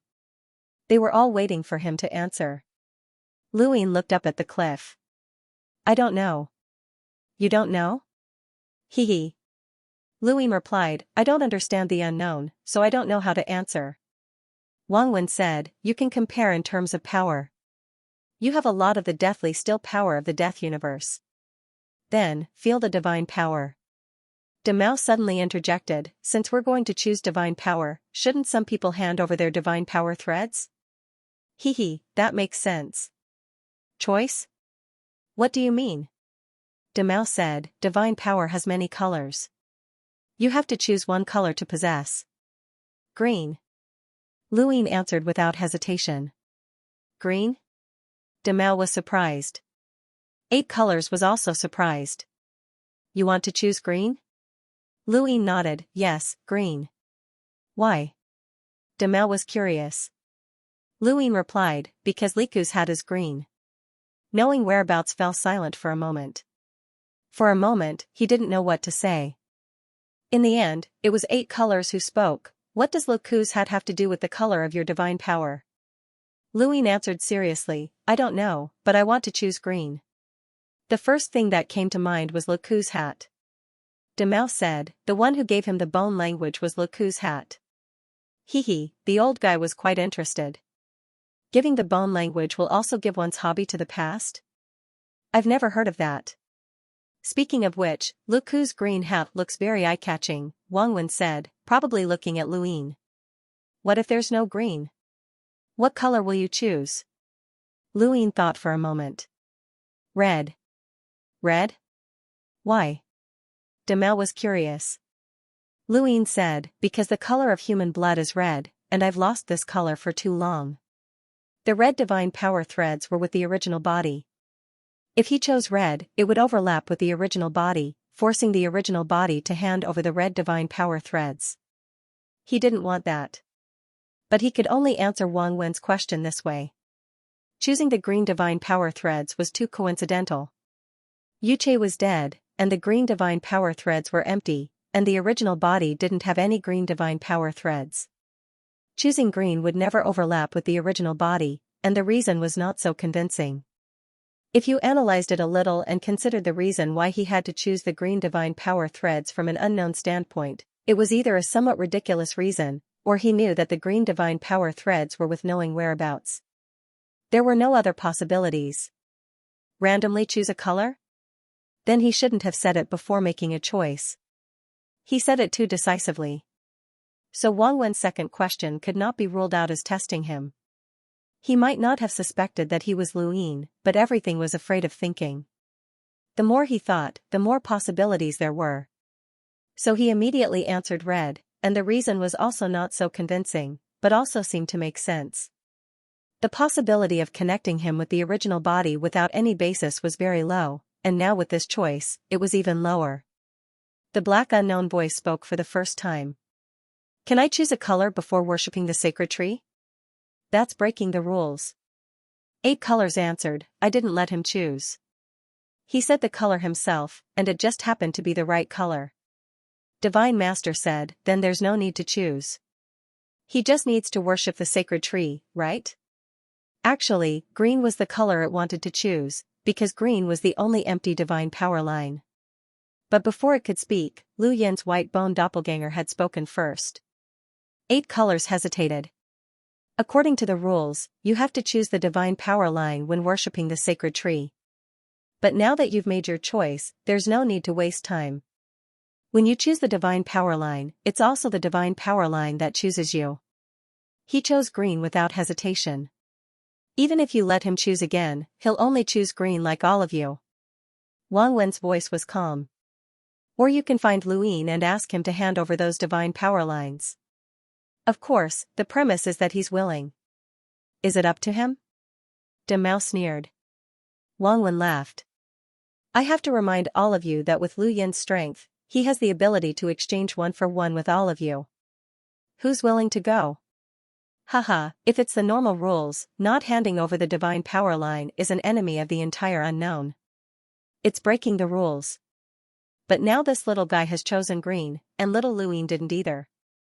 If we still force him to hand over the divine power line, that's too inflexible, the old guy said. Luin heard their conversation and quickly interrupted. Is the green divine power line here? I only want it. It's green. As for who you force to hand over what, it has nothing to do with me. I don't want to cause trouble. Trouble. This word made Demao fall silent. Yes, it was indeed troublesome. It could occasionally disgust Luin, but it couldn't really become his enemy. Otherwise, it would be the unlucky one. Although Luin still had one last chance to make a move, the 3 universes were not easy to deal with. Before he broke through to immortality, he had persisted for so long under the attacks of so many peerless masters. None of them were easy to deal with. Forget it, don't look for trouble. No one said anything. Lu Yin's words were meant for Demao to hear. This guy really disgusted him and always looked for trouble. If there was a chance, Luin would teach him a lesson. No one refuted, and 8 colors confirmed that Lu Yin's white bone clone had obtained the green divine power line. Luin looked at the green divine power line descending from the divine tree. Was Yuche really dead? Choosing the green divine power line was also a test. Although Yuche had died twice in front of him, he still felt that it was unreal. It was as if that guy would appear at any time to see Xiong City. Now, even the green divine power line had returned to him. At the very least, the unknown had confirmed that Yuche was dead. The divine power line floated quietly in the air as if it were alive. His main body was very familiar with this power, but this white bone clone was not. Fortunately, he had deliberately left the clone behind so that he could obtain new divine power lines in the future to cultivate. He hadn't expected the white bone clone to cultivate it first. No one could say for sure when it came to opportunities. You want him to cultivate divine power now? Once he completes it, the Death Universe will detect it, right? Demao asked. Wang Wen said indifferently, myriad trickery will help him hide it. These words silenced the knowledge tracers once again. They saw the balance envoy's wrist again. It could even affect the eternal abyss. Luin looked up and stared deeply at the cliff. Wang Wen, how much are you hiding? He took a deep breath and slowly raised his hand to touch the green divine power line. The green divine power line suddenly shrank and disappeared into the divine tree. Luin was shocked. What did that mean? Eight Color's voice sounded at the right time. Just now, you were just confirming the color you could obtain. Now, whether the green divine power line will belong to you in the end depends on you worshipping the divine tree and cultivating your divine power. You have to get close to the divine tree and absorb divine power, just like how you absorb the power of death. When you absorb a certain amount, the green divine power line will automatically enter your body. Don't worry, it's not much, Demao explained. He felt like a guide. After all, he was the one who had brought Lu Yin's white bone clone here. To him, whatever Lu Yin could do was an achievement. Right, I have to remind you of something. Don't resist it. Divine power is easy to cultivate. The more you accept it, the easier it is to absorb it. But if you resist it, it will be harder to absorb it, Demao said. Lu Yin looked at the divine tree in front of him. It was just as he had guessed. This was the reason why he had been unwilling to come to the knowledge tracers. How could one not pay a price for cultivating divine power? How could one not pay a price for joining the unknown? The more obedient one was, the more one could absorb divine power. Since divine power had the ability to distinguish, it also had the ability to choose. Then, what kind of divine power did they cultivate? Did it truly belong to them? Or was it like the power of death? Did it belong to a certain universe or was it an extension of a certain creature? Actually, this kind of divine power made Lu Yin uneasy. He had a feeling that one day, this divine power with the volume will disappear. But there was one thing that was very strange. If that was the case, then there should be no traitors among the unknowns. However, ever since his main body had joined the unknowns, none of the creatures he had come into contact with seemed to be particularly loyal to them. There had even been some who had secretly tipped him off, causing him to stop other creatures from joining the unknowns twice. Either those creatures were strong enough to not be affected, or they had not reached the level of betrayal. With all sorts of thoughts in mind, Lu Yin got closer and closer to the divine tree. Beside his feet, the river of divine power flowed with multicolored light. It looked beautiful, but it flowed into an abyss that was even darker than the Death Universe. At the bottom of the abyss were many doors and hanging coffins. Lu Yin did not know how other creatures cultivated, but he looked down at the river of divine power and slowly squatted down. He stretched out his skeletal hand and reached into the river. What he touched was the multicolored green. As the skeletal palm came into contact with the river of divine power, the green color seemed to have a life of its own as it spread along the skeletal palm. In an instant, it covered Bai Yu's entire body, and an unparalleled impact shook Lu Yin's mind. Slaughter, slaughter, slaughter. The slaughter engulfed everything and swallowed up all reason. This was an unimaginable level of control, and Lu Yin was unable to resist at all as he was drowned out. His entire skeletal body turned green, and he roared at the sky as if he wanted to devour everything. At that moment, a force enveloped him, and his divine power was forcefully extracted from his body. He turned into a pool of green liquid that fell into the river with a soft thud. Only then did Lu Yin come back to his senses. His body swayed twice before he sat on the ground, Ha ha ha ha. Ha ha. Humph, you dare to touch the river of divine power for the first time? You have a strong will if it doesn't turn you into a monster that only knows how to kill. Demel laughed again. Luin panted heavily as he looked at the river of divine power with lingering fear. It was so beautiful, but it had almost swallowed him. His will was not a clone, but his real self. This meant that even if his main body came and touched the river of divine power, he would not have a good ending. Haha, kid, the matter in the universe goes from formless to tangible, and then from tangible to formless. You haven't even grasped the first step, and yet you want to touch the second step. Aren't you too impatient? Or did you do the same when you cultivated the power of death in the death universe?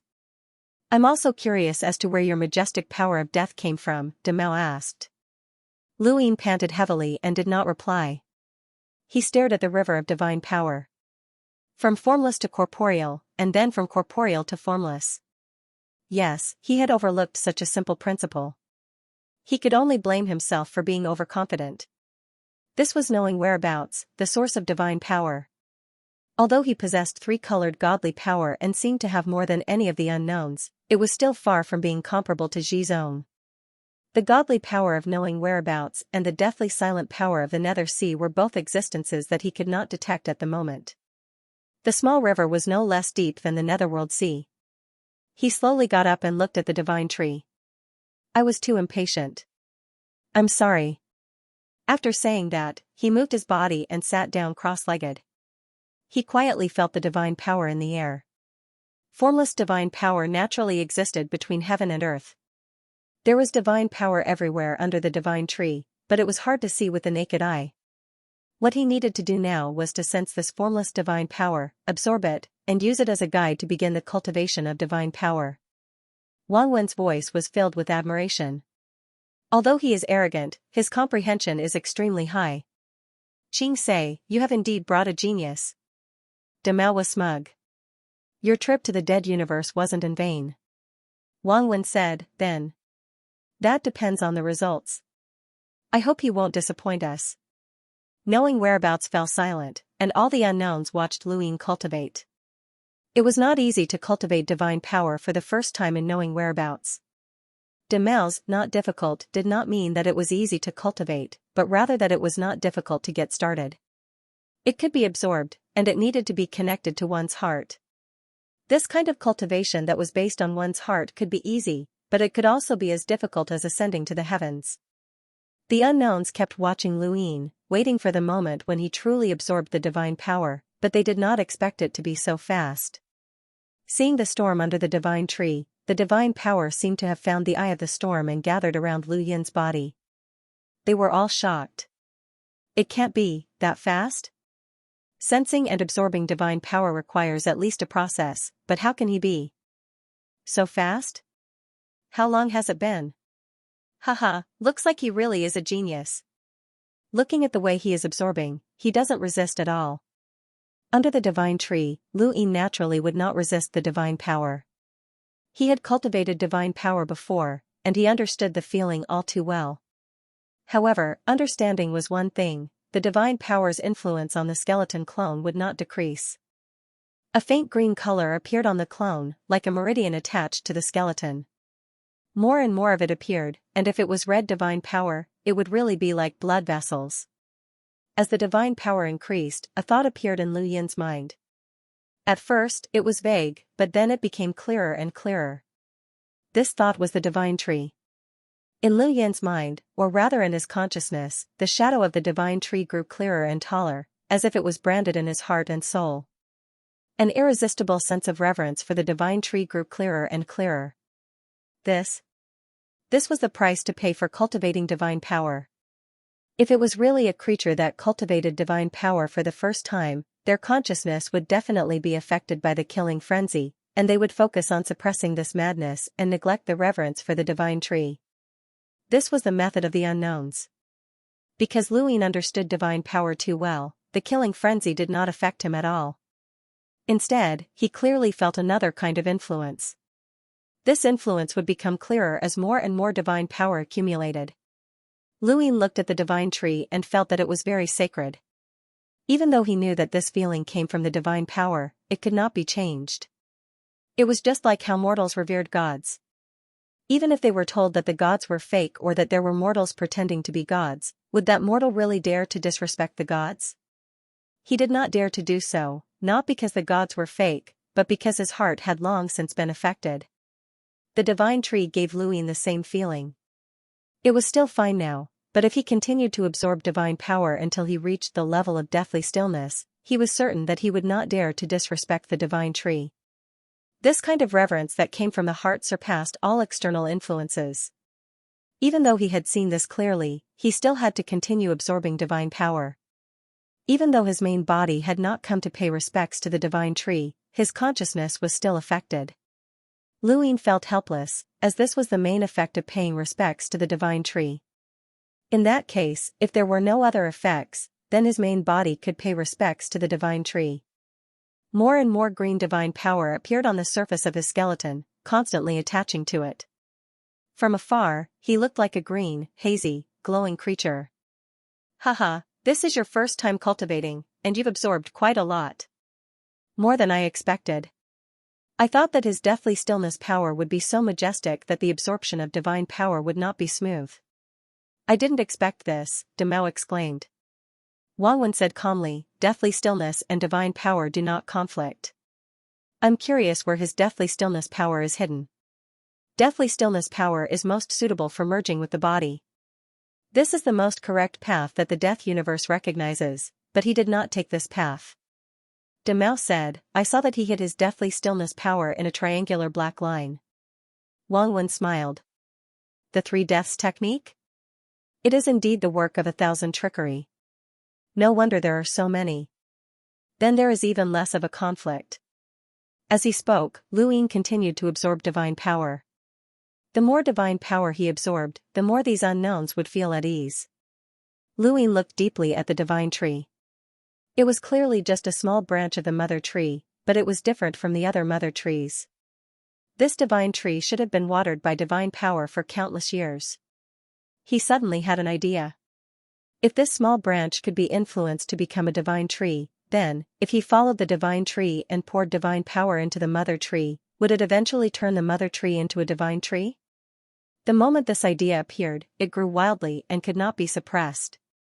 He thought of the largest mother tree, thought of this small branch, and thought of the divine tree that was imprinted in his heart. The more he thought about it, the more he felt that this was the case. If the entire mother tree became a divine tree, the mother tree would become an unknowable world. Who would resist the unknowns? The divine tree was the unknowns, and the unknowns were the divine tree. At this moment, the green threads of divine power floated down from the branch and slowly fell towards Luin. Luin raised his bony palm and caught the green threads of divine power. The threads of divine power followed his bony arm and wrapped around his body. As the green threads of divine power acknowledged him, Lu Yin's absorption of divine power gradually slowed down. Similar to it was the same as absorbing the power of deathly stillness. He could have absorbed more, but in order not to be feared and to reduce the divine tree's influence on him, he stopped. Demao's praise came from the cliff. Congratulations on obtaining the green threads of divine power. From this moment on, you are a member of the unknowns, the green unknowns. Haha, finally, a new member has joined. Little Luin has stopped several others, but he couldn't stop you. Demao, on this point, you have won. Demao was proud. Of course, no matter how skilled Luin was, he could not stop it. Below the abyss, the portal and the hanging coffin were connected by the green threads of divine power. A cosmic ring floated down, and the 8-colored voice said, most of the creatures of the dead universe do not use cosmic rings, but you need to hide the hanging coffin and carve the portal to enter the trace realm, so you still need to use it. Luin took the cosmic ring. Thank you. He put the hanging coffin into the cosmic ring and knew how to carve the portal. His consciousness entered the trace realm. Although the trickery of 1,000 devices does not care, isn't this too obvious? Luin asked uneasily.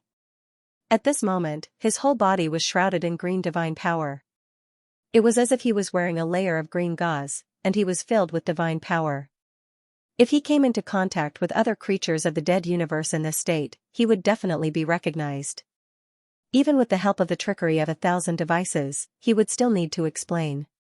Wang Wen said, "Don't worry, I will help you later.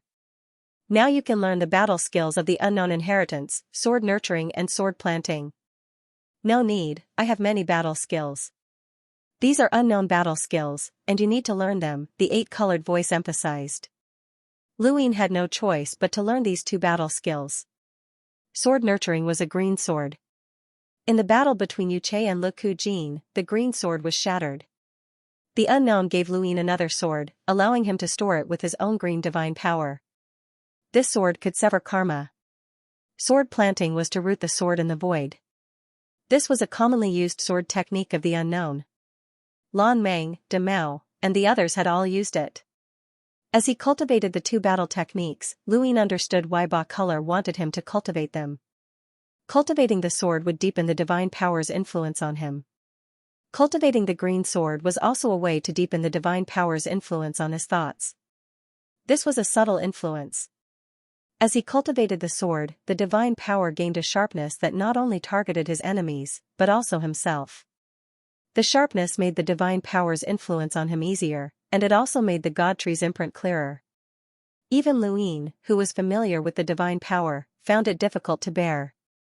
His consciousness didn't recognize a white bone avatar, but his actual self. This meant that his original body would also be affected in the same way. For Ba Color and the others, if his original body came and still did not know what to do, it would definitely exceed the limits of his consciousness and ultimately affect his attitude towards the unknown. He had always been wary of the unknown. Regardless of whether they had helped him before, he was still wary and firmly believed that they were his enemies. Only by believing in them could he persevere. Previously, he had thought that his original body might be able to come, but now, he still could not. After an unknown amount of time, green swords floated in the sky, and the planting of the swords was completed. There are many ways to use divine power, just like how you used deathly stillness. Experience the nature of the divine power, feel its changes, and find the most suitable way to use it. This is the path you should take on the path of divine power, Ba Color said. Next, I'll teach you a way to use it, Wang Wen said. Lu Ying nodded and felt strange. His bone clone had learned more about divine power than his original body. Even though his original body had 3 colors of divine power, no one had taught him how to use it. While he was thinking, a figure gradually appeared. Lu Ying looked at the figure in front of him. Wang Wen had appeared. Wang Wen smiled faintly as he looked at Lu Ying. His entire being was the same as Lu Ying remembered, calm and indifferent, as if he didn't care about anything at all. This person had been helping him all this while. Lu Ying did not expect the bone clone to meet Wang Wen in this way. Wang Wen sized Lu Ying up. I'm transparent, the envoy of balance. Next, I'll teach you the piercing sky technique. Lu Ying was puzzled. Piercing sky technique? Wang Wen smiled. You can think of it as the unknowable 3 deaths technique. Lu Ying was shocked. An unknown technique? The 3 deaths technique? Wang Wen clasped his hands behind his back. The 3 deaths art allows you to absorb deathly still energy far surpassing those at the same level, or even those at a higher level. Your deathly still energy is definitely not below that of the abyss, and this is all thanks to the 3 deaths art. As for my transcending heaven technique, it can transform your divine power absorption, and it can also transform the manifestation of your divine power. However, what the final transformation is, it's up to you to choose. After he finished speaking, he still didn't move. His finger appeared in front of Lu Yin's eyes, less than an inch away. Lu Ying looked over and saw that Wang Wen had indeed raised his arm. When? He couldn't see it at all. He couldn't catch Wang Wen's movements at all. This was Wang Wen's strength. In the next moment, an indescribable feeling came over him. It was as if his heart was connected to the spirit. There were no words, but there was an additional understanding in his mind. It was as if there was something in the world. In the past, his eyes were covered and he couldn't see it. But now, someone opened his eyes and allowed him to see it. That thing is called Tong Tian skill.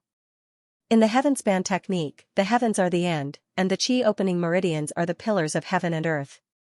The heavens are oneself, and oneself is the heavens. Luin subconsciously raised his hand, and green godly power gathered at his fingertips. It bloomed continuously like a flower that rippled continuously. Wang Wen retracted his hand and disappeared. De Mao, the old man, and the others were all watching. They did not know what Wang Wen had done. The green ripples of divine power grew wider and wider, and the divine power around him continued to gather at his fingertips. In the next moment, Luin suddenly pierced through another skeletal arm with his finger, shocking De Mao and the others. Was this guy crazy? Self-harm? Of course, Luin wasn't harming himself. He was using his invincible sky technique to channel his divine power into his bones, using it as his marrow. This was the profundity of the invincible sky technique. In the Tongtian skill, the heavens were one's self. It allowed the divine power to take one's self as the heavens and move through the heavens. This was a method of channeling divine power. It was as if he had bestowed the god power with intelligence, making the god power not just a simple power, but a part of life. If the three deaths technique contained the power of space, then the invincible sky technique contained the power of life. These were two completely different ways of using power, but they were different paths that led to the same goal. Wang Wen watched Lu Yin's actions with a smile. This was not unexpected, it was just as he had expected. When divine power was infused into the marrow, the outside world would not be able to see how much divine power the marrow contained. It depended on the strength of the bones and how much spirit one could bestow upon the divine power. This spirit was the essence of the invincible sky technique. The more spirit one bestow, the more power one could store. This power did not only refer to divine power, but could also be any other kind of power. This was the invincible sky technique. It was the invincible sky technique. However, he had only imparted half of the invincible sky technique to Luin. How could such a method of channeling power be easily passed on? But even half of the invincible sky technique was enough for Luin to use. Under the divine tree, all the green divine power around Luin surged into the broken bones and merged into his marrow. Luin could feel the ferocity of the divine power, as if he was talking to it. The divine power gave him a completely new feeling, one that originated from Wang Wen. As the divine power continued to merge into his marrow, this feeling gradually decreased. When it completely disappeared, he would be able to fuse with the divine power to the limit. This was Wang Wen's power, and the power he saw was completely different from what Luin had seen. What kind of power was this? No one had ever thought about how strong Wang Wen was.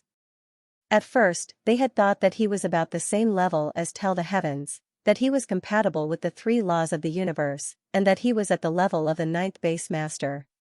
But now, he was unfathomable. Luin did not know how strong the ninth base master was, but he knew that Wang Wen could beat Tell the Heavens to the point that they did not dare to go home.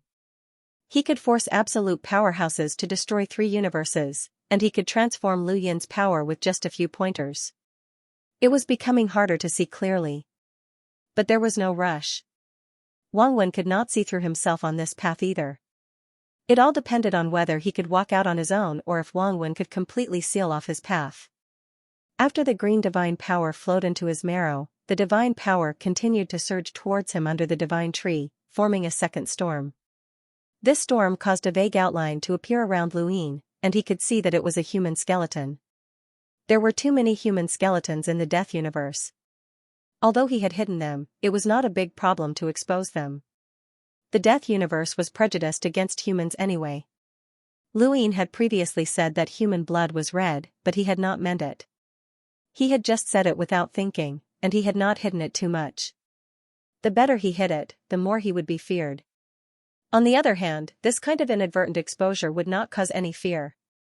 Besides, was this exposure definitely true? Truth and falsehood were the key to the game. He can absorb divine power? De Mao was surprised. Haha, the balance envoy taught him something, and he broke through his limits. De Mao was envious. It could eat all matter because it was compatible with the laws of the universe, and it could trace its origin back to the source. Thus, it liked to eat the mother tree and the branches of the divine tree even more. It would be great if it could break through its limits, and its power would definitely increase. It had clearly brought these skeletons here, but it had actually obtained more. De Mao was inexplicably unhappy. Luin did not want to continue absorbing divine power, but with the Xianxia technique, he had to transform. Otherwise, Wang Wen would not believe him. He continued to absorb divine power, and when he finally stopped, the majesty of the divine power was actually close to the level where his main body had 2 lines of divine power. This was equivalent to surpassing the ordinary unknown. Although there was still a gap between it and the power of deathly stillness, the gap was not too big. The deathly stillness and divine power were both so majestic. This was something that his main body could not do no matter what, because the play of 1,000 trickeries and Wang Wen could not teach him the 3 deaths technique and the Xianxia technique. Only the skeleton clone could do it. Luin experienced the joy of not being bound. His main body represented a human civilization that was besieged by many powerful civilizations, and every step was extremely difficult. However, the skeleton clone was free and could cultivate any power. If his main body had been like this back then, it would have been even stronger. Fortunately, it was not too late now, and the skeleton clone would walk up step by step. Luin slowly stood up. He raised his skeletal arm and looked at it. "How is it?" Wang Wen's voice sounded. Luin hurriedly bowed. "Senior, thank you for your guidance. It feels good." Wang Wen smiled. "This is what you deserve. With the Xianxia technique and the 3 deaths technique, your reserves of various powers will surpass most existences. As you continue to cultivate, even the power of deathly stillness alone will not be weaker than any existence, including the death sea's pressure. This is my promise to you. I will give you complete freedom and will not be bound by the bone language. Now that you are cultivating divine power, there are not many in the death universe who can detect it." Luin respectfully said, "I know what I should do. If the unknown has any instructions, please do not hesitate to ask." The one who gave you the Xianxia technique was the keeper of balance, not the unknown. "There is no need to thank the unknown," 8 Colors said. Then, the voice sounded again. "However, as an unknown, there are rules that the unknown has to abide by. You need to accept missions." Luin was puzzled. "Missions?" 8 Colors' voice sounded in Luin's ears. "This is for you alone. Because of your special identity, you can choose any mission that the unknown can accept. You can also choose a mission that is specific to your identity. The rewards will naturally be more generous." Then, 8 Colors explained the rewards of the unknown missions, including the forced war and so on. Anyway, 8 Colors had already told Luin everything he knew. Compared to the main body, Lu Yin's avatar naturally had to act closer to the unknown. After listening to the mission introduction, Luin immediately accepted a mission that was specific to him. "Are you sure you want to accept a mission that is specific to your identity?" 8 Colors asked again. Lu Yin's tone was firm. "Yes." 8 Colors said, "You can choose your star level." Luin raised his head. "Senior, please choose for me." 8 Colors? It was rare for it to be stunned. This usually only happened when it was talking to Luin. "I cannot choose for you. You can only choose for yourself." Luin clenched his fist. "I want to accept the highest mission." 8 Colors was speechless. "Please choose your star level according to your ability." Luin said, "I want to contribute to the unknown as soon as possible."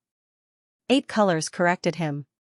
"This is not about contributing, but completing a mission. The unknown can only contribute during forced war. Every unknown is an individual and does not interfere with each other. But I want to contribute to the unknown. Senior 8 Colors, please choose a mission for me. Choose the most dangerous mission that can be completed and can contribute the most to the unknown," Luin said firmly. 8 Color emphasized again, "I can't choose for you. Please choose the star level to accept the mission." It had never met such a loyal person before. Luin was helpless. "Can't you help me choose?" Senior also rejected the highest star level. "Then, let's go with a 5-star mission." 8 Color was helpless. "Please accept the mission according to your own ability. Otherwise, it may be seen as stalling for time because you don't want to complete the mission." This was the first time 8 Color had mentioned stalling for time. Lu Yin's main body had never heard of such a thing. This showed the value of clones to the unknowns. Luin thought for a moment, what star level is killing an abyss? Eight Color was surprised, killing an abyss? Luyin nodded, one of the 7 abyss, Li Luochen. Eight Color was silent. Luyin looked at the cliff and the hanging coffins hidden behind the vines. There were many of them, but he didn't know if there were at most 12 of them. He hadn't heard more than 12 voices, so could there be more hidden? Lu Yin's words clearly shocked Eight Color. After all, the death universe only had the 7 abyss, and death was rare. He was confident that he could kill an abyss. Normally, Eight Color would not believe it, but Luyin had directly mentioned Li Luochen's name. Eight Color's voice fell. Killing an abyss is a 5-star mission. Luyin was shocked. That high? 5 stars corresponded to destroying a fishing civilization. But it was not too far off. The abyss was a powerhouse that was compatible with 2 laws of the universe, and they should all be at the peak. It was not impossible for them to destroy a fishing civilization. Legudu was considered weak, but he could still start a war with the divine realm. Even if he could not win, he could still retreat safely. An abyss was close to a fishing civilization. You want to kill Li Luochen? Wang Wen asked. Eight Color had told him about this in private. Lu Yin's heart skipped a beat. Wang Wen was indeed the most special among the unknowns. He had clearly spoken to Eight Color alone, but it was still known. Either he could hear everything the unknowns said, or Eight Color had told him. The balance envoy had clearly accepted the mission. Although it was difficult to qualify, it was still one of the unknowns. Why was it so special? Lu Yin thought of Wang Wen's various deeds. No matter how he looked at it, Wang Wen was different from the unknowns. Lu Yin's thoughts spun, and he respectfully explained how the death universe could help Li Luochen escape the pull of the river of time. This was the first important piece of information he had shared since joining the unknowns. Regardless of whether Wang Wen knew about this information or not, what he said was his. This was related to the life of an entire abyss, so it was definitely not a small matter. Wang Wen praised, the fact that you're willing to talk about this shows that you acknowledge the unknown. Lu Yin respectfully said, the death universe used the bone language to control me, but the unknown entity saved my life and taught me a God Force technique. It is fundamentally different from the death universe. If I could choose, I would definitely help the unknown entity eradicate the death universe. Wang Wen nodded and said, tell this to all the unknowns. Lu Yin's voice immediately spread throughout the known trace, and he told everyone about Li Luochen's decline. After he finished speaking, De Mao exclaimed in surprise, there's actually something like this? The death universe really has a good plan. It would be great if we could use this to destroy the abyss. Green, you did well. Very well. Without you, how would we have known about this? Haha. Haha. Although he was unhappy that Lu Yin had obtained the Tong Tian technique and was highly acknowledged by Wang Wen, Lu Yin had said that this information was related to him. If not for him, how would Lu Yin have joined the unknown entity? He just didn't expect the sense of accomplishment to come so quickly. If he could use this to scheme against Li Luochen's decline, he would be proud. Lu Yin also said, thanks to Senior Green for bringing me into the unknown entity. Otherwise, it would be useless no matter how much I knew. I could only watch the death universe leave behind the abyss of Li Luochen's decline. Ha ha ha. De Mao was proud. The old man said, interesting. Purple, is this feasible? Eight Colors asked. The old man said, it's feasible, but that was under the premise that we didn't know. Now that we know, especially that the death universe wants to find a catalyst, haha. Wang Wen said lightly, it's time to settle Yuchei's death with the death universe. It's not a loss to exchange Yuchei for Li Luochen's decline. The old man laughed. Green little guy, please tell us the location of Li Luochen's decline when the time comes, haha. Lu Yin was very enthusiastic. I will definitely tell the seniors. De Mao said, if Li Luochen dies, the death universe will fight for the abyss position again. Green, you can fight for it when the time comes. Lu Yin was excited. Really? Then I can break through to eternal life? Haha. Wang Wen was calm. Don't worry. Once you break through, many things will be limited. Your current situation is just right. Understood, Lu Yin replied. Haha, you don't have to be disappointed. Just because you can't break through to eternal life doesn't mean you can't become stronger. You should know that even a rogue can kill the abyss. Luin was shocked. A rogue can kill the abyss? Impossible. Of course. Not all abysses have reached the peak of two universal laws. The old man chuckled. Luin didn't believe him.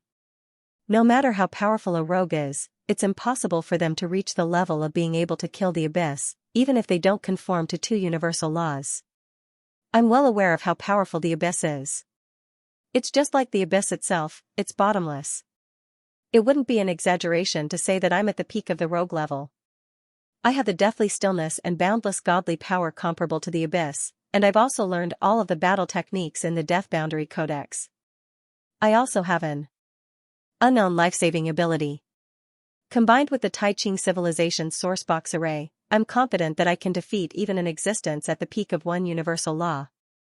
However, I'm still powerless against the abyss. I won't hide it from everyone. The reason I'm dissatisfied with the Death Universe isn't just because of Guyu, who deprived me of my freedom, but also because I was attacked by the Stygian immortal prison bone and tossed into the depths of the abyss like trash. If I hadn't crawled out on my own, I wouldn't have been able to find a trace of myself. Against the Stygian immortal prison bone, I couldn't even fight back. I couldn't even see what it looked like. Demel was shocked. Stygian immortal prison bone? Basse said, due to the uniqueness of an immortal plume, it will constantly die and be replaced. However, there are a few old monsters that are very difficult to kill. Xianxia is one of them, and the next is Stygian immortal prison bone. If not for an accident, it wouldn't have been bestowed with Guyu. Now, it's not considered an immortal plume, and it's just living in another form of life.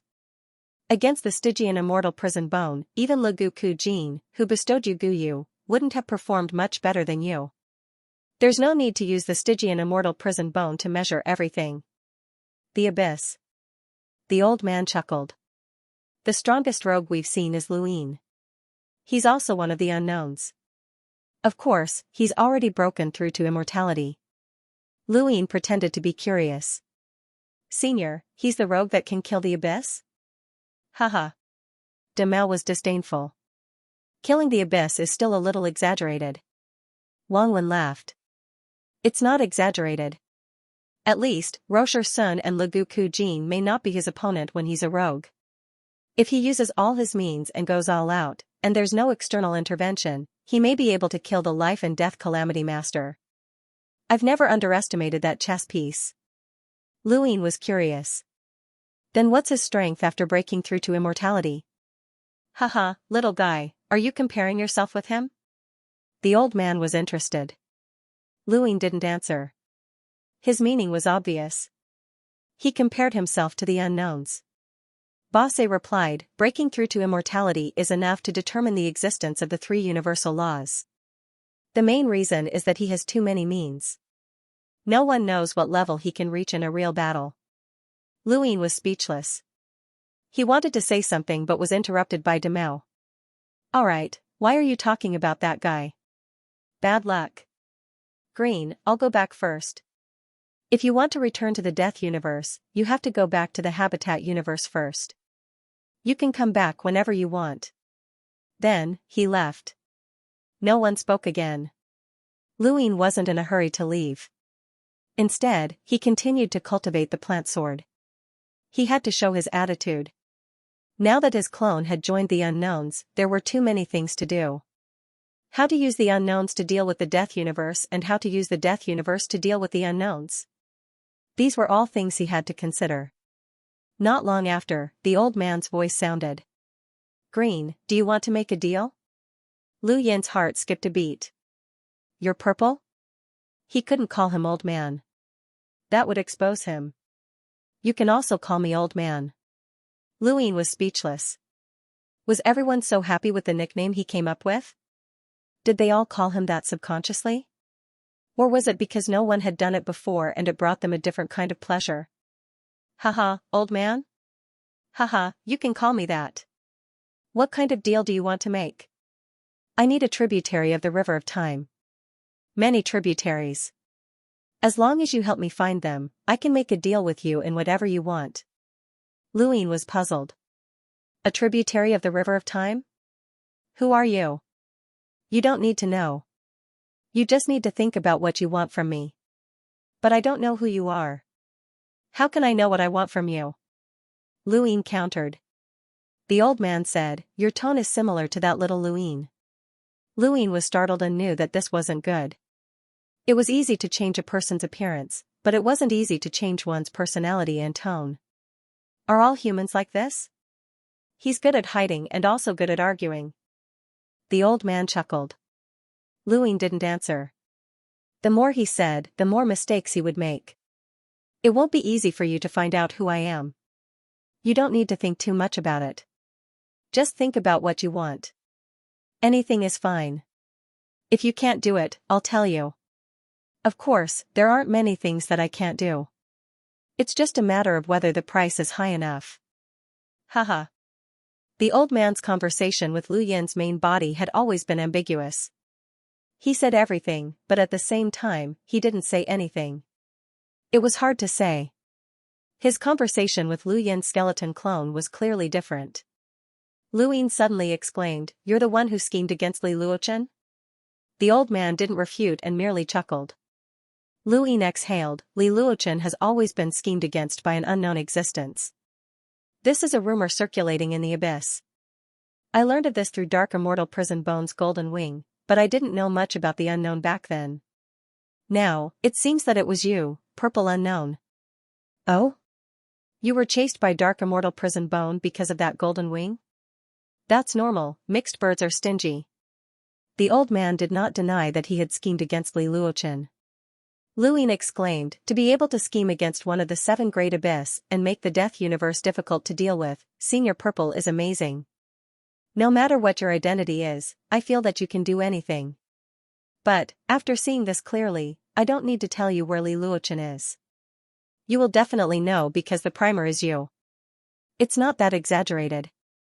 The old man laughed, not caring about the primer. Luine said seriously, it's not difficult to capture a tributary of the River of Time. The difficulty lies in the possibility of it being pulled away by the River of Time. Li Luochen cannot resist it. If I try too many times, it will be very dangerous, so this deal might not be that easy. Haha, you can capture as much as you can. This deal will always be there, and you can also think about what you want. Luine nodded, I understand. The old man praised, as a human, you are much more polite than Luine, haha. With that, his voice disappeared. Luine looked at the cliff. Why was this old man always here? Had he settled down an omniscient? The white door could block all the unknown, but it could not block the old man. This old man was probably the one who had sent him the note. No matter what his stance was, he had not participated in the war that destroyed the 9th fort and had even helped the 3 universes when they were in trouble. Luine had to remember this favor. Just as he was about to leave Omniscient, another voice came. This time, it was the Immortal Master. You are a human, right? Luine sat cross-legged and said calmly, I used to be, but not now. What's the matter? What do you think of human civilization? The Immortal Master asked. Luine said, Senior, if you have anything to say, I may have just joined the unknown, but I have no obligation to answer this question. The Immortal Master said, alright, I'll have to trouble you to remember these coordinates. The coordinates it gave were designated with the Immortal Plume Tree as the starting point. The unknown and dead universes should know the location of the Immortal Plume Tree. This location was the most suitable. And these coordinates were the Tri-Universe. Lu Yin's tone remained calm.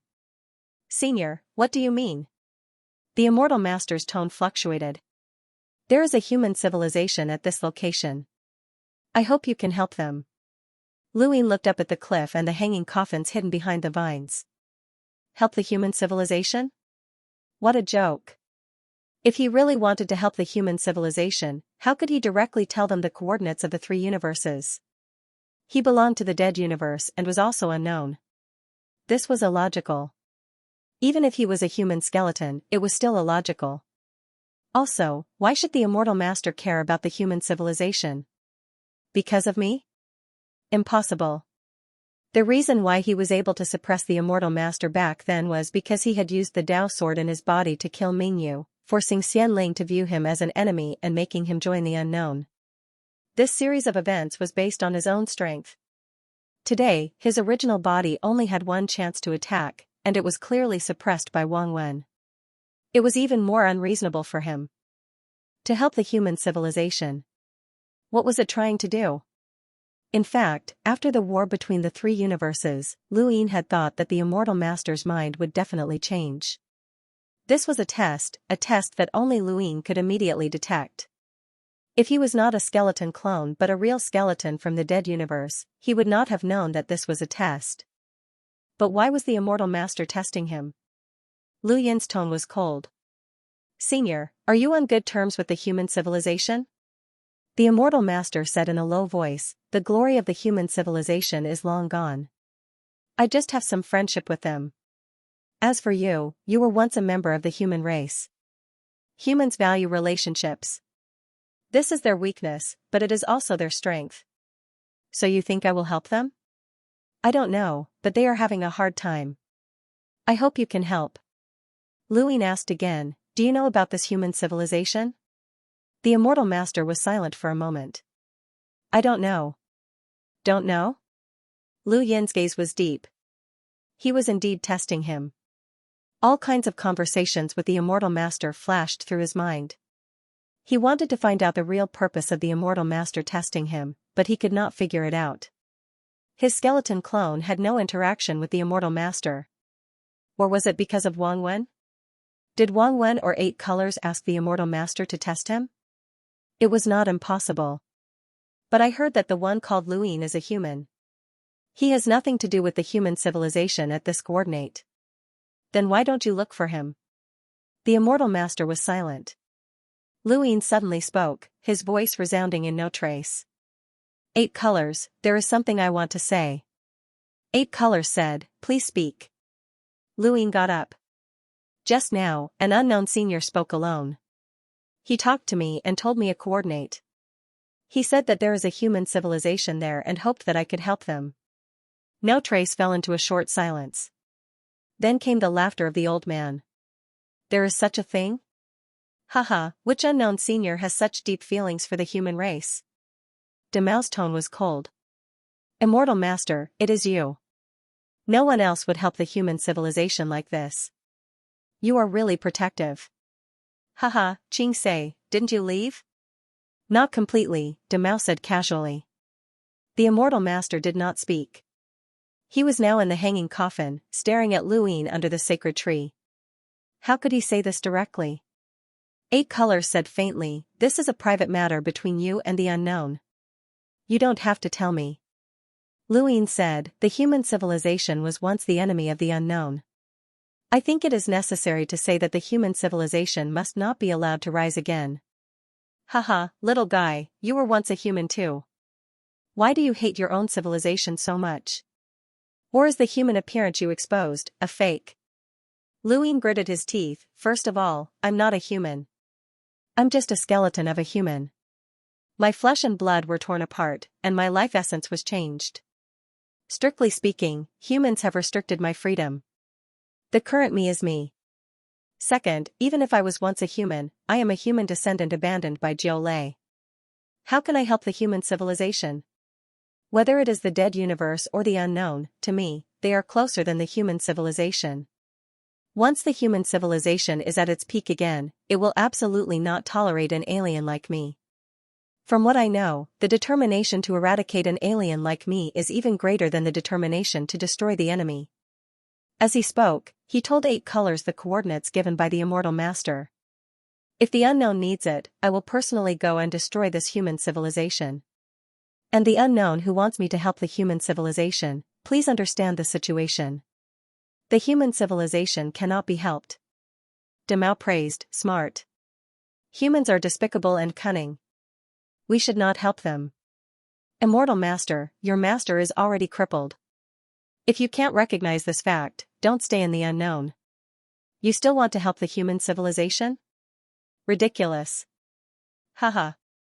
No one spoke again. The immortal master did not speak to Lu Yin again. Lu Yin left the immortal master. Although it was a battle of wits and courage with these unknown beings, it was much easier than talking to them in person. The feeling of not being surrounded by hostility was too comfortable. The main body had reached its limit. Only by standing in the darkness with a clone, holding the light in his hand, could the main body continue to move forward. It was just that he did not know how long and how far he would go in the darkness. After leaving the immortal master, Lu Yin appeared in the habitat universe. There was no need to come to the habitat universe next time. He could enter the immortal master through the portal anywhere. When he came out, Demel also left the immortal master. In the habitat universe, Demel was full of praise for Lu Yin. It was as if he was the one who brought him out. Lu Yin naturally gave it some nice words. He needed Demel to speak for him in the unknown world. The main body had specially quarreled with Demel, but now the clone could not do so. Demel was too easy to use. It had a bad temper and dared to argue with anyone. It was the most suitable. They praised each other for a while. That immortal master is stupid. He actually wants you to help the human civilization. Ridiculous. Yes, I feel that we should be careful of that immortal master. Maybe he will do something for the human civilization. The human civilization can't do anything. With the appearance of the master of balance, they don't dare to do anything. That's good. Then, this junior will take his leave. Okay, from now on, just listen to me and the immortal master, Demel said, which was also a reminder. Lu Yin immediately said, of course I will stand on the same line as you, senior. Haha, okay, you can go. Oh right. Demel suddenly remembered something and hesitated for a moment before reminding, if that human Lu Yin enters the immortal master, don't provoke him. I know you hate the human civilization, but be a little more polite. It's not that I'm afraid, but there's no need to fall out with this guy. It's not worth it. Lu Yin was amused. Demel was afraid that he would cause trouble for it. Senior, is that Lu Yin really that powerful? He just broke through to immortality and can fight with an existence that conforms to the 3 laws of the universe? Bullshit. Demel wanted to refute, but it thought about the great powerhouses who had died in the 3 universe disasters. It's not that exaggerated. I'm not afraid of him. Besides, the rules of the immortal master are that we can't fight each other. I asked you to be polite to prevent him from targeting you and exposing your identity in the death universe. Although that guy's strength is average, he has many tricks up his sleeve and is very troublesome. But I'm in the death universe, so far away. He can teleport. Lu Yin pretended to be shocked. Teleportation? Isn't that Xianling's technique? Demel was envious and jealous. So don't provoke him. Who knows when that guy will appear? At this point, it subconsciously looked around, afraid that Lu Yin would suddenly appear. It had been badmouthing Lu Yin during this time. Teleportation was too disgusting. Lu Yin left. Demel was very enthusiastic. It was afraid that he would be slow and wanted to send him off, but he declined. On the way back to the abyss of 1,000 trickeries, Lu Yin kept thinking about his encounter in the immortal master. It was an opportunity. Not everyone could wander between the death universe and the immortal master, and both sides had higher-ups who knew about it. After returning to the abyss, Xianxia sipped his tea with a serious expression. Senior, I'm back. Trickster raised his head and looked at Lu Yin, his gaze unprecedentedly deep. Lu Yin sat down across from him. The unknown keeper of balance taught me the piercing sky technique. Pfft. Trickster spat out the tea in his mouth and looked at Lu Yin strangely. How could he say something like that? Lu Yin was puzzled. What's wrong, senior? Trickster sized Lu Yin up. You're more honest than I thought. Lu Yin humbly replied, I'm a creature of the death universe, so of course my heart belongs to that universe. I'll tell you everything that happens there. Trickster put down his teacup. You don't have to tell me everything. I'm not interested. Lu Yin was puzzled. What exactly did Wang Wen communicate with Trickster that made him so confident that Trickster would help him hide the unknown in the death universe? He had purposely mentioned the piercing sky technique to test Trickster. Trickster had been surprised by Lu Yin's words, but not by the piercing sky technique. It was obvious that he knew Wang Wen and was very familiar with him. Many people thought that they were smart and could wander between different powers, but they didn't know that they were just clowns. Luin also wandered between the death universe and the unknown, but he didn't plan on hiding anything. Looking back on his path of cultivation, he had joined different powers under different identities. That was because he had 6 pips, which allowed him to know more about his enemies than himself. Otherwise, he wouldn't have done so. No one was a fool. What about the unknown's plot against Li Luochen? You don't need to tell me? Luin asked. Trickster waved a hand. Not interested. Luin grunted. He wanted to say that it would be best to use Li Luochen's plot to incite a war between the death universe and the unknown. Only then would they be able to exhaust each other's strength. However, Trickster didn't respond. He couldn't say it out loud either, or he would be suspected. His greatest advantage was that no one knew that he was Luin. Once they started thinking that, it would be over. You learned the piercing sky technique? Trickster asked. Luin nodded. Yes, the Keeper of Balance taught me. He only taught you half of it. How does Senior know? Luin was puzzled. The 1,000 trickeries emptied the teacup, and Luin quickly refilled it. That's because I can't teach you the complete Skirich technique. It's a rather powerful cultivation guidance technique, and you can even say that it opens another door. This door shouldn't be opened here. Transcending Heaven technique. The key lies in the word transcending heaven. The corners of its mouth curled up. It's really reaching the heavens. Once you learn it, you'll reach the heavens. Seeing that Luin still didn't understand, Trickery didn't explain further. Instead, he said, I can help you obtain the complete Tong Tian technique. Luin understood what he was trying to say. His words had shocked actor Qianji, but actor Qianji's words had also shocked Luin. The complete Tong Tian technique? Actor Qianji smiled, do you want it? Luin nodded. Of course. Then do as I say. Without your cooperation, it really won't be easy for me to win against Wang Wen. Oh, you don't need to know too much. Just treat it as a gamble between balance and unbalance. What you need to do is to let the deathly still energy in your body fuse with the divine power. Luin was shocked. Fuse? He had done it before. Back then, in the 333 universe calamity, he had used the divine power transformation at the same time as the deathly still transformation, causing his body to be half black and half red. It was the same for his 2 eyes, one black and one white, the other red. At that moment, he didn't know how he did it, but he had unleashed his strongest attack. Unfortunately, that attack was partially offset by an Eternal Realm skeleton creature. In the end, it only left a mark on Samsara Calamity Master's body. After that attack, the rogue Go Lian shattered, unable to withstand the extreme power. At that time, although Lu Yin's attention was focused on the war between the 3 universes, he clearly remembered the madness, the uncontrollable slaughter, and the rationality that could be swallowed up at any time. Other than that, his body couldn't bear it. However, because Go Lian shattered in an instant, the power that surpassed the limit was eased. After that battle, Lu Yin had broken through to the Eternal Realm and separated his skeleton avatar from his divine power avatar. He didn't think about this matter, but now he was actually hearing about it. He didn't forget that the slash created by the fusion of the deathly still strength and divine power was the strongest attack he had made during his rogue period. It had shocked even Nibiluo and the others. But it was only for a moment. Can these 2 forces be fused? Lu Yin asked. No. Then why did you ask me to fuse them? 1,000 Trickery raised his finger and twirled it in a circle. It's because they can't be fused. That guy made this bet. You don't need to understand the details, just find a way to fuse them. Otherwise, why do you think he taught you half of the Tong Tian technique? It's so that you can catch up with the cultivation of the deathly still strength as soon as possible. Otherwise, the difference between the 2 forces is so great that you can't even try to fuse them.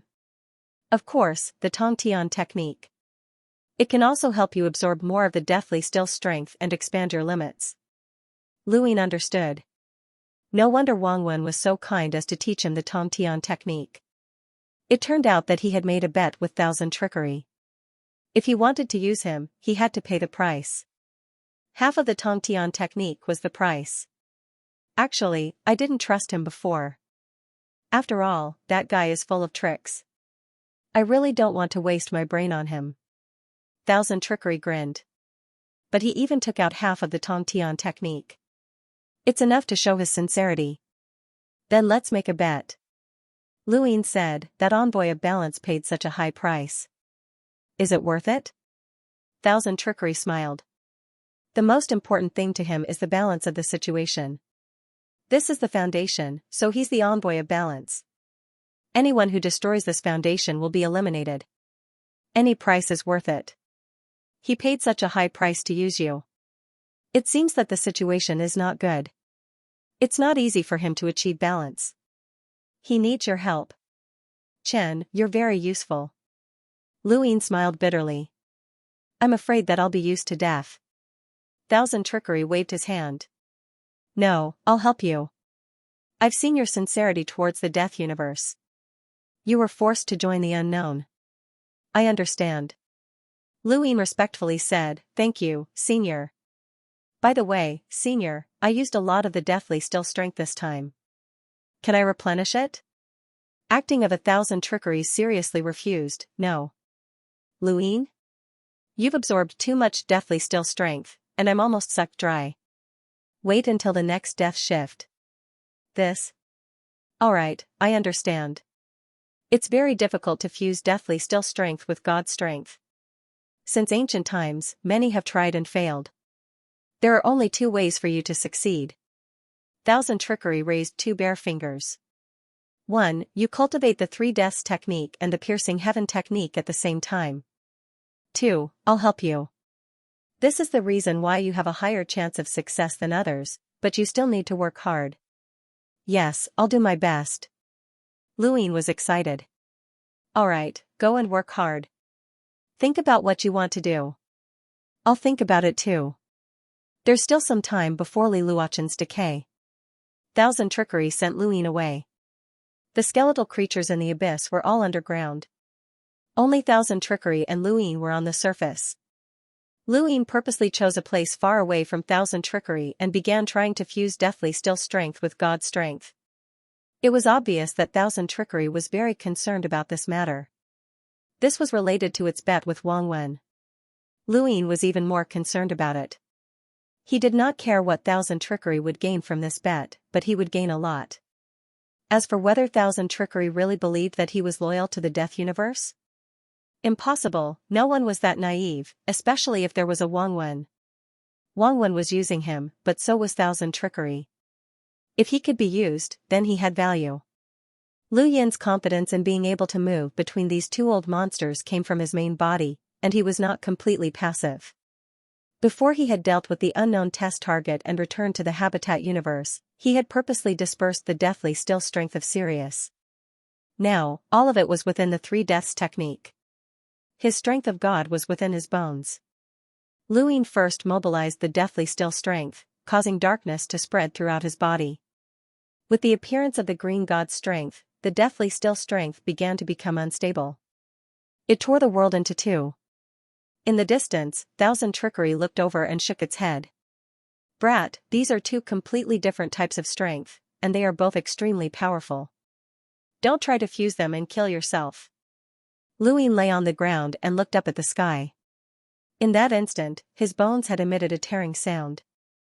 The 2 types of strength had acted on his body at the same time, and the power had been too shocking. It made him feel like he was reliving the deathly still transformation and strength of God's strength. It was indeed difficult.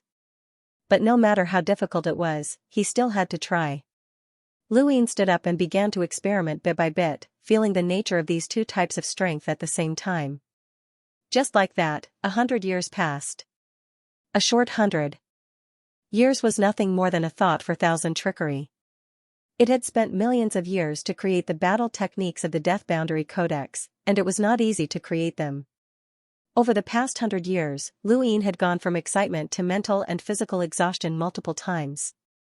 He had tried everything he could to fuse the deathly still strength and strength of God, but the results had not changed. Tearing and explosions had caused him to endure the bombardment of his own strength. There were many marks on the surface of his bones that were difficult to remove. Thousand Trickery was also trying, but it did not move at all. It had researched too many battle techniques, and it did not need to move to know the results. It was as if another world was trying on its behalf. Luin wanted to know how the process of capturing the tributaries of the River of Time was going. The Death Universe wanted to use 100 tributaries of the River of Time to help Li Luochen survive this tribulation. Regardless of whether it was worth it, they had already done so. He found a suitable opportunity to ask Thousand Trickery.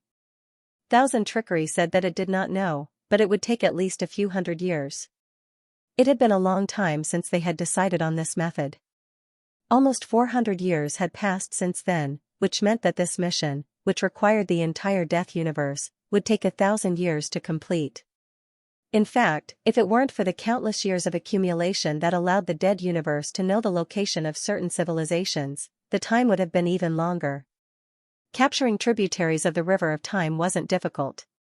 The difficult part was not being drawn by the main River of Time, and even more difficult was finding civilizations. Finding tributaries of the River of Time was the most time-consuming. If this matter could be completed in 1,000 years, it would prove that the Death Universe did not see one civilization destroying another. They also had a choice. It was just that Luin didn't know the criteria. Another few decades passed, and one day, Myriad Trickery suddenly found Luin and gave him a set of coordinates. He then asked him to deal with the civilization that was located there. Luin was surprised. This civilization isn't too far away. Why are you settling it now? Xianxia slyly said, it's not too far, but it's not too close either. The position of the abyss changes, so I can't see everything around it. And this civilization sent me a signal of the Dead Universe. Lu Yin's heart skipped a beat. A signal from the Dead Universe? They're using a sourcebox array to send out a signal that only my undead universe can detect. This is the fishing civilization of the undead universe. Don't you know about them? Luin replied naturally, I know. It's just that we call it something different. We call it frequency. The meaning is the same. Since there is a signal, you should go and deal with it. This is the duty of a creature from the Dead Universe. Xianxia said craftily. Now that Luin had left, was he obligated to do so? Back in Nine Firmaments universe, Chu Zhan's goal had been to gather sourcebox arrays. He had gathered the sourcebox arrays of an entire civilization and sent them out to attract the universe of death. That was the signal he was receiving now. The human civilization had stopped the Death Universe, but other civilizations might not be able to do so. That civilization is thousands of miles away. The Trickery Abyss had a distance of several decades at the speed of an eternal life realm, which was equivalent to 3 universes to where the 7 treasures Heavenly Toad was. The distance was not far for him now, but the range was extremely wide. If he did not see this distance, he would not be able to completely understand the surroundings. It was a civilization filled with barbarism and violence. Their intelligence seemed to have been suppressed, resulting in this civilization to resolve all conflicts by force. The war never stopped. Because of this, no one knew that this civilization's sourceboxes had been taken away. The strongest powerhouse of this civilization was at the Great Circle of the Crossing Bitter Disaster Realm. It was reasonable to say that powerhouses at this level had extremely high requirements for their state of mind. However, different species had different ways of breaking through and different states of mind. The attribute of this civilization was violence and barbaric competition. If one wanted to cultivate in this civilization, they had to conform to the same cultivation attribute. If a person entered this civilization alone, they would never be able to cultivate to this level because the entire civilization was interfering with them. This was the civilization effect. Luin found the dead cosmic life form that had released the signal. It was the skeleton of a civilization's life form, and he collected all of the sourceboxes from that civilization. He then set up a familiar sourcebox array.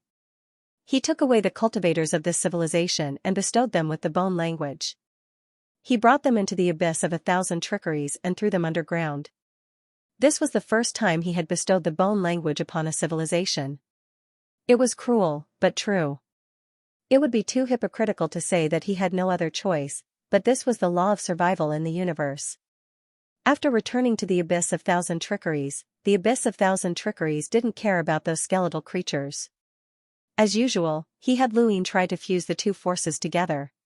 Some time later, Luin asked about the change in the Abyss's location. Junior mainly wants to know about the Habitat universe. Why is your relationship with my Death universe so close?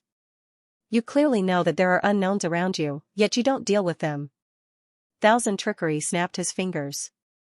Because of our tacit understanding. Tacit understanding? Yes, the tacit understanding between the unknowns and the Death universe. You can also understand it as the tacit understanding between behemoths. Thousand Trickery sat down and smiled at Luin.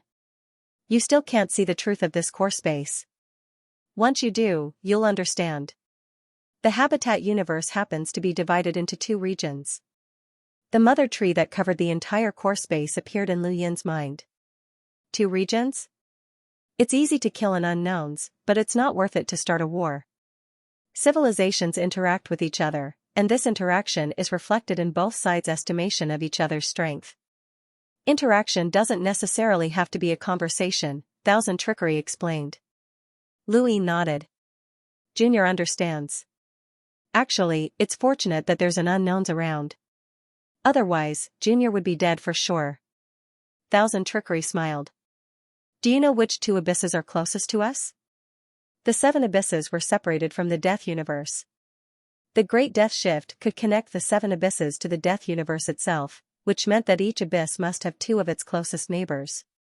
Which 2? Ruthless Descent and Samsara. Oh, it's that little toad now. Luin was shocked. The Samsara abyss is next to us?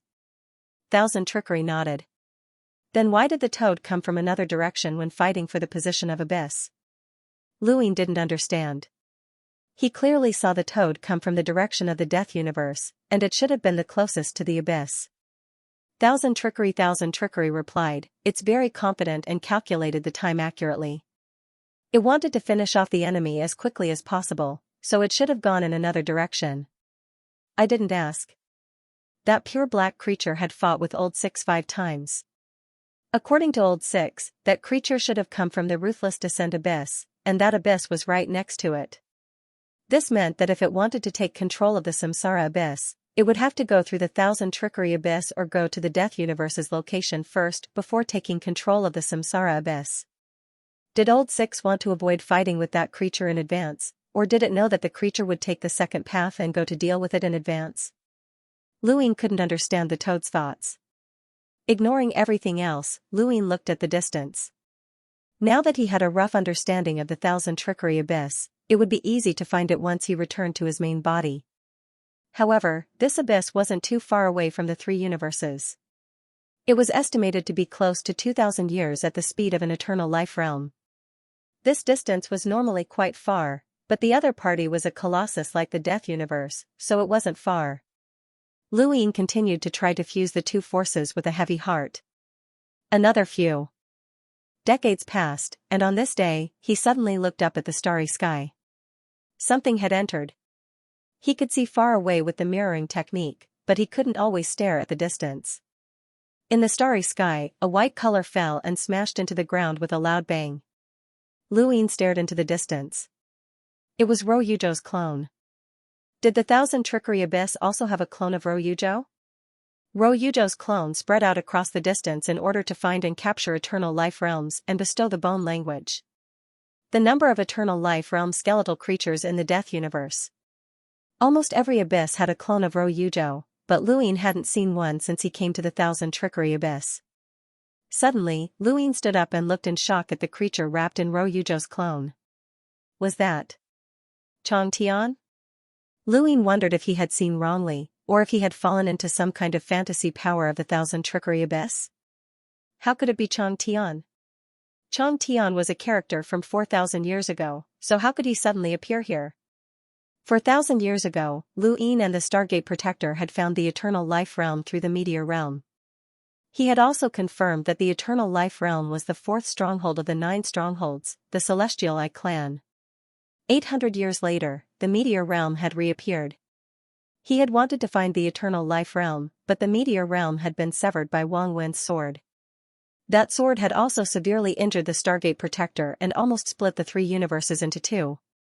From that moment on, he knew that Wang Wen was limiting the height of human civilization. He didn't allow the eternal life realm to communicate with the three universes and didn't allow human civilization to become stronger. It was also from then on that Luin became more and more anxious. However, he hadn't been able to find a good solution even after the war between the three universes. He could only sacrifice himself and use karma to lower Wang Wen's wariness while using his clone to wander through the darkness and support the light. It could be said that if he had been able to unite the eternal life realm and the three universes, then that war would not have been so difficult.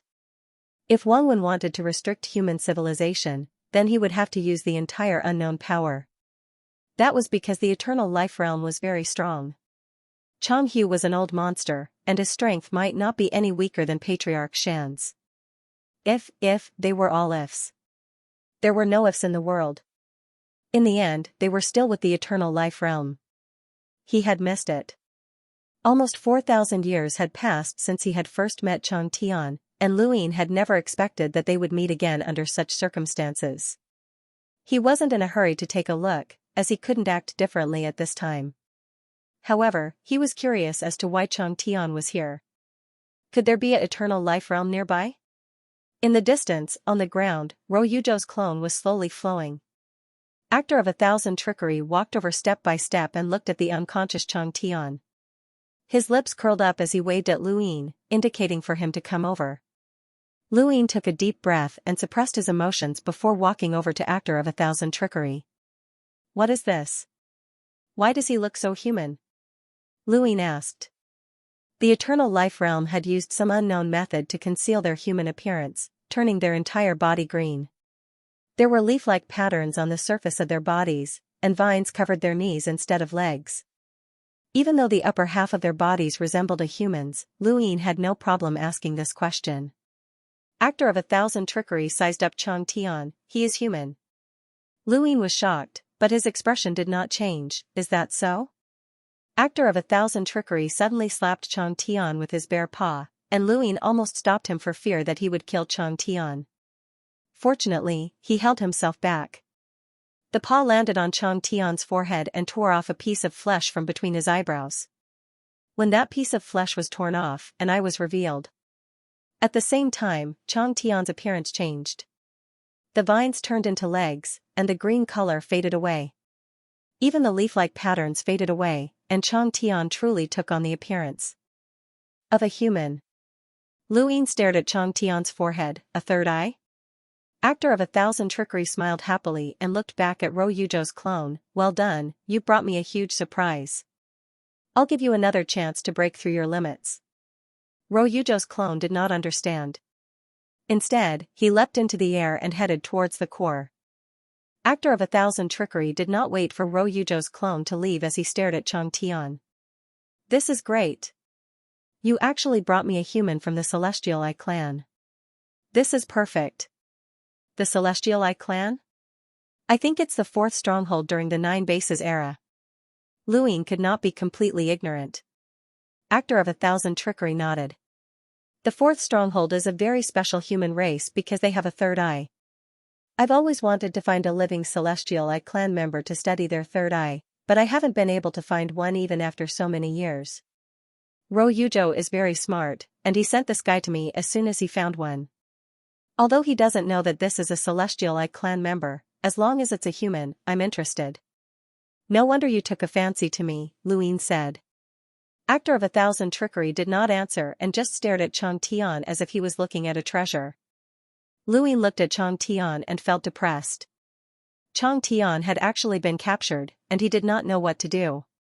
He was Jingyun's biological father and Jingmin Shengyu's lover. He had helped them in the longevity civilization and was even willing to give up the longevity civilization to accompany Jingmin Shengyu to live in the 3 universes. Because he felt sorry for Qingyun, he had stolen a longevity vine and given it to Jingmin Shengyu. If not for that longevity vine, Jingmin Shengyu would have died in the battle in the 3 universes. If possible, Luin really wanted to save Chang Tian. Actor of 1,000 Trickery continued to observe Chang Tian and suddenly took out something that almost caused Luyin to lose his composure again. It was an eye. Luyin was not unfamiliar with it, as it was the eye of the 10-eyed crow. Actor of 1,000 Trickery even had this? Actor of 1,000 Trickery directly pressed the 10-eyed crow's eye into Chang Tian's celestial eye. Luyin did not know how to describe this scene. It was as if he had thought that the celestial eye would explode, but in reality, it was only the 10-eyed crow. The crow's eye was like a stream of water that flowed into the celestial eye. In order to obtain the 10-eyed crow's eye, Luyin had continuously absorbed the mother tree's green light and had only succeeded after many attempts. Chang Tian had obtained an eye just like that? Senior, is that also an eye of the Celestial Eye clan? Of course not. That's the eye of the 10-eyed crow. The Celestial Eye? It's a creature that's said to be invincible in one-on-one battles. Although it doesn't have the absolute combat power to crush all living things, it has 10 extreme talents that are quite disgusting. No one can defeat it in a one-on-one battle. Then? That's why I said that the humans are ruthless enough. A few of them worked together to kill the 10-eyed crow, and because of this, all the civilizations became fearful. Think about it. You can deal with something that others can't deal with, and you didn't even use your full strength. Doesn't this mean that you're stronger than others? This is the distance of an inch. This is the universe. Who would allow this to happen? Luyin stared at the 1,000 Trickery in a daze. Was this the reason why 9th base was besieged? No, it wouldn't be that simple. This was at most a trigger. However, even if it was a cause, it was still a cause. He did not know what to say. 9th base's strength allowed them to act without any fear. Even if they killed the 10-eyed crow without hesitation, they did not consider the thoughts of the other civilizations. Perhaps at that time, they did not think that there was any need to consider, just like how the Above Heavens sect did not consider the thoughts of the astral beasts and the Eternals. The trajectories of history were always strikingly similar. The 1,000 Trickery show was just that. His eyes were still fixed on the sky. Luyin watched as well. Not long after, Xianxia Crafty Act praised, as expected of the Heaven's Eye, it's really easy to merge with the 10-eyed crows. Eyes. If only your two powers could merge so easily. Luyin, he smiled bitterly. It's been hundreds of years, and I still have no clue. Neither do I. What's the use of the 10-eyed crow's eyes? Xianxia Crafty Act said, I really don't know what the use of this eye is. After all, 10 eyes represent 10 different types of innate gifts. Let's wait for this guy to wake up and take a look. Luyin was worried. If the 10-eyed crow is really invincible in a one-on-one fight, will this person escape with this eye? Xianxia Crafty Act shook his head. It's just an eye. No matter how powerful he is, he can't escape from me. He couldn't even defeat soft devouring Xingshuan's clone, so how can he escape? Then as long as we know what innate gift that eye has, we can give him the bone speech, right? Luyin asked. Xianxia Crafty Act shook his head again. You can't give him the bone speech. Once he becomes like you, he'll lose his Heaven's Eye. That's very precious. There are Heaven's Eyes in the dead universe, but they're all bones and useless. I've always wanted to study it. Besides, I really want to see how strong the 4th tier of the Heaven's Eye is to be able to force the 4th stronghold to escape. Luyin was shocked. The 4th stronghold escaped? They weren't wiped out? Of course not. The entire 4th stronghold's Heaven's Eye clan escaped. Of course, I'm only talking about the core Heaven's Eye clan. Most of the 4th stronghold's people were killed, but those people are not important. Xianxia Crafty Act's gaze was deep. They were able to escape because of the 4th tier of the Heaven's Eye. It was obvious that Xianxia Crafty Act was really happy. There are 4 tiers to the Heaven's Eye. The first tier is to see through all illusions and suppress all living beings. The second tier is the external avatar realm, and the third tier is called absolute invincibility. At this point, he lamented, although absolute invincibility is a bit of an exaggeration. However, the third tier is indeed terrifying. During that battle, the 9th stronghold truly displayed their strength. The brilliance of the third tier of the Heaven's Eye is not inferior to the other stronghold invincible techniques. And the most terrifying is the 4th tier. He looked at Luin and said with a rare solemn tone, "Those who saw it are all dead. No one can stop them. The core members of the Heaven's Eye clan escaped because of the fourth tier of the Heaven's Eye." Luin stared blankly at the sky. The fourth tier? Back when he had entered the longevity civilization with the Gate of Wonder, the fourth tier was a legend that no one had ever reached. It seemed that every stronghold of the ninth stronghold had an invincible technique. The Heaven's Eye clan was no exception. To be able to make Xianxia Crafty act so excited, Luin finally understood why Wang Wen had stopped them from joining the longevity civilization. Perhaps Wang Wen was also afraid of the Heaven's Eye clan. Xianxia Crafty act did not leave just like that. A few days later, Chang Tian woke up. As soon as he woke up, he saw Xianxia Crafty act. He suddenly stood up and saw Luin at the same time. He looked at Luin in shock. A humanoid skeleton? And a bear? Half bear and half machine? Who are you? Chang Tian was on high alert and suddenly felt that something was wrong. He looked down and his pupils shrank. When he looked up again at Xianxia Crafty act and Luin, his eyes were filled with killing intent. Xianxia Crafty act raised his hand and turned it under Chang Tian's vigilant gaze. Luin translated, "Hello, Heaven's Eye clan of the fourth stronghold." Chang Tian stared at Luin, "Who are you?" Luin said, "Don't look at me. I'm just translating for him. He's Lord Xianxia Crafty act, one of the 7 abysses of the Death Universe." Chang Tian was shocked. "Death Universe?" Xianxia Crafty act smiled and raised his hand. He pointed at him. Luin translated, "Seems like you know. Then, it's easy to communicate." Chang Tian suddenly attacked. The next moment, a terrifying force of death crushed him from above and directly pressed him into the ground. Darkness overflowed and pierced through the sky. The dark beam was only the size of a palm, but it suppressed Chang Tian so much that he could not move. Xianxia Crafty act made its move, but Luin did not even see how it did it. Chang Tian was pressed to the ground and could not get up even if he wanted to. The gap between them was too big. Chang Tian was only in the eternal realm that conformed to the laws of the universe, but Xianxia Crafty act was unfathomable. Xianxia Crafty act squatted on the ground and stared at Chang Tian, moving his finger. Luin translated, "You can try the new power in the Heaven's Eye. Maybe you can break free." Chang Tian paused. The Heaven's Eye? New power? What kind of power was this? He immediately sensed it and looked up at Xianxia Crafty act in shock. "Ten-eyed crow?" Xianxia Crafty act smiled. "You should be thanking me. I helped you obtain the Ten-eyed crow's innate gift that the Celestial Eye clan yearns for even in their dreams, right?" Luin translated as he stared at Chang Tian. He also wanted to see what abilities this eye had. Chang Tian's aura weakened, but the power of death did not decrease at all. Under Lu Yin's gaze, a strange power descended from the Heaven's Eye in the form of ripples and covered Chang Tian's body. In an instant, a layer of black feathers covered Chang Tian's body. It was so lifelike that it looked like a real thing. When the black feathers completely covered his body, the power of death was isolated. He took a step forward and got rid of the power. He turned around and a spear suddenly appeared in his hand. Its style was almost the same as the startling cloud from the Gate of Wonder. At the same time, purple eye power poured in and another spear appeared. This was a spear formed by the outer eye incarnation. Twin spears soaring through the clouds.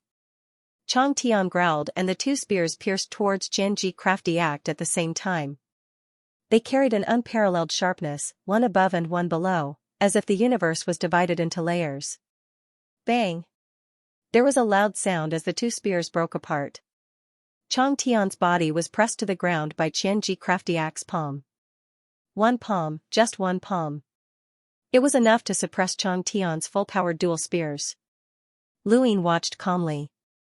Chang Tian was very powerful and could be considered an expert when it came to harmonizing with the laws of the universe. He was about the same as the Nirvana tree from the Gate of Wonder after fusing with the Nirvana tree, but he was still no match for Xianxia Crafty act. However, he quickly stood up with a short spear in his hand and stared at Xianxia Crafty act. Xianxia Crafty act sized up Chang Tian and gave him a thumbs up. Luin exclaimed, "These are the feathers of the Ten-eyed crow. They actually gave you the ability to defend against my attacks. Chang Tian panted heavily and slowly retracted his purple-eyed power back into the Heaven's Eye. He let go of the other short spear weakly. It was useless, as he did not have the ability to resist in this place. However, his feathers truly had a powerful defense.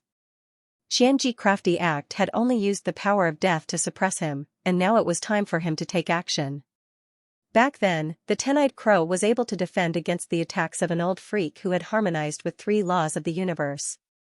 I'd like to see how strong your defense is, Lu Yin translated and then looked at Xianxia crafty act.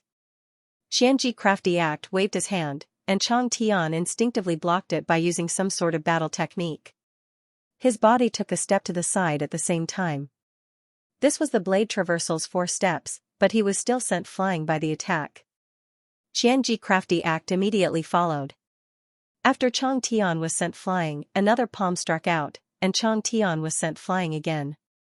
Xianxia crafty act disappeared again and attacked again. Every time, Xianxia crafty act increased its strength, testing the limits of Chang Tian's defense. With a loud bang, the void was crushed and the ground shattered.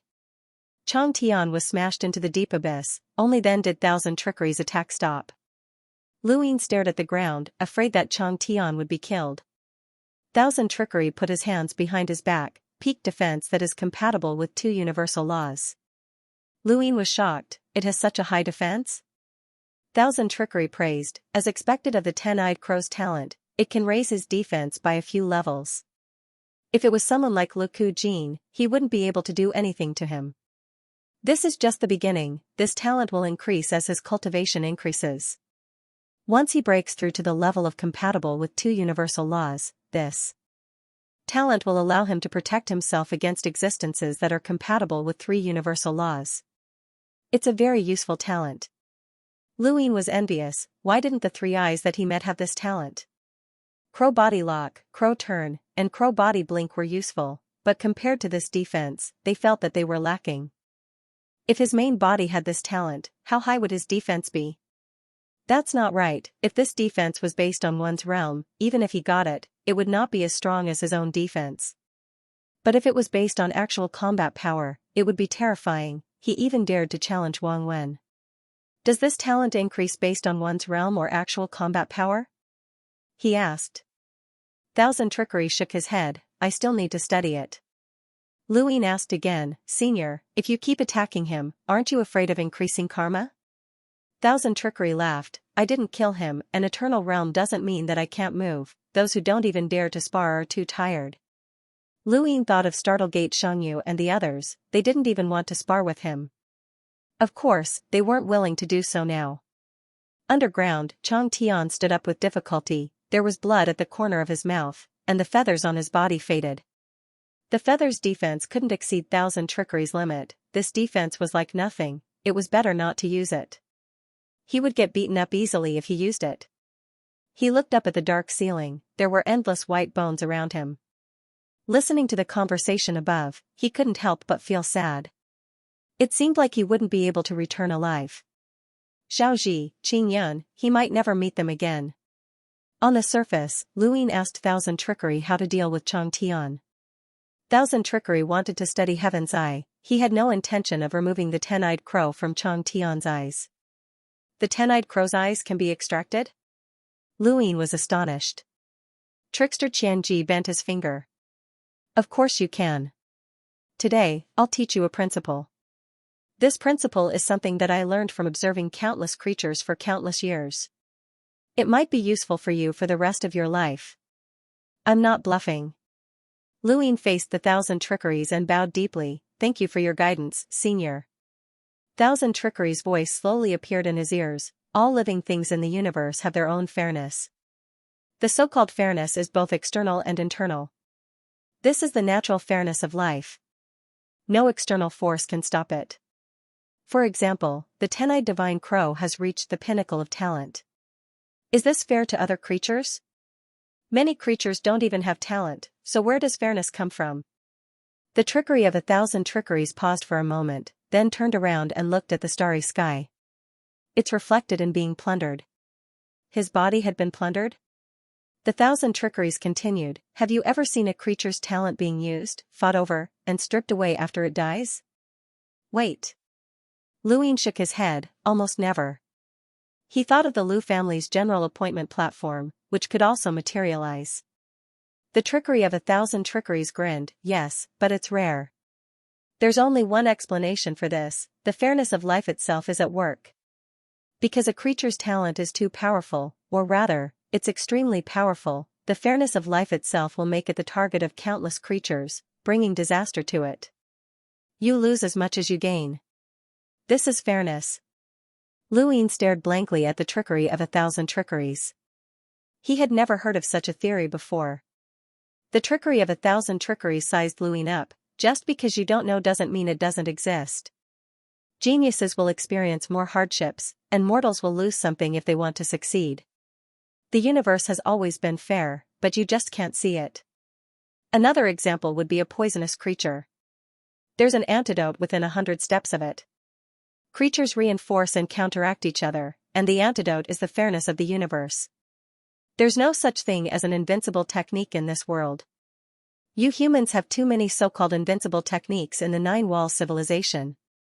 But now, this is the fairness of the universe. Lu Yin's body trembled. The universe was fair? This was the first time he felt that the word fairness was terrifying. The trickery of 1,000 trickeries patted Lu Yin's shoulder and left without saying anything else. Lu Yin looked at its back and didn't know what to think for a moment. Chang Tian was pressed to the bottom of the river where the trickery of 1,000 trickeries often stood. Lu Yin tried his best not to show that he was paying attention to Chang Tian, in case the trickery of 1,000 trickeries noticed something. But every once in a while, he would still take a look and occasionally hear a scream. Screams. The trickery of 1,000 trickeries was very interested in the Heaven's Eye, and Chang Tian was tortured quite a bit. If he could never escape, he would rather be given the bone language directly. But the trickery of 1,000 trickeries didn't lack in cursing Chang Tian. Every time he screamed, there would be a roar of curses. As such, after nearly 100 years, the trickery of 1,000 trickeries was no longer standing by the river. Lu Yin was curious and went over to ask. The trickery of 1,000 trickeries scratched its head. That human is too stubborn. He doesn't say anything and scolds me every day. I've heard enough. I'll leave him alone for a while. Lu Yin was puzzled. Scolds him every day? The trickery of 1,000 trickeries nodded. Senior still cares about this?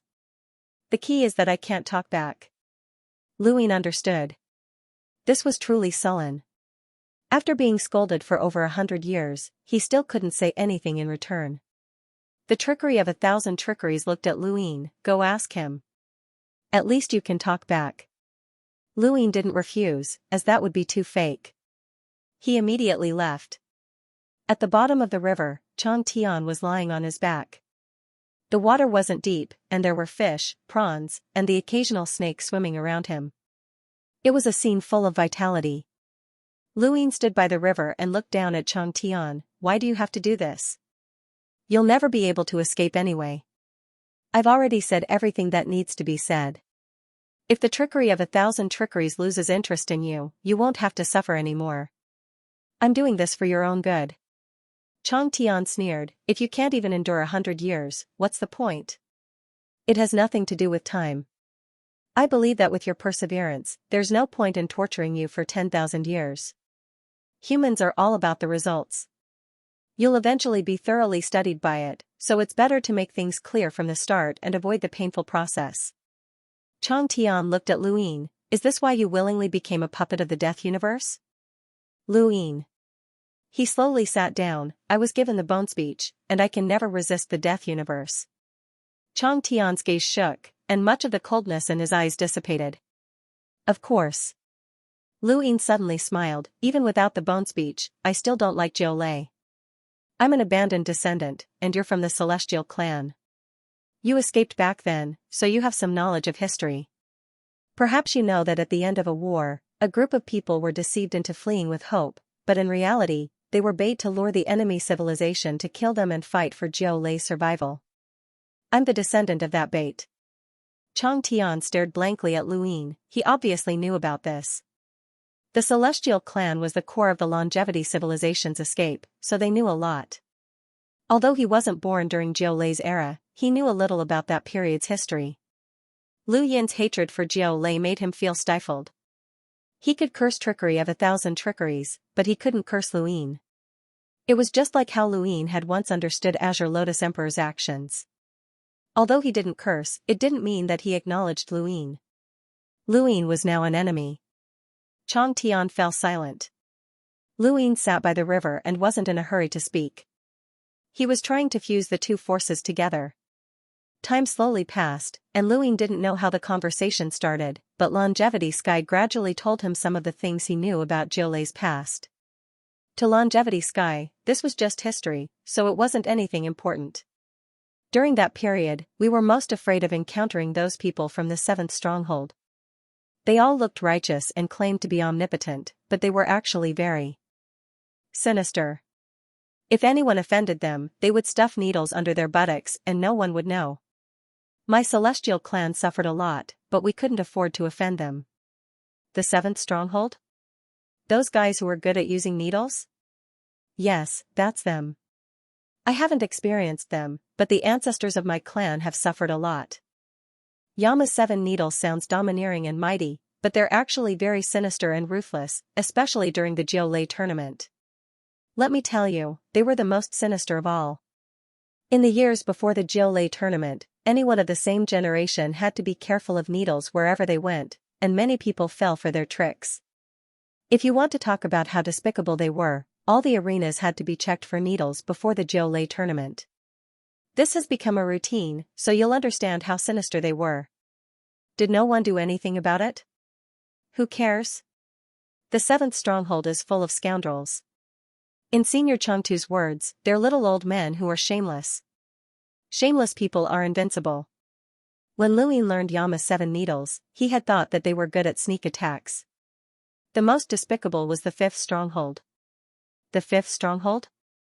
That's a stronghold that cultivates mental techniques. I don't know how to cultivate mental techniques either. If the 7th stronghold is despicable, then the 5th stronghold is despicable. Once they thought that their generation couldn't win the Jiao Lei tournament, they would think of ways to make their moves before the tournament began.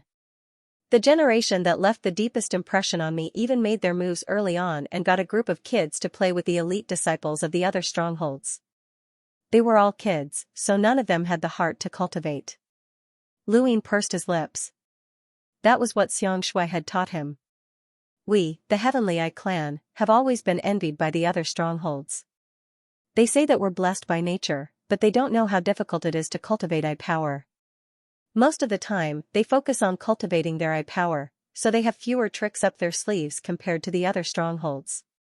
Furthermore, the Heavenly Eye realm has long been figured out. They've been trying their best to target us. End of chapter 4571. Don't forget to subscribe, like, and share the video to support the channel.